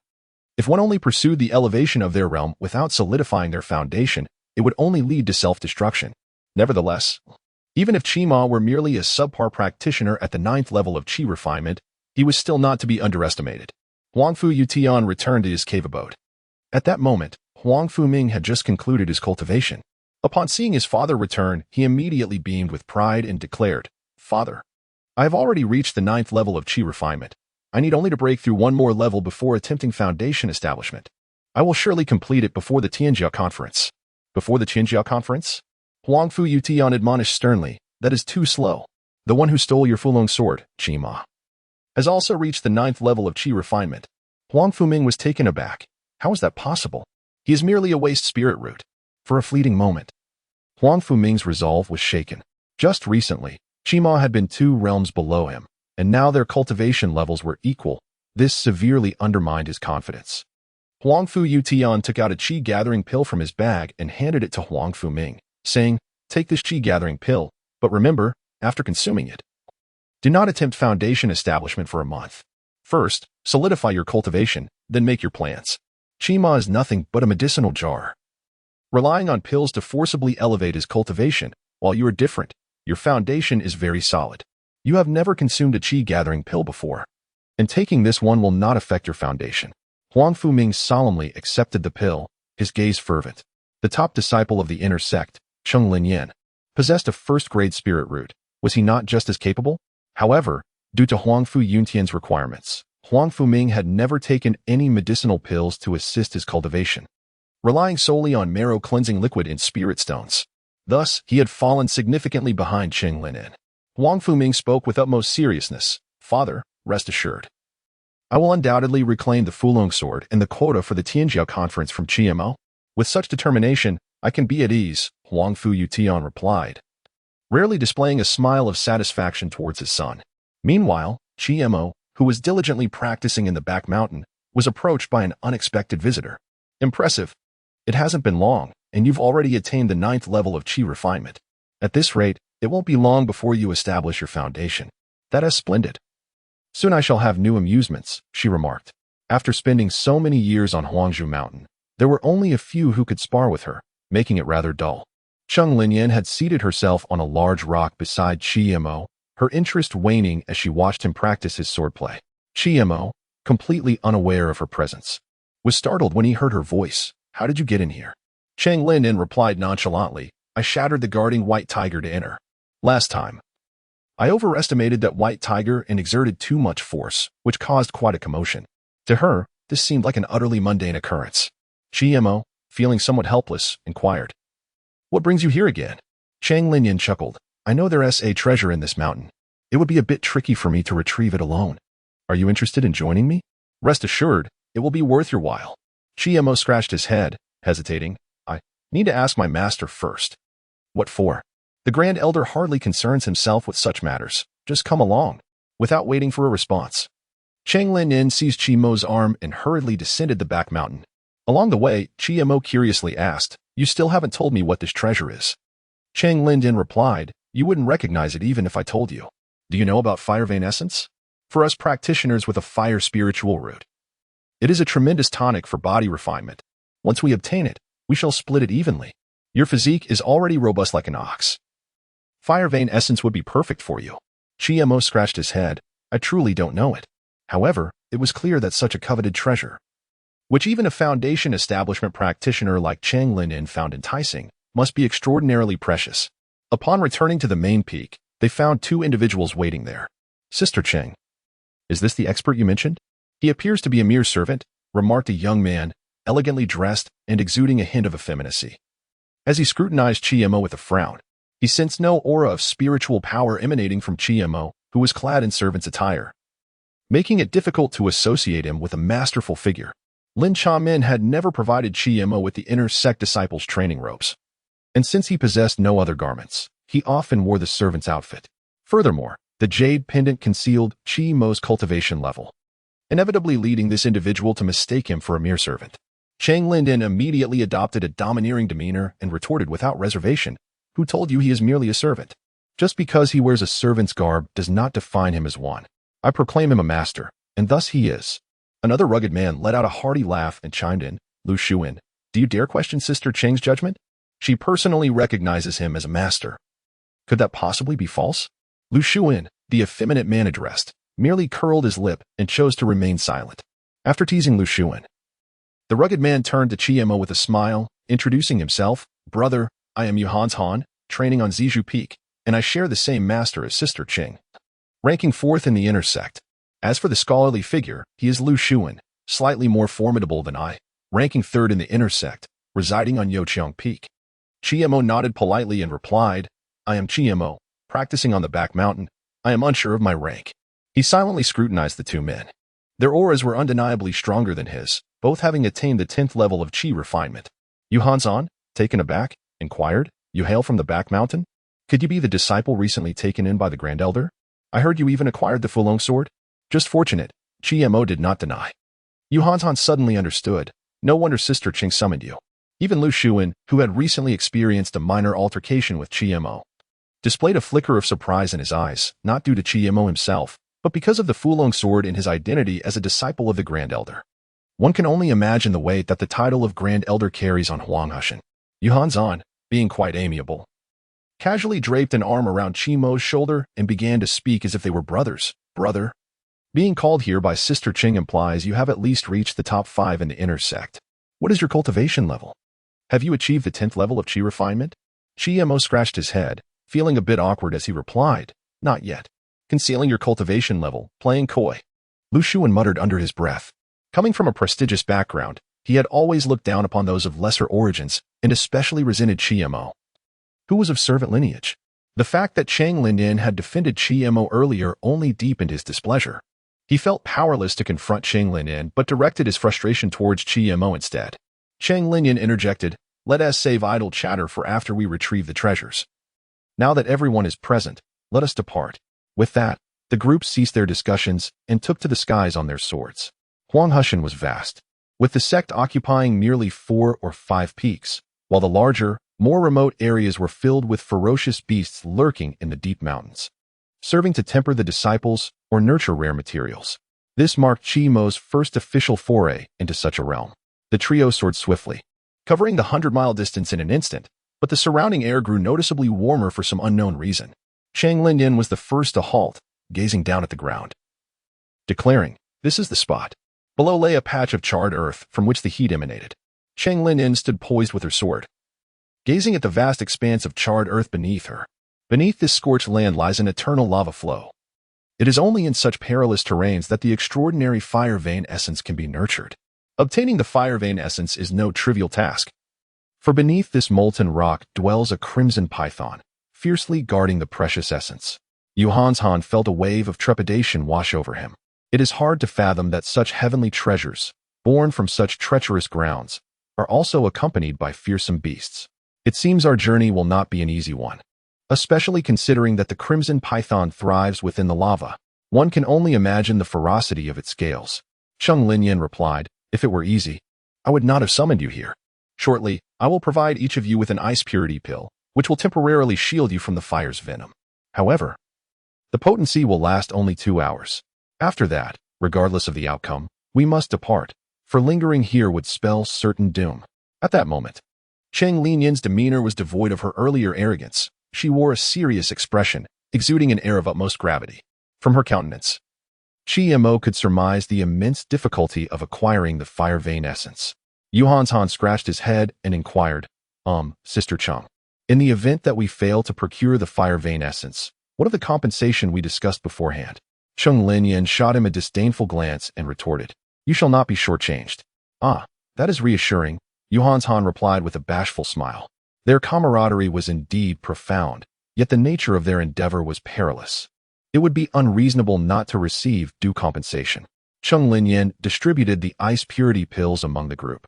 Upon consuming the pill, Chimo immediately felt a refreshing chill spread from his mouth down to his throat and abdomen, ultimately enveloping his entire being. This invigorating sensation swiftly dispelled the surrounding heat, allowing Chimo to relax considerably.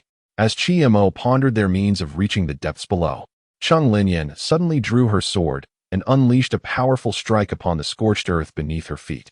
To their astonishment, the ground began to writhe slowly.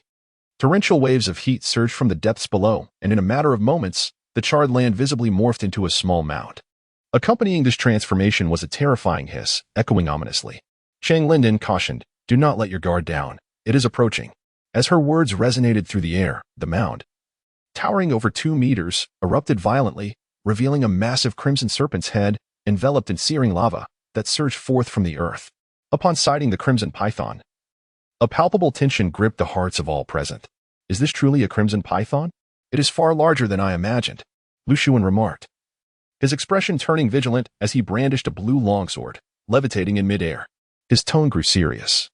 "This crimson python feeds on the underground lava and has long protected the fire vein essence. Influenced by the essence, its power and size surpass those of an ordinary crimson python by several degrees." Lu Shuan, hailing from an illustrious lineage, possessed a wealth of knowledge and experience, and with a mere glance, discerned the origins of the crimson python before him. Upon the sight of this magnificent serpent, even Lu Shuan could not suppress the fervor igniting in his gaze. The sheer size of this python suggested that the fiery essence hidden beneath the lava must be of exceptional quality and abundant in quantity. It was even plausible that, beyond this fiery essence, other treasures lay concealed, unknown even to Chang Lin. Although Lu Xuan was not of the fire affinity and had no immediate use for the treasures born from the molten rock, this did not diminish his intrigue. The prospect of trading these celestial materials could yield him treasures more suited to his needs. Chang Lin's then brandished her sword at the crimson python, declaring, "The fiery essence lies beneath where it coils. If we can drive it away or eliminate it, the essence shall be ours." At that moment, the crimson python, with a menacing glint in its eyes, fixated on Chang Lin. Not long ago, this human had dared to provoke it, and though she had managed to escape, the python was astonished to see her return, accompanied by numerous allies.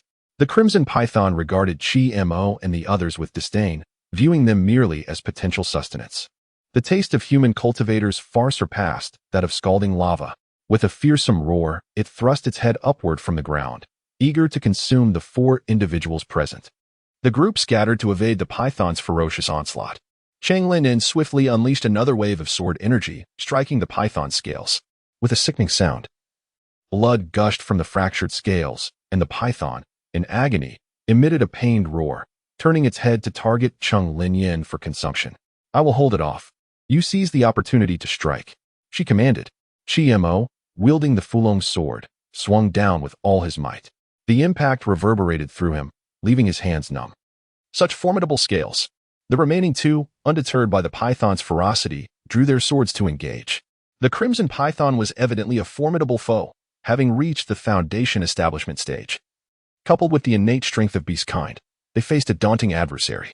Should they hold back even slightly, it was likely that they would not leave this encounter unscathed.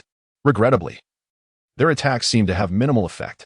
Chi Mo's nearly full-powered strike against the python resulted in little more than the shattering of its scales, failing to inflict any significant injury and only serving to escalate its wrath. Gasping for breath while evading the serpent's strikes, Chi Mo carefully observed the python, musing to himself, "This creature is clad in scales. A direct assault is nearly impossible. I must discern its weakness. The heart of a serpent is located at the 7th vertebra." He recalled his experiences hunting snakes in the mountains. The term 7th vertebra referred to the vital organ of serpents. With this thought, he resolved to strategize. Without a moment's hesitation, Chi Mo channeled all his energy and, while the others were engaged in combat with the red python, unleashed a powerful strike aimed at its vital point. "Red Dragon's Fury!" Chi Mo roared. The dragon's roar was a technique from the fire spirit sword art. Imbued with overwhelming force, once executed, there was no possibility of retraction. The significant drawback of this technique was counterbalanced by its formidable might. In terms of sheer ferocity, this move, Red Dragon's Fury, was undoubtedly the pinnacle of the fire spirit sword art. As Chi Mo's voice resonated, he transformed into a blazing meteor, hurtling towards the python's critical area with tremendous force. "Chi Mo, be careful." The onlookers gasped in astonishment. Chang Lin had initially intended to exhaust the python's strength before delivering the final blow, but to her shock, Chi Mo had already resorted to his ultimate technique, a move that was tantamount to courting death. Yet, it was too late for any warnings. Once Red Dragon's Fury was unleashed, there was no possibility of sheathing the sword. An attempt to do so could result in severe injury or even self-destruction. It was an exceedingly perilous strike, both for Chi Mo and his opponent. Boom! In full view of the crowd, Chi Mo charged forward with unyielding momentum, delivering a devastating blow to the red python. His strike landed heavily, creating a gory crater at its vital point, shattering the scales in that area. In response, the python let out a tortured, hoarse roar, writhing in agony on the ground as blood oozed from its wounds. Chi Mo, sword in hand, hovered in the air, maintaining a safe distance while gasping for breath. His gaze fixed warily on the frenzied python. The other 3 were left in stunned silence. This strike was undeniably powerful. It had severely injured the red python. As Chi Mo basked in the spotlight, Lu Xuan's eyes flickered with a shadowy glint, and he eagerly declared, "It seems the red python won't last much longer. Let us not waste time. We must prioritize treasure hunting. I shall deliver the final blow." Before Chi Mo and the others could voice their objections, Lu Xuan flew closer to the writhing python. However, at that moment, the previously frenzied python suddenly surged, opening its gaping maw to bite Lu Xuan. Alarmed, he hurriedly retreated. Yet he was still a fraction too slow. A faint green barrier enveloped him, bracing against the python's jaws. His protective talisman proved its worth in that critical moment, allowing Lu Xuan to narrowly escape the python's grasp. The barrier held for but an instant before shattering under the python's immense power. Its jaws closing and tearing a piece from Lu Shuan's clothing. Be cautious, Yuhan's warned. These beasts are far more cunning than they appear. Feigning death or madness is their forte. Do not be deceived by this creature. Having narrowly escaped, the tension hung palpably in the air. In Lu Shuan's eyes, there was an undeniable expression of fear. He had initially believed that this would be his moment to shine, yet he never anticipated such a humiliating defeat, nearly costing him his life in the process. Nevertheless, Lu Shuan stubbornly retorted, "No need for your reminders." The enormous red python reared back up, its lantern-sized eyes fixated intently on Qima in midair. Within the cold, sinister gaze of its serpentine pupils, a hint of human-like resentment flickered. As a foundational-level beast, it was merely a step away from transformation, possessing considerable intelligence. The previous strike, had it been just a tad more powerful, could have pierced its heart and claimed its life. Fortunately, the beast's formidable physique and robust cultivation allowed it to withstand the blow, preventing any damage to its heart. The wound, which had been bleeding, was now scabbed and had ceased to bleed. This chi refinement stage cultivator who had nearly slain it. How infuriating. Under the piercing gaze of the serpent, Qima felt a chill run down his spine. Yet, he solemnly cautioned, "Just now, my strike targeted its 7 inches. Where its heart lies, should I land another blow, it would surely claim its life." Lu Shuan, eager to dampen Qima's enthusiasm, interjected, "It's easy to say, but quite difficult to achieve. Do you think the serpent is a fool? It won't expose the same weakness twice." However, Chang Linyin disregarded Lu Shuan's words entirely and resolutely declared, "This is the only feasible method now. Everyone, let us each summon our strongest sword strike and concentrate our powers on its wound. Even if we don't hit directly, as long as we can graze its injury, it will surely yield results." Lu Shuan wanted to argue further, but upon seeing Cheng Linyan's fierce expression, he reluctantly swallowed his words, finally conceding, "Sister Cheng, I shall follow your lead." With that, preparations commenced.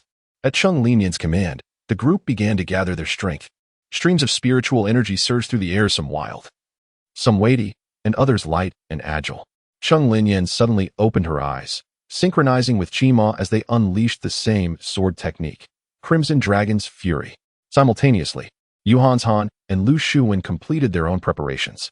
A dense, earthy spiritual energy flowed steadily around Han's heavy sword. As he swung down, the energy descended like a mountain upon the red python. Mountain-moving sword technique. In contrast, Lu Shuan's swordplay was far more graceful and gentle. However, this did not imply that his strike lacked potency. His sword energy flowed like a gentle stream, seemingly devoid of lethality, yet relentless, layer upon layer, until it surged forth like a tempestuous sea, unstoppable. For distinctly powerful sword energy surged towards the red python. The air was filled with the cacophony of thunderous roars and explosive blasts. The surrounding spiritual energy became chaotic in an instant, and the 4 individuals suspended in midair were swept away by the overwhelming force, retreating nearly 100 yards. The one who consumed the most, Qima, had blood at the corners of his mouth. He possessed the weakest cultivation, and after consecutively using the Red Dragon Fury twice, his energy was severely depleted. Everyone's gaze was fixed intently on the center of the explosion, eager to ascertain whether the Crimson Python still lived and retained the strength to fight again. After a considerable time, as various spiritual energies dissipated, the figure of the Crimson Python vanished from sight. Han exclaimed in astonishment, "What happened? Did it burrow back into the lava? It withstood our 4 strongest attacks. Even if it survived, it should be on the brink of death. Cheng, should we pursue it?" Cheng Linyin did not respond immediately. Instead, she furrowed her brow in contemplation. Just as she was caught in indecision, a resounding boom erupted from beneath the ground. Scalding lava surged upwards, and the Crimson Python, having somehow reached their feet, leaped out from the molten depths, opening its maw wide and swallowing Qima whole. It then swiftly plunged back into the lava, making its escape. The 3 who narrowly evaded the serpent's grasp stood frozen in midair, their faces ashen and sweat streaming down their brows. Even the powerful Cheng Linyan felt a tinge of fear rising within her. Qima had been devoured? The cunning of the Crimson Python was truly formidable. Han, in a daze, found his once robust voice lacking strength. "Cheng, what should we do now? Qima cannot have perished like this, can he? How shall we explain this to the Grand Elder? He is the Grand Elder's only disciple." Now, In our pursuit of the fire vein essence, he has been swallowed alive. It is unimaginable how furious the Grand Elder would be upon learning this. Would we not be implicated as well? Cheng Linyan's expression became exceedingly complex, her eyes fixed intently on the surging lava below. After a lengthy silence, as if she had made a monumental decision, she asked, "Chima was brought out by me. I must take responsibility for him. Which of you is willing to accompany me into the lava to rescue him?" The two exchanged glances at the churning lava, swallowing hard. Given their cultivation, they could indeed protect themselves from the lava's harm, but their strength would be significantly compromised within it. Even on solid ground, confronting the Crimson Python was no simple task. How much more daunting would it be to venture into the lava? The situation was perilous. Recklessly diving in would not be a rescue, but rather a futile endeavor. Seeing their hesitation, Cheng Linyan snorted coldly. "If you are unwilling to descend with me, then I shall go alone." With that, she enveloped herself in spiritual energy and plunged headlong into the molten depths. The two exchanged a determined glance. Cheng was right. Chima was their responsibility. Abandoning him would be an act of great disloyalty. Even if they could not rescue him, they must at least seek vengeance. If all else failed, they would perish together. Yuhachan closely followed Cheng Linyan's lead, plunging into the molten lava alongside her. In the air, only Li Xuan remained, observing the two who had leaped into the fiery depths with a cold, disdainful snort. He knew all too well that there was no path to survival, yet they rushed headlong into oblivion. Although he harbored genuine affection for Cheng Linyan, he would never sacrifice his own life to aid her. Moreover, at this moment, she was preoccupied with rescuing another man. Heartache notwithstanding, he would at least remain alive.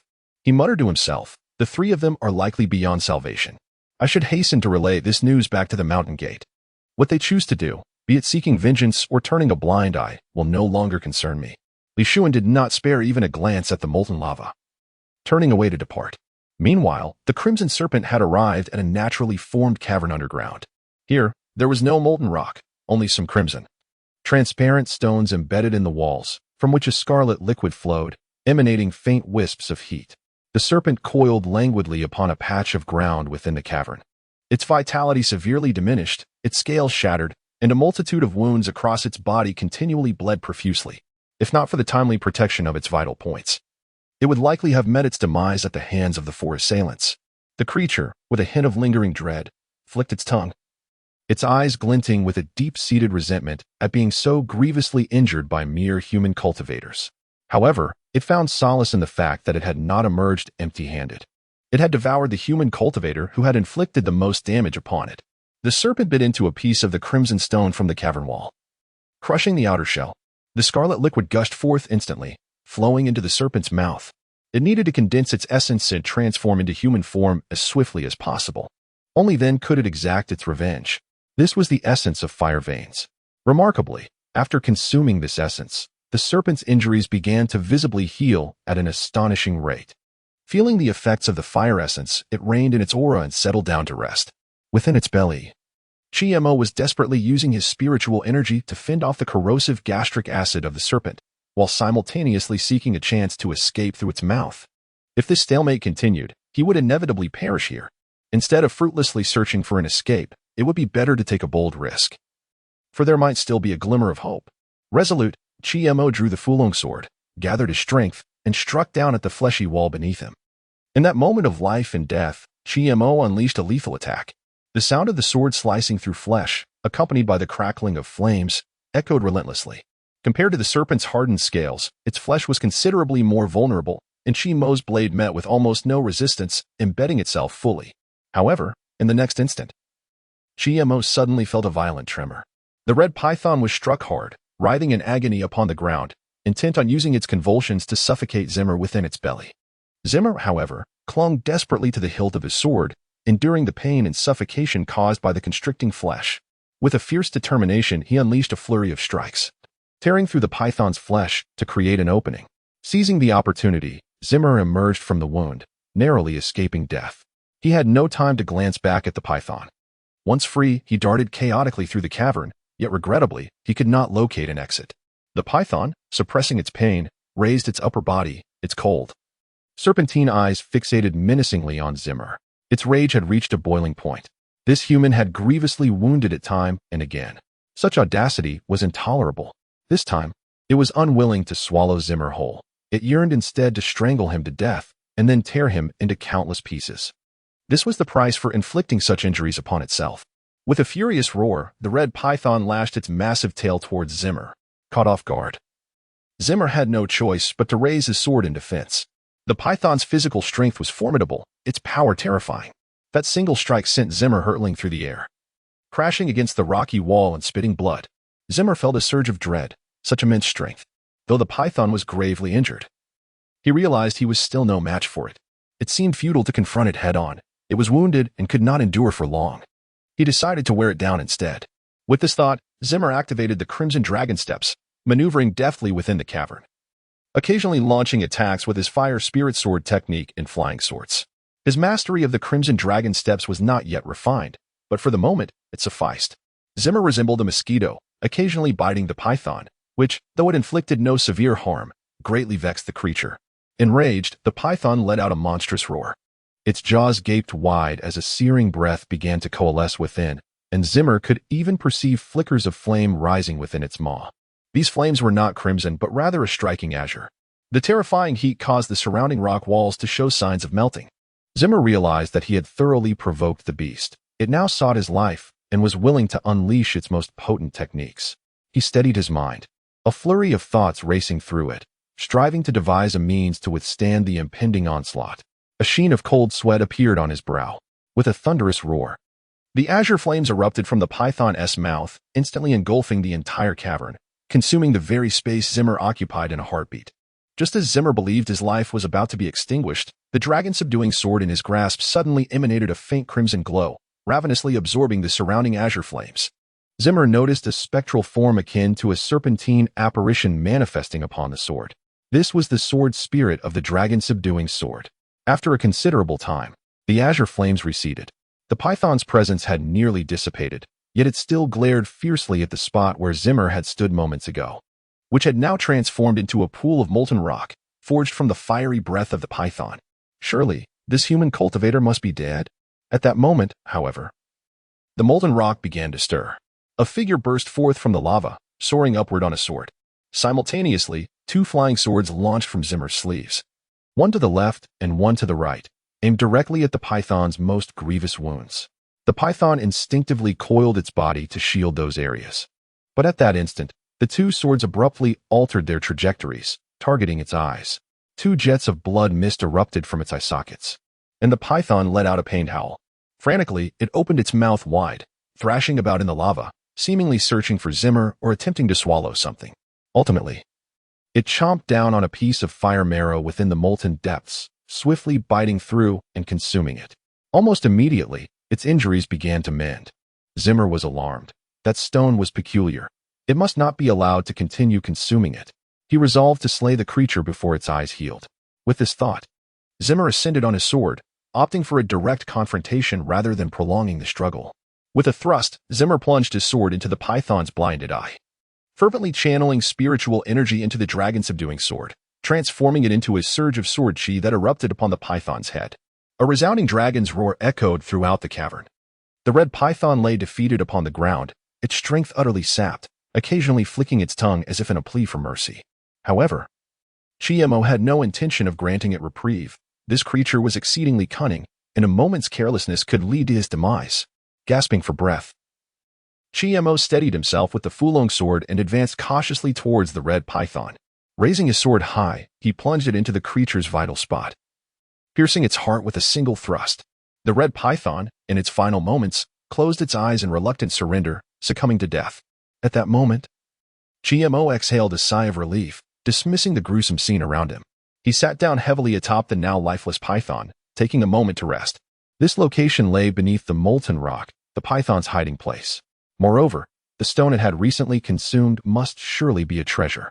Perhaps the fire marrow spoken of by Chung Linyan. Chiemo had observed clearly that after swallowing a stone, the python had begun to recover rapidly from its injuries. Even if it were not the fabled fire marrow, it was undoubtedly a valuable find. He resolved to take some back. That decision was beyond doubt.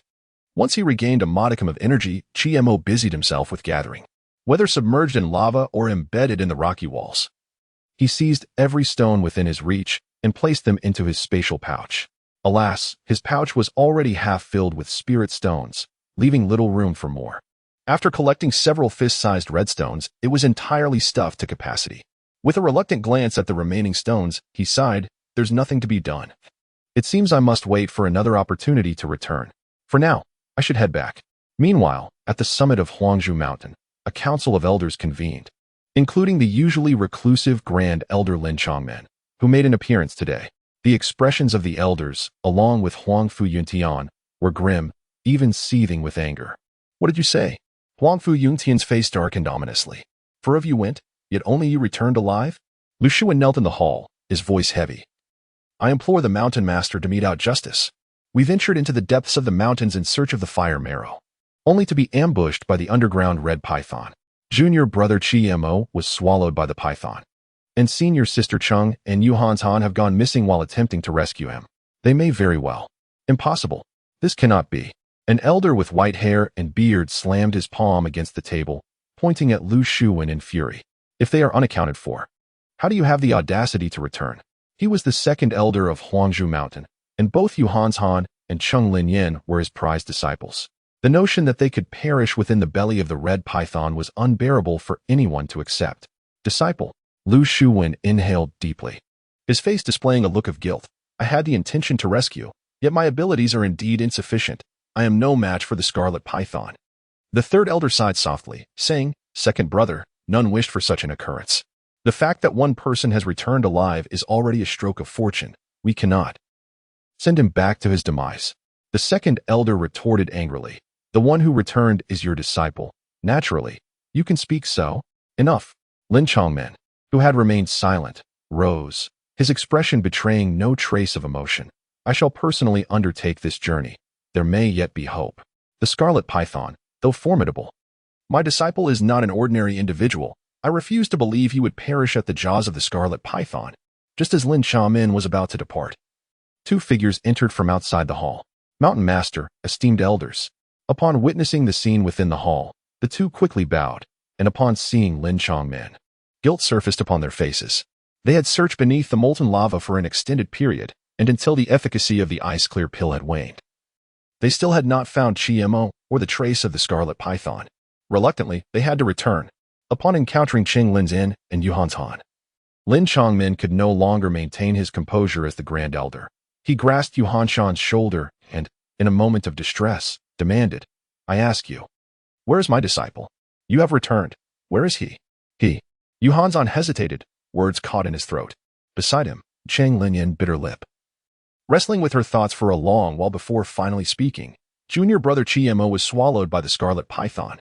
Yuhan's Han and I plunged into the lava to search for a considerable time, but not only did we fail to locate junior brother Chi-Mo, we did not even find a trace of the scarlet python. The blame for this lies with me. Please, Grand Elder, impose punishment. This is unacceptable." Lin Chamin thundered, his gray robe swirling as if stirred by an unseen wind, his presence akin to that of a fearsome beast. Chang Linyan, who typically feared neither heaven nor earth, now realized the gravity of her misstep. The Grand Elder's sole disciple had perished due to her actions. She braced herself for the impending punishment. However, the anticipated reproach did not manifest. Lin Chongmen sighed wearily, instantaneously appearing decades older. With a flick of his sleeve, he strode out of the hall. "Regardless, I must see him alive or dead. Chi-Mo is my disciple. He shall not be laid to rest in the belly of a serpent without due cause." Lin Chamin departed alone. Within the hall, Lu Shuwen hurried to Ching Linyan's side. Concern etched across his face. "Senior sister Chung, I am so relieved you are unharmed. Do you know how worried I was for you? That scarlet python did not injure you, did it? Were you harmed by the fire poison?" Chung Linyan cast a disdainful glance at Lu Shuwen, brushing his hand away.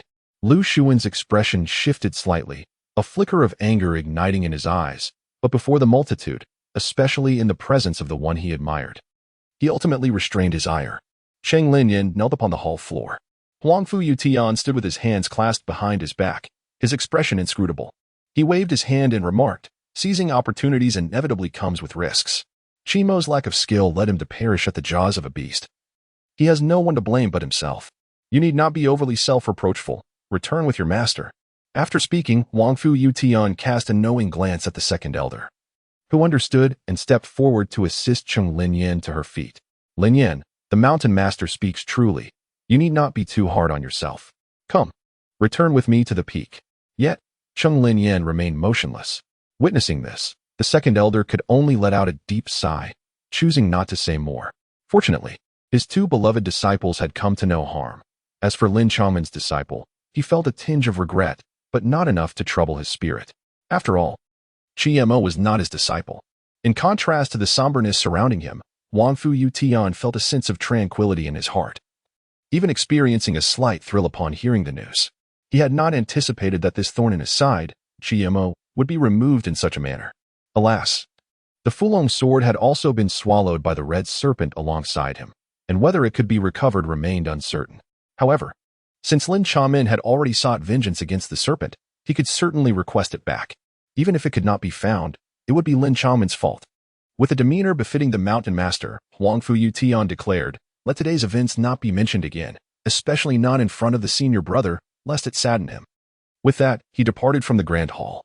Meanwhile, beneath the searing lava, a sudden disturbance erupted, and a figure burst forth from the molten depths, crashing heavily onto the ground beside it. Mo had finally escaped. Sprawled on the ground, he gasped for breath. After enduring a grueling battle and aimlessly searching below, he had successfully located the exit and returned to the surface. Once he regained a modicum of strength, he abruptly sat up and muttered to himself, "I wonder how Chang Lin and the others are faring.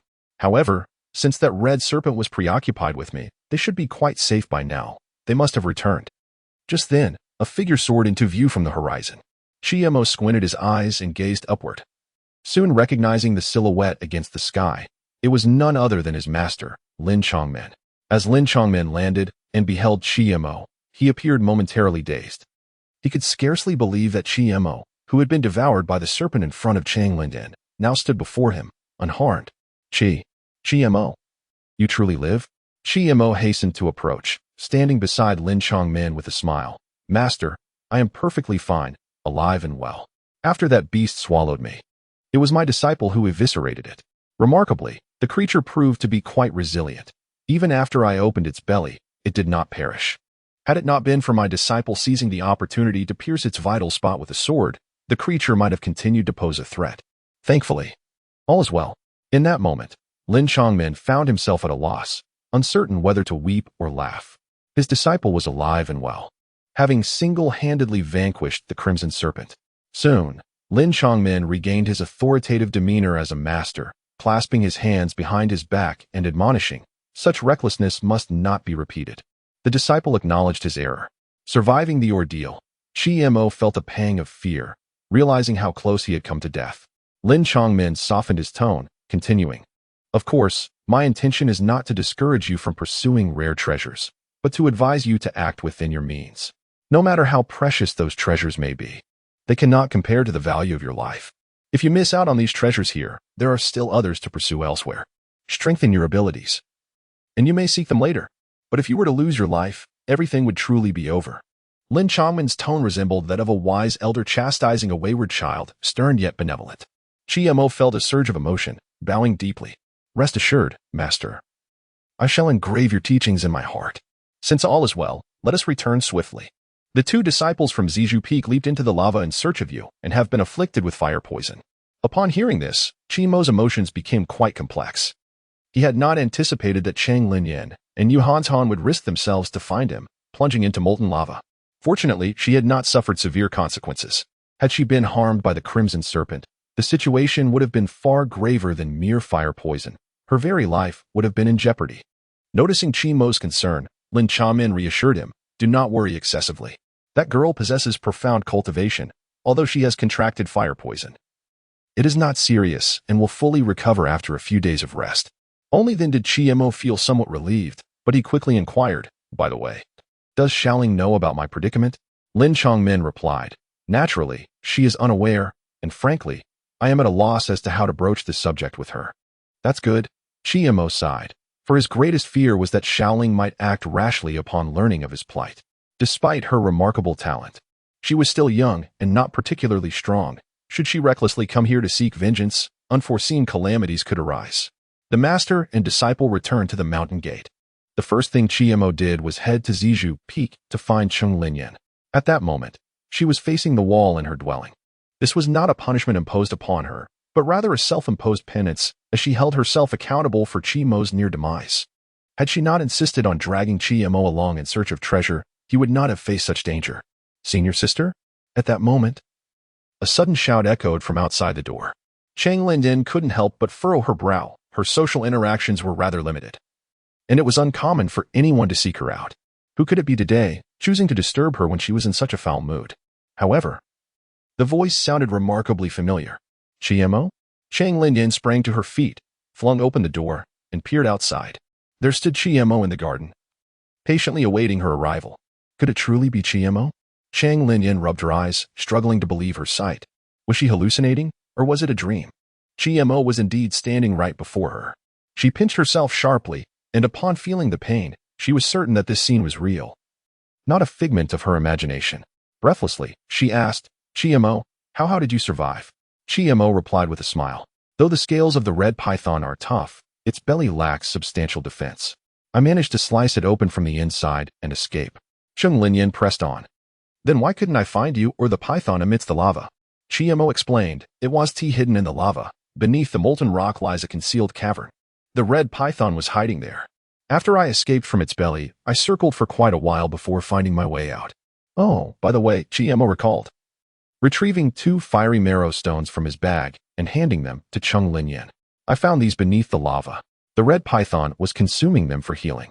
They are likely what you were searching for. Chang Lin was taken aback. This stone was indeed fiery marrow, and she was astonished that Chi-Mo, in his flight, had not forgotten to seek treasure. It left her feeling both amused and exasperated. She quickly declined, saying, these are treasures you risked your life for.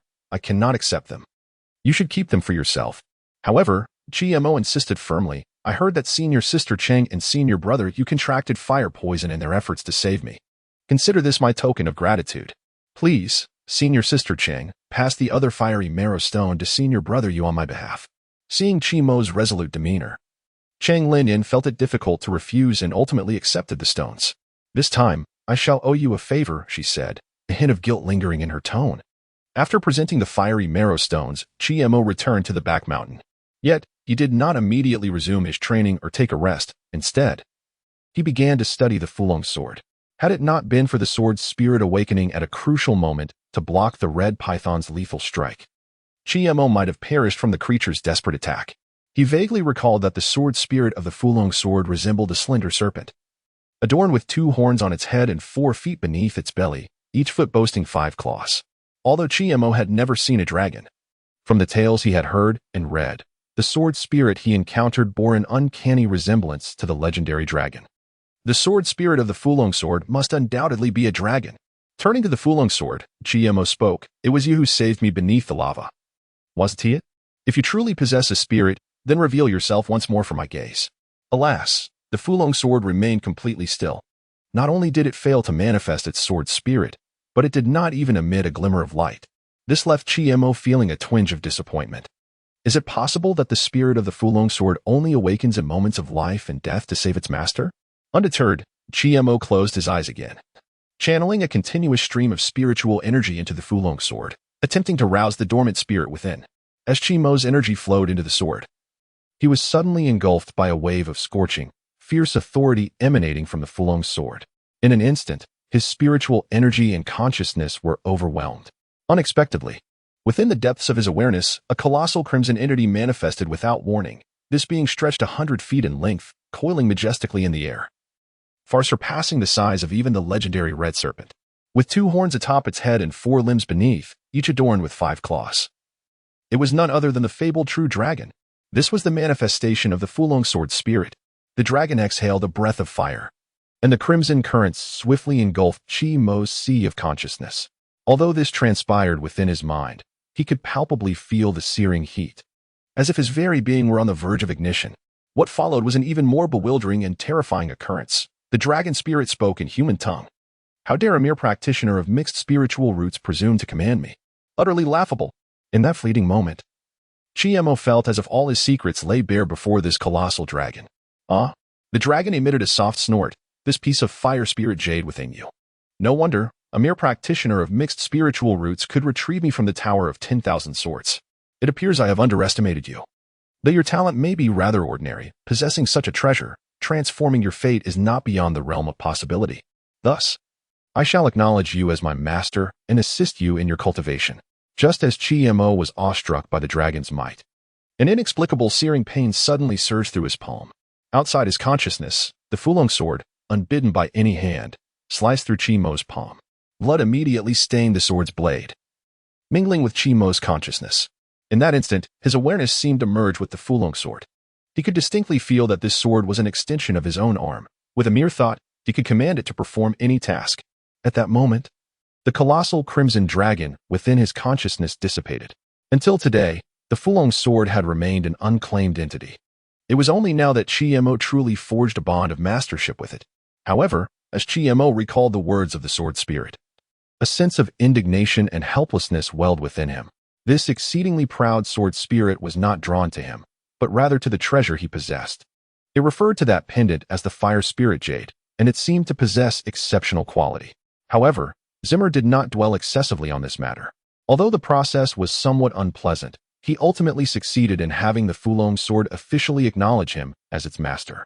Zimmer mused to himself, I have heard that the Fulong sword was once a superior spiritual sword. I wonder if there is a possibility for it to regain its former peak. As he pondered, a voice, imbued with authority yet tinged with impatience, resonated within his mind once again. There are indeed methods, but with your current abilities, do not even dream of restoring me to my pinnacle. Even to unleash my present true power is beyond your grasp. You are alive? Zimmer exclaimed in astonishment. The voice, clearly irked, retorted, an object with spirit should not be regarded as lifeless. I merely answered a few of your inquiries. What is there to be so astonished about? Zimmer was left speechless. How could this sword spirit dare to be so brazen when he was the rightful master? Frustrated, Zimmer sheathed the Fulong sword and resolved to begin his cultivation. After a grueling battle with the Scarlet Serpent, Zimmer had a clearer understanding of the significance of strength. If only his power could ascend further, reaching the 10th level of Qi refinement or even foundation establishment, he would not have been driven to desperation by that beast. Now that his cultivation had stabilized, he could utilize the final Qi gathering pill. With this thought, Zimmer hesitated not for a moment and promptly consumed the last Qi gathering pill. The spiritual energy of heaven and earth swiftly converged above Zimmer's head. On the opposite side of the cave, Lin Chongmin, who had been meditating with closed eyes, sensed the shift in spiritual energy within the cave. He slowly opened his eyes and murmured, having just escaped from death, he is already eager to break through. This lad must truly be frightened. Only those who have faced life and death understand the sheer terror of that moment. This fear can shatter many, yet some, like Zimmer, transform it into a driving force for progress. Zimmer was inherently diligent, and after this experience, he threw himself into his cultivation with even greater fervor.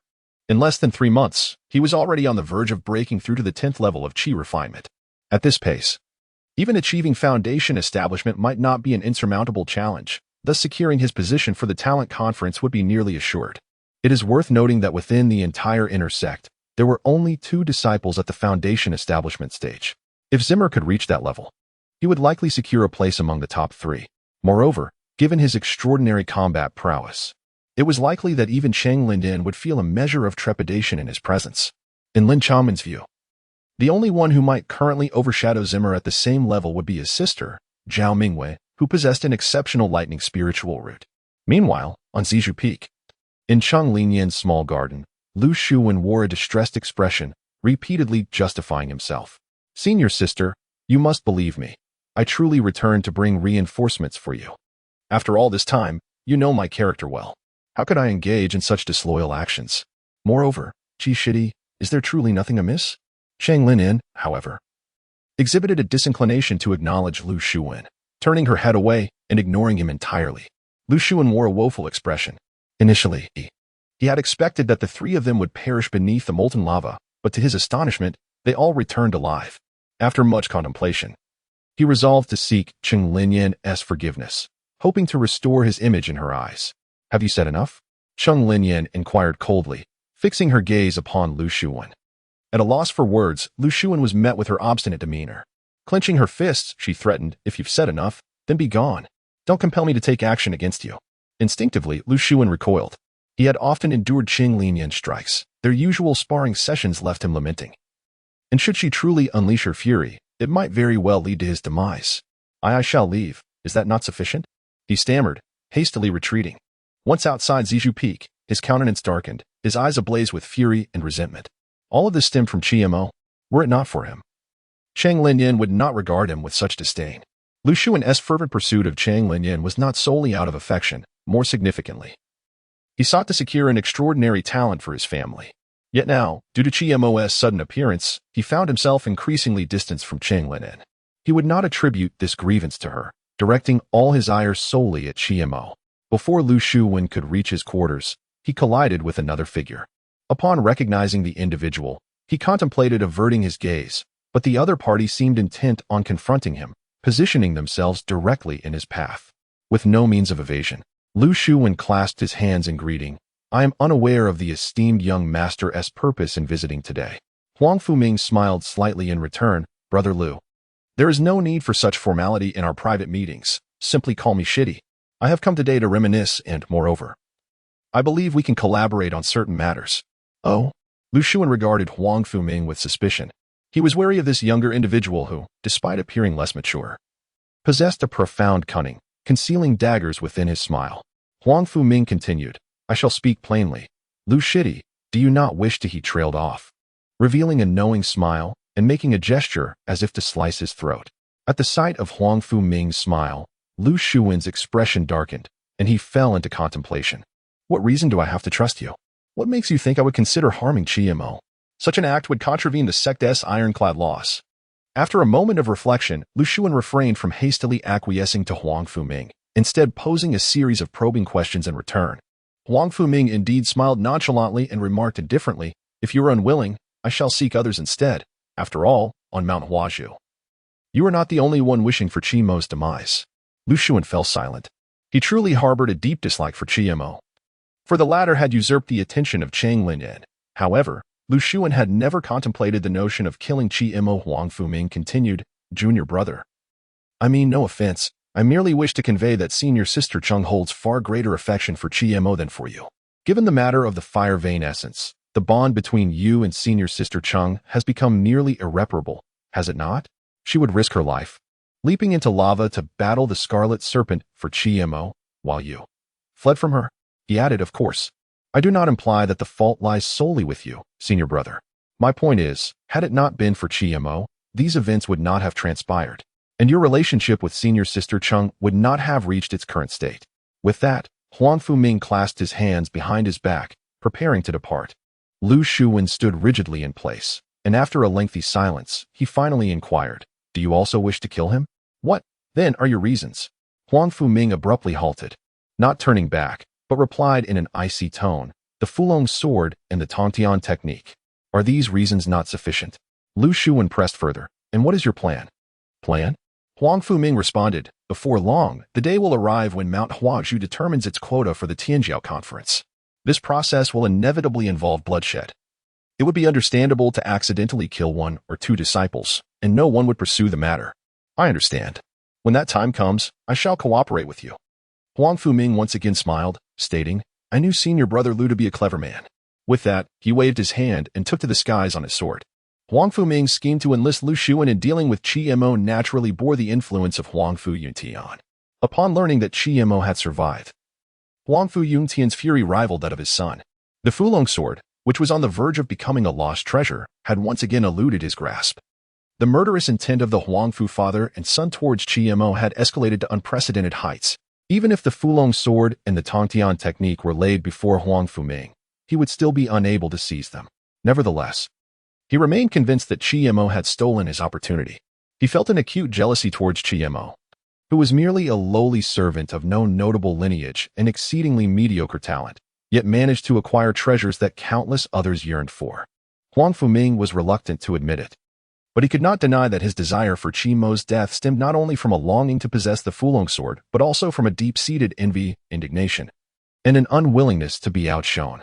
Suddenly, Huang Fuming revealed a chilling smile, muttering to himself, now that my cultivation has reached the 10th level of qi refining, I am but a step away from the foundation establishment stage.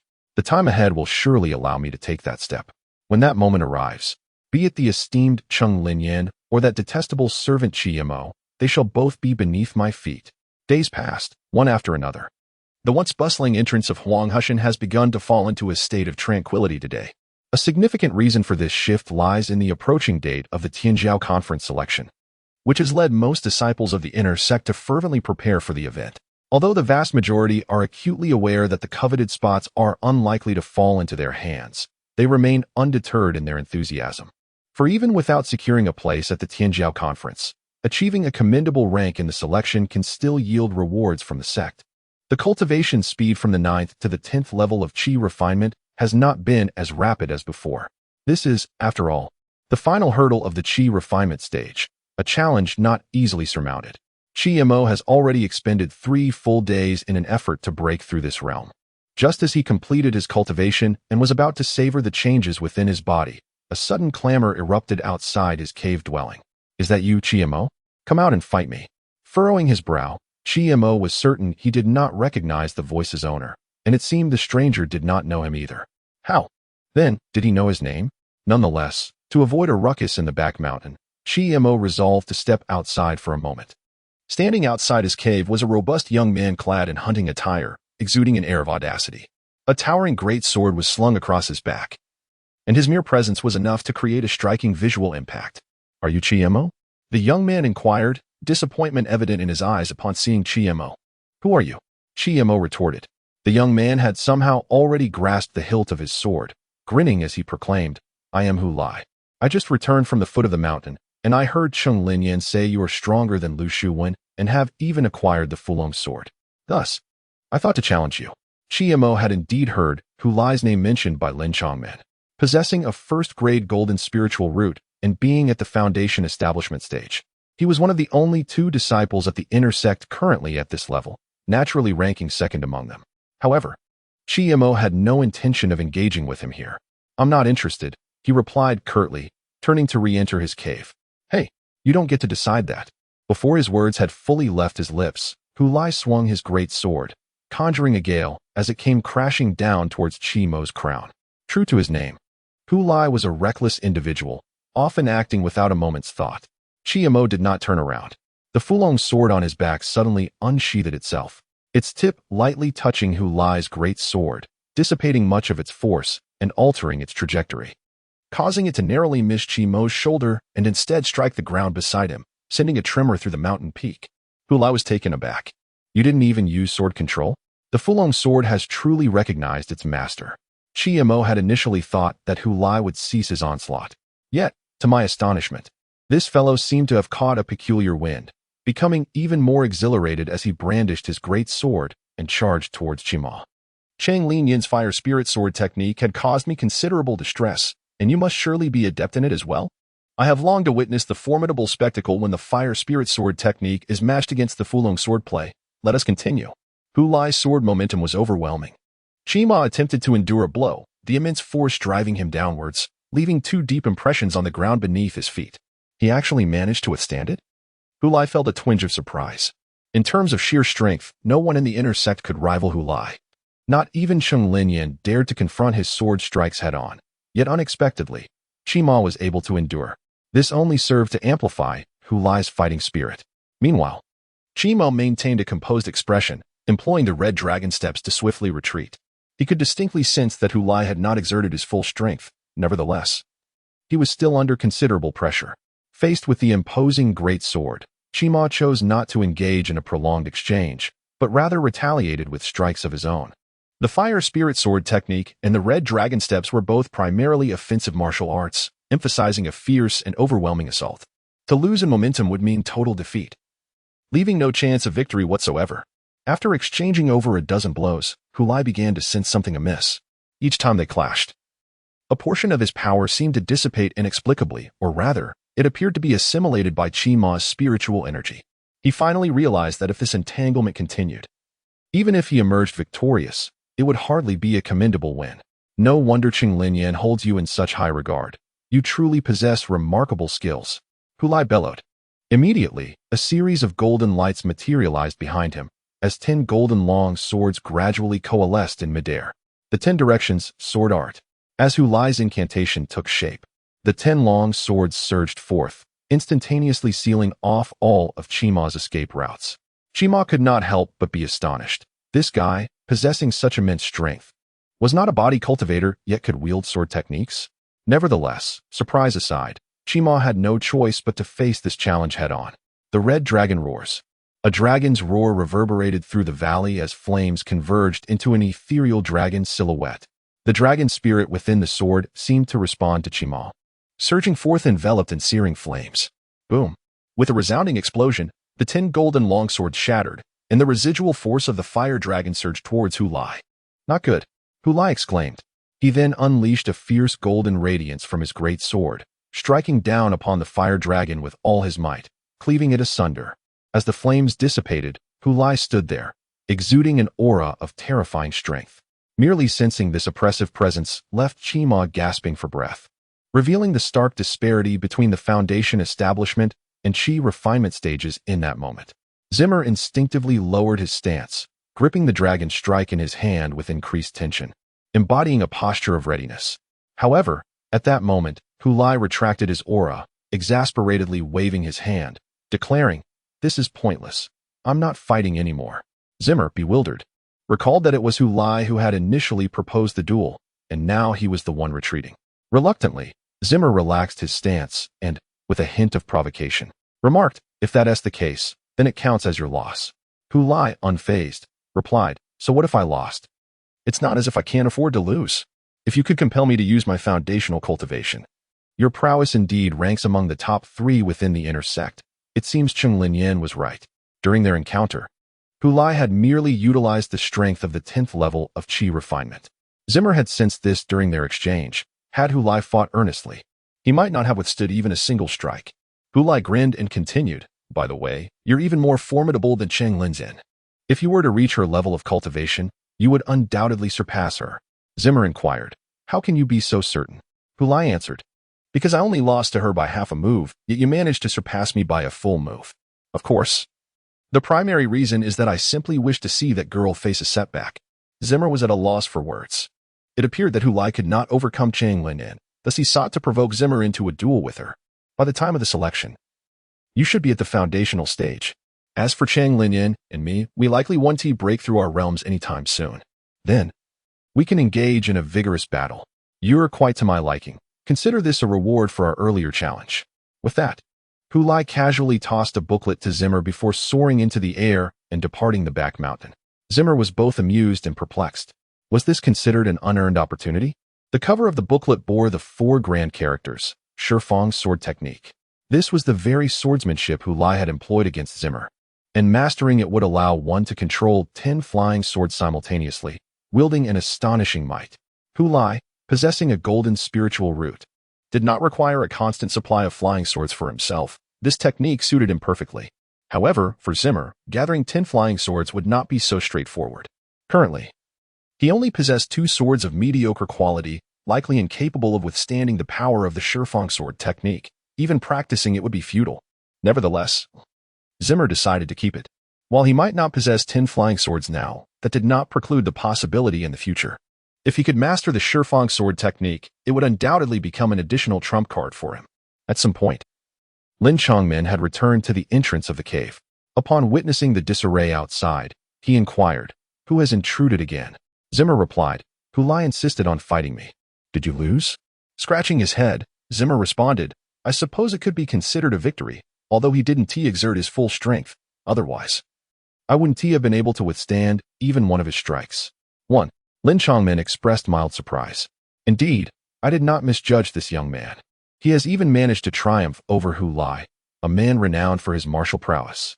It is important to note that within the entire inner sect, apart from Cheng Linyan herself, everyone considers Hulai to be more formidable than Cheng. While it is true that Hulai lost to Cheng Linyan by the slightest of margins, a significant factor in this outcome was the interplay of the 5 elemental forces. Fire overcomes metal, which placed Hulai at a disadvantage. Although Chi Mo also possesses a fire affinity, it is merely a mixed element lineage. And even with the elemental counter, it is utterly impossible for him to suppress a practitioner with a first-grade metal affinity under similar circumstances. Lin Chongmin nodded with a smile and inquired, "It's commendable that you won. After your encounter, did you gain any insights?" Chiemo pondered for a moment and replied, "My momentum is insufficient. The fire spirit sword technique excels in offense and requires an overwhelming sword force to suppress the opponent. However, my sword intent was repeatedly subdued by him, making it exceedingly difficult to unleash my full potential. Without the assistance of the Fulong's sword, my defeat would have been inevitable." Lin Chongmin nodded approvingly, patting Chi-Mo on the shoulder. "It's good that you understand. Continue to work diligently on your foundation. There is ample time ahead for you to catch up. By the way, Master, do you know where I might procure a flying sword?" Chi-Mo suddenly asked. Lin Chongmin replied, 300 miles from here lies Filong City, where the treasure pavilion sells them. Why? Have you barely scratched the surface of the fire spirit sword technique and are already eager to practice with flying swords? One cannot bite off more than one can chew. This principle holds true across the vast expanse of the great Jiuzhou, whether among cultivators or mortals. Sword cultivators must either focus on flying swords or sword techniques. Attempting to master both will ultimately lead to mediocrity in both areas. No matter how extraordinary one's talent, one cannot escape this law. Lin Chongmin further inquired, "You aren't feeling envious of Hu Lai, are you? That lad primarily specializes in sword control. His brute strength merely stems from his natural endowment of great physical power, enhancing his close combat abilities beyond those of ordinary sword cultivators. Had Hu Lai chosen to specialize in sword techniques, he would have achieved remarkable heights. Yet, ironically, his sword control is even more terrifying.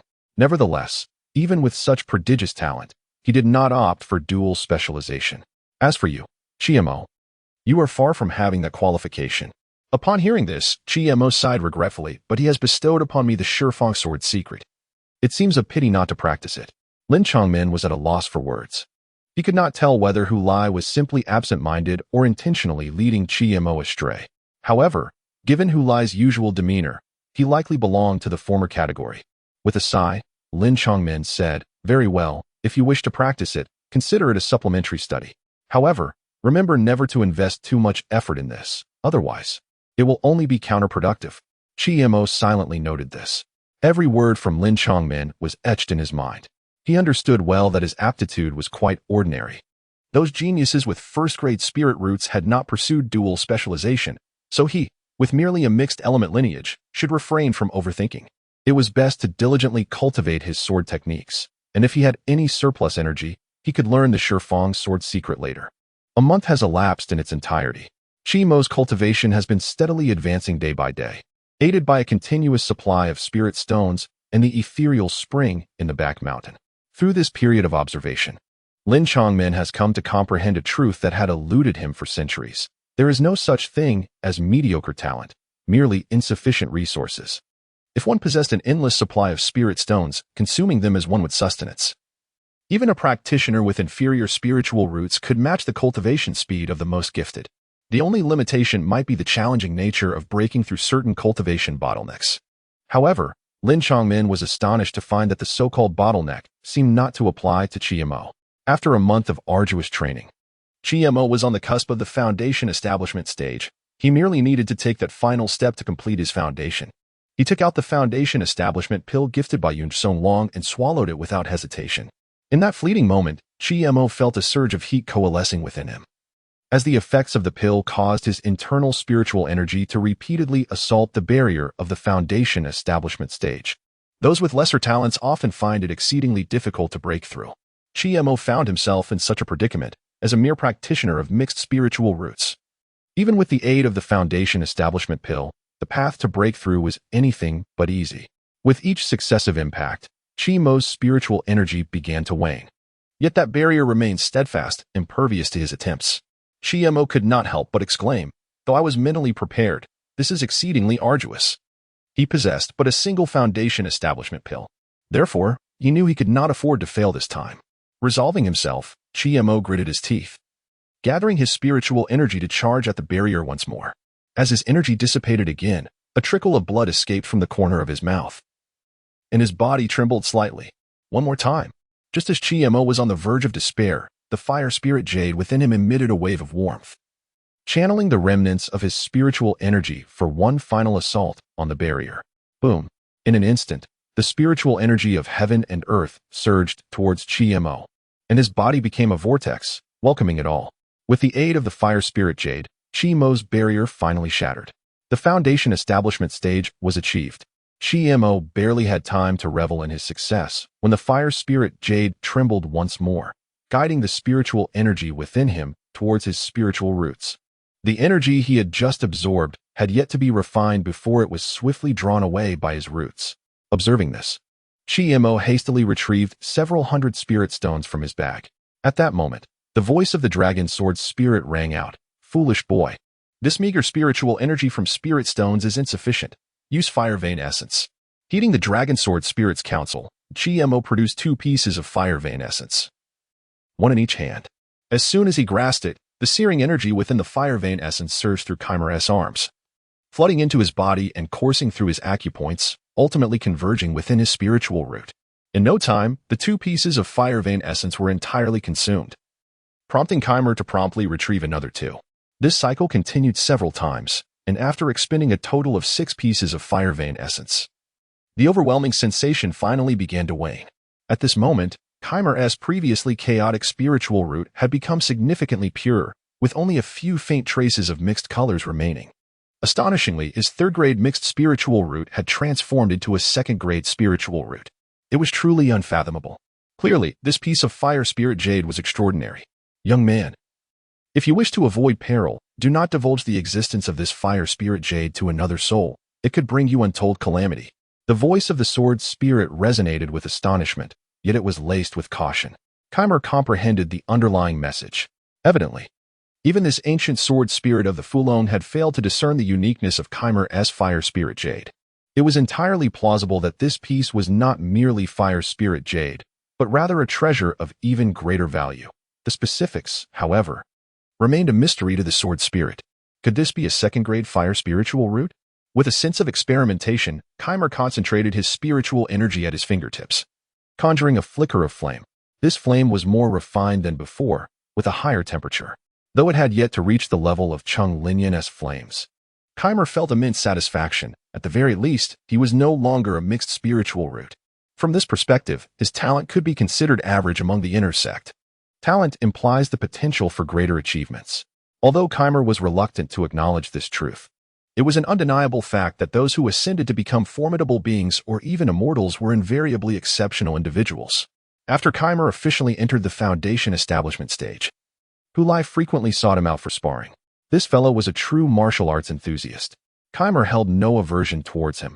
His straightforward nature was refreshing, and he required a training partner.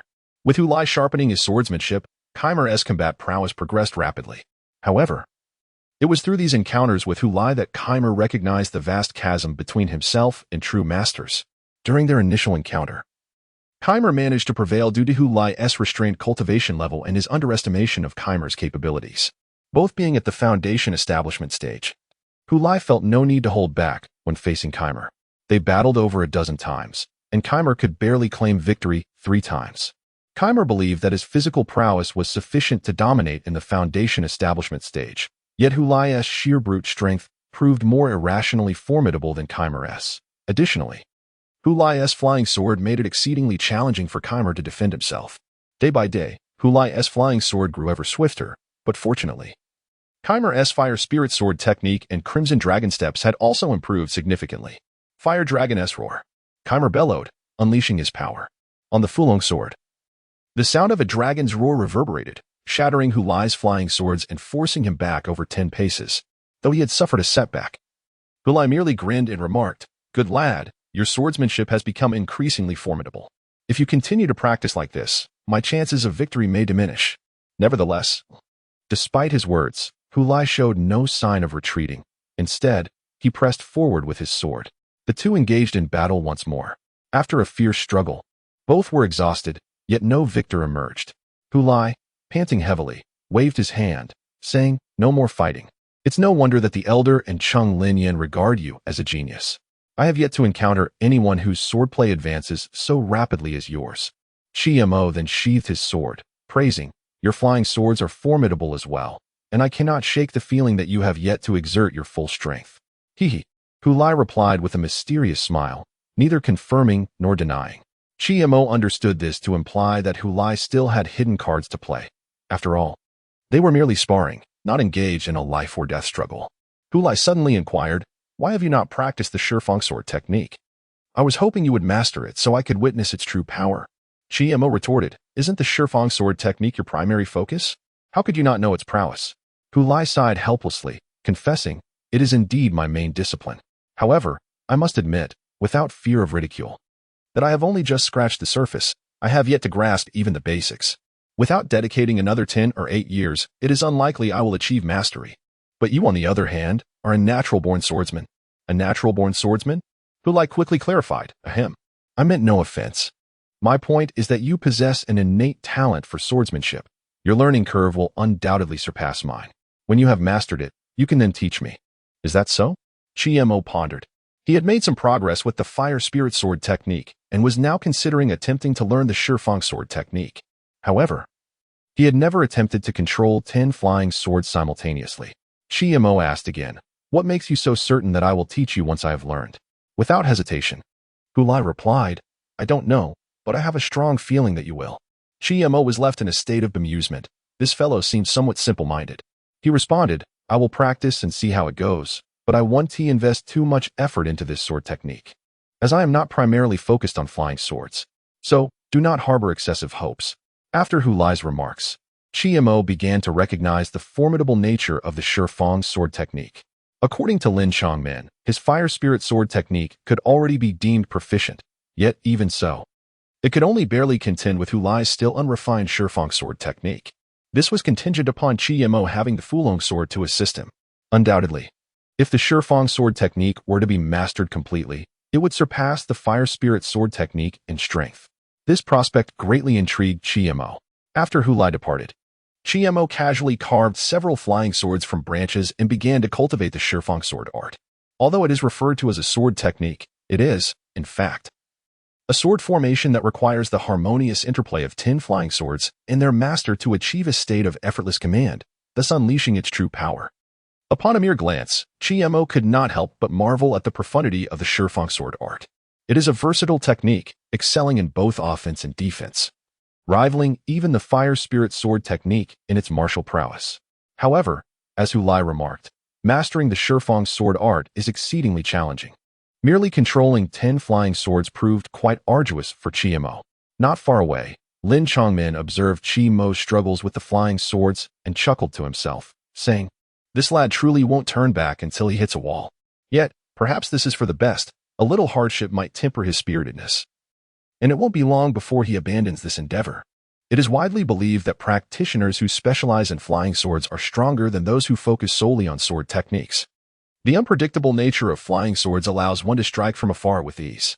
However, Qi Mo's astonishing talent in swordsmanship would be a grave waste if squandered on flying swords.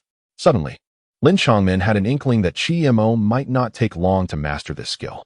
Qi Mo, with both hands forming seals, had 10 wooden flying swords swirling around him like graceful fish, moving in perfect harmony and rhythm. This boy not only mastered sword techniques swiftly, but also learned to control flying swords at an impressively rapid pace. Lin Chamin couldn't help but feel a twinge of embarrassment. With a deep breath, Qi Mo expressed his delight, saying to himself, "Though it is still somewhat taxing, I can at least control these flying swords at will now. Next, I can begin to practice the Shifang sword art." The Shifang sword art is a formation composed of 10 flying swords, rich in transformations, containing 7 varied formations. Some are designed for direct confrontation, others excel in evasive maneuvers, and some focus primarily on defense. These 7 formations are not overly complicated. The true challenge lies in integrating them seamlessly. When applied in combat, one must wield these formations with agility to secure victory. A slight misstep in transformation could lead to utter defeat. This is why even the talented Hu Lai has yet to fully master the Shifang sword art. It seems that whether in sword techniques or formations, true mastery requires experience gained through combat. The same principle applies to both the fire spirit sword technique and the Shifang sword art. Qi Mo attempted to practice the formations as described in the manual, but found himself somewhat perplexed, reminiscent of his initial experience with the fire spirit sword technique. "If I practice more today and find a sparring partner in the mountains tomorrow, I can refine my sword techniques," he resolved. Thus, Qi Mo devoted the entire day to practicing the 7 formations of the Shifang sword art. Early the next morning, he ventured alone into the deep mountains. In the intricate maze, The spirit of the White Tiger formation no longer posed any significant threat to Chima. Since he sought a challenging opponent to hone his skills, it was imperative to find someone who could evoke a sense of danger. The mountains were home to numerous demon cultivators, many of whom had reached the 9th level of chi refining or even the foundational stage, making them ideal sparring partners. As Chima wandered aimlessly through the forest, a shadowy figure suddenly leapt down from a tree, limbs flailing and emitting a peculiar cry as it lunged towards him. Instinctively, Chima stepped back, narrowly avoiding this ambush. It was then that he realized this was no mere human, but an incredibly fierce old ape, its body poised on all fours, baring its teeth and fixating its gaze on him. And Xuanqi ate? Chima immediately recognized the creature. Aside from training under Lin Shaman on the back mountain, he had perused various texts on cultivators and demon beasts, thus familiarizing himself with this particular species. The old ape possessed the strength of a 9th level chi refiner.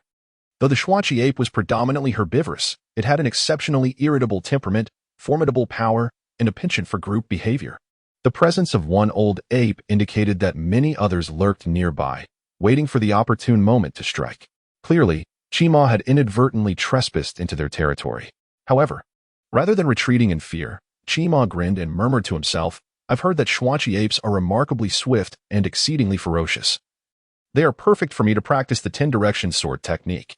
With this thought in mind, he summoned 10 wooden flying swords, arranging them into a formation and launching them at the old ape. Attack! The 10 flying swords soared forth in unison, resembling a flock of wild geese, directed toward the old ape. The creature emitted a furious roar and swiftly darted to the side, causing Chima's swords to miss their target. Seizing the opportunity, the old ape lunged at Chima, intent on pinning him to the ground. Realizing that all his flying swords were engaged in offensive maneuvers and none remained for defense, Chima resorted to agility to evade the old ape while simultaneously maneuvering the flying swords for a counterattack. Control. The sword formation reformed, interposing itself between Chima and the old ape. Frustrated by the obstruction, the old ape let out another furious howl. As the sound reverberated, dozens of Xuanqi apes surged in from all directions, surrounding Chima in a tight circle. Instead of resorting to the Fulong sword, Chima continued to wield the flying swords against the onslaught.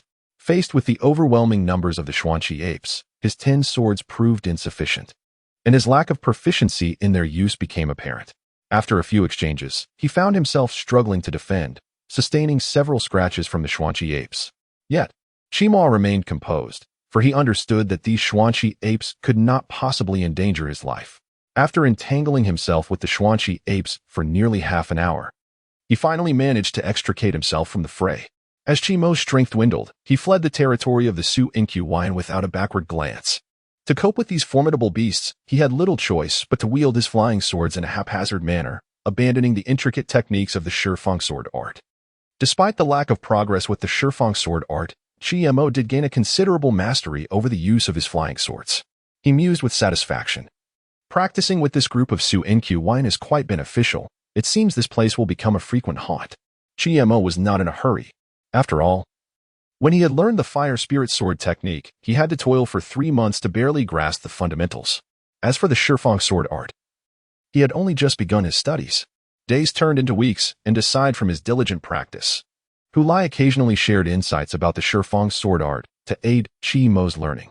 Chima had jokingly remarked to Hulai, "Aren't you concerned that I might surpass you and seize your position as second in the intersect?"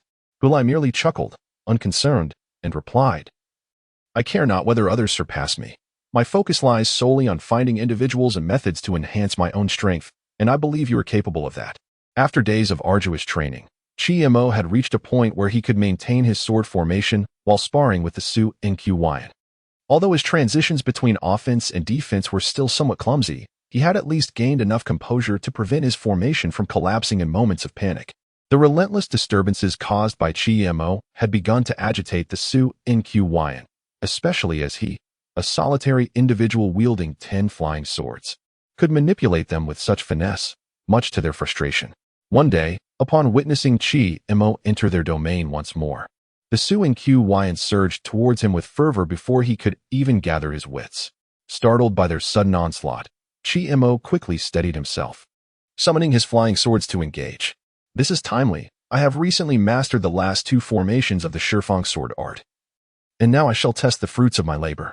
With a commanding shout, Chi-Mo unleashed a resonant roar. 10 flying swords erupted with a deep resonance, unleashing a forceful wave that radiated from the center of the sword formation, sweeping outward. The advancing Su-In-Qin were sent tumbling back by the sheer force of the blast. However, the cost of this display was evident as Chi-Mo's 10 wooden swords began to crack under the strain. Once he had created distance between himself and the Su-In-Qin, Chi-Mo swiftly altered his formation, pointing a sword finger at the oldest and strongest of the monkeys perched atop a tree. Exterminate. With a swift motion, the 10 flying swords aligned in a straight line and shot forward. The combined force of these swords was not merely additive. It represented the deadliest strike of the Shifang sword art. The elder monkey had no time to react before the swords descended upon him with overwhelming force, leaving him sprawled on the ground, letting out a mournful cry. He was struck directly on the head by a blow from Chi-Mo, blood gushing down as he rolled on the ground a few times before regaining some strength. Then, he exhaled a plume of black gas, which the other Xuanqi apes quickly imitated. Before long, the black mist completely obscured Chi-Mo's vision. By the time Chi-Mo used his spiritual power to disperse the black gas, the Xuanqi apes had already fled. Chi-Mo, somewhat exhilarated, remarked, "If I had wielded an iron sword instead of a wooden one, that move might have claimed the life of that old ape." In truth, he had no intention of killing the old ape. He merely sought to test the might of the Shifang sword technique. He was somewhat satisfied with the outcome, though it was unfortunate that his 10 wooden swords had been reduced to splinters. The flying sword propelled by Chi-Mo's foundation-building cultivation was only capable of slaying a Xuanqi ape at the 9th level of Qi refinement, which was not particularly formidable. Nevertheless, it sufficed to assist Chi-Mo in his endeavors, as flying swords were merely a supplementary tool for him. Chi-Mo mused, "It seems I need to acquire a few decent flying swords. If I were to participate in the Tianjiao conference selection with wooden swords, I might not even get close before being shattered by my opponents." With little time left before the selection for the Tianjiao conference, Chi-Mo needed to make plans promptly. After requesting leave from Lin Chongmen, he descended the mountain towards Feilong City. The treasure pavilion in Feilong City was the only place within thousands of miles of Huangzhou Mountain where one could buy and sell magical treasures and elixirs, making Feilong City the most prosperous city in the vicinity.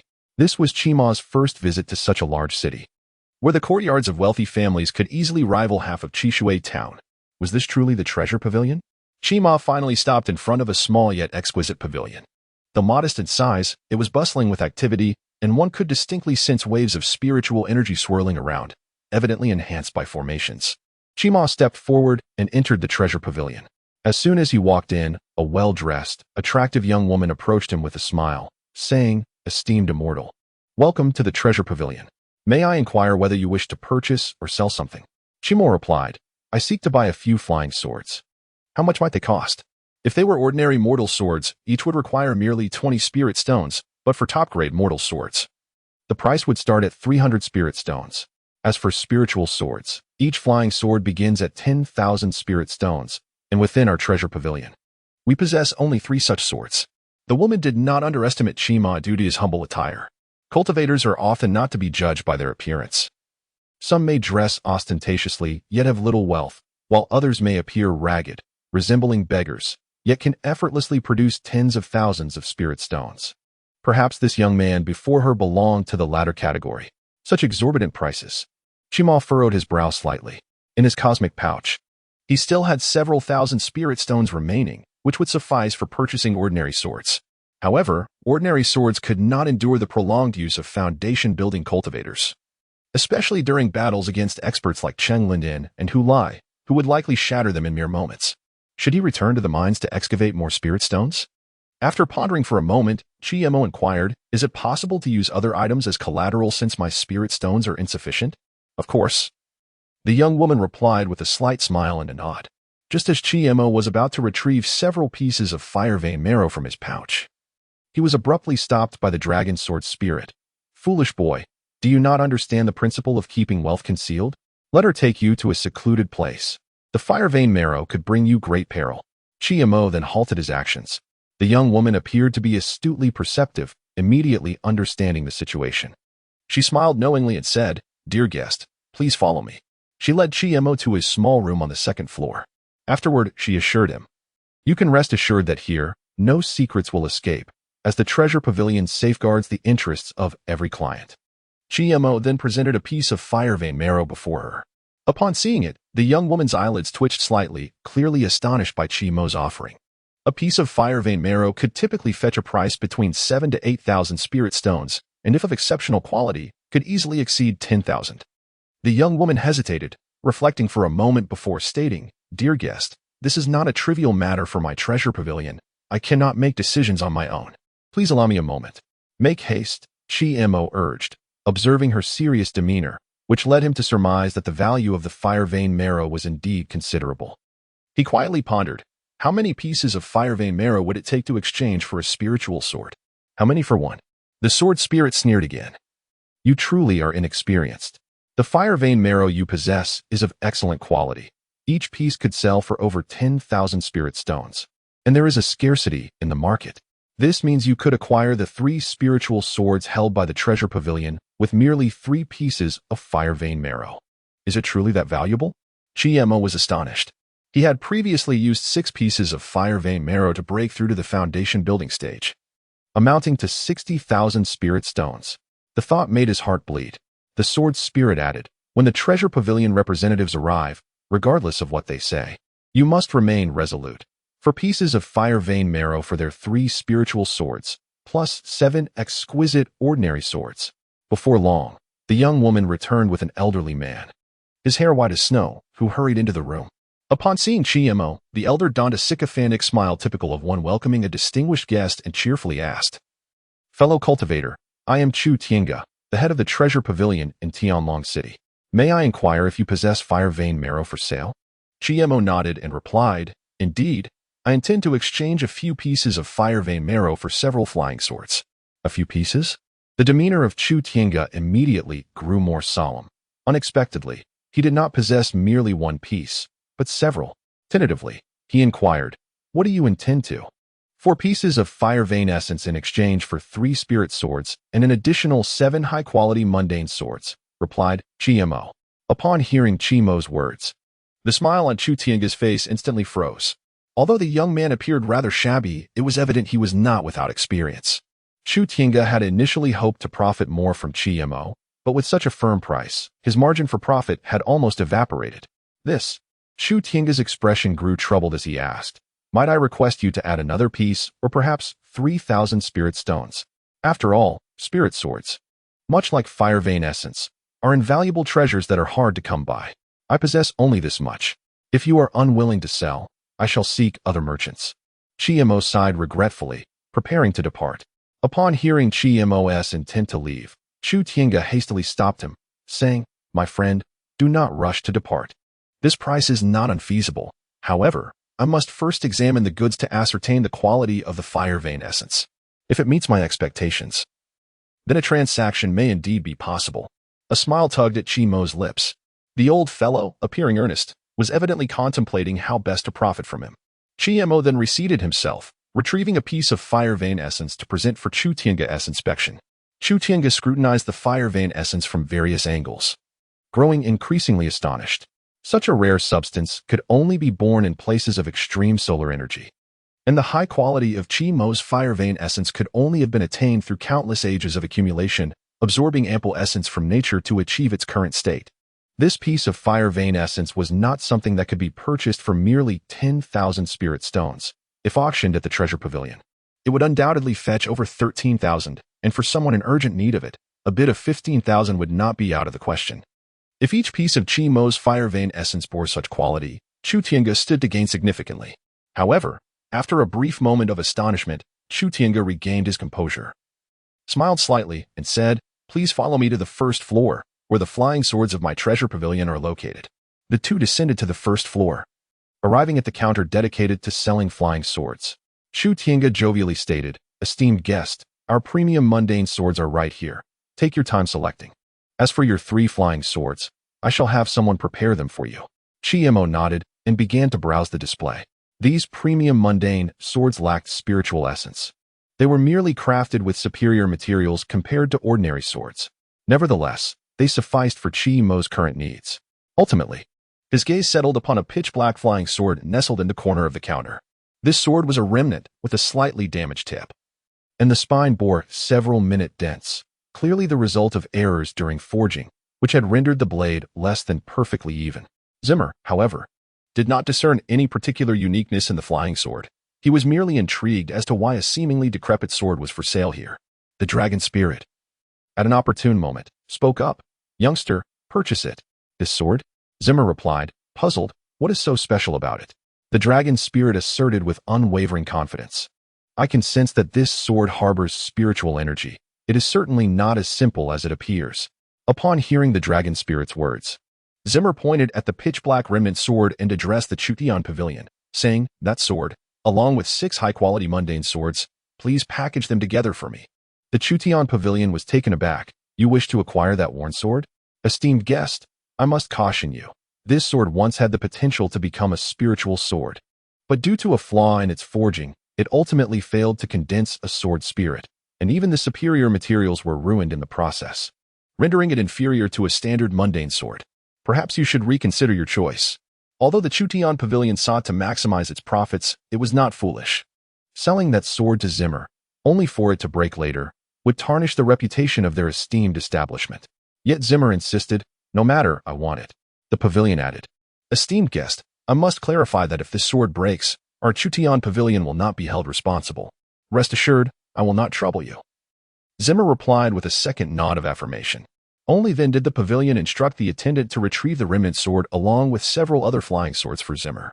At that moment, the young woman who had greeted Zimmer earlier hurried over, whispering something into the ear of the pavilion's owner. The owner's brow furrowed immediately. He addressed Zimmer solemnly, "Esteemed guest, I sincerely apologize, but it appears your spiritual sword may be reduced by 1. Is it acceptable?" "Reduced by 1?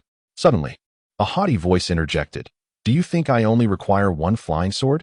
I shall take all 3 of those flying swords." A young man, clad in opulent attire and exuding arrogance, strolled forward. Upon seeing this young man, the pavilion owner immediately wore a look of distress. "Young Master Feng, these 3 flying swords were reserved by this esteemed guest in advance. It would already be detrimental to our pavilion's reputation to make an exception for you. And now you wish to seize all 3. The youth referred to as Feng let out a derisive snort and contemptuously inquired, "What? Do you think I cannot afford the spirit stones?" "Of course not. Who is unaware of the Feng family's immense wealth? However, in business, one must adhere to the principle of first come, first served. If everyone acted as you do, how would we conduct business?" Yet Feng seemed to have disregarded the pavilion owner's words entirely, declaring, "I will offer 50,000 spirit stones for your 3 flying swords." 50,000 spirit stones. That was indeed a substantial figure. Spirit stones do not come easily, even for a family as affluent as the Fengs. 50,000 spirit stones were not simply at their disposal. If one were to claim the pavilion owner was unmoved, that would be a falsehood. Yet the fire vein essence was equally enticing, and such an item could not be purchased merely with spirit stones. After much deliberation, Chu Tiange cast a troubled glance at Chi-Mo and sighed deeply, saying, "Young Master Feng Tian, please do not further burden this old man. These 3 flying swords were reserved by this esteemed guest in advance. If you can persuade him, they shall naturally belong to you." It was then that Feng Tian noticed a youth standing beside Chu Tiange. With a disdainful smirk, he remarked, "Boy, I shall offer you 3,000 spiritual stones for those 3 flying swords." Chi-Mo's expression immediately darkened. This old fellow was clearly attempting to shift the blame. Fearing confrontation with Feng Tian, he had sent Chi-Mo to take the fall. Nonetheless, Chi-Mo was equally determined to possess those 3 swords.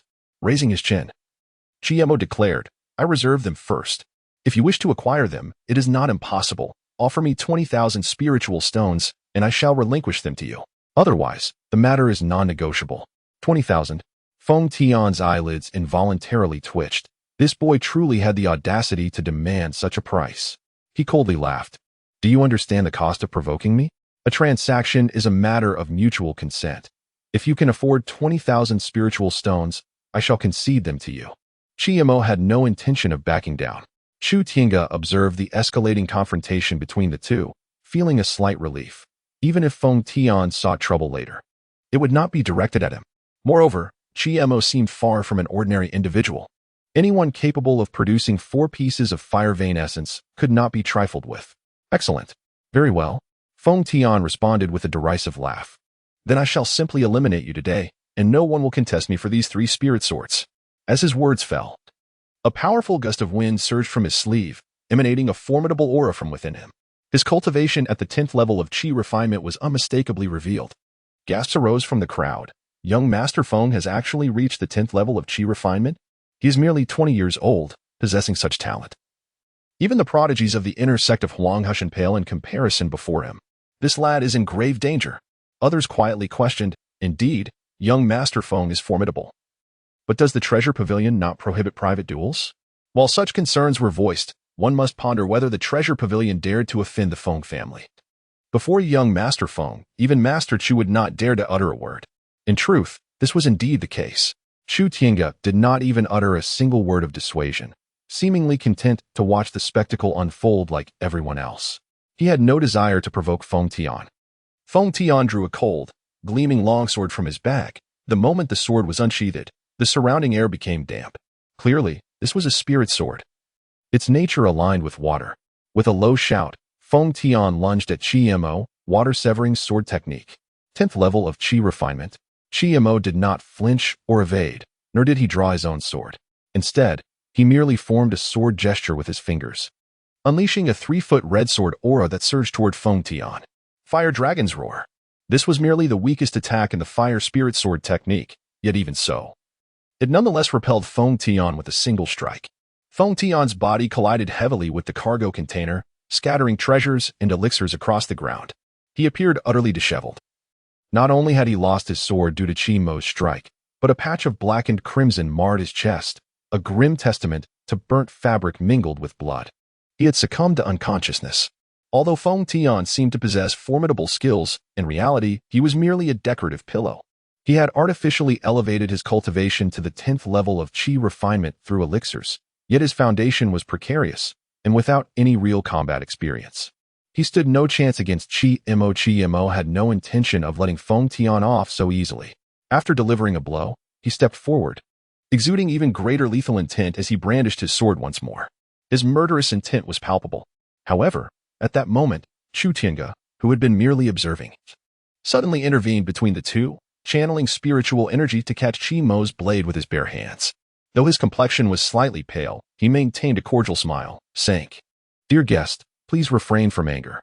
Our treasure pavilion does not permit private duels. If you insist on continuing this conflict, do not blame this old man for being heartless." As he spoke, he began to form hand seals, ready to activate the formation. Should Qi Mo make any further moves, Chu Tiange would not hesitate to unleash the array. Capable of inflicting significant damage, if not outright killing Qi Mo scoffed. "Well, what were you doing when he attacked me?" Chu Tiange's expression darkened, momentarily at a loss for words. After a prolonged silence, he finally replied, "I beg for your forgiveness, esteemed guest, but this is the rule of our treasure pavilion, and I hope you will adhere to it." Sensing the latent threat of the surrounding killing array, Qi Mo chose not to press the matter further. He dissipated the sword aura from his fingertips and coldly inquired, "Where is my sword?" Only then did Chu Tiange instruct a nearby attendant to present the 3 spiritual swords to Qi Mo. Upon receiving the flying swords, Qi Mo tossed down 3 fire vein essences and asked, "Is this enough to purchase these 10 swords?" "Indeed, it is more than sufficient." With the swords in hand, Qi Mo departed with an air of finality. Chu Tiange understood that he had been in the wrong. It was reasonable for the other party to withhold 1 fire vein essence. Faced with such an enigmatic powerhouse, it was prudent to avoid unnecessary conflict. Offending him over a single fire vein essence was certainly not a wise decision. Having witnessed the earlier confrontation, Chu Tiange deduced that Qi Mo's cultivation was at least at the initial stage of foundation establishment, on par with his own, yet potentially surpassing him in combat prowess. A youthful prodigy such as him must have formidable backing. After all, no matter how extraordinary a cultivator's talent, without sufficient resources, connections, or extraordinary fortuity, they would ultimately fade into obscurity. Chu Tiange preferred to believe Qi Mo belonged to the former category. After all, while the number of affluent families in this world was few, they were not non-existent. Those who encountered great opportunities were truly rare gems. Chu Tiange's intervention to save Feng Tian stemmed from a desire to avoid offending the Feng family. He approached Feng Tian, gently lifting him up, and with a concerned expression, said, "Young Master Feng, are you all right? I shall immediately send someone to fetch some healing elixirs for you." After administering the elixir to Feng Tian, his complexion improved somewhat, and he regained a measure of clarity. However, The moment he recalled Chi Mo's recent strike, a surge of fury welled up within him. How dare the shabby-looking brat inflict such injuries upon him and humiliate him in front of so many onlookers? His eyes darkened as he coldly inquired, Chu Tiange, what is the background of this little scoundrel? Chu Tiange advised, I am unaware of this person's origins. However, I must caution you, young Feng, that he does not appear to be from these parts, and his depth is inscrutable. Enough. Get lost. Before Chu Tiange could finish his words, Feng Tian forcefully shrugged off his support and departed from the treasure pavilion. Chu Tiange did not pursue him. Instead, he stood at the entrance, letting out a long, helpless sigh. It seemed inevitable that the Feng family would clash with this enigmatic youth.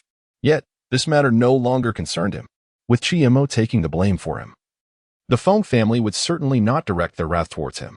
Upon returning home, Feng Tian was swiftly approached by a middle-aged man, who, with a pained expression, assisted him and asked, Xiao Tian, what happened? Who has done this to you? The mention of the incident stripped Feng Tian of any semblance of arrogance, transforming him into a child wronged and in distress. He cried out, Father, a wild brat of unknown origin injured me in a bid to seize my spirit's sword. You must avenge me.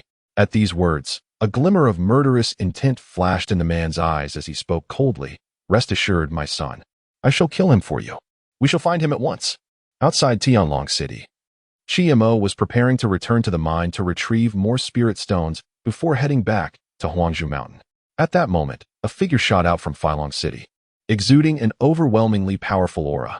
The newcomer was none other than Feng Huanshan, the head of the Feng family and Feng Tian's father.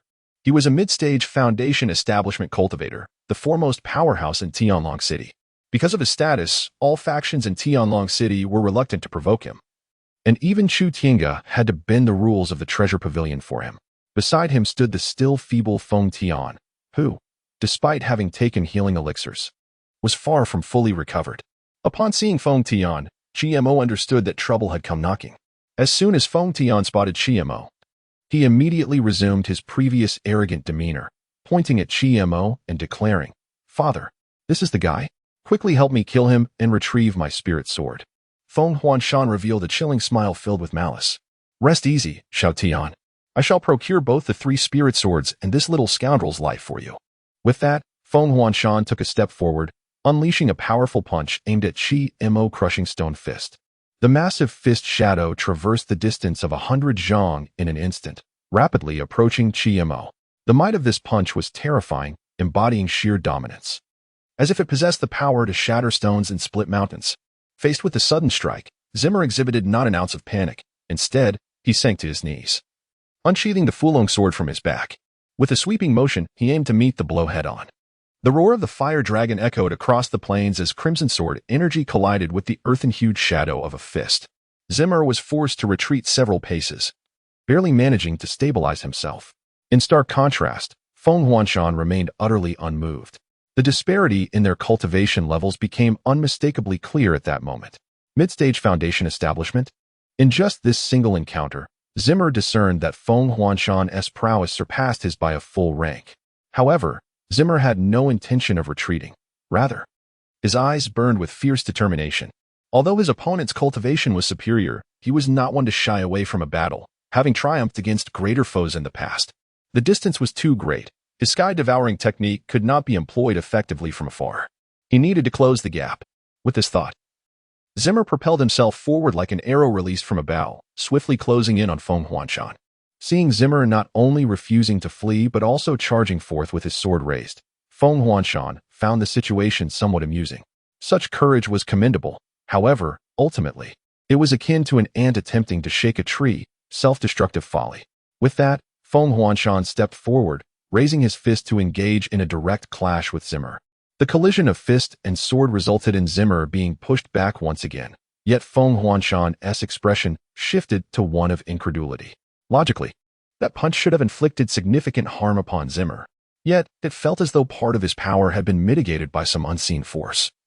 Or perhaps absorbed by an inexplicable energy, leaving barely 80% of the impact to reach Zimmer's sword. Before he could process this anomaly, Zimmer charged forward once more. Sword in hand.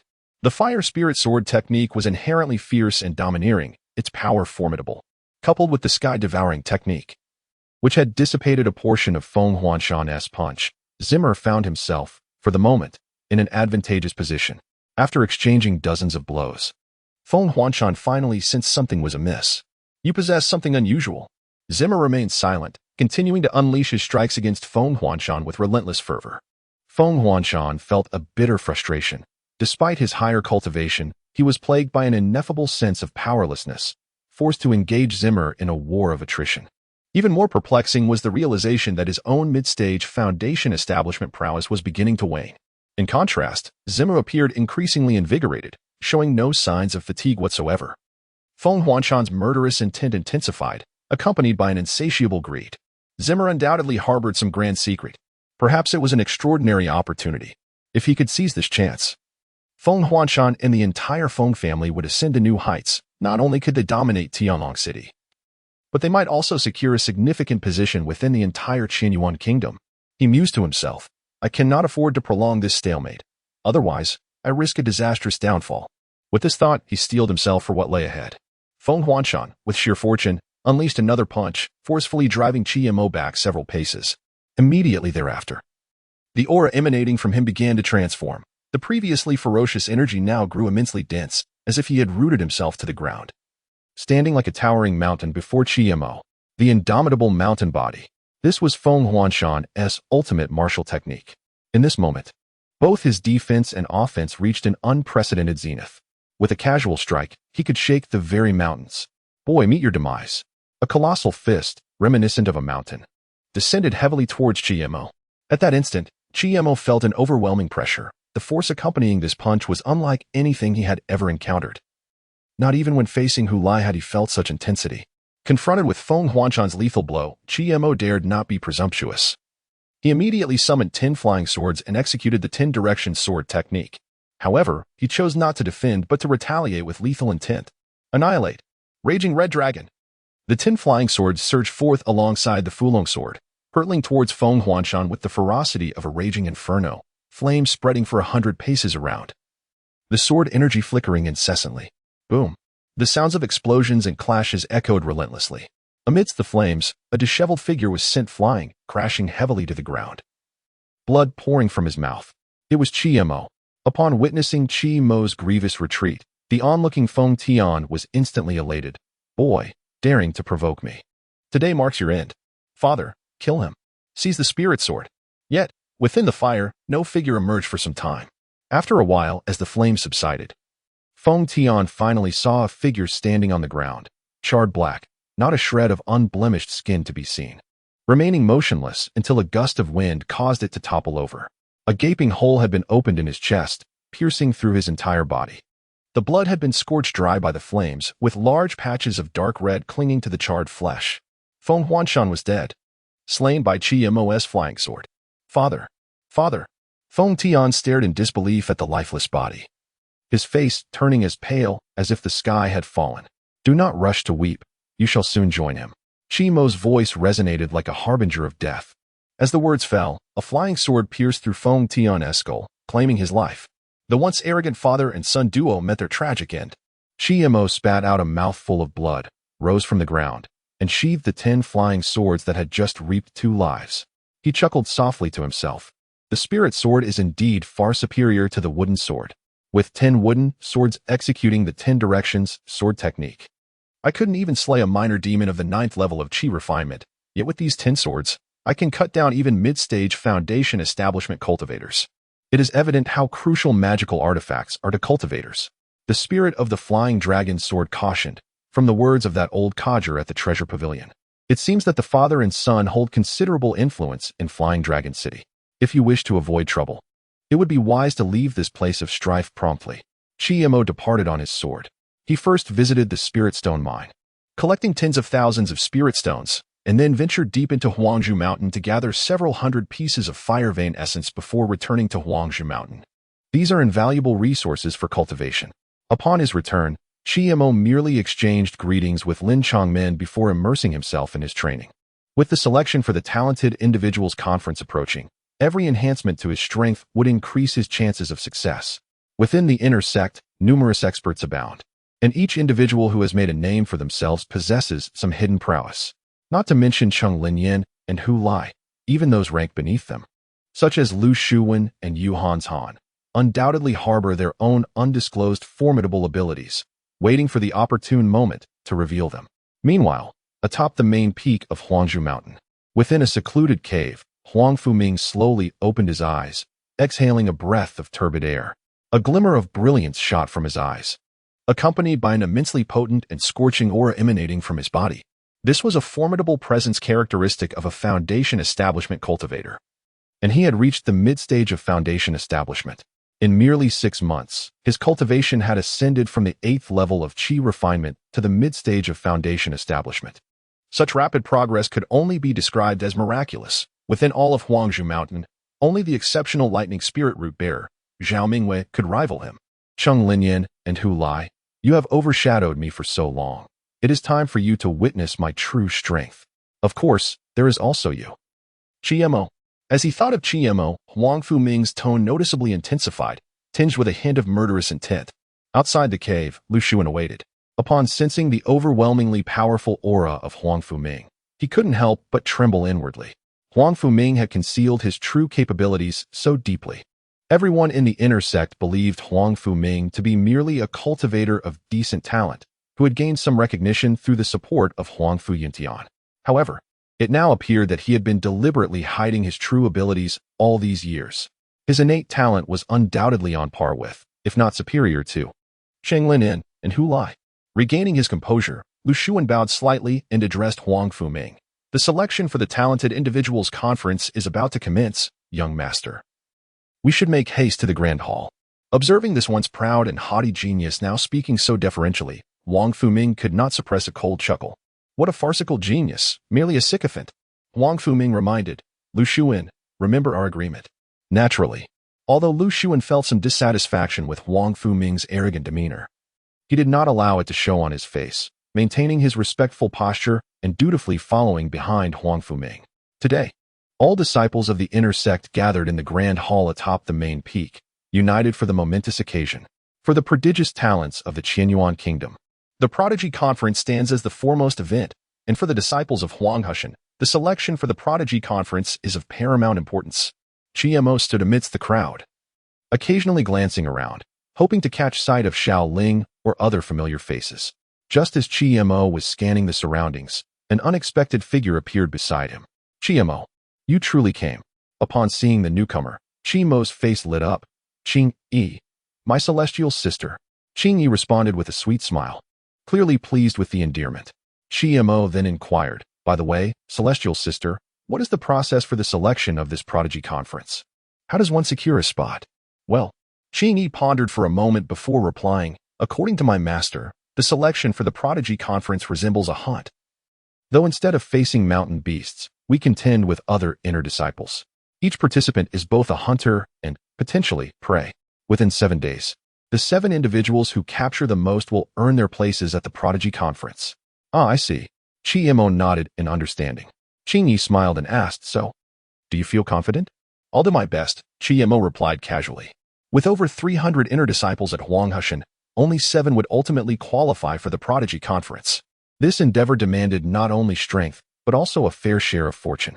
As the assembly discussed the upcoming trials, the Mountain Lord, Huang Fuyuntian, along with the inner elders, made their grand entrance into the hall. Even Lin Changmen, who rarely made appearances, was present today, as his disciple, Chiemo, was set to participate in the Prodigy Conference. Esteemed prodigies of Huang Hushan, today marks the day of selection for the Prodigy Conference. You will each receive a wooden token representing your identity. Should this token be seized by another, it signifies your elimination. Ultimately, the 7 individuals who collect the most tokens shall earn the right to attend the Prodigy Conference. The selection venue is the main expanse of the Huang Hushan mountain range. Remember, during this selection, you are forbidden from flying on your swords. You must rely solely on your own feet. Sparring is to be conducted with restraint, and absolutely no harm should come to life. The main expanse of Huang Hushan? The disciples gasped in astonishment. The Huang Hushan mountain range is not merely populated by cultivators such as themselves. It is also home to countless beasts, including many foundational-level demon cultivators. There are even rumors of formidable, core formation demons lurking deep within the mountains. Thus, in this selection, one must guard against not only fellow disciples, but also the potential emergence of these beasts. Nevertheless, this did not dampen the enthusiasm and determination of the disciples. The path of cultivation is fraught with peril. If one were to falter in the face of such challenges, they might as well return home to till the soil and live as an ordinary mortal. Before long, each disciple received a wooden plaque inscribed with their name. And under the guidance of the esteemed elders and the steward of Huangzhou Mountain, they proceeded to various locations at the edge of the Huangzhou mountain range. This signified the commencement of the hunt. After being led into a mountainous forest by a steward, Zimo found himself abandoned, without even a map to guide him. Rather than hastily departing, he chose to ascend a large tree to survey his surroundings. The Huangzhou mountain range stretched for hundreds of miles, its terrain exceedingly intricate. Lacking the ability to discern direction would surely lead to peril. Not only would he be unable to hunt other disciples, but he might also find himself prey to the formidable beasts of the mountain. From his lofty perch, Zimo could vaguely identify the location of the main peak. Allowing him to orient himself, he resolved to head towards the mountain gate, certain that this path would be sound. However, before he could make significant progress, a figure suddenly emerged from the thicket, launching a flying sword at him without warning. Taken by surprise, Zimo stepped back just in time to narrowly evade the ambush. Glancing in the direction from which the attack had come, the assailant, after failing to land a blow, hastily turned to flee, clearly unwilling to engage Zimo in direct confrontation. Yet, Zimo had no intention of letting him escape so easily. He retaliated by casting a few flying swords, swiftly overpowering his opponent, who fell to the ground before him. Throughout the encounter, Zimo had not even drawn his own sword, relying solely on his projectiles. The assailant was merely a disciple at the 6th level of Qi refinement. Recognizing Zimo's formidable prowess, the defeated disciple willingly surrendered his token and was soon escorted away by a steward. Throughout this hunt, countless eyes were watching to prevent any untoward incidents or cheating. Fortuitously, Zimo had secured a token immediately upon landing, yet with over 300 participants in the selection, there would undoubtedly be others of considerable strength and luck. He needed to hasten his pace. Resolving this, Zimo quickened his steps and continued on his journey. Meanwhile, on the opposite side of the mountain, two figures ambled leisurely through the forest, Huang Fuming and Lu Xuan. In Huang Fuming's hand was a mirror, which displayed an image of the entire Huangzhou mountain range. Even more notably, the map was dotted with hundreds of small points indicating the positions of all inner disciples. Undoubtedly, this magical mirror had been entrusted to him by Huang Fuyuntian. While Huang Fuyuntian had great confidence in his son's abilities, he still provided the mirror as a precaution, enabling Huang Fuming to locate weaker disciples while avoiding those who might pose a threat. Of utmost importance, however, was knowing Zimo's location, making it easier to eliminate him. As he studied the mirror, Lu Xuan inquired, "Zimo is on the opposite side, quite distant from us. Should we go deal with him directly? Or secure our places first before pursuing him? Is that even a question?" Huang Fuming scoffed. "Zimo is nothing but a mere insect, easily crushed at my whim. For now, securing our places is the priority. However, it would indeed be prudent to remain closer to him, lest he manages to escape." Lu Xuan nodded in agreement, acknowledging, "The young mountain master speaks wisely. I have been remiss in my considerations." Their pace quickened as they hastened toward the direction of Chiemo. At that moment, a sudden commotion erupted from the nearby forest. Huang Fuming, sensing the disturbance, wasted no time in unleashing a swift sword chi that cleaved through the air. A scream resonated from the thicket, followed by the sight of a figure tumbling to the ground in disarray. A gruesome gash marred the man's chest, blood oozing from the wound. He gazed at Huang Fuming and Lu Xuan with palpable dread, having merely been brought here by a steward, fully aware that he stood no chance against either of them. Thus, he had intended to remain silent and hidden. Yet, to his dismay, Huang Fuming had detected him. Huang Fuming approached, unfastening the wooden token from the man's waist, and remarked with a smile, "It seems fortune smiles upon us. We have barely landed before encountering this little insect. What a promising start." Lu Xuan could not help but notice a flicker of unease in his eyes, though he maintained a polite smile. The Huang Fuming before him was a stark contrast to the previously unassuming young mountain master. Now, he exuded a brutal, cold demeanor, accompanied by a twisted sense of viewing human lives as mere expendables. He showed no concern for the fate of the unfortunate disciple. Had his sword chi severed the man's head, Huang Fuming would have felt no remorse or sorrow. It appeared he relished the power to determine the fates of others. As this thought crossed Lu Xuan's mind, a chill crept into his heart. The deeper their association grew, the more he recognized the terror that Huang Fu-ming embodied. They continued their journey, encountering numerous unfortunate souls who fell victim to Huang Fu-ming's ruthless hand, each one left gravely injured, with none able to escape unscathed. One individual was even decapitated by a single stroke of his sword qi. The brutality of this man was beyond anything Lu Xun had ever witnessed. While he did not consider himself a paragon of virtue, acknowledging his own capacity for malevolence, he found himself woefully naive in comparison to Huang Fu-ming's intrinsic wickedness, which felt innate, as if woven into his very being. This revelation sent shivers down Lu Xun's spine. Regret began to seep into Lu Xun's consciousness as he pondered why he had chosen to ally himself with such a man. In dire circumstances, he might very well become a sacrifice himself. By the way, Brother Lu, why do you refrain from taking action? Are you planning to leave all these prey for me? Huang Fu-ming queried suddenly. Lu Xun's countenance paled, and he hastily replied, "Of course, the young mountain master's quota is far more significant.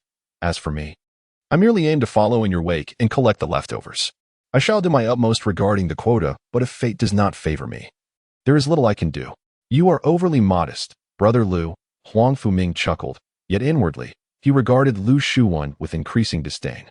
This fellow, while not entirely virtuous, undoubtedly served as a commendable dog, though not a particularly loyal one. However, having such a perceptive canine companion by Huang Fu-ming's side is indeed a fortunate occurrence. At the very least, the flattery he offers is one that he genuinely appreciates. Contemplating this, he mused, "Since it is thus, I shall not neglect Lu Shixiang. I shall bestow this plaque upon him." Before long, night fell. Mo stood atop a towering tree, gazing down at the flickering flames that rose in the vicinity. Igniting a fire in the dead of night is not a prudent action, as it easily attracts powerful disciples or formidable beasts that prefer to roam under the cover of darkness. Such individuals are either lacking in common sense or possess sufficient strength. However, for Mo, the distinction between the two matters little. With his abilities, even if he could not overpower them, he could at least escape. As Mo observed, a sudden commotion erupted nearby, accompanied by the thunderous crash of several trees. It was evident that a battle had ensued. Without hesitation, Mo leapt from the tree and approached the source of the disturbance, employing the age-old tactic of the mantis stalking the cicada. He understood that conserving energy in this perilous environment was essential to confront the unknown threats ahead. Upon nearing the scene, he discerned that the conflict was not between disciples, but rather involved a foundation-building tiger that had followed the firelight. The individuals under attack were none other than Qing Yi and Song Jian, both of whom Mo recognized. The two struggled against the tiger, with Song Jian, slightly more powerful, barely reaching the 9th level of qi refinement, leaving him utterly defenseless. Without a moment's hesitation, Mo sprang into action, launching himself toward the beast with a swift strike of his sword, cleaving into the tiger's skull. The creature let out a mournful wail as blood flowed freely from its head, its claws flailing wildly in Mo's direction. Yet, he offered it no chance to retaliate. With another decisive stroke, he severed its neck. Song Jian and Qing Yi were momentarily taken aback by the display of such formidable prowess. The strength of this newcomer eclipsed even that of the tiger. Should he turn his attention upon them, they would surely be vanquished in mere moments. Exchanging a glance, both felt a surge of trepidation. "Senior brother Song Jian, fairy sister," Mo called out, sheathing his Fulong sword as he emerged from the shadows. Upon seeing him, relief washed over the two, quickly mingled with astonishment. Had Mo truly ascended to such heights in less than a year since joining Huangzhou Mountain? The foundation-building tiger had scarcely endured 2 strikes before succumbing to him. Though Mo's surprise attack played a role, it was evident that without sufficient strength, even the most opportune ambush would fail to harm the beast. "Mo," Qing Yi exclaimed in delight, "is that truly you? You have grown so formidable in less than a year." The astonishment was palpable. A disciple with mixed spiritual roots had achieved such a remarkable state in such a short span of time, leaving everyone in awe. Zimmer merely chuckled and said, "Senior brother. Senior sister, I am not very familiar with this place. Why don't we 3 stick together? It would be beneficial to look out for one another." "That would be the best," replied Qing Yi with enthusiasm. Songjian merely nodded slightly. Zimmer, with his innocent intentions, suggested mutual support, yet both of them understood that throughout this journey, it was primarily Zimmer who would be attending to their needs. With a foundation establishment cultivator leading the way, ordinary disciples would stand no chance of seizing the wooden tokens at their waists. The hunting process permitted team formations, however. It was uncertain who among the team would ultimately secure a spot. The three sat by the campfire. Qingyi, with a cheerful smile, remarked, "No wonder you were so confident when I asked you. It turns out you truly possess the strength to contend for a spot in the talented gathering." Zimmer countered, "Aren't you planning to compete as well, senior sister?" Qingyi pouted, expressing a hint of melancholy. "If even Songjian's senior brother has no opportunity, then my meager skills are even less likely to succeed. The inner sect is filled with experts, just among those we know, including you.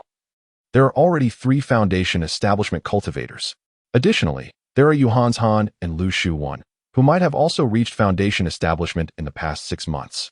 With Xiaoshan's of Huang Fuming and Xiaoling, that totals to 7 individuals. There are hardly any spots left for us to vie for." Zimmer chuckled awkwardly. The top ranks of the inner sect were occupied by just those few, each almost guaranteed a spot. For the rest, snatching a chance from them seemed nearly impossible. For the vast majority of inner disciples, the so-called selection for the talented gathering was merely a formality. If one were fortunate enough to attain a decent ranking, they might receive rewards from the sect. As for securing a spot, that was a dream too far-fetched for most disciples. Suddenly, Songjian inquired, "By the way, have you had any recent dealings with Lu Shuin?" Zimmer replied, "Not long ago, I did go treasure hunting with him, but we came up empty-handed." "Why do you ask?" Songjian responded, "I heard he seems to be looking for someone to deal with you, so be cautious." Lu Shuin targeting him? Zimmer felt perplexed. However, it did occur to him that the fellow had seemed somewhat displeased upon their first meeting. Yet their conflict hardly seemed significant enough to escalate to this extent. After pondering for a moment, Zimmer smiled and said, "There's no need to worry too much. It's just Lu Shuin. I can handle him." Songjian added, "If it were just him, that would be fine, but Huang Fuming has been getting quite close to him recently." Huang Fuming? At the mention of this name, Zimmer couldn't help but furrow his brow. If Lu Shuin merely harbored a personal disdain for him, Huang Fuming had genuine grievances against Zimmer. He was fixated on Zimmer's Fulong sword. As the young master of Xiaoshan, Huang Fuyintian would undoubtedly invest significant resources to ensure Huang Fuming secured a spot. It was quite possible that he had already reached foundation establishment. Indeed, he was an individual to be wary of. What is destined cannot be evaded. Should they truly wish to confront me, I stand ever ready to oblige. The outcome remains uncertain as to who shall ultimately prevail. As Chiemo spoke these words, a chill crept into his tone. He held no desire to provoke others, yet when faced with those who dared to instigate, he would show no mercy. Regardless of their superior strength or status, even in death, he would seize a piece of flesh from his adversary. As night deepened, the bonfire in the forest began to flicker and wane. However, this did not signify a descent into tranquility. On the contrary, under the cloak of darkness, it was a time for violence and chaos. Now was the true moment for the hunt. To relax one's guard at such a time would be the gravest folly. Perched upon a tree branch, Chiemo closed his eyes in meditation while scanning the ground with his keen awareness, ever vigilant for any signs of movement. Suddenly, a rustling sound echoed through the woods. Chiemo abruptly opened his eyes and silently descended from the branch, cautiously making his way toward the source of the noise. A disciple from Huangzhou Mountain was surveying the distant bonfire, where Songjian and Qingyi sat cross-legged, seemingly unaware of the unfolding situation. This disciple, merely at the 7th level of Qi refinement, stood no chance in a direct confrontation. His only opportunity lay in waiting until midnight to strike. Just as he prepared to launch a surprise attack with his flying sword, an invisible pressure suddenly descended upon him from behind. His movements faltered, and cold sweat broke out across his brow. Who could it be? Before he could turn around, Chiemo delivered a swift strike to his neck, rendering him unconscious, and swiftly retrieved the wooden token from his waist. Songjian finally sensed the commotion and approached Chiemo's direction. Upon seeing the unconscious disciple on the ground, he felt a wave of dread wash over him. Had it not been for Chiemo, they might have fallen prey to danger. It is at night that the true peril lurks. The quieter it becomes, the more vigilance is required, Chiemo stated. Songjian let out a sigh of relief, realizing that restful nights were a luxury they could not afford in the coming days. Since we are unlikely to rest tonight, it would be prudent to move on rather than linger here. Perhaps we might encounter unexpected gains, Chiemo suggested, his implication clear to Songjian. Chiemo, too, was inclined to ambush others. While such tactics might be deemed unsavory, they did not violate any rules and proved to be remarkably efficient. Songjian nodded. I shall awaken Qingyi. After a brief gathering, the 3 began to wander through the forest. Following his memory, Chiemo located several spots where bonfires had recently burned. A few unfortunate disciples had yet to awaken, and Chi Mo swiftly claimed their wooden tokens. Others, slightly more astute, sensed the impending danger, yet stood no chance of escape against Chi Mo's overwhelming prowess. In just one night, Zemo had already acquired 7 wooden tokens, and combined with those seized from others during the day, his collection had swelled to 10. Meanwhile, Song Jian and Qing Yi each secured 3 tokens. Concurrently, within the Grand Hall of Huangzhou Mountain, a colossal mirror displayed a series of shifting images, battle scenes featuring the disciples participating in the selection. When the scene shifted to Zemo, several elders could only chuckle in disbelief. Given Zemo's cultivation level, he could effortlessly conceal his presence, rendering him undetectable to the other disciples, who remained oblivious even to the loss of their tokens until the stewards arrived to escort them away. Half of the tokens in his possession had been pilfered. Huangfu Yuntian's expression darkened as he disdainfully remarked, "It is utterly disgraceful for a disciple of Huangzhou Mountain to engage in such underhanded tactics. If this were to leak, how would our mountain maintain its dignity?" After saying this, Huangfu Yuntian cast a subtle glance towards Lin Chongmin, the implication unmistakable. The conduct of his disciple was undoubtedly a reflection of his master, Lin Chongmin. Yet, Lin Chongmin feigned indifference, shrugging and asserting, "I never taught him to act this way." Who knew this seemingly honest lad could resort to such covert schemes? Nevertheless, what's the harm? As long as he obtains the tokens, what rules are truly broken? The third elder, with a faint smile, concurred, "Isn't this a testament to the cleverness of our disciple Zemo? A cultivator must not be so rigid in thought." Observing the camaraderie between the two, Huangfu Yuntian could only snort in disapproval. Naturally, since both of her disciples had benefited alongside Zemo, she would defend him and Lin Chongmin. Lin Chongmin, hands clasped behind his back, mused, "A mere day has passed, and nearly 100 have already been eliminated. The real contest lies ahead. From now on, every move must be weighed carefully. Each opponent must not be underestimated. Even a stroke of luck in victory could invite a counterattack from others." The third elder smiled warmly. "Eldest brother, your disciple appears to be in a strong position, but I wonder if he might lend a hand to my 2 disciples. I do not expect them to secure 2 slots. If they can achieve a respectable rank and earn some rewards, that would suffice." "Strong position?" Huangfu Yutian interjected. "That cannot be taken for granted. There are still plenty of Foundation establishment disciples remaining, and one cannot say for certain whether Zemo might encounter someone stronger." As she spoke, Huangfu Yuntian discreetly brushed her fingers across the ring on her hand, which emitted a faint glow before vanishing swiftly. Simultaneously, deep in the mountains, the ring on Huangfu Ming's right hand shimmered with a soft light, revealing 2 words, "Take action." Was there an urgency to act? Huangfu Ming felt a twinge of surprise. Ordinarily, Huangfu Yuntian would not personally intervene in such matters. Could it be that Zemo had amassed enough tokens? What could this mean?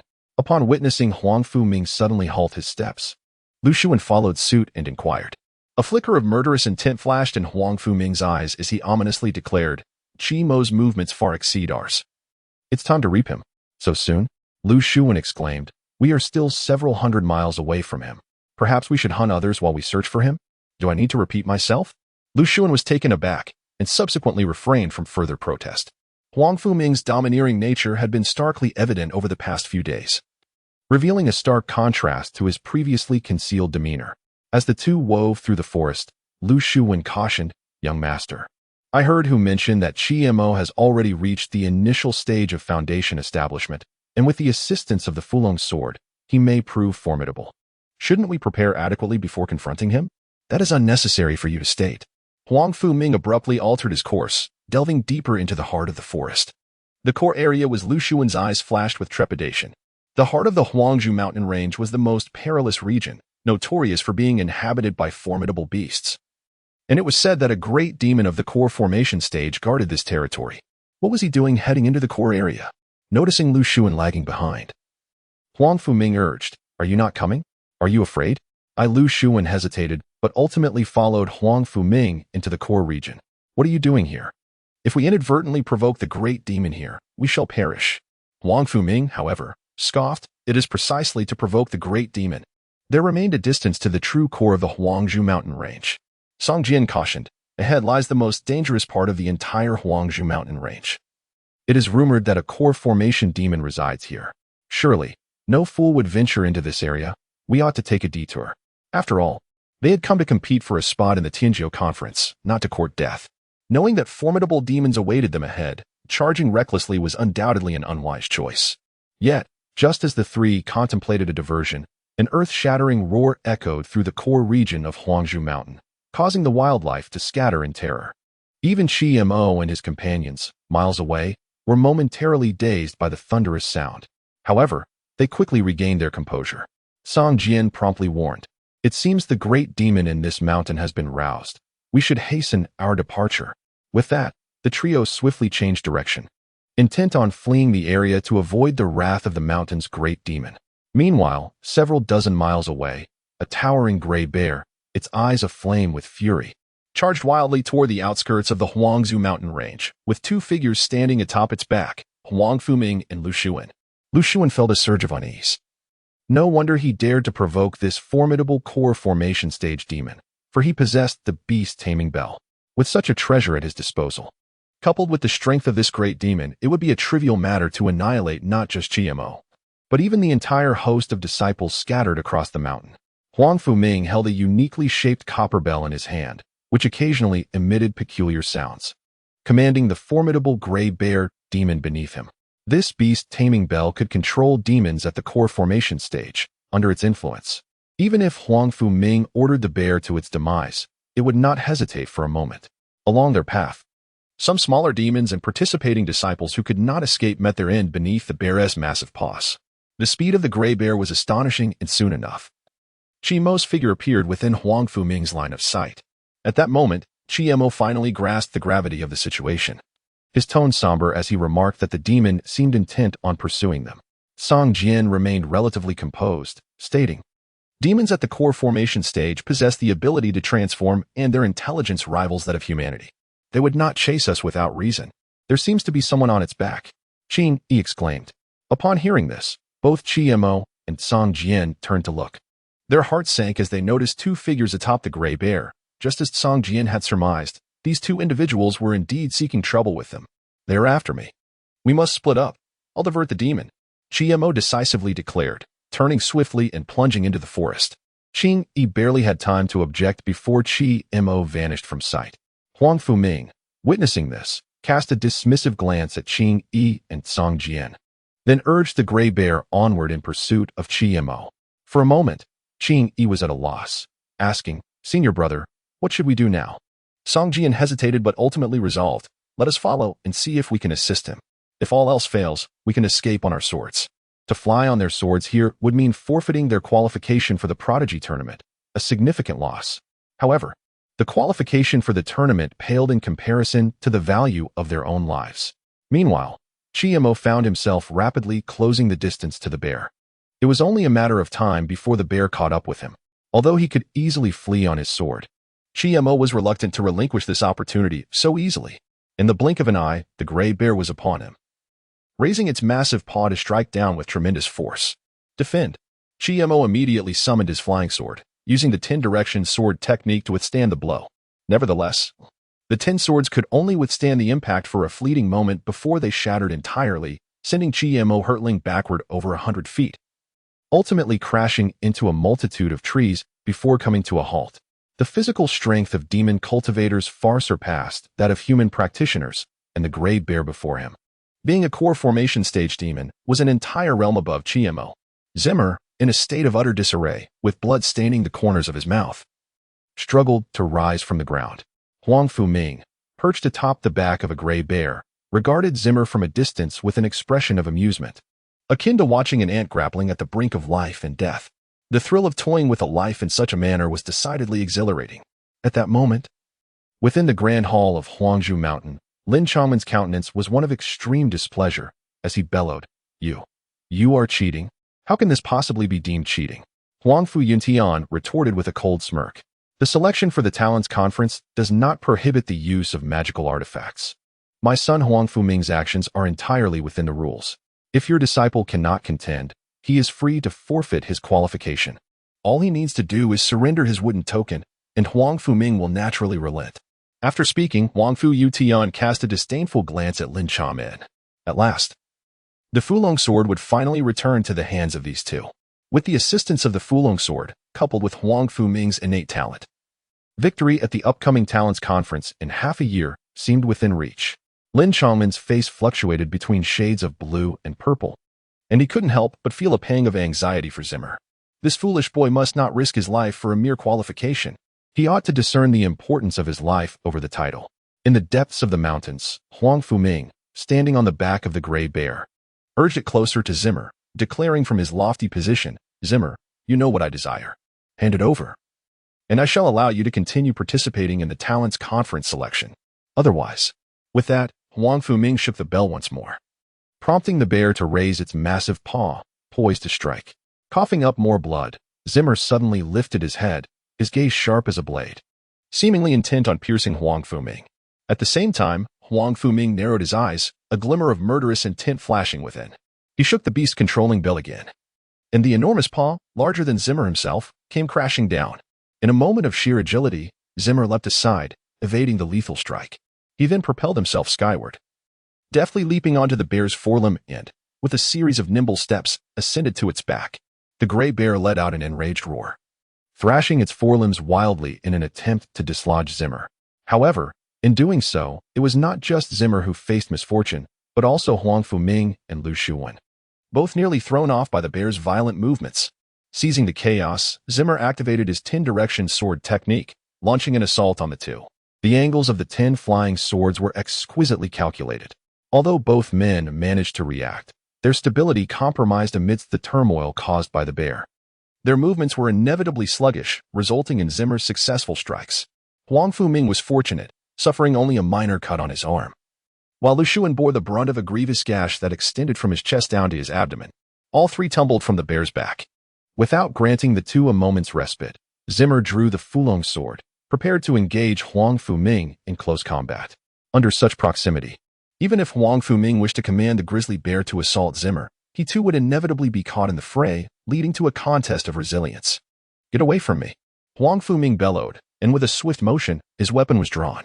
His formidable mid-foundation cultivation was unmistakably revealed at that moment, as a wave of terrifying energy forced Zimmer back 10 steps, preventing any further advance. Concurrently, the grizzly bear launched another attack. In a moment of urgency, Zimmer had no choice but to retreat, evading the bear's onslaught, and then fled without a backward glance, aware that he was outmatched. Zimmer was not foolish enough to persist in the fight. Escaping? Huang Fuming scoffed. "This fellow is rather clever, knowing when to retreat. Pursue him." The grizzly bear continued to rampage through the forest, steadily closing in on Zimmer.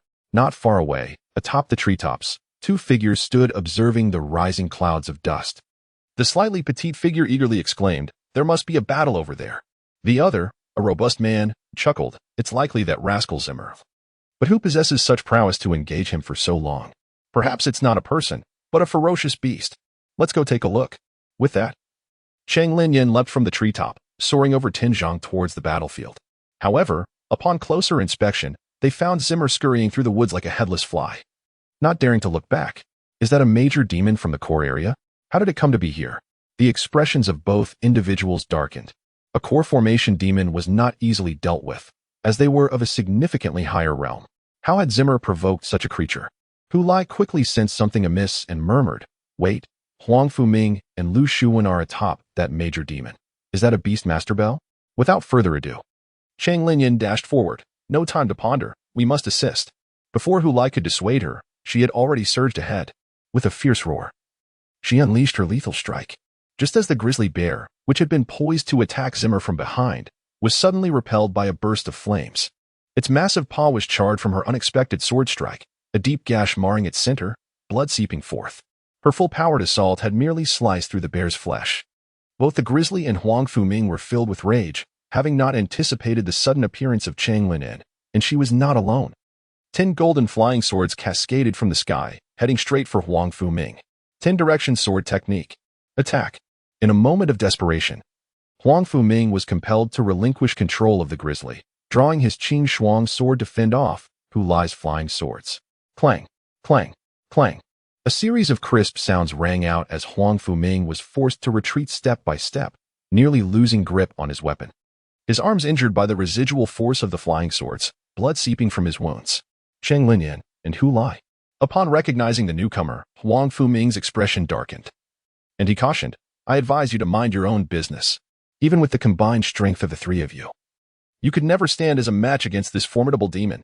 Hu Lai, perched atop the back of the gray bear, flashed a grin and replied, "Whether or not we are opponents, we shall see after a fight." At these words, Huang Fuming, filled with rage yet mocking, nodded and ominously declared, "Very well. If I happen to kill you by mistake, do not blame me." With that, he unsheathed his sword and launched an attack against Hu Lai. His mid-stage foundation establishment cultivation granted him unwavering confidence. Even if Hu Lai were powerful, he was merely on the same level. The outcome of this confrontation remained uncertain. Furthermore, Huang Fuming was not alone. Li Xuan, why are you hesitating? Attack, Huang Fuming urged. Li Xuan surveyed the scene before him, and after a moment of steely resolve, he drew his long sword from his back and charged at Hu Lai. Together, the two pressed Hu Lai, who began to feel the strain. After exchanging dozens of blows, Hu Lai found himself forced off the gray bear's back and back onto the ground. "Thank you," Hu Lai exclaimed with a hearty laugh. "What are you being courteous for? I still await your assistance in comprehending the 10 directions sword technique. Can you escape now?" Mo pondered for a moment before responding. "If I could escape, I would have done so already. However, there is still a battle to be fought. Capture the leader first. You both restrain the bear while I take down Huang Fuming." Excellent plan. After a brief discussion, the three dispersed, launching their assault from 3 different directions towards Huang Fuming and the gray bear. Seeing this, Huang Fuming scoffed disdainfully. "An ant trying to shake a tree. How dare 3 mere foundation establishment cultivators confront me, a core formation demon, head-on? Truly fearless." However, just as Huang Fuming believed he would easily dispatch these 3, Mo unexpectedly changed direction, leaping into the air and executing a series of rapid steps. Charging straight at him. With the Fulong sword in hand, he unleashed a fierce strike, Red Dragon's Fury. The overwhelming might of the dragon echoed through the forest. Although the technique was not fully formed, its power was considerable, affecting even the gray bear beneath Huang Fuming, causing it to falter momentarily. Boom. Despite wielding the mid-grade spiritual sword, Qing Shuang, as protection, Huang Fuming found himself severely challenged by Mo's sudden assault. In the blink of an eye, Mo shattered his defenses. Fortunately, a protective talisman on his chest activated at a critical moment, deflecting Mo's attack and sending him flying several paces away. Mo regained his footing in midair and charged once more. 10 direction sword technique. Disrupt. Fire Dragon's Roar. With 2 successive techniques unleashed, Mo's eyes gleamed with deadly intent, showing no signs of holding back. Accompanied by Mo's low shouts, a powerful gust surged from the Fulong sword, resonating more as the might of a dragon than a mere shockwave. At this moment, Huang Fuming's mind became somewhat dazed. Suddenly, the 10 flying swords before him transformed into hundreds, surrounding him in a dense array. This was one of the formations of the 10 directions sword technique, intended to create confusion. Even before Mo's sword could strike, Huang Fuming had already sustained several shallow cuts from the flying swords. The once graceful Huang Fuming now appeared quite disheveled. In addition to being wary of the illusory flying swords, he had to be cautious of Mo's lethal strikes. For Mo's swordsmanship possessed far greater lethality than that of the flying swords. In that moment, Mo, a foundational stage cultivator, had managed to suppress Huang Fuming. Under such relentless pressure, Huang Fuming could not help but feel a surge of anger. Channeling his spiritual energy, he unleashed a formidable force from the Qing Shuang sword in his hand. Following this, he executed an extremely sharp sword aura, which shattered Mo's sword array into pieces. The residual force from the strike even forced Mo back several steps. Merely a trivial skill. Mo, are you nothing more than a mosquito? Is that all you can muster, attacks that are utterly inconsequential? He glared at Mo with derision. This mere insect, this insignificant ant, had somehow managed to inflict harm upon him, which greatly vexed him. However, Mo merely snorted coldly before once again summoning the 10 directions sword technique to attack Huang Fuming. This time, however, Mo did not opt for a distraction but intended to engage in a direct confrontation, fighting at close quarters. Compared to the flying swords, Mo was far more adept in swordsmanship. With each clash, Mo could distinctly sense his devouring heaven technique siphoning a modicum of spiritual energy from Huang Fuming, nourishing himself in the process. Although the amount of energy he could absorb each time was minimal, it effectively weakened Huang Fuming's attacks to some extent. Devouring heaven technique? Huang Fuming finally recognized something was amiss. His strength could not be fully exerted in the presence of Mo's technique. as if he were mired in a quagmire. He attempted to withdraw, but Chimo's 10 directions sword technique clung to him like a maggot, leaving no avenue for escape. To triumph over Chimo, he needed to achieve a swift resolution. Prolonging the battle would only lead to his own downfall. With this thought in mind, Huang Fuming resolved to unveil his trump card. A wave of scorching energy surged within him, raising the temperature around him to such an extent that even the fur of the bear beneath his feet was singed. The Qing Shuang sword, known for its extreme coldness, transformed from its blue hue to a fiery red. The surrounding 10 directions sword technique could not approach him now. Divine flame descends. Huang Fuming pointed his sword to the heavens. A tongue of fire, like a dragon, surged forth for dozens of yards, its might utterly astonishing. Even Chimo, who possessed a fire affinity, found the heat waves overwhelming. Huang Fuming's flames burned hotter than his own. Seeing this, Chimo too could no longer afford to hold back. He summoned all 10 flying swords back to his side, while simultaneously forming a hand seal to gather his strength in secret. Angry Red Dragon. 10 directions, sword technique. Annihilate. The two most powerful killing moves clashed. Only thus could Chimo be assured of maintaining the upper hand in the battle against Huang Fuming. Despite both being at the mid-foundation stage, Huang Fuming's strength surpassed that of Feng Huanshan from Filong City by a considerable margin. Boom. The two forces, embodying extreme yang and rigidity, collided fiercely. Suddenly, a fire dragon, entirely crimson, erupted from Chimo's blade, voraciously consuming a significant portion of Huang Fuming's power. The fire dragon then let out a thunderous roar and charged at Huang Fuming. Boom. The fire dragon struck heavily against Huang Fuming's sword. The terrifying heat instantaneously permeated through the blade, impacting his chest and arms, scorching his garments and skin to a charred black, singeing even some of his hair. He resembled a beggar on the street. This strike astonished even Chimo. It was evident that this was not merely the effect of the fire spirit sword technique, but rather the work of the Fulong sword spirit. After enduring this blow, Huang Fuming's aura noticeably weakened. A trickle of blood seeped from the corner of his mouth as he rasped to Lu Shuwen beside him. What are you still hesitating for? Did you not intend to kill Chimo? Why not take action? At that moment, however, Lu Shuwen hesitated. Chimo's strength had far exceeded his expectations. Even though Chimo had already expended over half of his energy, Lu Shuwen still felt uncertain about overcoming him. This individual was a monster akin to Chang Linyan and Hu Lai, whose prowess could not be judged merely by their cultivation level. There was a real possibility that he could perish. Lu Shuwen remained motionless, instead bowing slightly and saying, "Young mountain master, I shall not accompany you further. I bid you farewell." With that, Lu Shuwen leaped off the back of the gray bear, intending to depart from this perilous place. Useless trash. Huang Fuming cursed angrily, and then once again shook the beast taming bell. The gray bear, receiving the command, ignored Cheng Linyan and Hu Lai, unleashing an enraged roar toward Lu Shuwen. A wildly powerful beam of spiritual energy erupted from its mouth, engulfing Lu Shuwen entirely in the blink of an eye, leaving not even a whole corpse behind. Just as Huang Fuming planned to continue dealing with Chimo, he suddenly perceived a cold gleam advancing toward him at an exceedingly cunning angle. Huang Fuming intended to parry with his sword. However, the flying sword abruptly changed direction and struck the beast-taming bell in his hand. Clang! The bell was hit, producing a crisp sound before falling onto the back of the gray bear. That single strike had utterly destroyed the beast-taming bell. Huang Fuming, unable to comprehend, lowered his head to gaze at the scattered remnants of the bell, his complexion turning deathly pale as an overwhelming fear surged within him.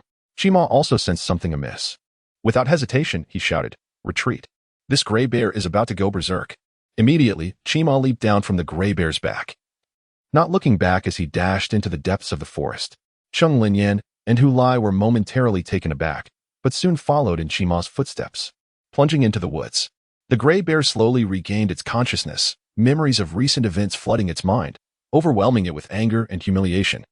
How dare a mere foundation establishment human cultivator enslave it? "Humans, you shall pay for this." The bear spoke, and in an instant, its massive form shrank, transforming into a human figure as it pursued the fleeing Huang Fuming. It yearned to tear apart this audacious human cultivator.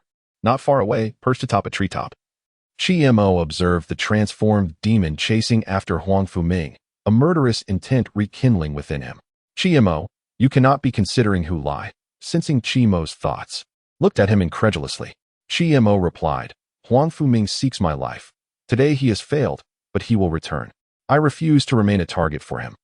But have you considered the consequences? Once you kill him, what will become of you? Moreover, with that powerful demon pursuing him, his chances of survival are nearly non-existent. Yet, Chiemo seemed to disregard Hu Lai's words entirely, rushing forth. He understood well that Huang Fuming stood no chance against the gray bear demon. Yet he felt compelled to follow, ready to deliver a finishing blow if necessary. As for what to do after slaying Huang Fuming, Chiemo hadn't pondered that.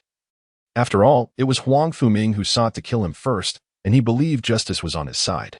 Meanwhile, several miles away, Huang Fuming was on the brink of death, his chest caved in and his protective talisman utterly destroyed. Before him stood a towering figure, over 9 feet tall. With arms thicker than most men's waists, this was the gray bear demon in human form. Its eyes were filled with a fierce glint as it raised its massive fist, preparing to deliver the final blow and send Huang Fuming to the underworld. Senior, Huang Fuming coughed up blood, summoning his last ounce of strength to scream desperately. I have realized my mistakes and am willing to offer any compensation. Compensation? The gray bear demon sneered. What use are your human possessions to me? Huang Fuming continued. My father is Huang Fu Yutian, the lord of Huangzhou Mountain. If you kill me, he will not let you go. At the mention of Huang Fu Yutian, the gray bear demon's eyes flickered with a hint of apprehension. Being from Huangzhou Mountain, it was well aware of who Huang Fu Yutian was and recognized him as a formidable opponent. Upon learning of Huang Fu Ming's identity, the demon hesitated. It was not a fool, rather, it was quite astute, understanding whom it could provoke and whom it could not. After a moment of contemplation, it spoke. Since you're the son of Huang Fu Yutian, I shall spare your life this time. However, if you wish to survive, your father must offer something of great value to me in exchange. Rest assured, my father will provide you with satisfactory compensation. Yet, scarcely had Huang Fuming's words left his lips when a cold gleam suddenly shot from the treetops, piercing through his forehead. In that single strike, his life was forfeited. A successful blow. Before Chiemo could escape from this place, a figure soared through the air, accompanied by a thunderous roar filled with murderous intent and fury. Chiemo, how dare you kill my son? You have a great deal of audacity. Surrender your life. As the words echoed, a beam of sword light surged forth, stirring up fierce winds and tearing apart the clouds above, descending heavily towards Chiemo's position. This is bad. Chiemo was alarmed. He wished to flee. But facing a lethal strike from a golden core cultivator, his chances of escape were negligible. Huang Fu Yuntian's aura had already firmly locked onto him.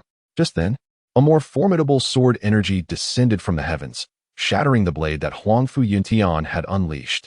Do not harm my disciple. Lin Chamin positioned himself resolutely between Chiemo and Huang Fu Yuntian, refusing to budge. Yuntian, I understand your anger, but in a martial contest, bloodshed is inevitable. As you yourself have stated, do you wish to disregard the dignity of the mountain master? Huang Fu Yuntian, akin to a rabid dog, continued to howl. This wretched brat has slain my son, and you expect me to endure in silence? Lin Chamin, if you still value our brotherhood, step aside. Otherwise, I shall slay you as well. At that moment, several figures darted from the forest, Cheng Linin, Hu Liao, Song Jian, and Qing Yi. They knelt in midair and offered a profound bow to Huang Fu Yutian. Song Jian spoke. Mountain Master, it was Huang Fuming who sought to kill junior brother Chiemo first. It was not junior brother Chiemo who harbored any murderous intent. Nonsense. Huang Fu Yuntian, consumed by rage, interrupted before Song Jian could finish. Even if my son sought to kill him, so what? My son is the esteemed young master of Huangzhou Mountain. What does it matter to slay a lowly insect like him? Chiemo, repay with your life. As his words fell, Huang Fu Yuntian swung his sword again. Yet, his strike still failed to shake Lin Chamin, who stood steadfastly before Chiemo. Huang Fu Yutian was no match for Lin Chamin. After a fierce clash, not only did he fail to kill Chiemo, but he was also injured by Lin Chamin. Lin Chamin pointed his sword at Huang Fu Yutian, his tone laced with a hint of menace. Yutian, if you continue in this manner, I shall no longer hold back. You old fool, do you truly believe I fear you? Huang Fu Yutian bit his tongue, spitting forth a mouthful of vital blood, and quickly formed a series of hand seals. The spiritual energy in the environment suddenly surged violently, rapidly converging towards Huang Fu Yutian and Lin Chamin. A vast and intricate formation was stealthily taking shape. The great bear demon observing from the ground felt a jolt in its heart upon witnessing this scene. It recognized the formation as the protective array of Huangzhou Mountain. Once activated, even a nascent soul cultivator could be slain. To avoid being mistakenly harmed, I shall take my leave as a sign of respect." The great bear immediately fled. Upon seeing the protective array being activated, Lin Chongman's complexion turned pale. He hastily sheltered Chimo behind him, urging, "You should descend the mountain first. Once matters here are resolved, I shall seek you out." However, Chimo remained rooted to the spot, his gaze cast downward, a smile that was neither genuine nor friendly gracing his lips, a disquieting expression indeed. Reason? In the face of power, reason holds no sway. As Huangfu Yutian had articulated, he was but a lowly ant, his life worth scarcely a penny. While Huangfu Ming could kill him at whim, the reverse was utterly inconceivable. Reason would not save his life. To survive in this world, one must possess either strength or a formidable ally. Lin Chongmen urged, "What are you waiting for? Hurry and leave." Suddenly, Chima lifted his head sharply. Unbeknownst to him, a delicate jade token had appeared in his hand. With a crisp snap, the token shattered. The winds shifted ominously. A clear yet ancient voice resonated from the heavens. "Heh! I shall see how a mere Huanghushan dares to lay hands on one whom I have taken a fancy to."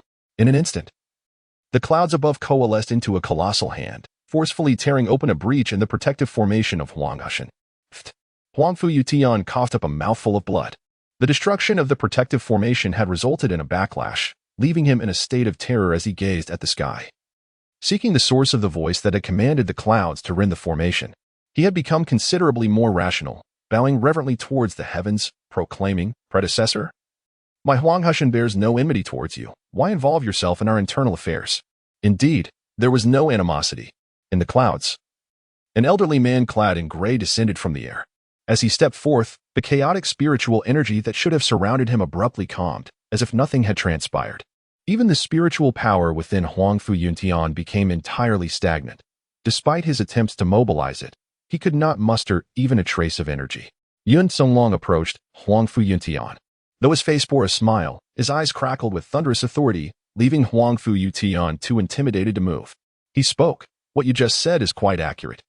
Your son holds a lofty position, and to him, Chima is no more than an ant. It is trivial for those high above to crush a few ants. Yet, in my eyes, both you and your son, as well as all of Huanghushan, are no different from ants. Should I wish to extinguish you, I shall do so without hesitation." At that moment, Huangfu Yuntian finally comprehended that this unfathomable figure had come for Chima.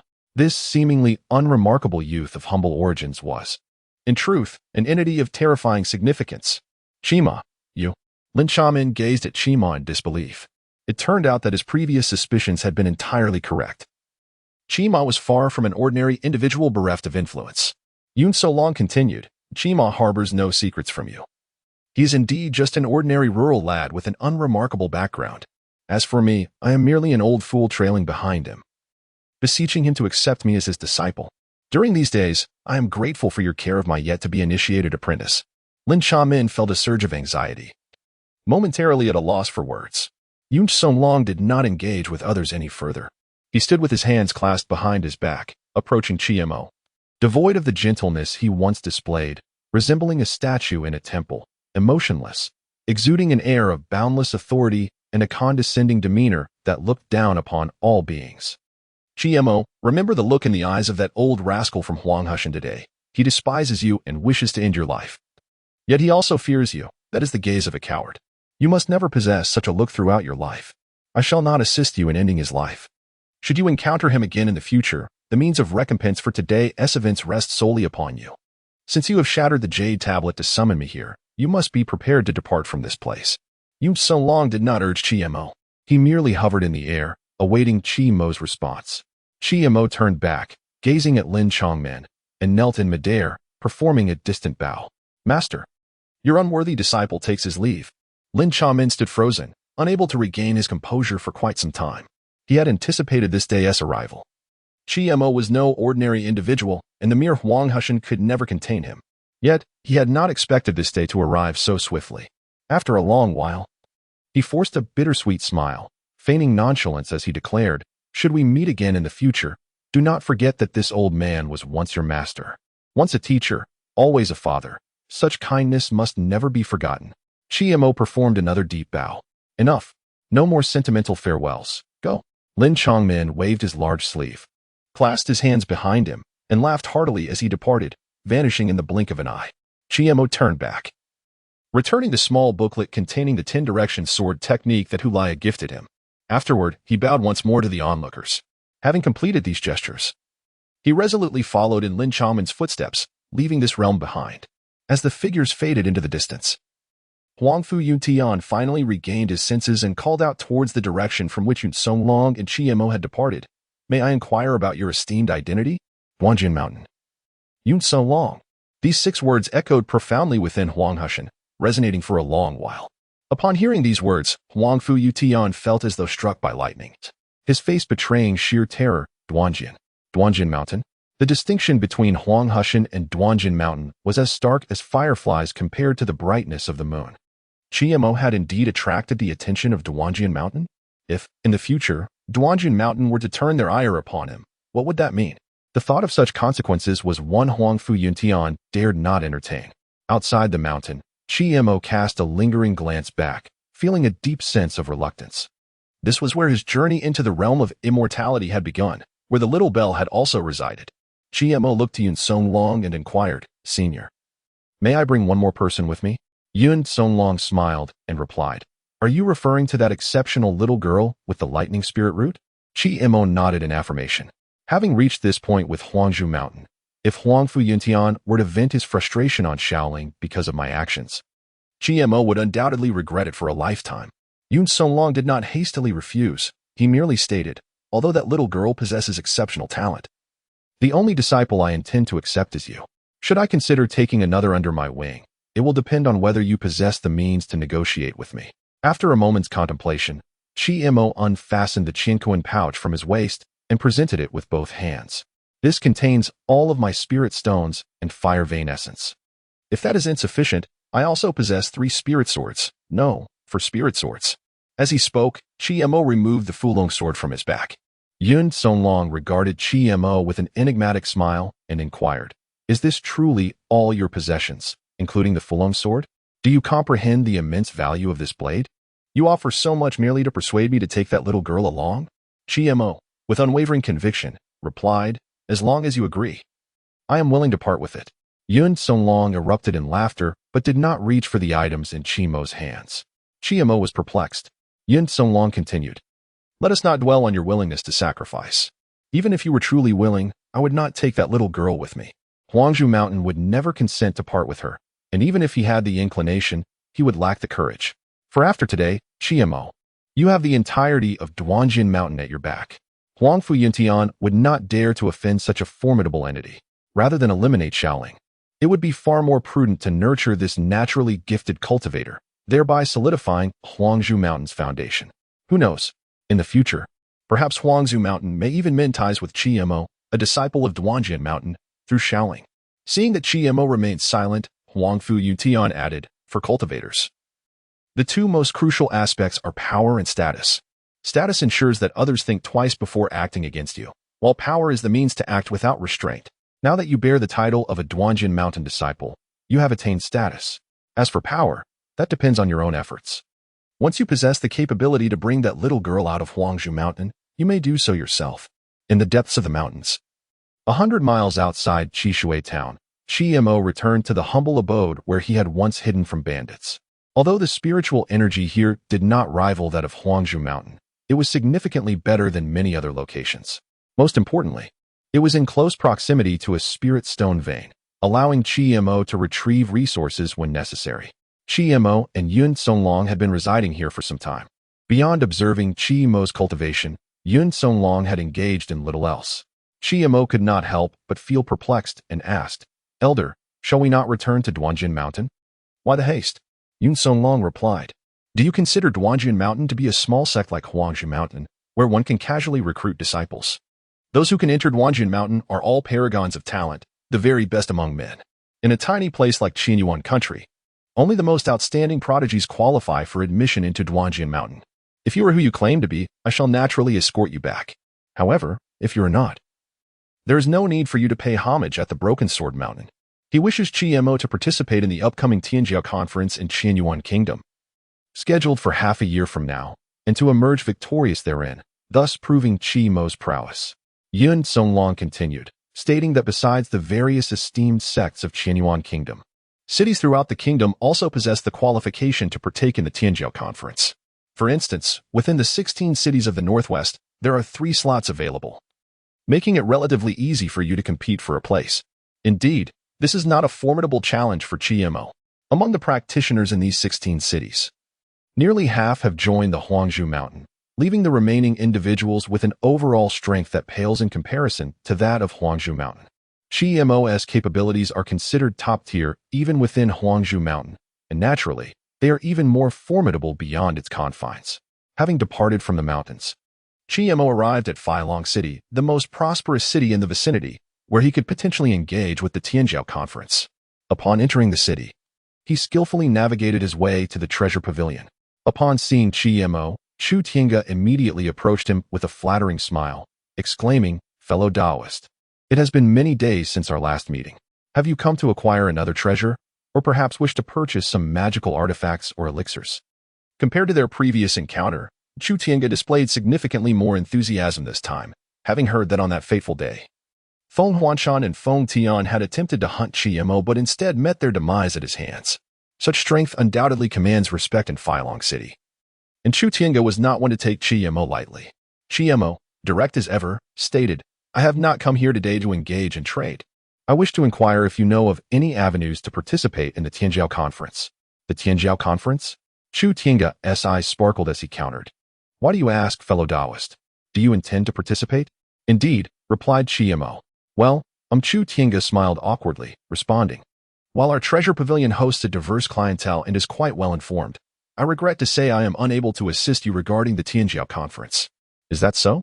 Chiemo sighed lightly, feigning disappointment as he remarked, "I had prepared 3 pieces of fire vein essence. If you cannot help, I shall seek assistance elsewhere." What? At the mention of fire vein essence, Chu Tiange's eyes widened. Moreover, Chiemo possessed 3 pieces. Each piece could equate to half a year's earnings for the treasure pavilion, and with 3 pieces, the pavilion's prospects for the entire year would be secure. "Please wait a moment," Chu Tiange asserted. "Though I am unable to secure a spot from the 16 Northwest cities, I can recommend you to our headquarters, allowing you to participate in the Tianjiao Conference as a member of the treasure pavilion." "Oh, your treasure pavilion has slots available as well?" Chiemo inquired, astonished. Chu Tian Pavilion chuckled and said, "My friend, you jest. Although our treasure pavilion is not a sect of cultivation, we indeed engage in the business of practitioners. With establishments spread throughout the entire Qianyuan kingdom, how could we possibly lack internal quotas?" This revelation took Chiemo by surprise. He had not anticipated that Treasure Pavilion was a nationwide chain. "Please, accompany me upstairs.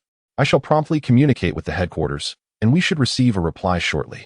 Chu Tian Pavilion led Chiemo upstairs, utilizing 3 pieces of fire vein essence to pave the way, naturally displaying remarkable efficiency, eager not to keep Chiemo waiting. Chu Tian Pavilion held great confidence in this matter, having witnessed Chiemo's prowess. At such a young age, he had already slain a practitioner in the middle stage of foundation establishment. Such combat strength was unparalleled among the youth within Treasure Pavilion. The fire vein essence was surely his to profit from.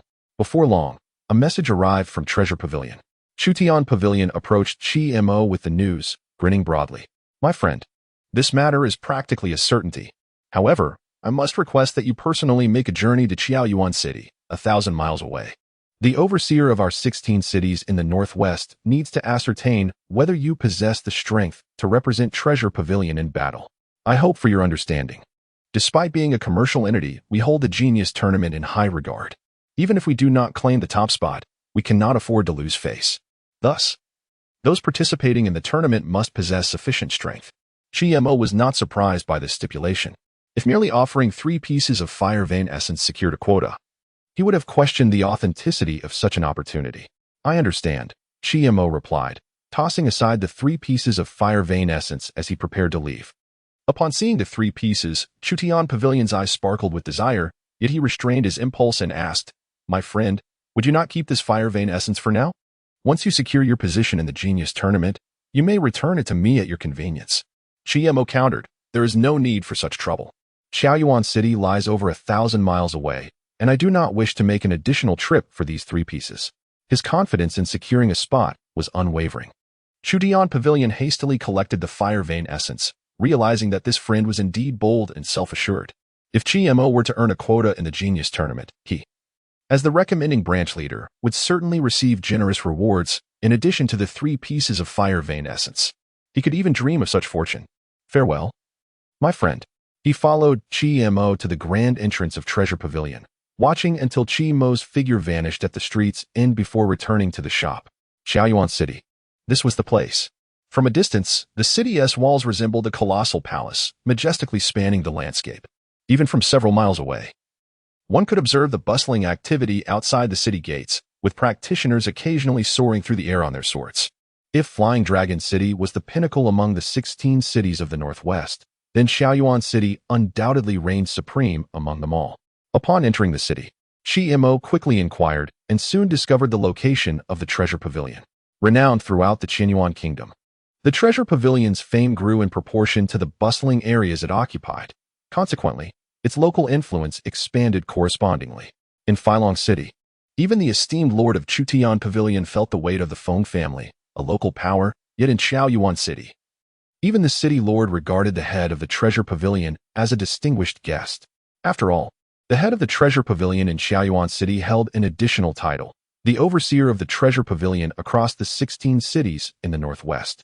Upon entering the Treasure Pavilion and stating his purpose, the staff promptly escorted GMO to the second floor, which was considerably quieter than the bustling first floor, typically reserved for hosting esteemed guests and discussing internal matters. You claim to have been recommended by Chutian Pavilion to attend the Young Talents Conference? I do not recall any individual of your standing within the Treasure Pavilion. The woman emanated an aura of mature elegance, her demeanor languid, with her enchanting phoenix eyes lingering on GMO as if attempting to peer into his very soul.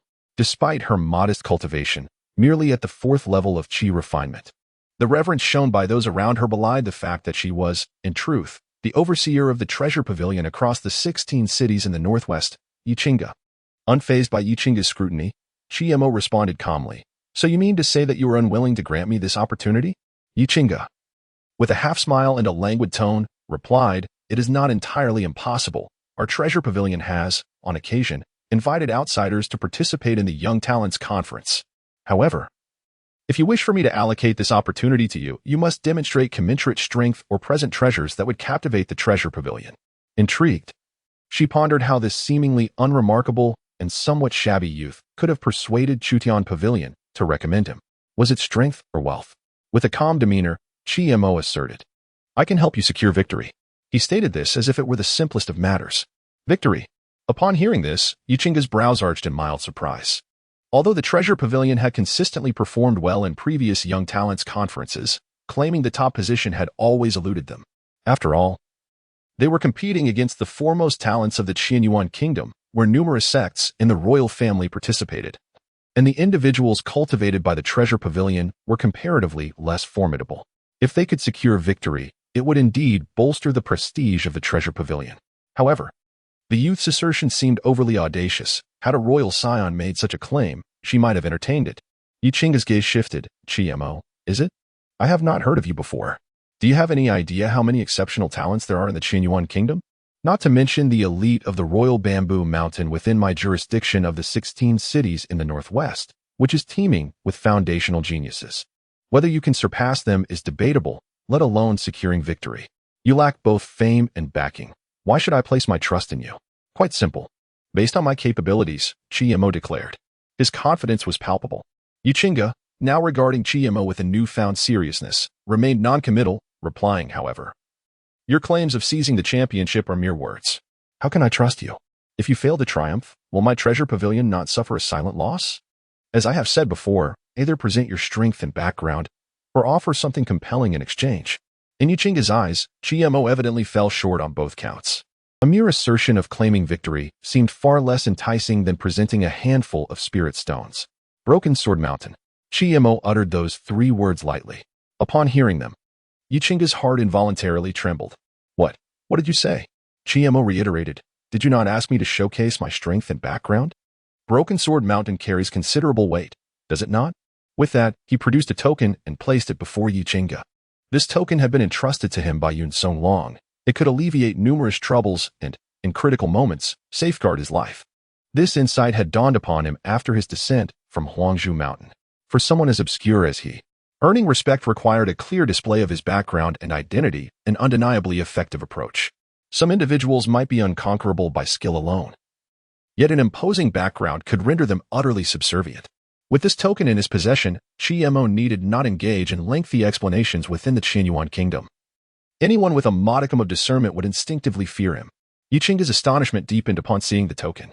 Though her cultivation was modest, her perspective was broad, and she recognized that the token bore a special restriction, one only true top-tier sects could employ. This token was undeniably authentic. It indicated that this young man indeed possessed intricate ties to Broken Sword Mountain. After a brief moment, Yichinga regained her composure, rising to slightly bow to Qi. "Ah, so you are a distinguished guest of Broken Sword Mountain. I apologize for my rudeness. If you seek a spot, it would be unreasonable for my treasure pavilion to refuse you." The shift in Yichinga's demeanor was stark, showcasing the advantages of status. Qi was not surprised by this reaction. However, Yichinga swiftly changed her tone again, stating, "Nonetheless, the candidates from my treasure pavilion for the Talented Heroes Conference have already been determined. If you wish to take someone's place, you must earn the consensus of the others. That is simple enough. A duel will suffice. Should I lose, I shall depart without further ado." Qi was well prepared. Upon hearing this, Yichinga smiled again, her voice softening. "In that case, please wait here for a moment while I fetch someone." Once outside the room, however, the smile vanished from Yichinga's face, replaced by an expression of utmost seriousness. This Qi was likely a disciple of Broken Sword Mountain, descending to hone his skills. Every disciple of the Broken Sword Mountain is a super genius capable of overshadowing all the youthful talents of the Qianyuan kingdom. When a disciple from Broken Sword Mountain takes action, victory is virtually assured. Moreover, securing a coveted position in the talent competition to gain the favor of such an extraordinary genius is an immeasurable boon for the treasure pavilion. Before long, Yichinga brought a young lady who bore a striking resemblance to her to the treasure pavilion. The two paused outside a room. Yichinga turned to her sister, Qingling, and cautioned, "During your duel with him, merely go through the motions. Consider it a token of our meeting. This individual is of significant stature, and forging a connection with him would present a remarkable opportunity for both of us in the treasure pavilion." Qingling did not respond but merely pouted. Yichinga sighed in resignation. Her sister possessed extraordinary talent but was also exceedingly proud, relishing competition. There was no way she would willingly concede the opportunity to Qi. However, if Qi could not even best Qingling, then there was no reason for her to relinquish the position. Yichinga sought to befriend the paragon of Broken Sword Mountain, not a mere fool. Yichinga led Qingling into the room. Upon entering, she immediately donned a beaming smile and addressed Qi, "Esteemed friend, this is my sister, Qingling, the original candidate from the treasure pavilion in the 16 cities of the Northwest. Should you manage to surpass her, we shall gladly relinquish this position. However, if you cannot, then the young lady is regrettably powerless to assist." Qi assessed Qingling. She appeared to be merely 17 or 18 years old, yet her cultivation was formidable, having reached the early stages of foundation establishment on par with Qi. Even within the Huangzhou Mountain, such prowess would certainly secure a place in the talent competition. Having gauged Qingling's abilities, Qi spoke, "The space here is too constricted for a proper contest. Let us find a more suitable location." Yichinga led the two downstairs to the rear courtyard of the treasure pavilion. Although it lacked a dedicated training ground, it was spacious enough for their duel. Qi stood poised with his sword, facing Qingling, with a slight chill in her demeanor. Qingling wasted no time in launching a powerful palm strike aimed directly at Qimo's heart, while Yichinga had instructed her to feign defeat against this individual. It did not imply she would comply obediently. If her opponent proved superior, she would have no objections to yielding the position, but if he were a mere incompetent, Qingling would not hold back. If he desired the opportunity, he must demonstrate sufficient strength. As the fierce palm strike approached, Qi furrowed his brow but remained unperturbed. He retreated a half-step, grounding himself before returning a palm strike toward Qingling. The cold and fire intertwined, producing a sharp hissing sound as a thick mist enveloped the entire courtyard. Amidst the mist, Qingling took a slight step back, casting an odd glance at Qi across from her, her eyes filled with uncertainty. Though both possessed equal cultivation levels, Qingling found herself at a disadvantage in their clash of powers. Furthermore, it appeared that a portion of her spiritual energy had just been devoured by Qi. There was something peculiar about him. Without further hesitation, Qingling summoned 3 flying swords, forming hand seals to command them to strike at Qi. In response, Qi Mo also summoned his own flying swords.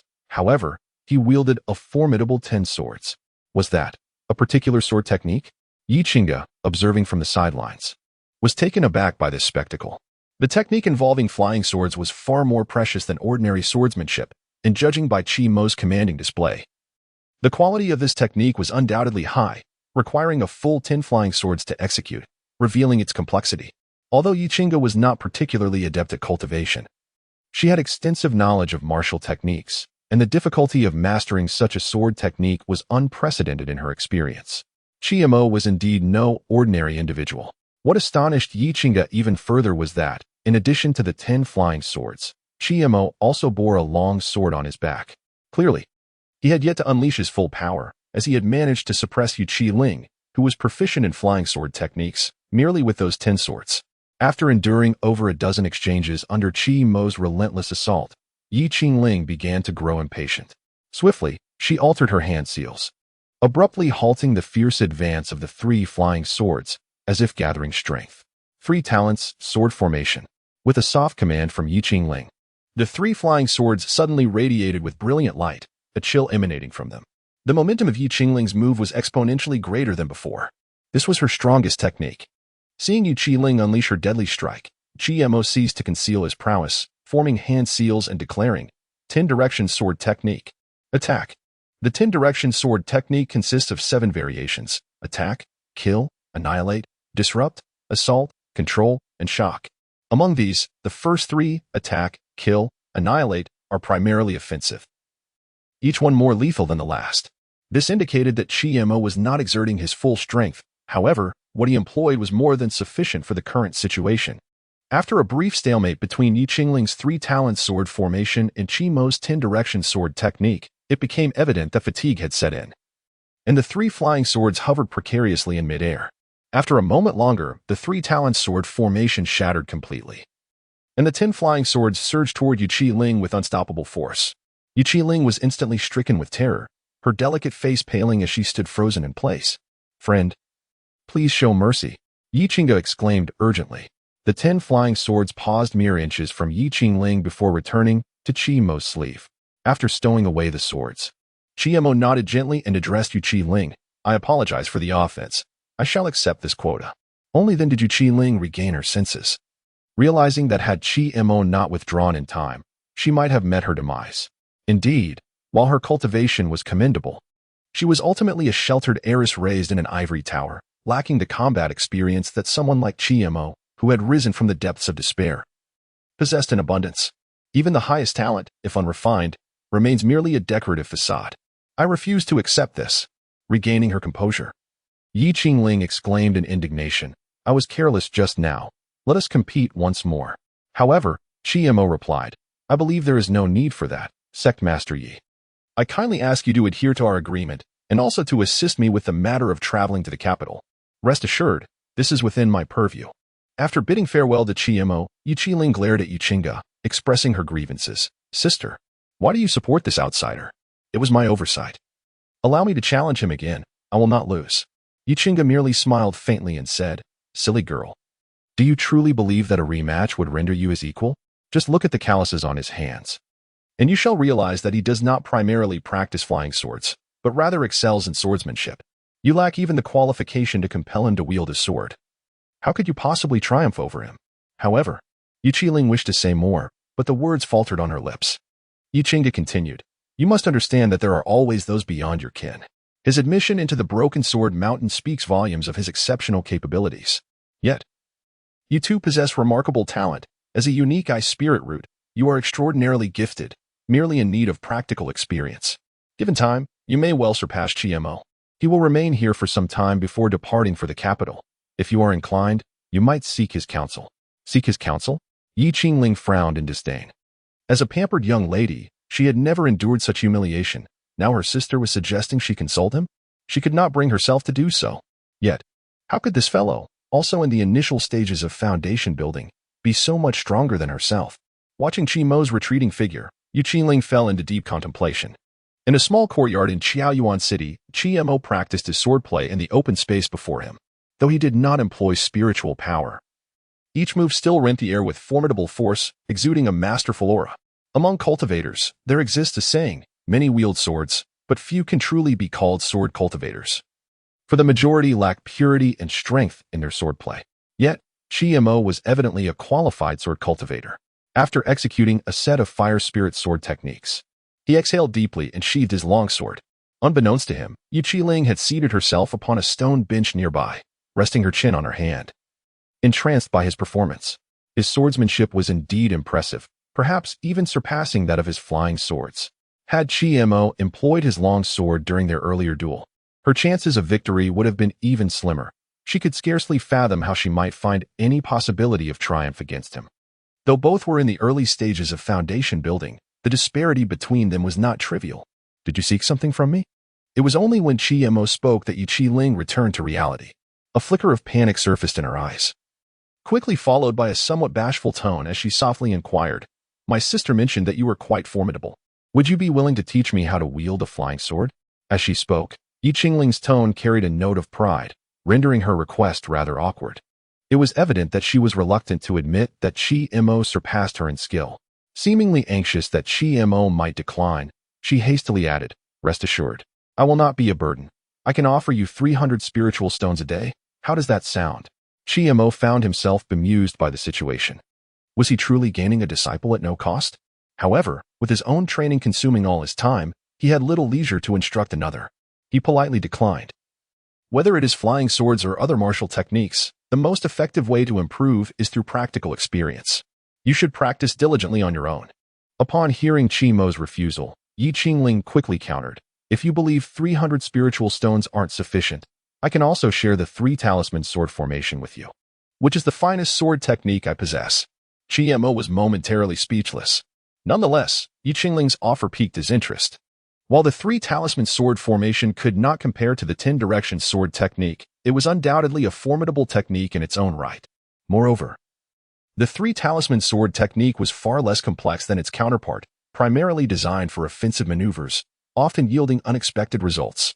After a brief contemplation, Chi-Mo replied, "In that case, I can indeed offer you some instruction." Yi Qingling's face lit up with joy. Before she could express her gratitude, Chi-Mo added, however, "Let us be clear. While I will teach you, I cannot guarantee how much you will learn, and you must first provide me with the 3 talisman sword formation." Without hesitation, Yi Qingling placed the 3 talismans sword formation and the 300 spiritual stones before Chi-Mo. As the daughter of the treasure pavilion, her generosity was not to be underestimated. Even the wealthiest local cultivators would find it challenging to offer such compensation. Although 300 spiritual stones was not a significant sum for Chi-Mo, every bit counted, and someone as financially strained as he would not overlook such a lucrative opportunity. After collecting the spiritual stones, Chi-Mo began to examine the 3 talisman sword formation, as he had previously observed. It was primarily an offensive sword formation requiring only 3 flying swords to execute, demanding significantly less from both the number of swords and the wielder's capabilities compared to the 10 directions sword technique. If mastered, its power would be slightly inferior to that of the 10 directions sword technique, yet it consumed far less energy, making it quite effective for daily combat.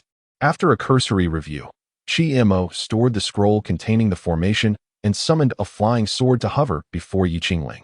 He then instructed, "Use your flying sword to attack me." Yi Qiling hesitated, her brow furrowed in doubt. "Are you only using this one flying sword?" Chi-Mo retorted, "What? Do you think that would be insufficient?" Yi Qiling felt a surge of frustration. The sensation of being underestimated was undeniably unpleasant. This ignited her competitive spirit. Without hesitation, she summoned 3 flying swords, launching an assault against Chi-Mo with the 3 talent sword formation. Her 3 swords surged forward with great momentum, yet when facing Chi-Mo, she encountered an inexplicable barrier.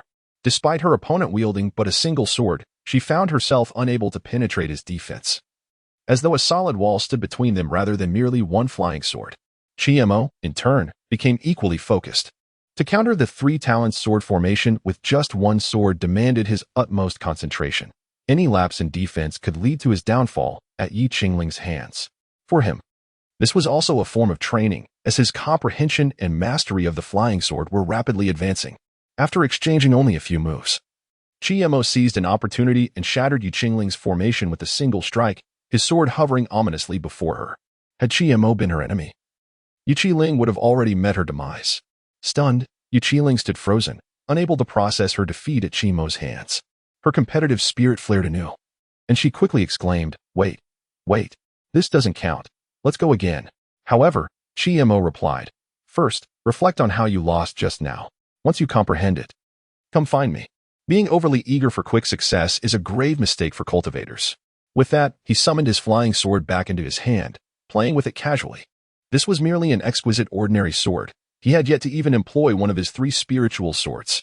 As he examined the sword in his grasp, he mused, "It appears my skills in sword control still leave much to be desired. Logically, I should have been able to dismantle her formation within 3 moves, even with just one sword." Although he could manipulate up to 10 flying swords simultaneously, the lethality of a single sword was somewhat lacking. While this was not immediately evident, prolonged practice without addressing this flaw would surely lead to considerable drawbacks. After all, mastering the control of a single flying sword was fundamental and not to be taken lightly. Chimo intended to use his practice sessions with Ling to compensate for his shortcomings. As for the 3-talent sword technique, he was in no rush to practice it. Lin Chongmin had once instructed Chimo that swordsmanship was merely the assembly of various techniques. Once the fundamental moves were honed to a level of proficiency, learning sword techniques would naturally follow suit, and the same principle applied to sword formations. By perfecting the basics, mastering the 3-talent sword technique would come easily. In the ensuing days, Chimo engaged in daily practice with Ling. Her innate talent was exceptional, and her control over the flying sword improved dramatically, advancing by leaps and bounds each day. However, Chimo's progress was even more pronounced. Though his cultivation aptitude was somewhat lacking, his talent in martial skills surpassed that of many others. After just a few days of practice with the same exquisite ordinary sword, Ling could only endure 5 exchanges against Chimo before succumbing, much to her chagrin. She distinctly felt that her progress had been rapid. Yet she recalled that on the very first day, she could withstand several strikes under Chimo's hand. However, after days of practice, she could barely fend off 5 attacks now. Previously, Chimo would defend while seeking out her weaknesses, but now he showed no mercy, directly engaging her with a mundane sword against her 3 spiritual swords, overwhelming her with sheer force. "I'm done.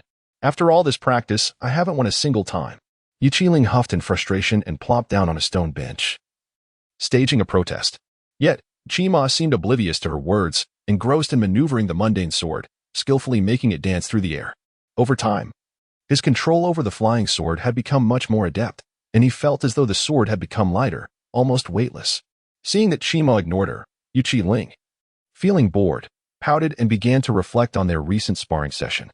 She had encountered many disciples from various families and sects, whose flying swords and sword techniques were methodical. In contrast, Chimo's style was wild and unrefined, lacking any semblance of structure. However, the simplicity and effectiveness of his attacks were striking.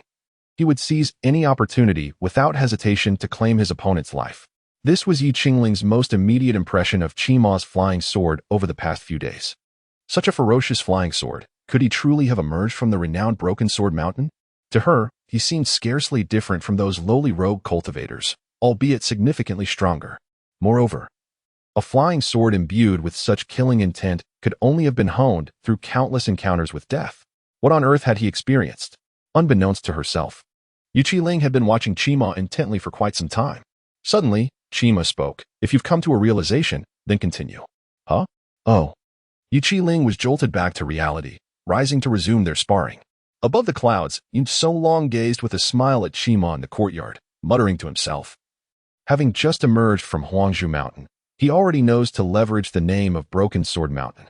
While there may be an element of cunning in his approach, it also showcases his cleverness. Those like Chimo, who have risen from the bottom, understand the importance of background. With such a formidable support behind him, why not make use of it?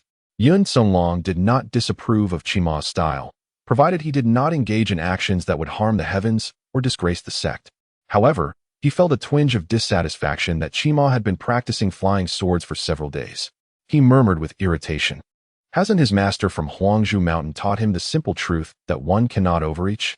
He is clearly more suited to practicing sword techniques, yet clings to the flying sword, likely ending up with only a smattering of knowledge in both, leaving him to lament later. Nonetheless, it seemed that the boy possessed a notable talent for flying swords. Nevertheless, He is still young, and making a decision is not urgent at this moment. Upon returning to the Swordbreak Mountain, he can deliberate whether to focus on swordsmanship or flying swords. There remains a span of 6 months until the talent convention. During this interval, unless it pertains to matters of life and death, Yin Songlong will refrain from making an appearance, only revealing himself when Chi Mo claims victory at the convention to escort him back to the Swordbreak Mountain. Should Chi Mo fail to triumph, there would be even less reason for Yin Songlong to show himself. In the meantime, Chi Mo's cultivation will solely rely on his own efforts, with the only resource at his disposal being the name of the Swordbreak Mountain. Days passed, and news arrived from the treasure pavilion that Chi Mo's journey to the capital had finally been arranged. A colossal airship hovered 3 feet above the ground, not merely floating on water. This so-called airship is a type of mount used for long-distance travel. Many cultivators from esteemed families carry such vessels in their cosmic bags, though most are not as grand as the one before them. Chi Mo is not the only one heading to the capital. Yi Qingling is also aboard the airship. The talent convention is a grand event of the Qianyuan kingdom. Although Yu Qiling has lost her chance to participate, attending to witness the proceedings is still permissible, at least to broaden her horizons. Leaning against the railing, she spoke in a tone befitting a young lady. You previously proclaimed with utmost confidence that you would secure victory at the talent convention. I entrusted this opportunity to you, and should you fail to win, I will certainly hold you accountable. Rest assured, Chi Mo replied, if I do not emerge victorious, I shall not forgive myself, let alone you. He had compelling reasons to claim victory. Initially, Chi Mo did not envision achieving great heights in his lifetime. Merely attaining longevity through cultivation would suffice. So he did not regard the opportunity to join the Swordbreak Mountain with much weight. However, it now appeared that the so-called geniuses were not so different from him. What those prodigies could accomplish, he too could achieve. Chi Mo began to appreciate this opportunity anew, one that could potentially place him alongside those true paragons of talent. He yearned to discover just how far he could progress. Winning the championship? A derisive laugh unexpectedly emanated from beside him. At the talent convention, talents abound, and the number of strong contenders is incalculable. To achieve a respectable ranking would be fortunate enough, yet you still dream of winning the crown. How utterly delusional. Turning his gaze, Chi Mo beheld 3 young individuals standing beside him, 2 males and 1 female. Yi Qiling whispered, these 3 are the representatives from the 16 cities of the Northwest participating in the talent convention. The one who just spoke is named Ma Teng. The female is Lin Yu, both at the early stage of foundation establishment. The burly one, however, is quite formidable. His name is Xie Changge, at the mid-stage of foundation establishment. It is said that he rivals Cheng Linyan and Hu Lai of the Huangzhou Mountain in talent. Chi Mo expressed mild astonishment. To be able to stand alongside them? That is indeed impressive. Cheng Linyan and Hu Lai's prowess was clear to Chi Mo. Among all his contemporaries, these 2 were undoubtedly the most formidable. The fact that Xie Changge could stand shoulder to shoulder with them spoke volumes of his strength. A smirk danced on Ma Teng's lips, laced with provocation as he remarked, Yi Qingling, I've heard you relinquished your spot to this fellow. Shall I assist you in reclaiming it? Upon hearing Ma Teng's words, Yi Qiling's expression shifted dramatically, as if struck at her core. She stammered, what do you mean I lost to him? I merely conceded it to him. Besides, Chi Mo is inherently stronger than I am. It is only fitting that he receives this opportunity. Is that so? Ma Teng quipped mockingly, scrutinizing Yu Qiling. I'm curious to see what this lad is truly capable of, especially when he boasts of claiming victory at the Tianjia conference. At this juncture, Ma Teng's spiritual energy surged abruptly, his aura locking onto Chi Mo. He flicked his fingers, unleashing a torrent of spiritual energy that hurtled directly towards Chi Mo's chest. Chi Mo, fully aware of the unfolding events, formed a sword gesture with his hand and casually released a stream of sword energy that shattered Ma Teng's assault. Without a moment's pause, the sword energy continued its trajectory towards Ma Teng. The sound of blade-piercing flesh echoed through the air. Although Ma Teng reacted swiftly and attempted to defend himself, Chi Mo's sword energy still grazed his arm, causing blood to flow from his forearm and stain his sleeve crimson. In but a single exchange, Ma Teng found himself injured, igniting a fierce anger within him. You dare to wound me? He bellowed, raising his hand to strike Chi Mo once more. This punch bore no semblance of a test or provocation. It was infused with lethal intent. In response, Chi Mo summoned 3 flying swords, instantly manifesting the Sankai sword formation to counter Ma Teng. Humph. Trivial skills. Ma Teng scoffed. his spiritual energy solidifying further as he prepared to obliterate Qi Mo's sword formation with his punch. However, with a resounding crash, Ma Teng's fist collided with Qi Mo's flying swords. The swords effortlessly tore through Ma Teng's spiritual energy, continuing unabated as they sliced into his flesh, embedding themselves into his bones. Ma Teng let out a harrowing scream. Just as he intended to retreat, he noticed the three flying swords, now converging once more in the Sankai formation, aimed squarely at his head. If he did not strike, he would remain passive, yet once he did, it would surely be a decisive blow. In that moment, Ma Teng, overwhelmed by pain, found himself in disarray, akin to a cornered beast ensnared in a trap, flailing helplessly with no effective means to escape. At that critical juncture, a powerful surge of spiritual energy materialized from thin air, clashing with Qi Mo's Senkai sword formation. After a brief stalemate, this formidable energy erupted, dispersing the sword formation in an explosive display. Fellow cultivator, one should extend mercy when possible. Xie Chang'e gazed at Qi Mo, his expression far from pleasant. It was evident that he was the one who had just intervened to save Ma Teng. Qi Mo coldly declared, should there be a next time, you shall meet your end alongside him. At these words, even Xie Chang'e's countenance changed slightly. Qi Mo's audacity knew no bounds. Yet, he possessed the confidence to be so brazen. Commanding 6 flying swords and executing 2 formations of the 3 talents sword array, Xie Chang'e had encountered such formidable opponents before, but never one so youthful. Furthermore, it appeared that this was not the full extent of his capabilities. This was merely the initial stage of foundation establishment. Once he reached the same mid-foundation stage as Xie Chang'e, the latter would undoubtedly find himself at a disadvantage. Xie Chang'e remarked, this matter originates from Ma Teng's wrongdoing, and I apologize on his behalf. However, Qi Mo ignored him entirely and turned away, leaving the deck, with Yu Qiling hastily following in his wake. Being disregarded by Qi Mo left Xie Chang'e's face somewhat grim. Meanwhile, Lin Yu looked at Qi Mo's retreating figure, slightly astonished, and murmured, isn't the treasure pavilion filled with mere pretenders who lack genuine skill? What is the story with this individual? Moreover, I have never heard of such a character in the 16 cities of the Northwest. Xie Chang'e replied, there are always those beyond our ken, and those we have yet to encounter may not be mere trifles.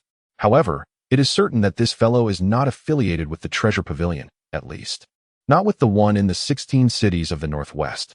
He is likely an external aide hired at great expense by Yichinga, aiming to make a stunning impression at the talent conference. Just as the two conversed, Ma Teng, who was cultivating to heal his injuries, suddenly let out a blood-curdling scream. Both turned to see flames erupting from his bloodied arm, the searing heat instantly charring his flesh. Upon witnessing this, Lin Yu quickly summoned his spiritual energy, enveloping Ma Teng's hand in a veil of mist to extinguish the flames. Although the fire was quelled, the damage had worsened significantly. His entire arm was on the brink of being rendered useless. Without a miraculous healing elixir, it would inevitably become irreparable. Damnable beast, how dare you scheme against me? Ma Teng seethed, his voice laced with venom. The hidden force within Qi Mo's flying sword had unleashed itself, severely injuring his arm and inflicting grave harm upon his internal meridians. Xie Chang'e cast a glance at Ma Teng's arm before retrieving a pill from his cosmic bag and administering it to him. He solemnly cautioned the other two. Consider this a lesson. This individual representing the treasure pavilion is indeed formidable. Conservatively speaking, he possesses the qualifications to rank among the top 20. Lin Yu was taken aback. Top 20? But he is merely at the initial stage of foundation establishment. Although Qi Mo had methods to conceal his true cultivation level, once they engaged, his true capabilities would be revealed. Qi Mo's cultivation was, at most, at the initial stage of foundation establishment. It is essential to understand that even someone as formidable as Xie Chang'e cannot confidently assert their place among the top 20. This year, the kingdom of Qianyuan has witnessed a remarkable emergence of talent. In previous editions of the Tianjiao Conference, Xie Chang'e's strength and cultivation would have made him a prime contender for the championship. However, this year is different, not to mention the exceptional talents from other regions. Within the territory of the 16 cities in the Northwest, there lie two prodigies whose prowess far surpasses that of Xie Chang'e. Xie Chang'e further remarked, cultivation alone does not encapsulate all. In any case, you too should cease provoking this individual. As you witnessed earlier, his actions are utterly reckless. Had I not intervened in time, Ma Teng would likely be a corpse by now. Yet, Ma Teng scoffed dismissively, stating, no matter how formidable he may be, he remains merely a foundational level cultivator.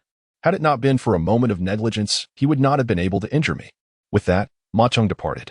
Observing Ma Teng's obstinacy, Xia Chang'e could not help but chuckle derisively. This fool insists on burying himself in folly. Had I known, I would have preferred to award this spot to someone more astute. At least it would not go to waste. Within a cabin aboard the vessel, Mo sat at a table, facing Yi Qi Ling. Holding a flying sword, Mo murmured, "If only my cultivation had been at the mid-foundational level instead of the initial stage, I could have forcefully breached Xie Chang'e's blockade and claimed Ma Teng's life." Upon hearing Mo's words, Yi Qi Ling furrowed her brow in alarm. Having grown up in a sheltered environment, despite her considerable talent and skill, she had never taken a life, even in friendly sparring, where she would only engage to a limited extent. The concept of life and death struggles felt distant and foreign to her. With disbelief, she inquired, "Did you truly intend to kill Ma Teng?" Mo did not deny it, responding, "When faced with those who harbor ill will towards me, I have never been one to show mercy lest I invite future troubles." This was Mo's method of self-preservation, something Yi Qi Ling would not comprehend. By the way, Yi Qi Ling, perhaps intentionally changing the subject, asked, "You simultaneously controlled 6 swords and executed the 3-talent sword formation twice earlier. How did you manage that? Can you teach me?"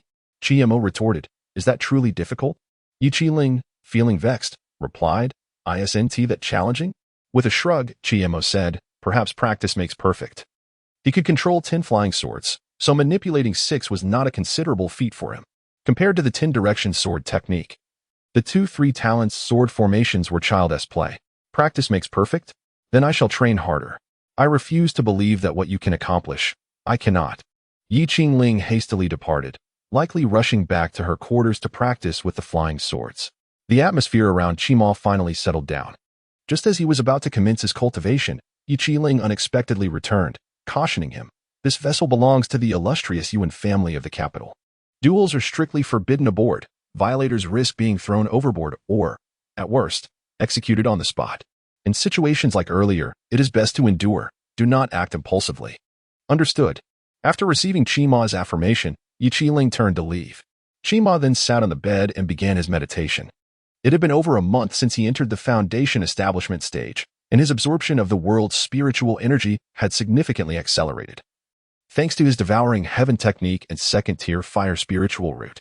However, despite this progress, his month of diligent practice yielded minimal results.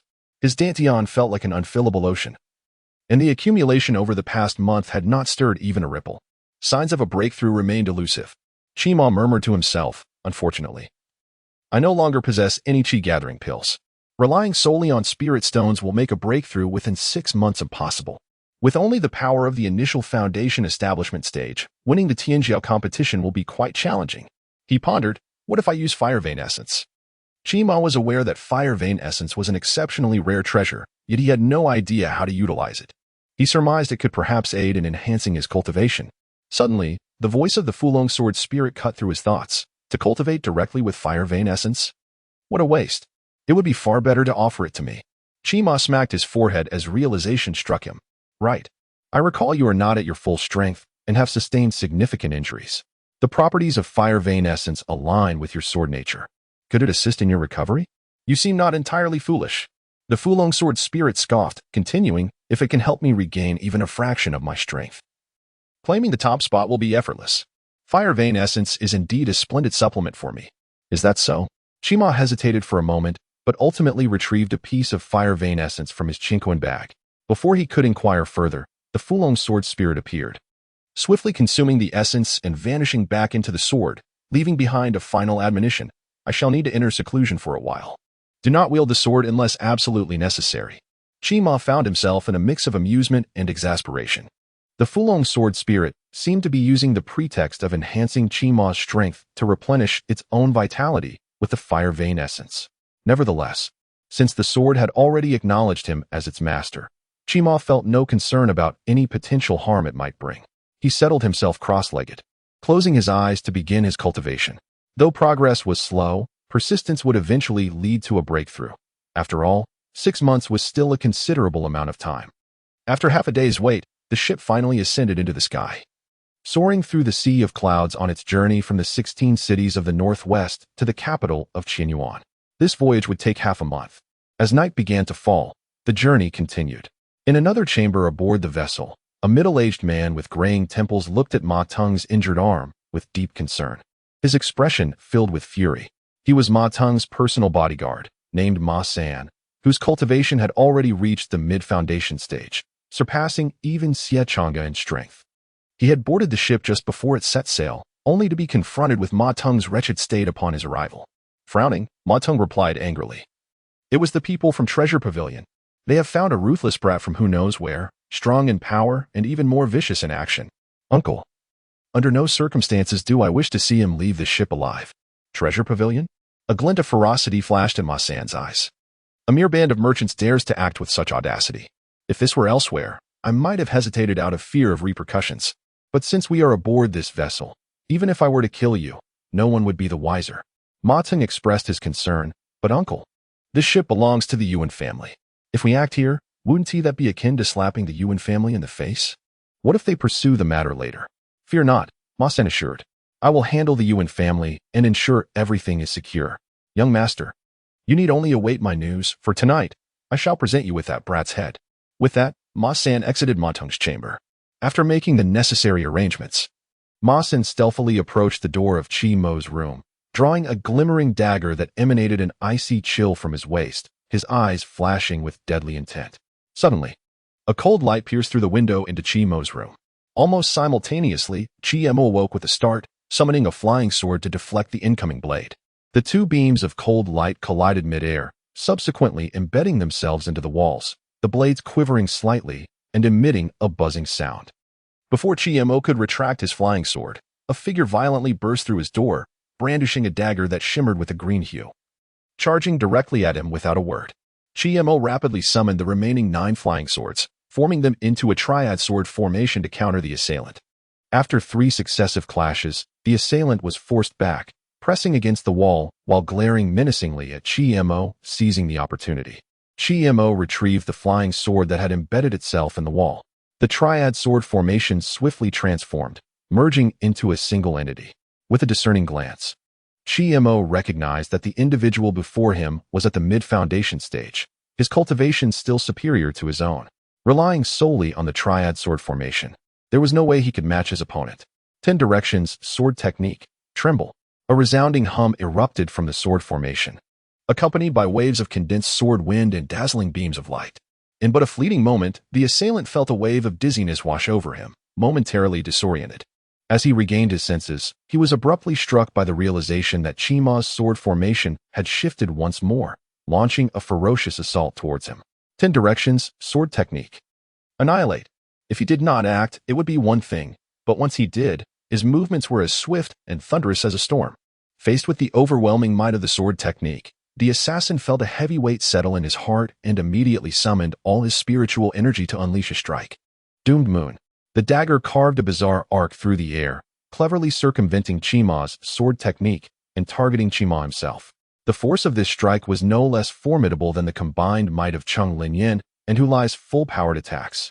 Clearly, this was a highly seasoned killer. In a state of alarm, Qi Mo attempted to counter the sword assault, but it was already too late. A faint green light erupted from his chest. As the protective talisman activated at a critical moment, firmly blocking the lethal strike, the assassin, taken aback, had not anticipated that Qi Mo possessed such a safeguard. Before he could respond, the residual force of the talisman sent him crashing against the wall, which collapsed with a thunderous roar. Before the assassin could regain his footing, the 10 flying swords pursued him relentlessly, akin to parasites clinging to bone. 10 direction sword technique. Annihilate. This time, the assassin found himself with no avenue of escape. Despair surged within him. The might of Qi Mo's sword formation was capable of slaying him despite the disparity in their ranks. Yet, at that moment, a more formidable and vast surge of spiritual energy suddenly emanated from the end of the corridor, enveloping the assassin in its protective embrace. Qi Mo's formidable sword formation disintegrated upon contact with this power, collapsing instantaneously without even a moment's resistance. With a cough, Qi Mo spat out blood, his eyes wide with terror as he gazed towards the source of the energy at the corridor's end. It was a middle-aged woman. Though not conventionally attractive and dressed in simple training garb, her expression was stern, and her gaze bore down on Qi Mo with palpable hostility. The ship is the property of the Yuan family. No one is permitted to engage in private duels here. Upon finishing her statement, the woman raised her hand and forcefully grasped towards Chima's direction. To his shock, Chima was lifted into the air, propelled towards her until he halted before her. She scrutinized him closely. This youth, not yet 20, showed considerable prowess, having even defeated a mid-stage foundation establishment cultivator. Such a person should not be a nameless figure. However, in her memory, there was no one of such caliber among the 16 cities of the Northwest. This indicated that the young man before her was merely a talented individual without any backing, easily obliterated without consequence. Her voice turned cold as she spoke. The authority of the Yuan family is not something a mere child like you can trample upon. Despite being held by the throat, Chima displayed no sign of fear on his face. Staring defiantly at the middle-aged woman, he questioned, "You stood by and watched for so long without intervening. Just as I was about to slay this assassin, you chose to strike. What utter nonsense about the authority of the Yuan family. It is clearly directed at me." The woman's expression suddenly changed. Chima was indeed correct. She had been observing coldly from the sidelines. Had she not witnessed the assassin nearly being countered by Chima, she would never have intervened. The assassin had provided her with considerable benefits, merely to have the opportunity to strike aboard the vessel. Having struck a nerve, a murderous intent erupted in the woman's eyes as she coldly declared, "You seek death." The pressure of her grip intensified. A suffocating sensation enveloped Chima, causing a sharp pain in his throat, accompanied by waves of dizziness in his mind. "Senior, please show mercy." At that moment, a hurried call echoed from the other end of the corridor. Yi Qingling rushed over, bowing to the woman. "I implore you, Senior, to spare him this time. My treasure pavilion is willing to offer 10,000, no, 30,000 spirit stones. I merely ask for your leniency."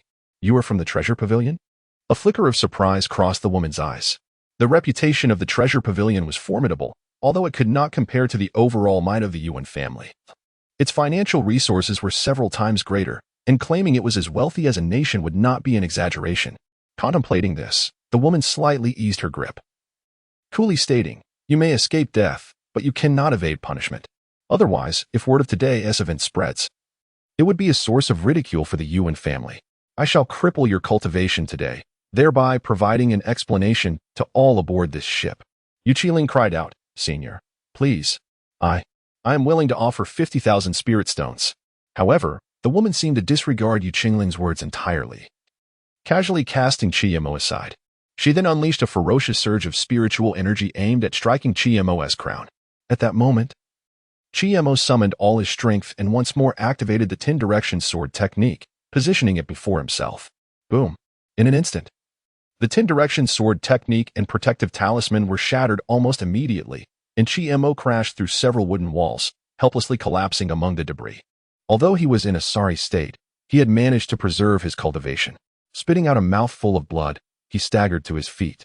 His gaze fixated fiercely on the woman, devoid of any fear, but instead filled with boundless fighting spirit. "Oh," the woman remarked in surprise, "your vitality is quite resilient. Yet a mere insect is still just an insect, ultimately only struggling in its death throes." Chima forced out 2 words from his throat, "Falling dragon." In that instant, a resounding dragon's roar reverberated through the heavens, flames erupted, instantly engulfing a radius of 3 zhang around Chima.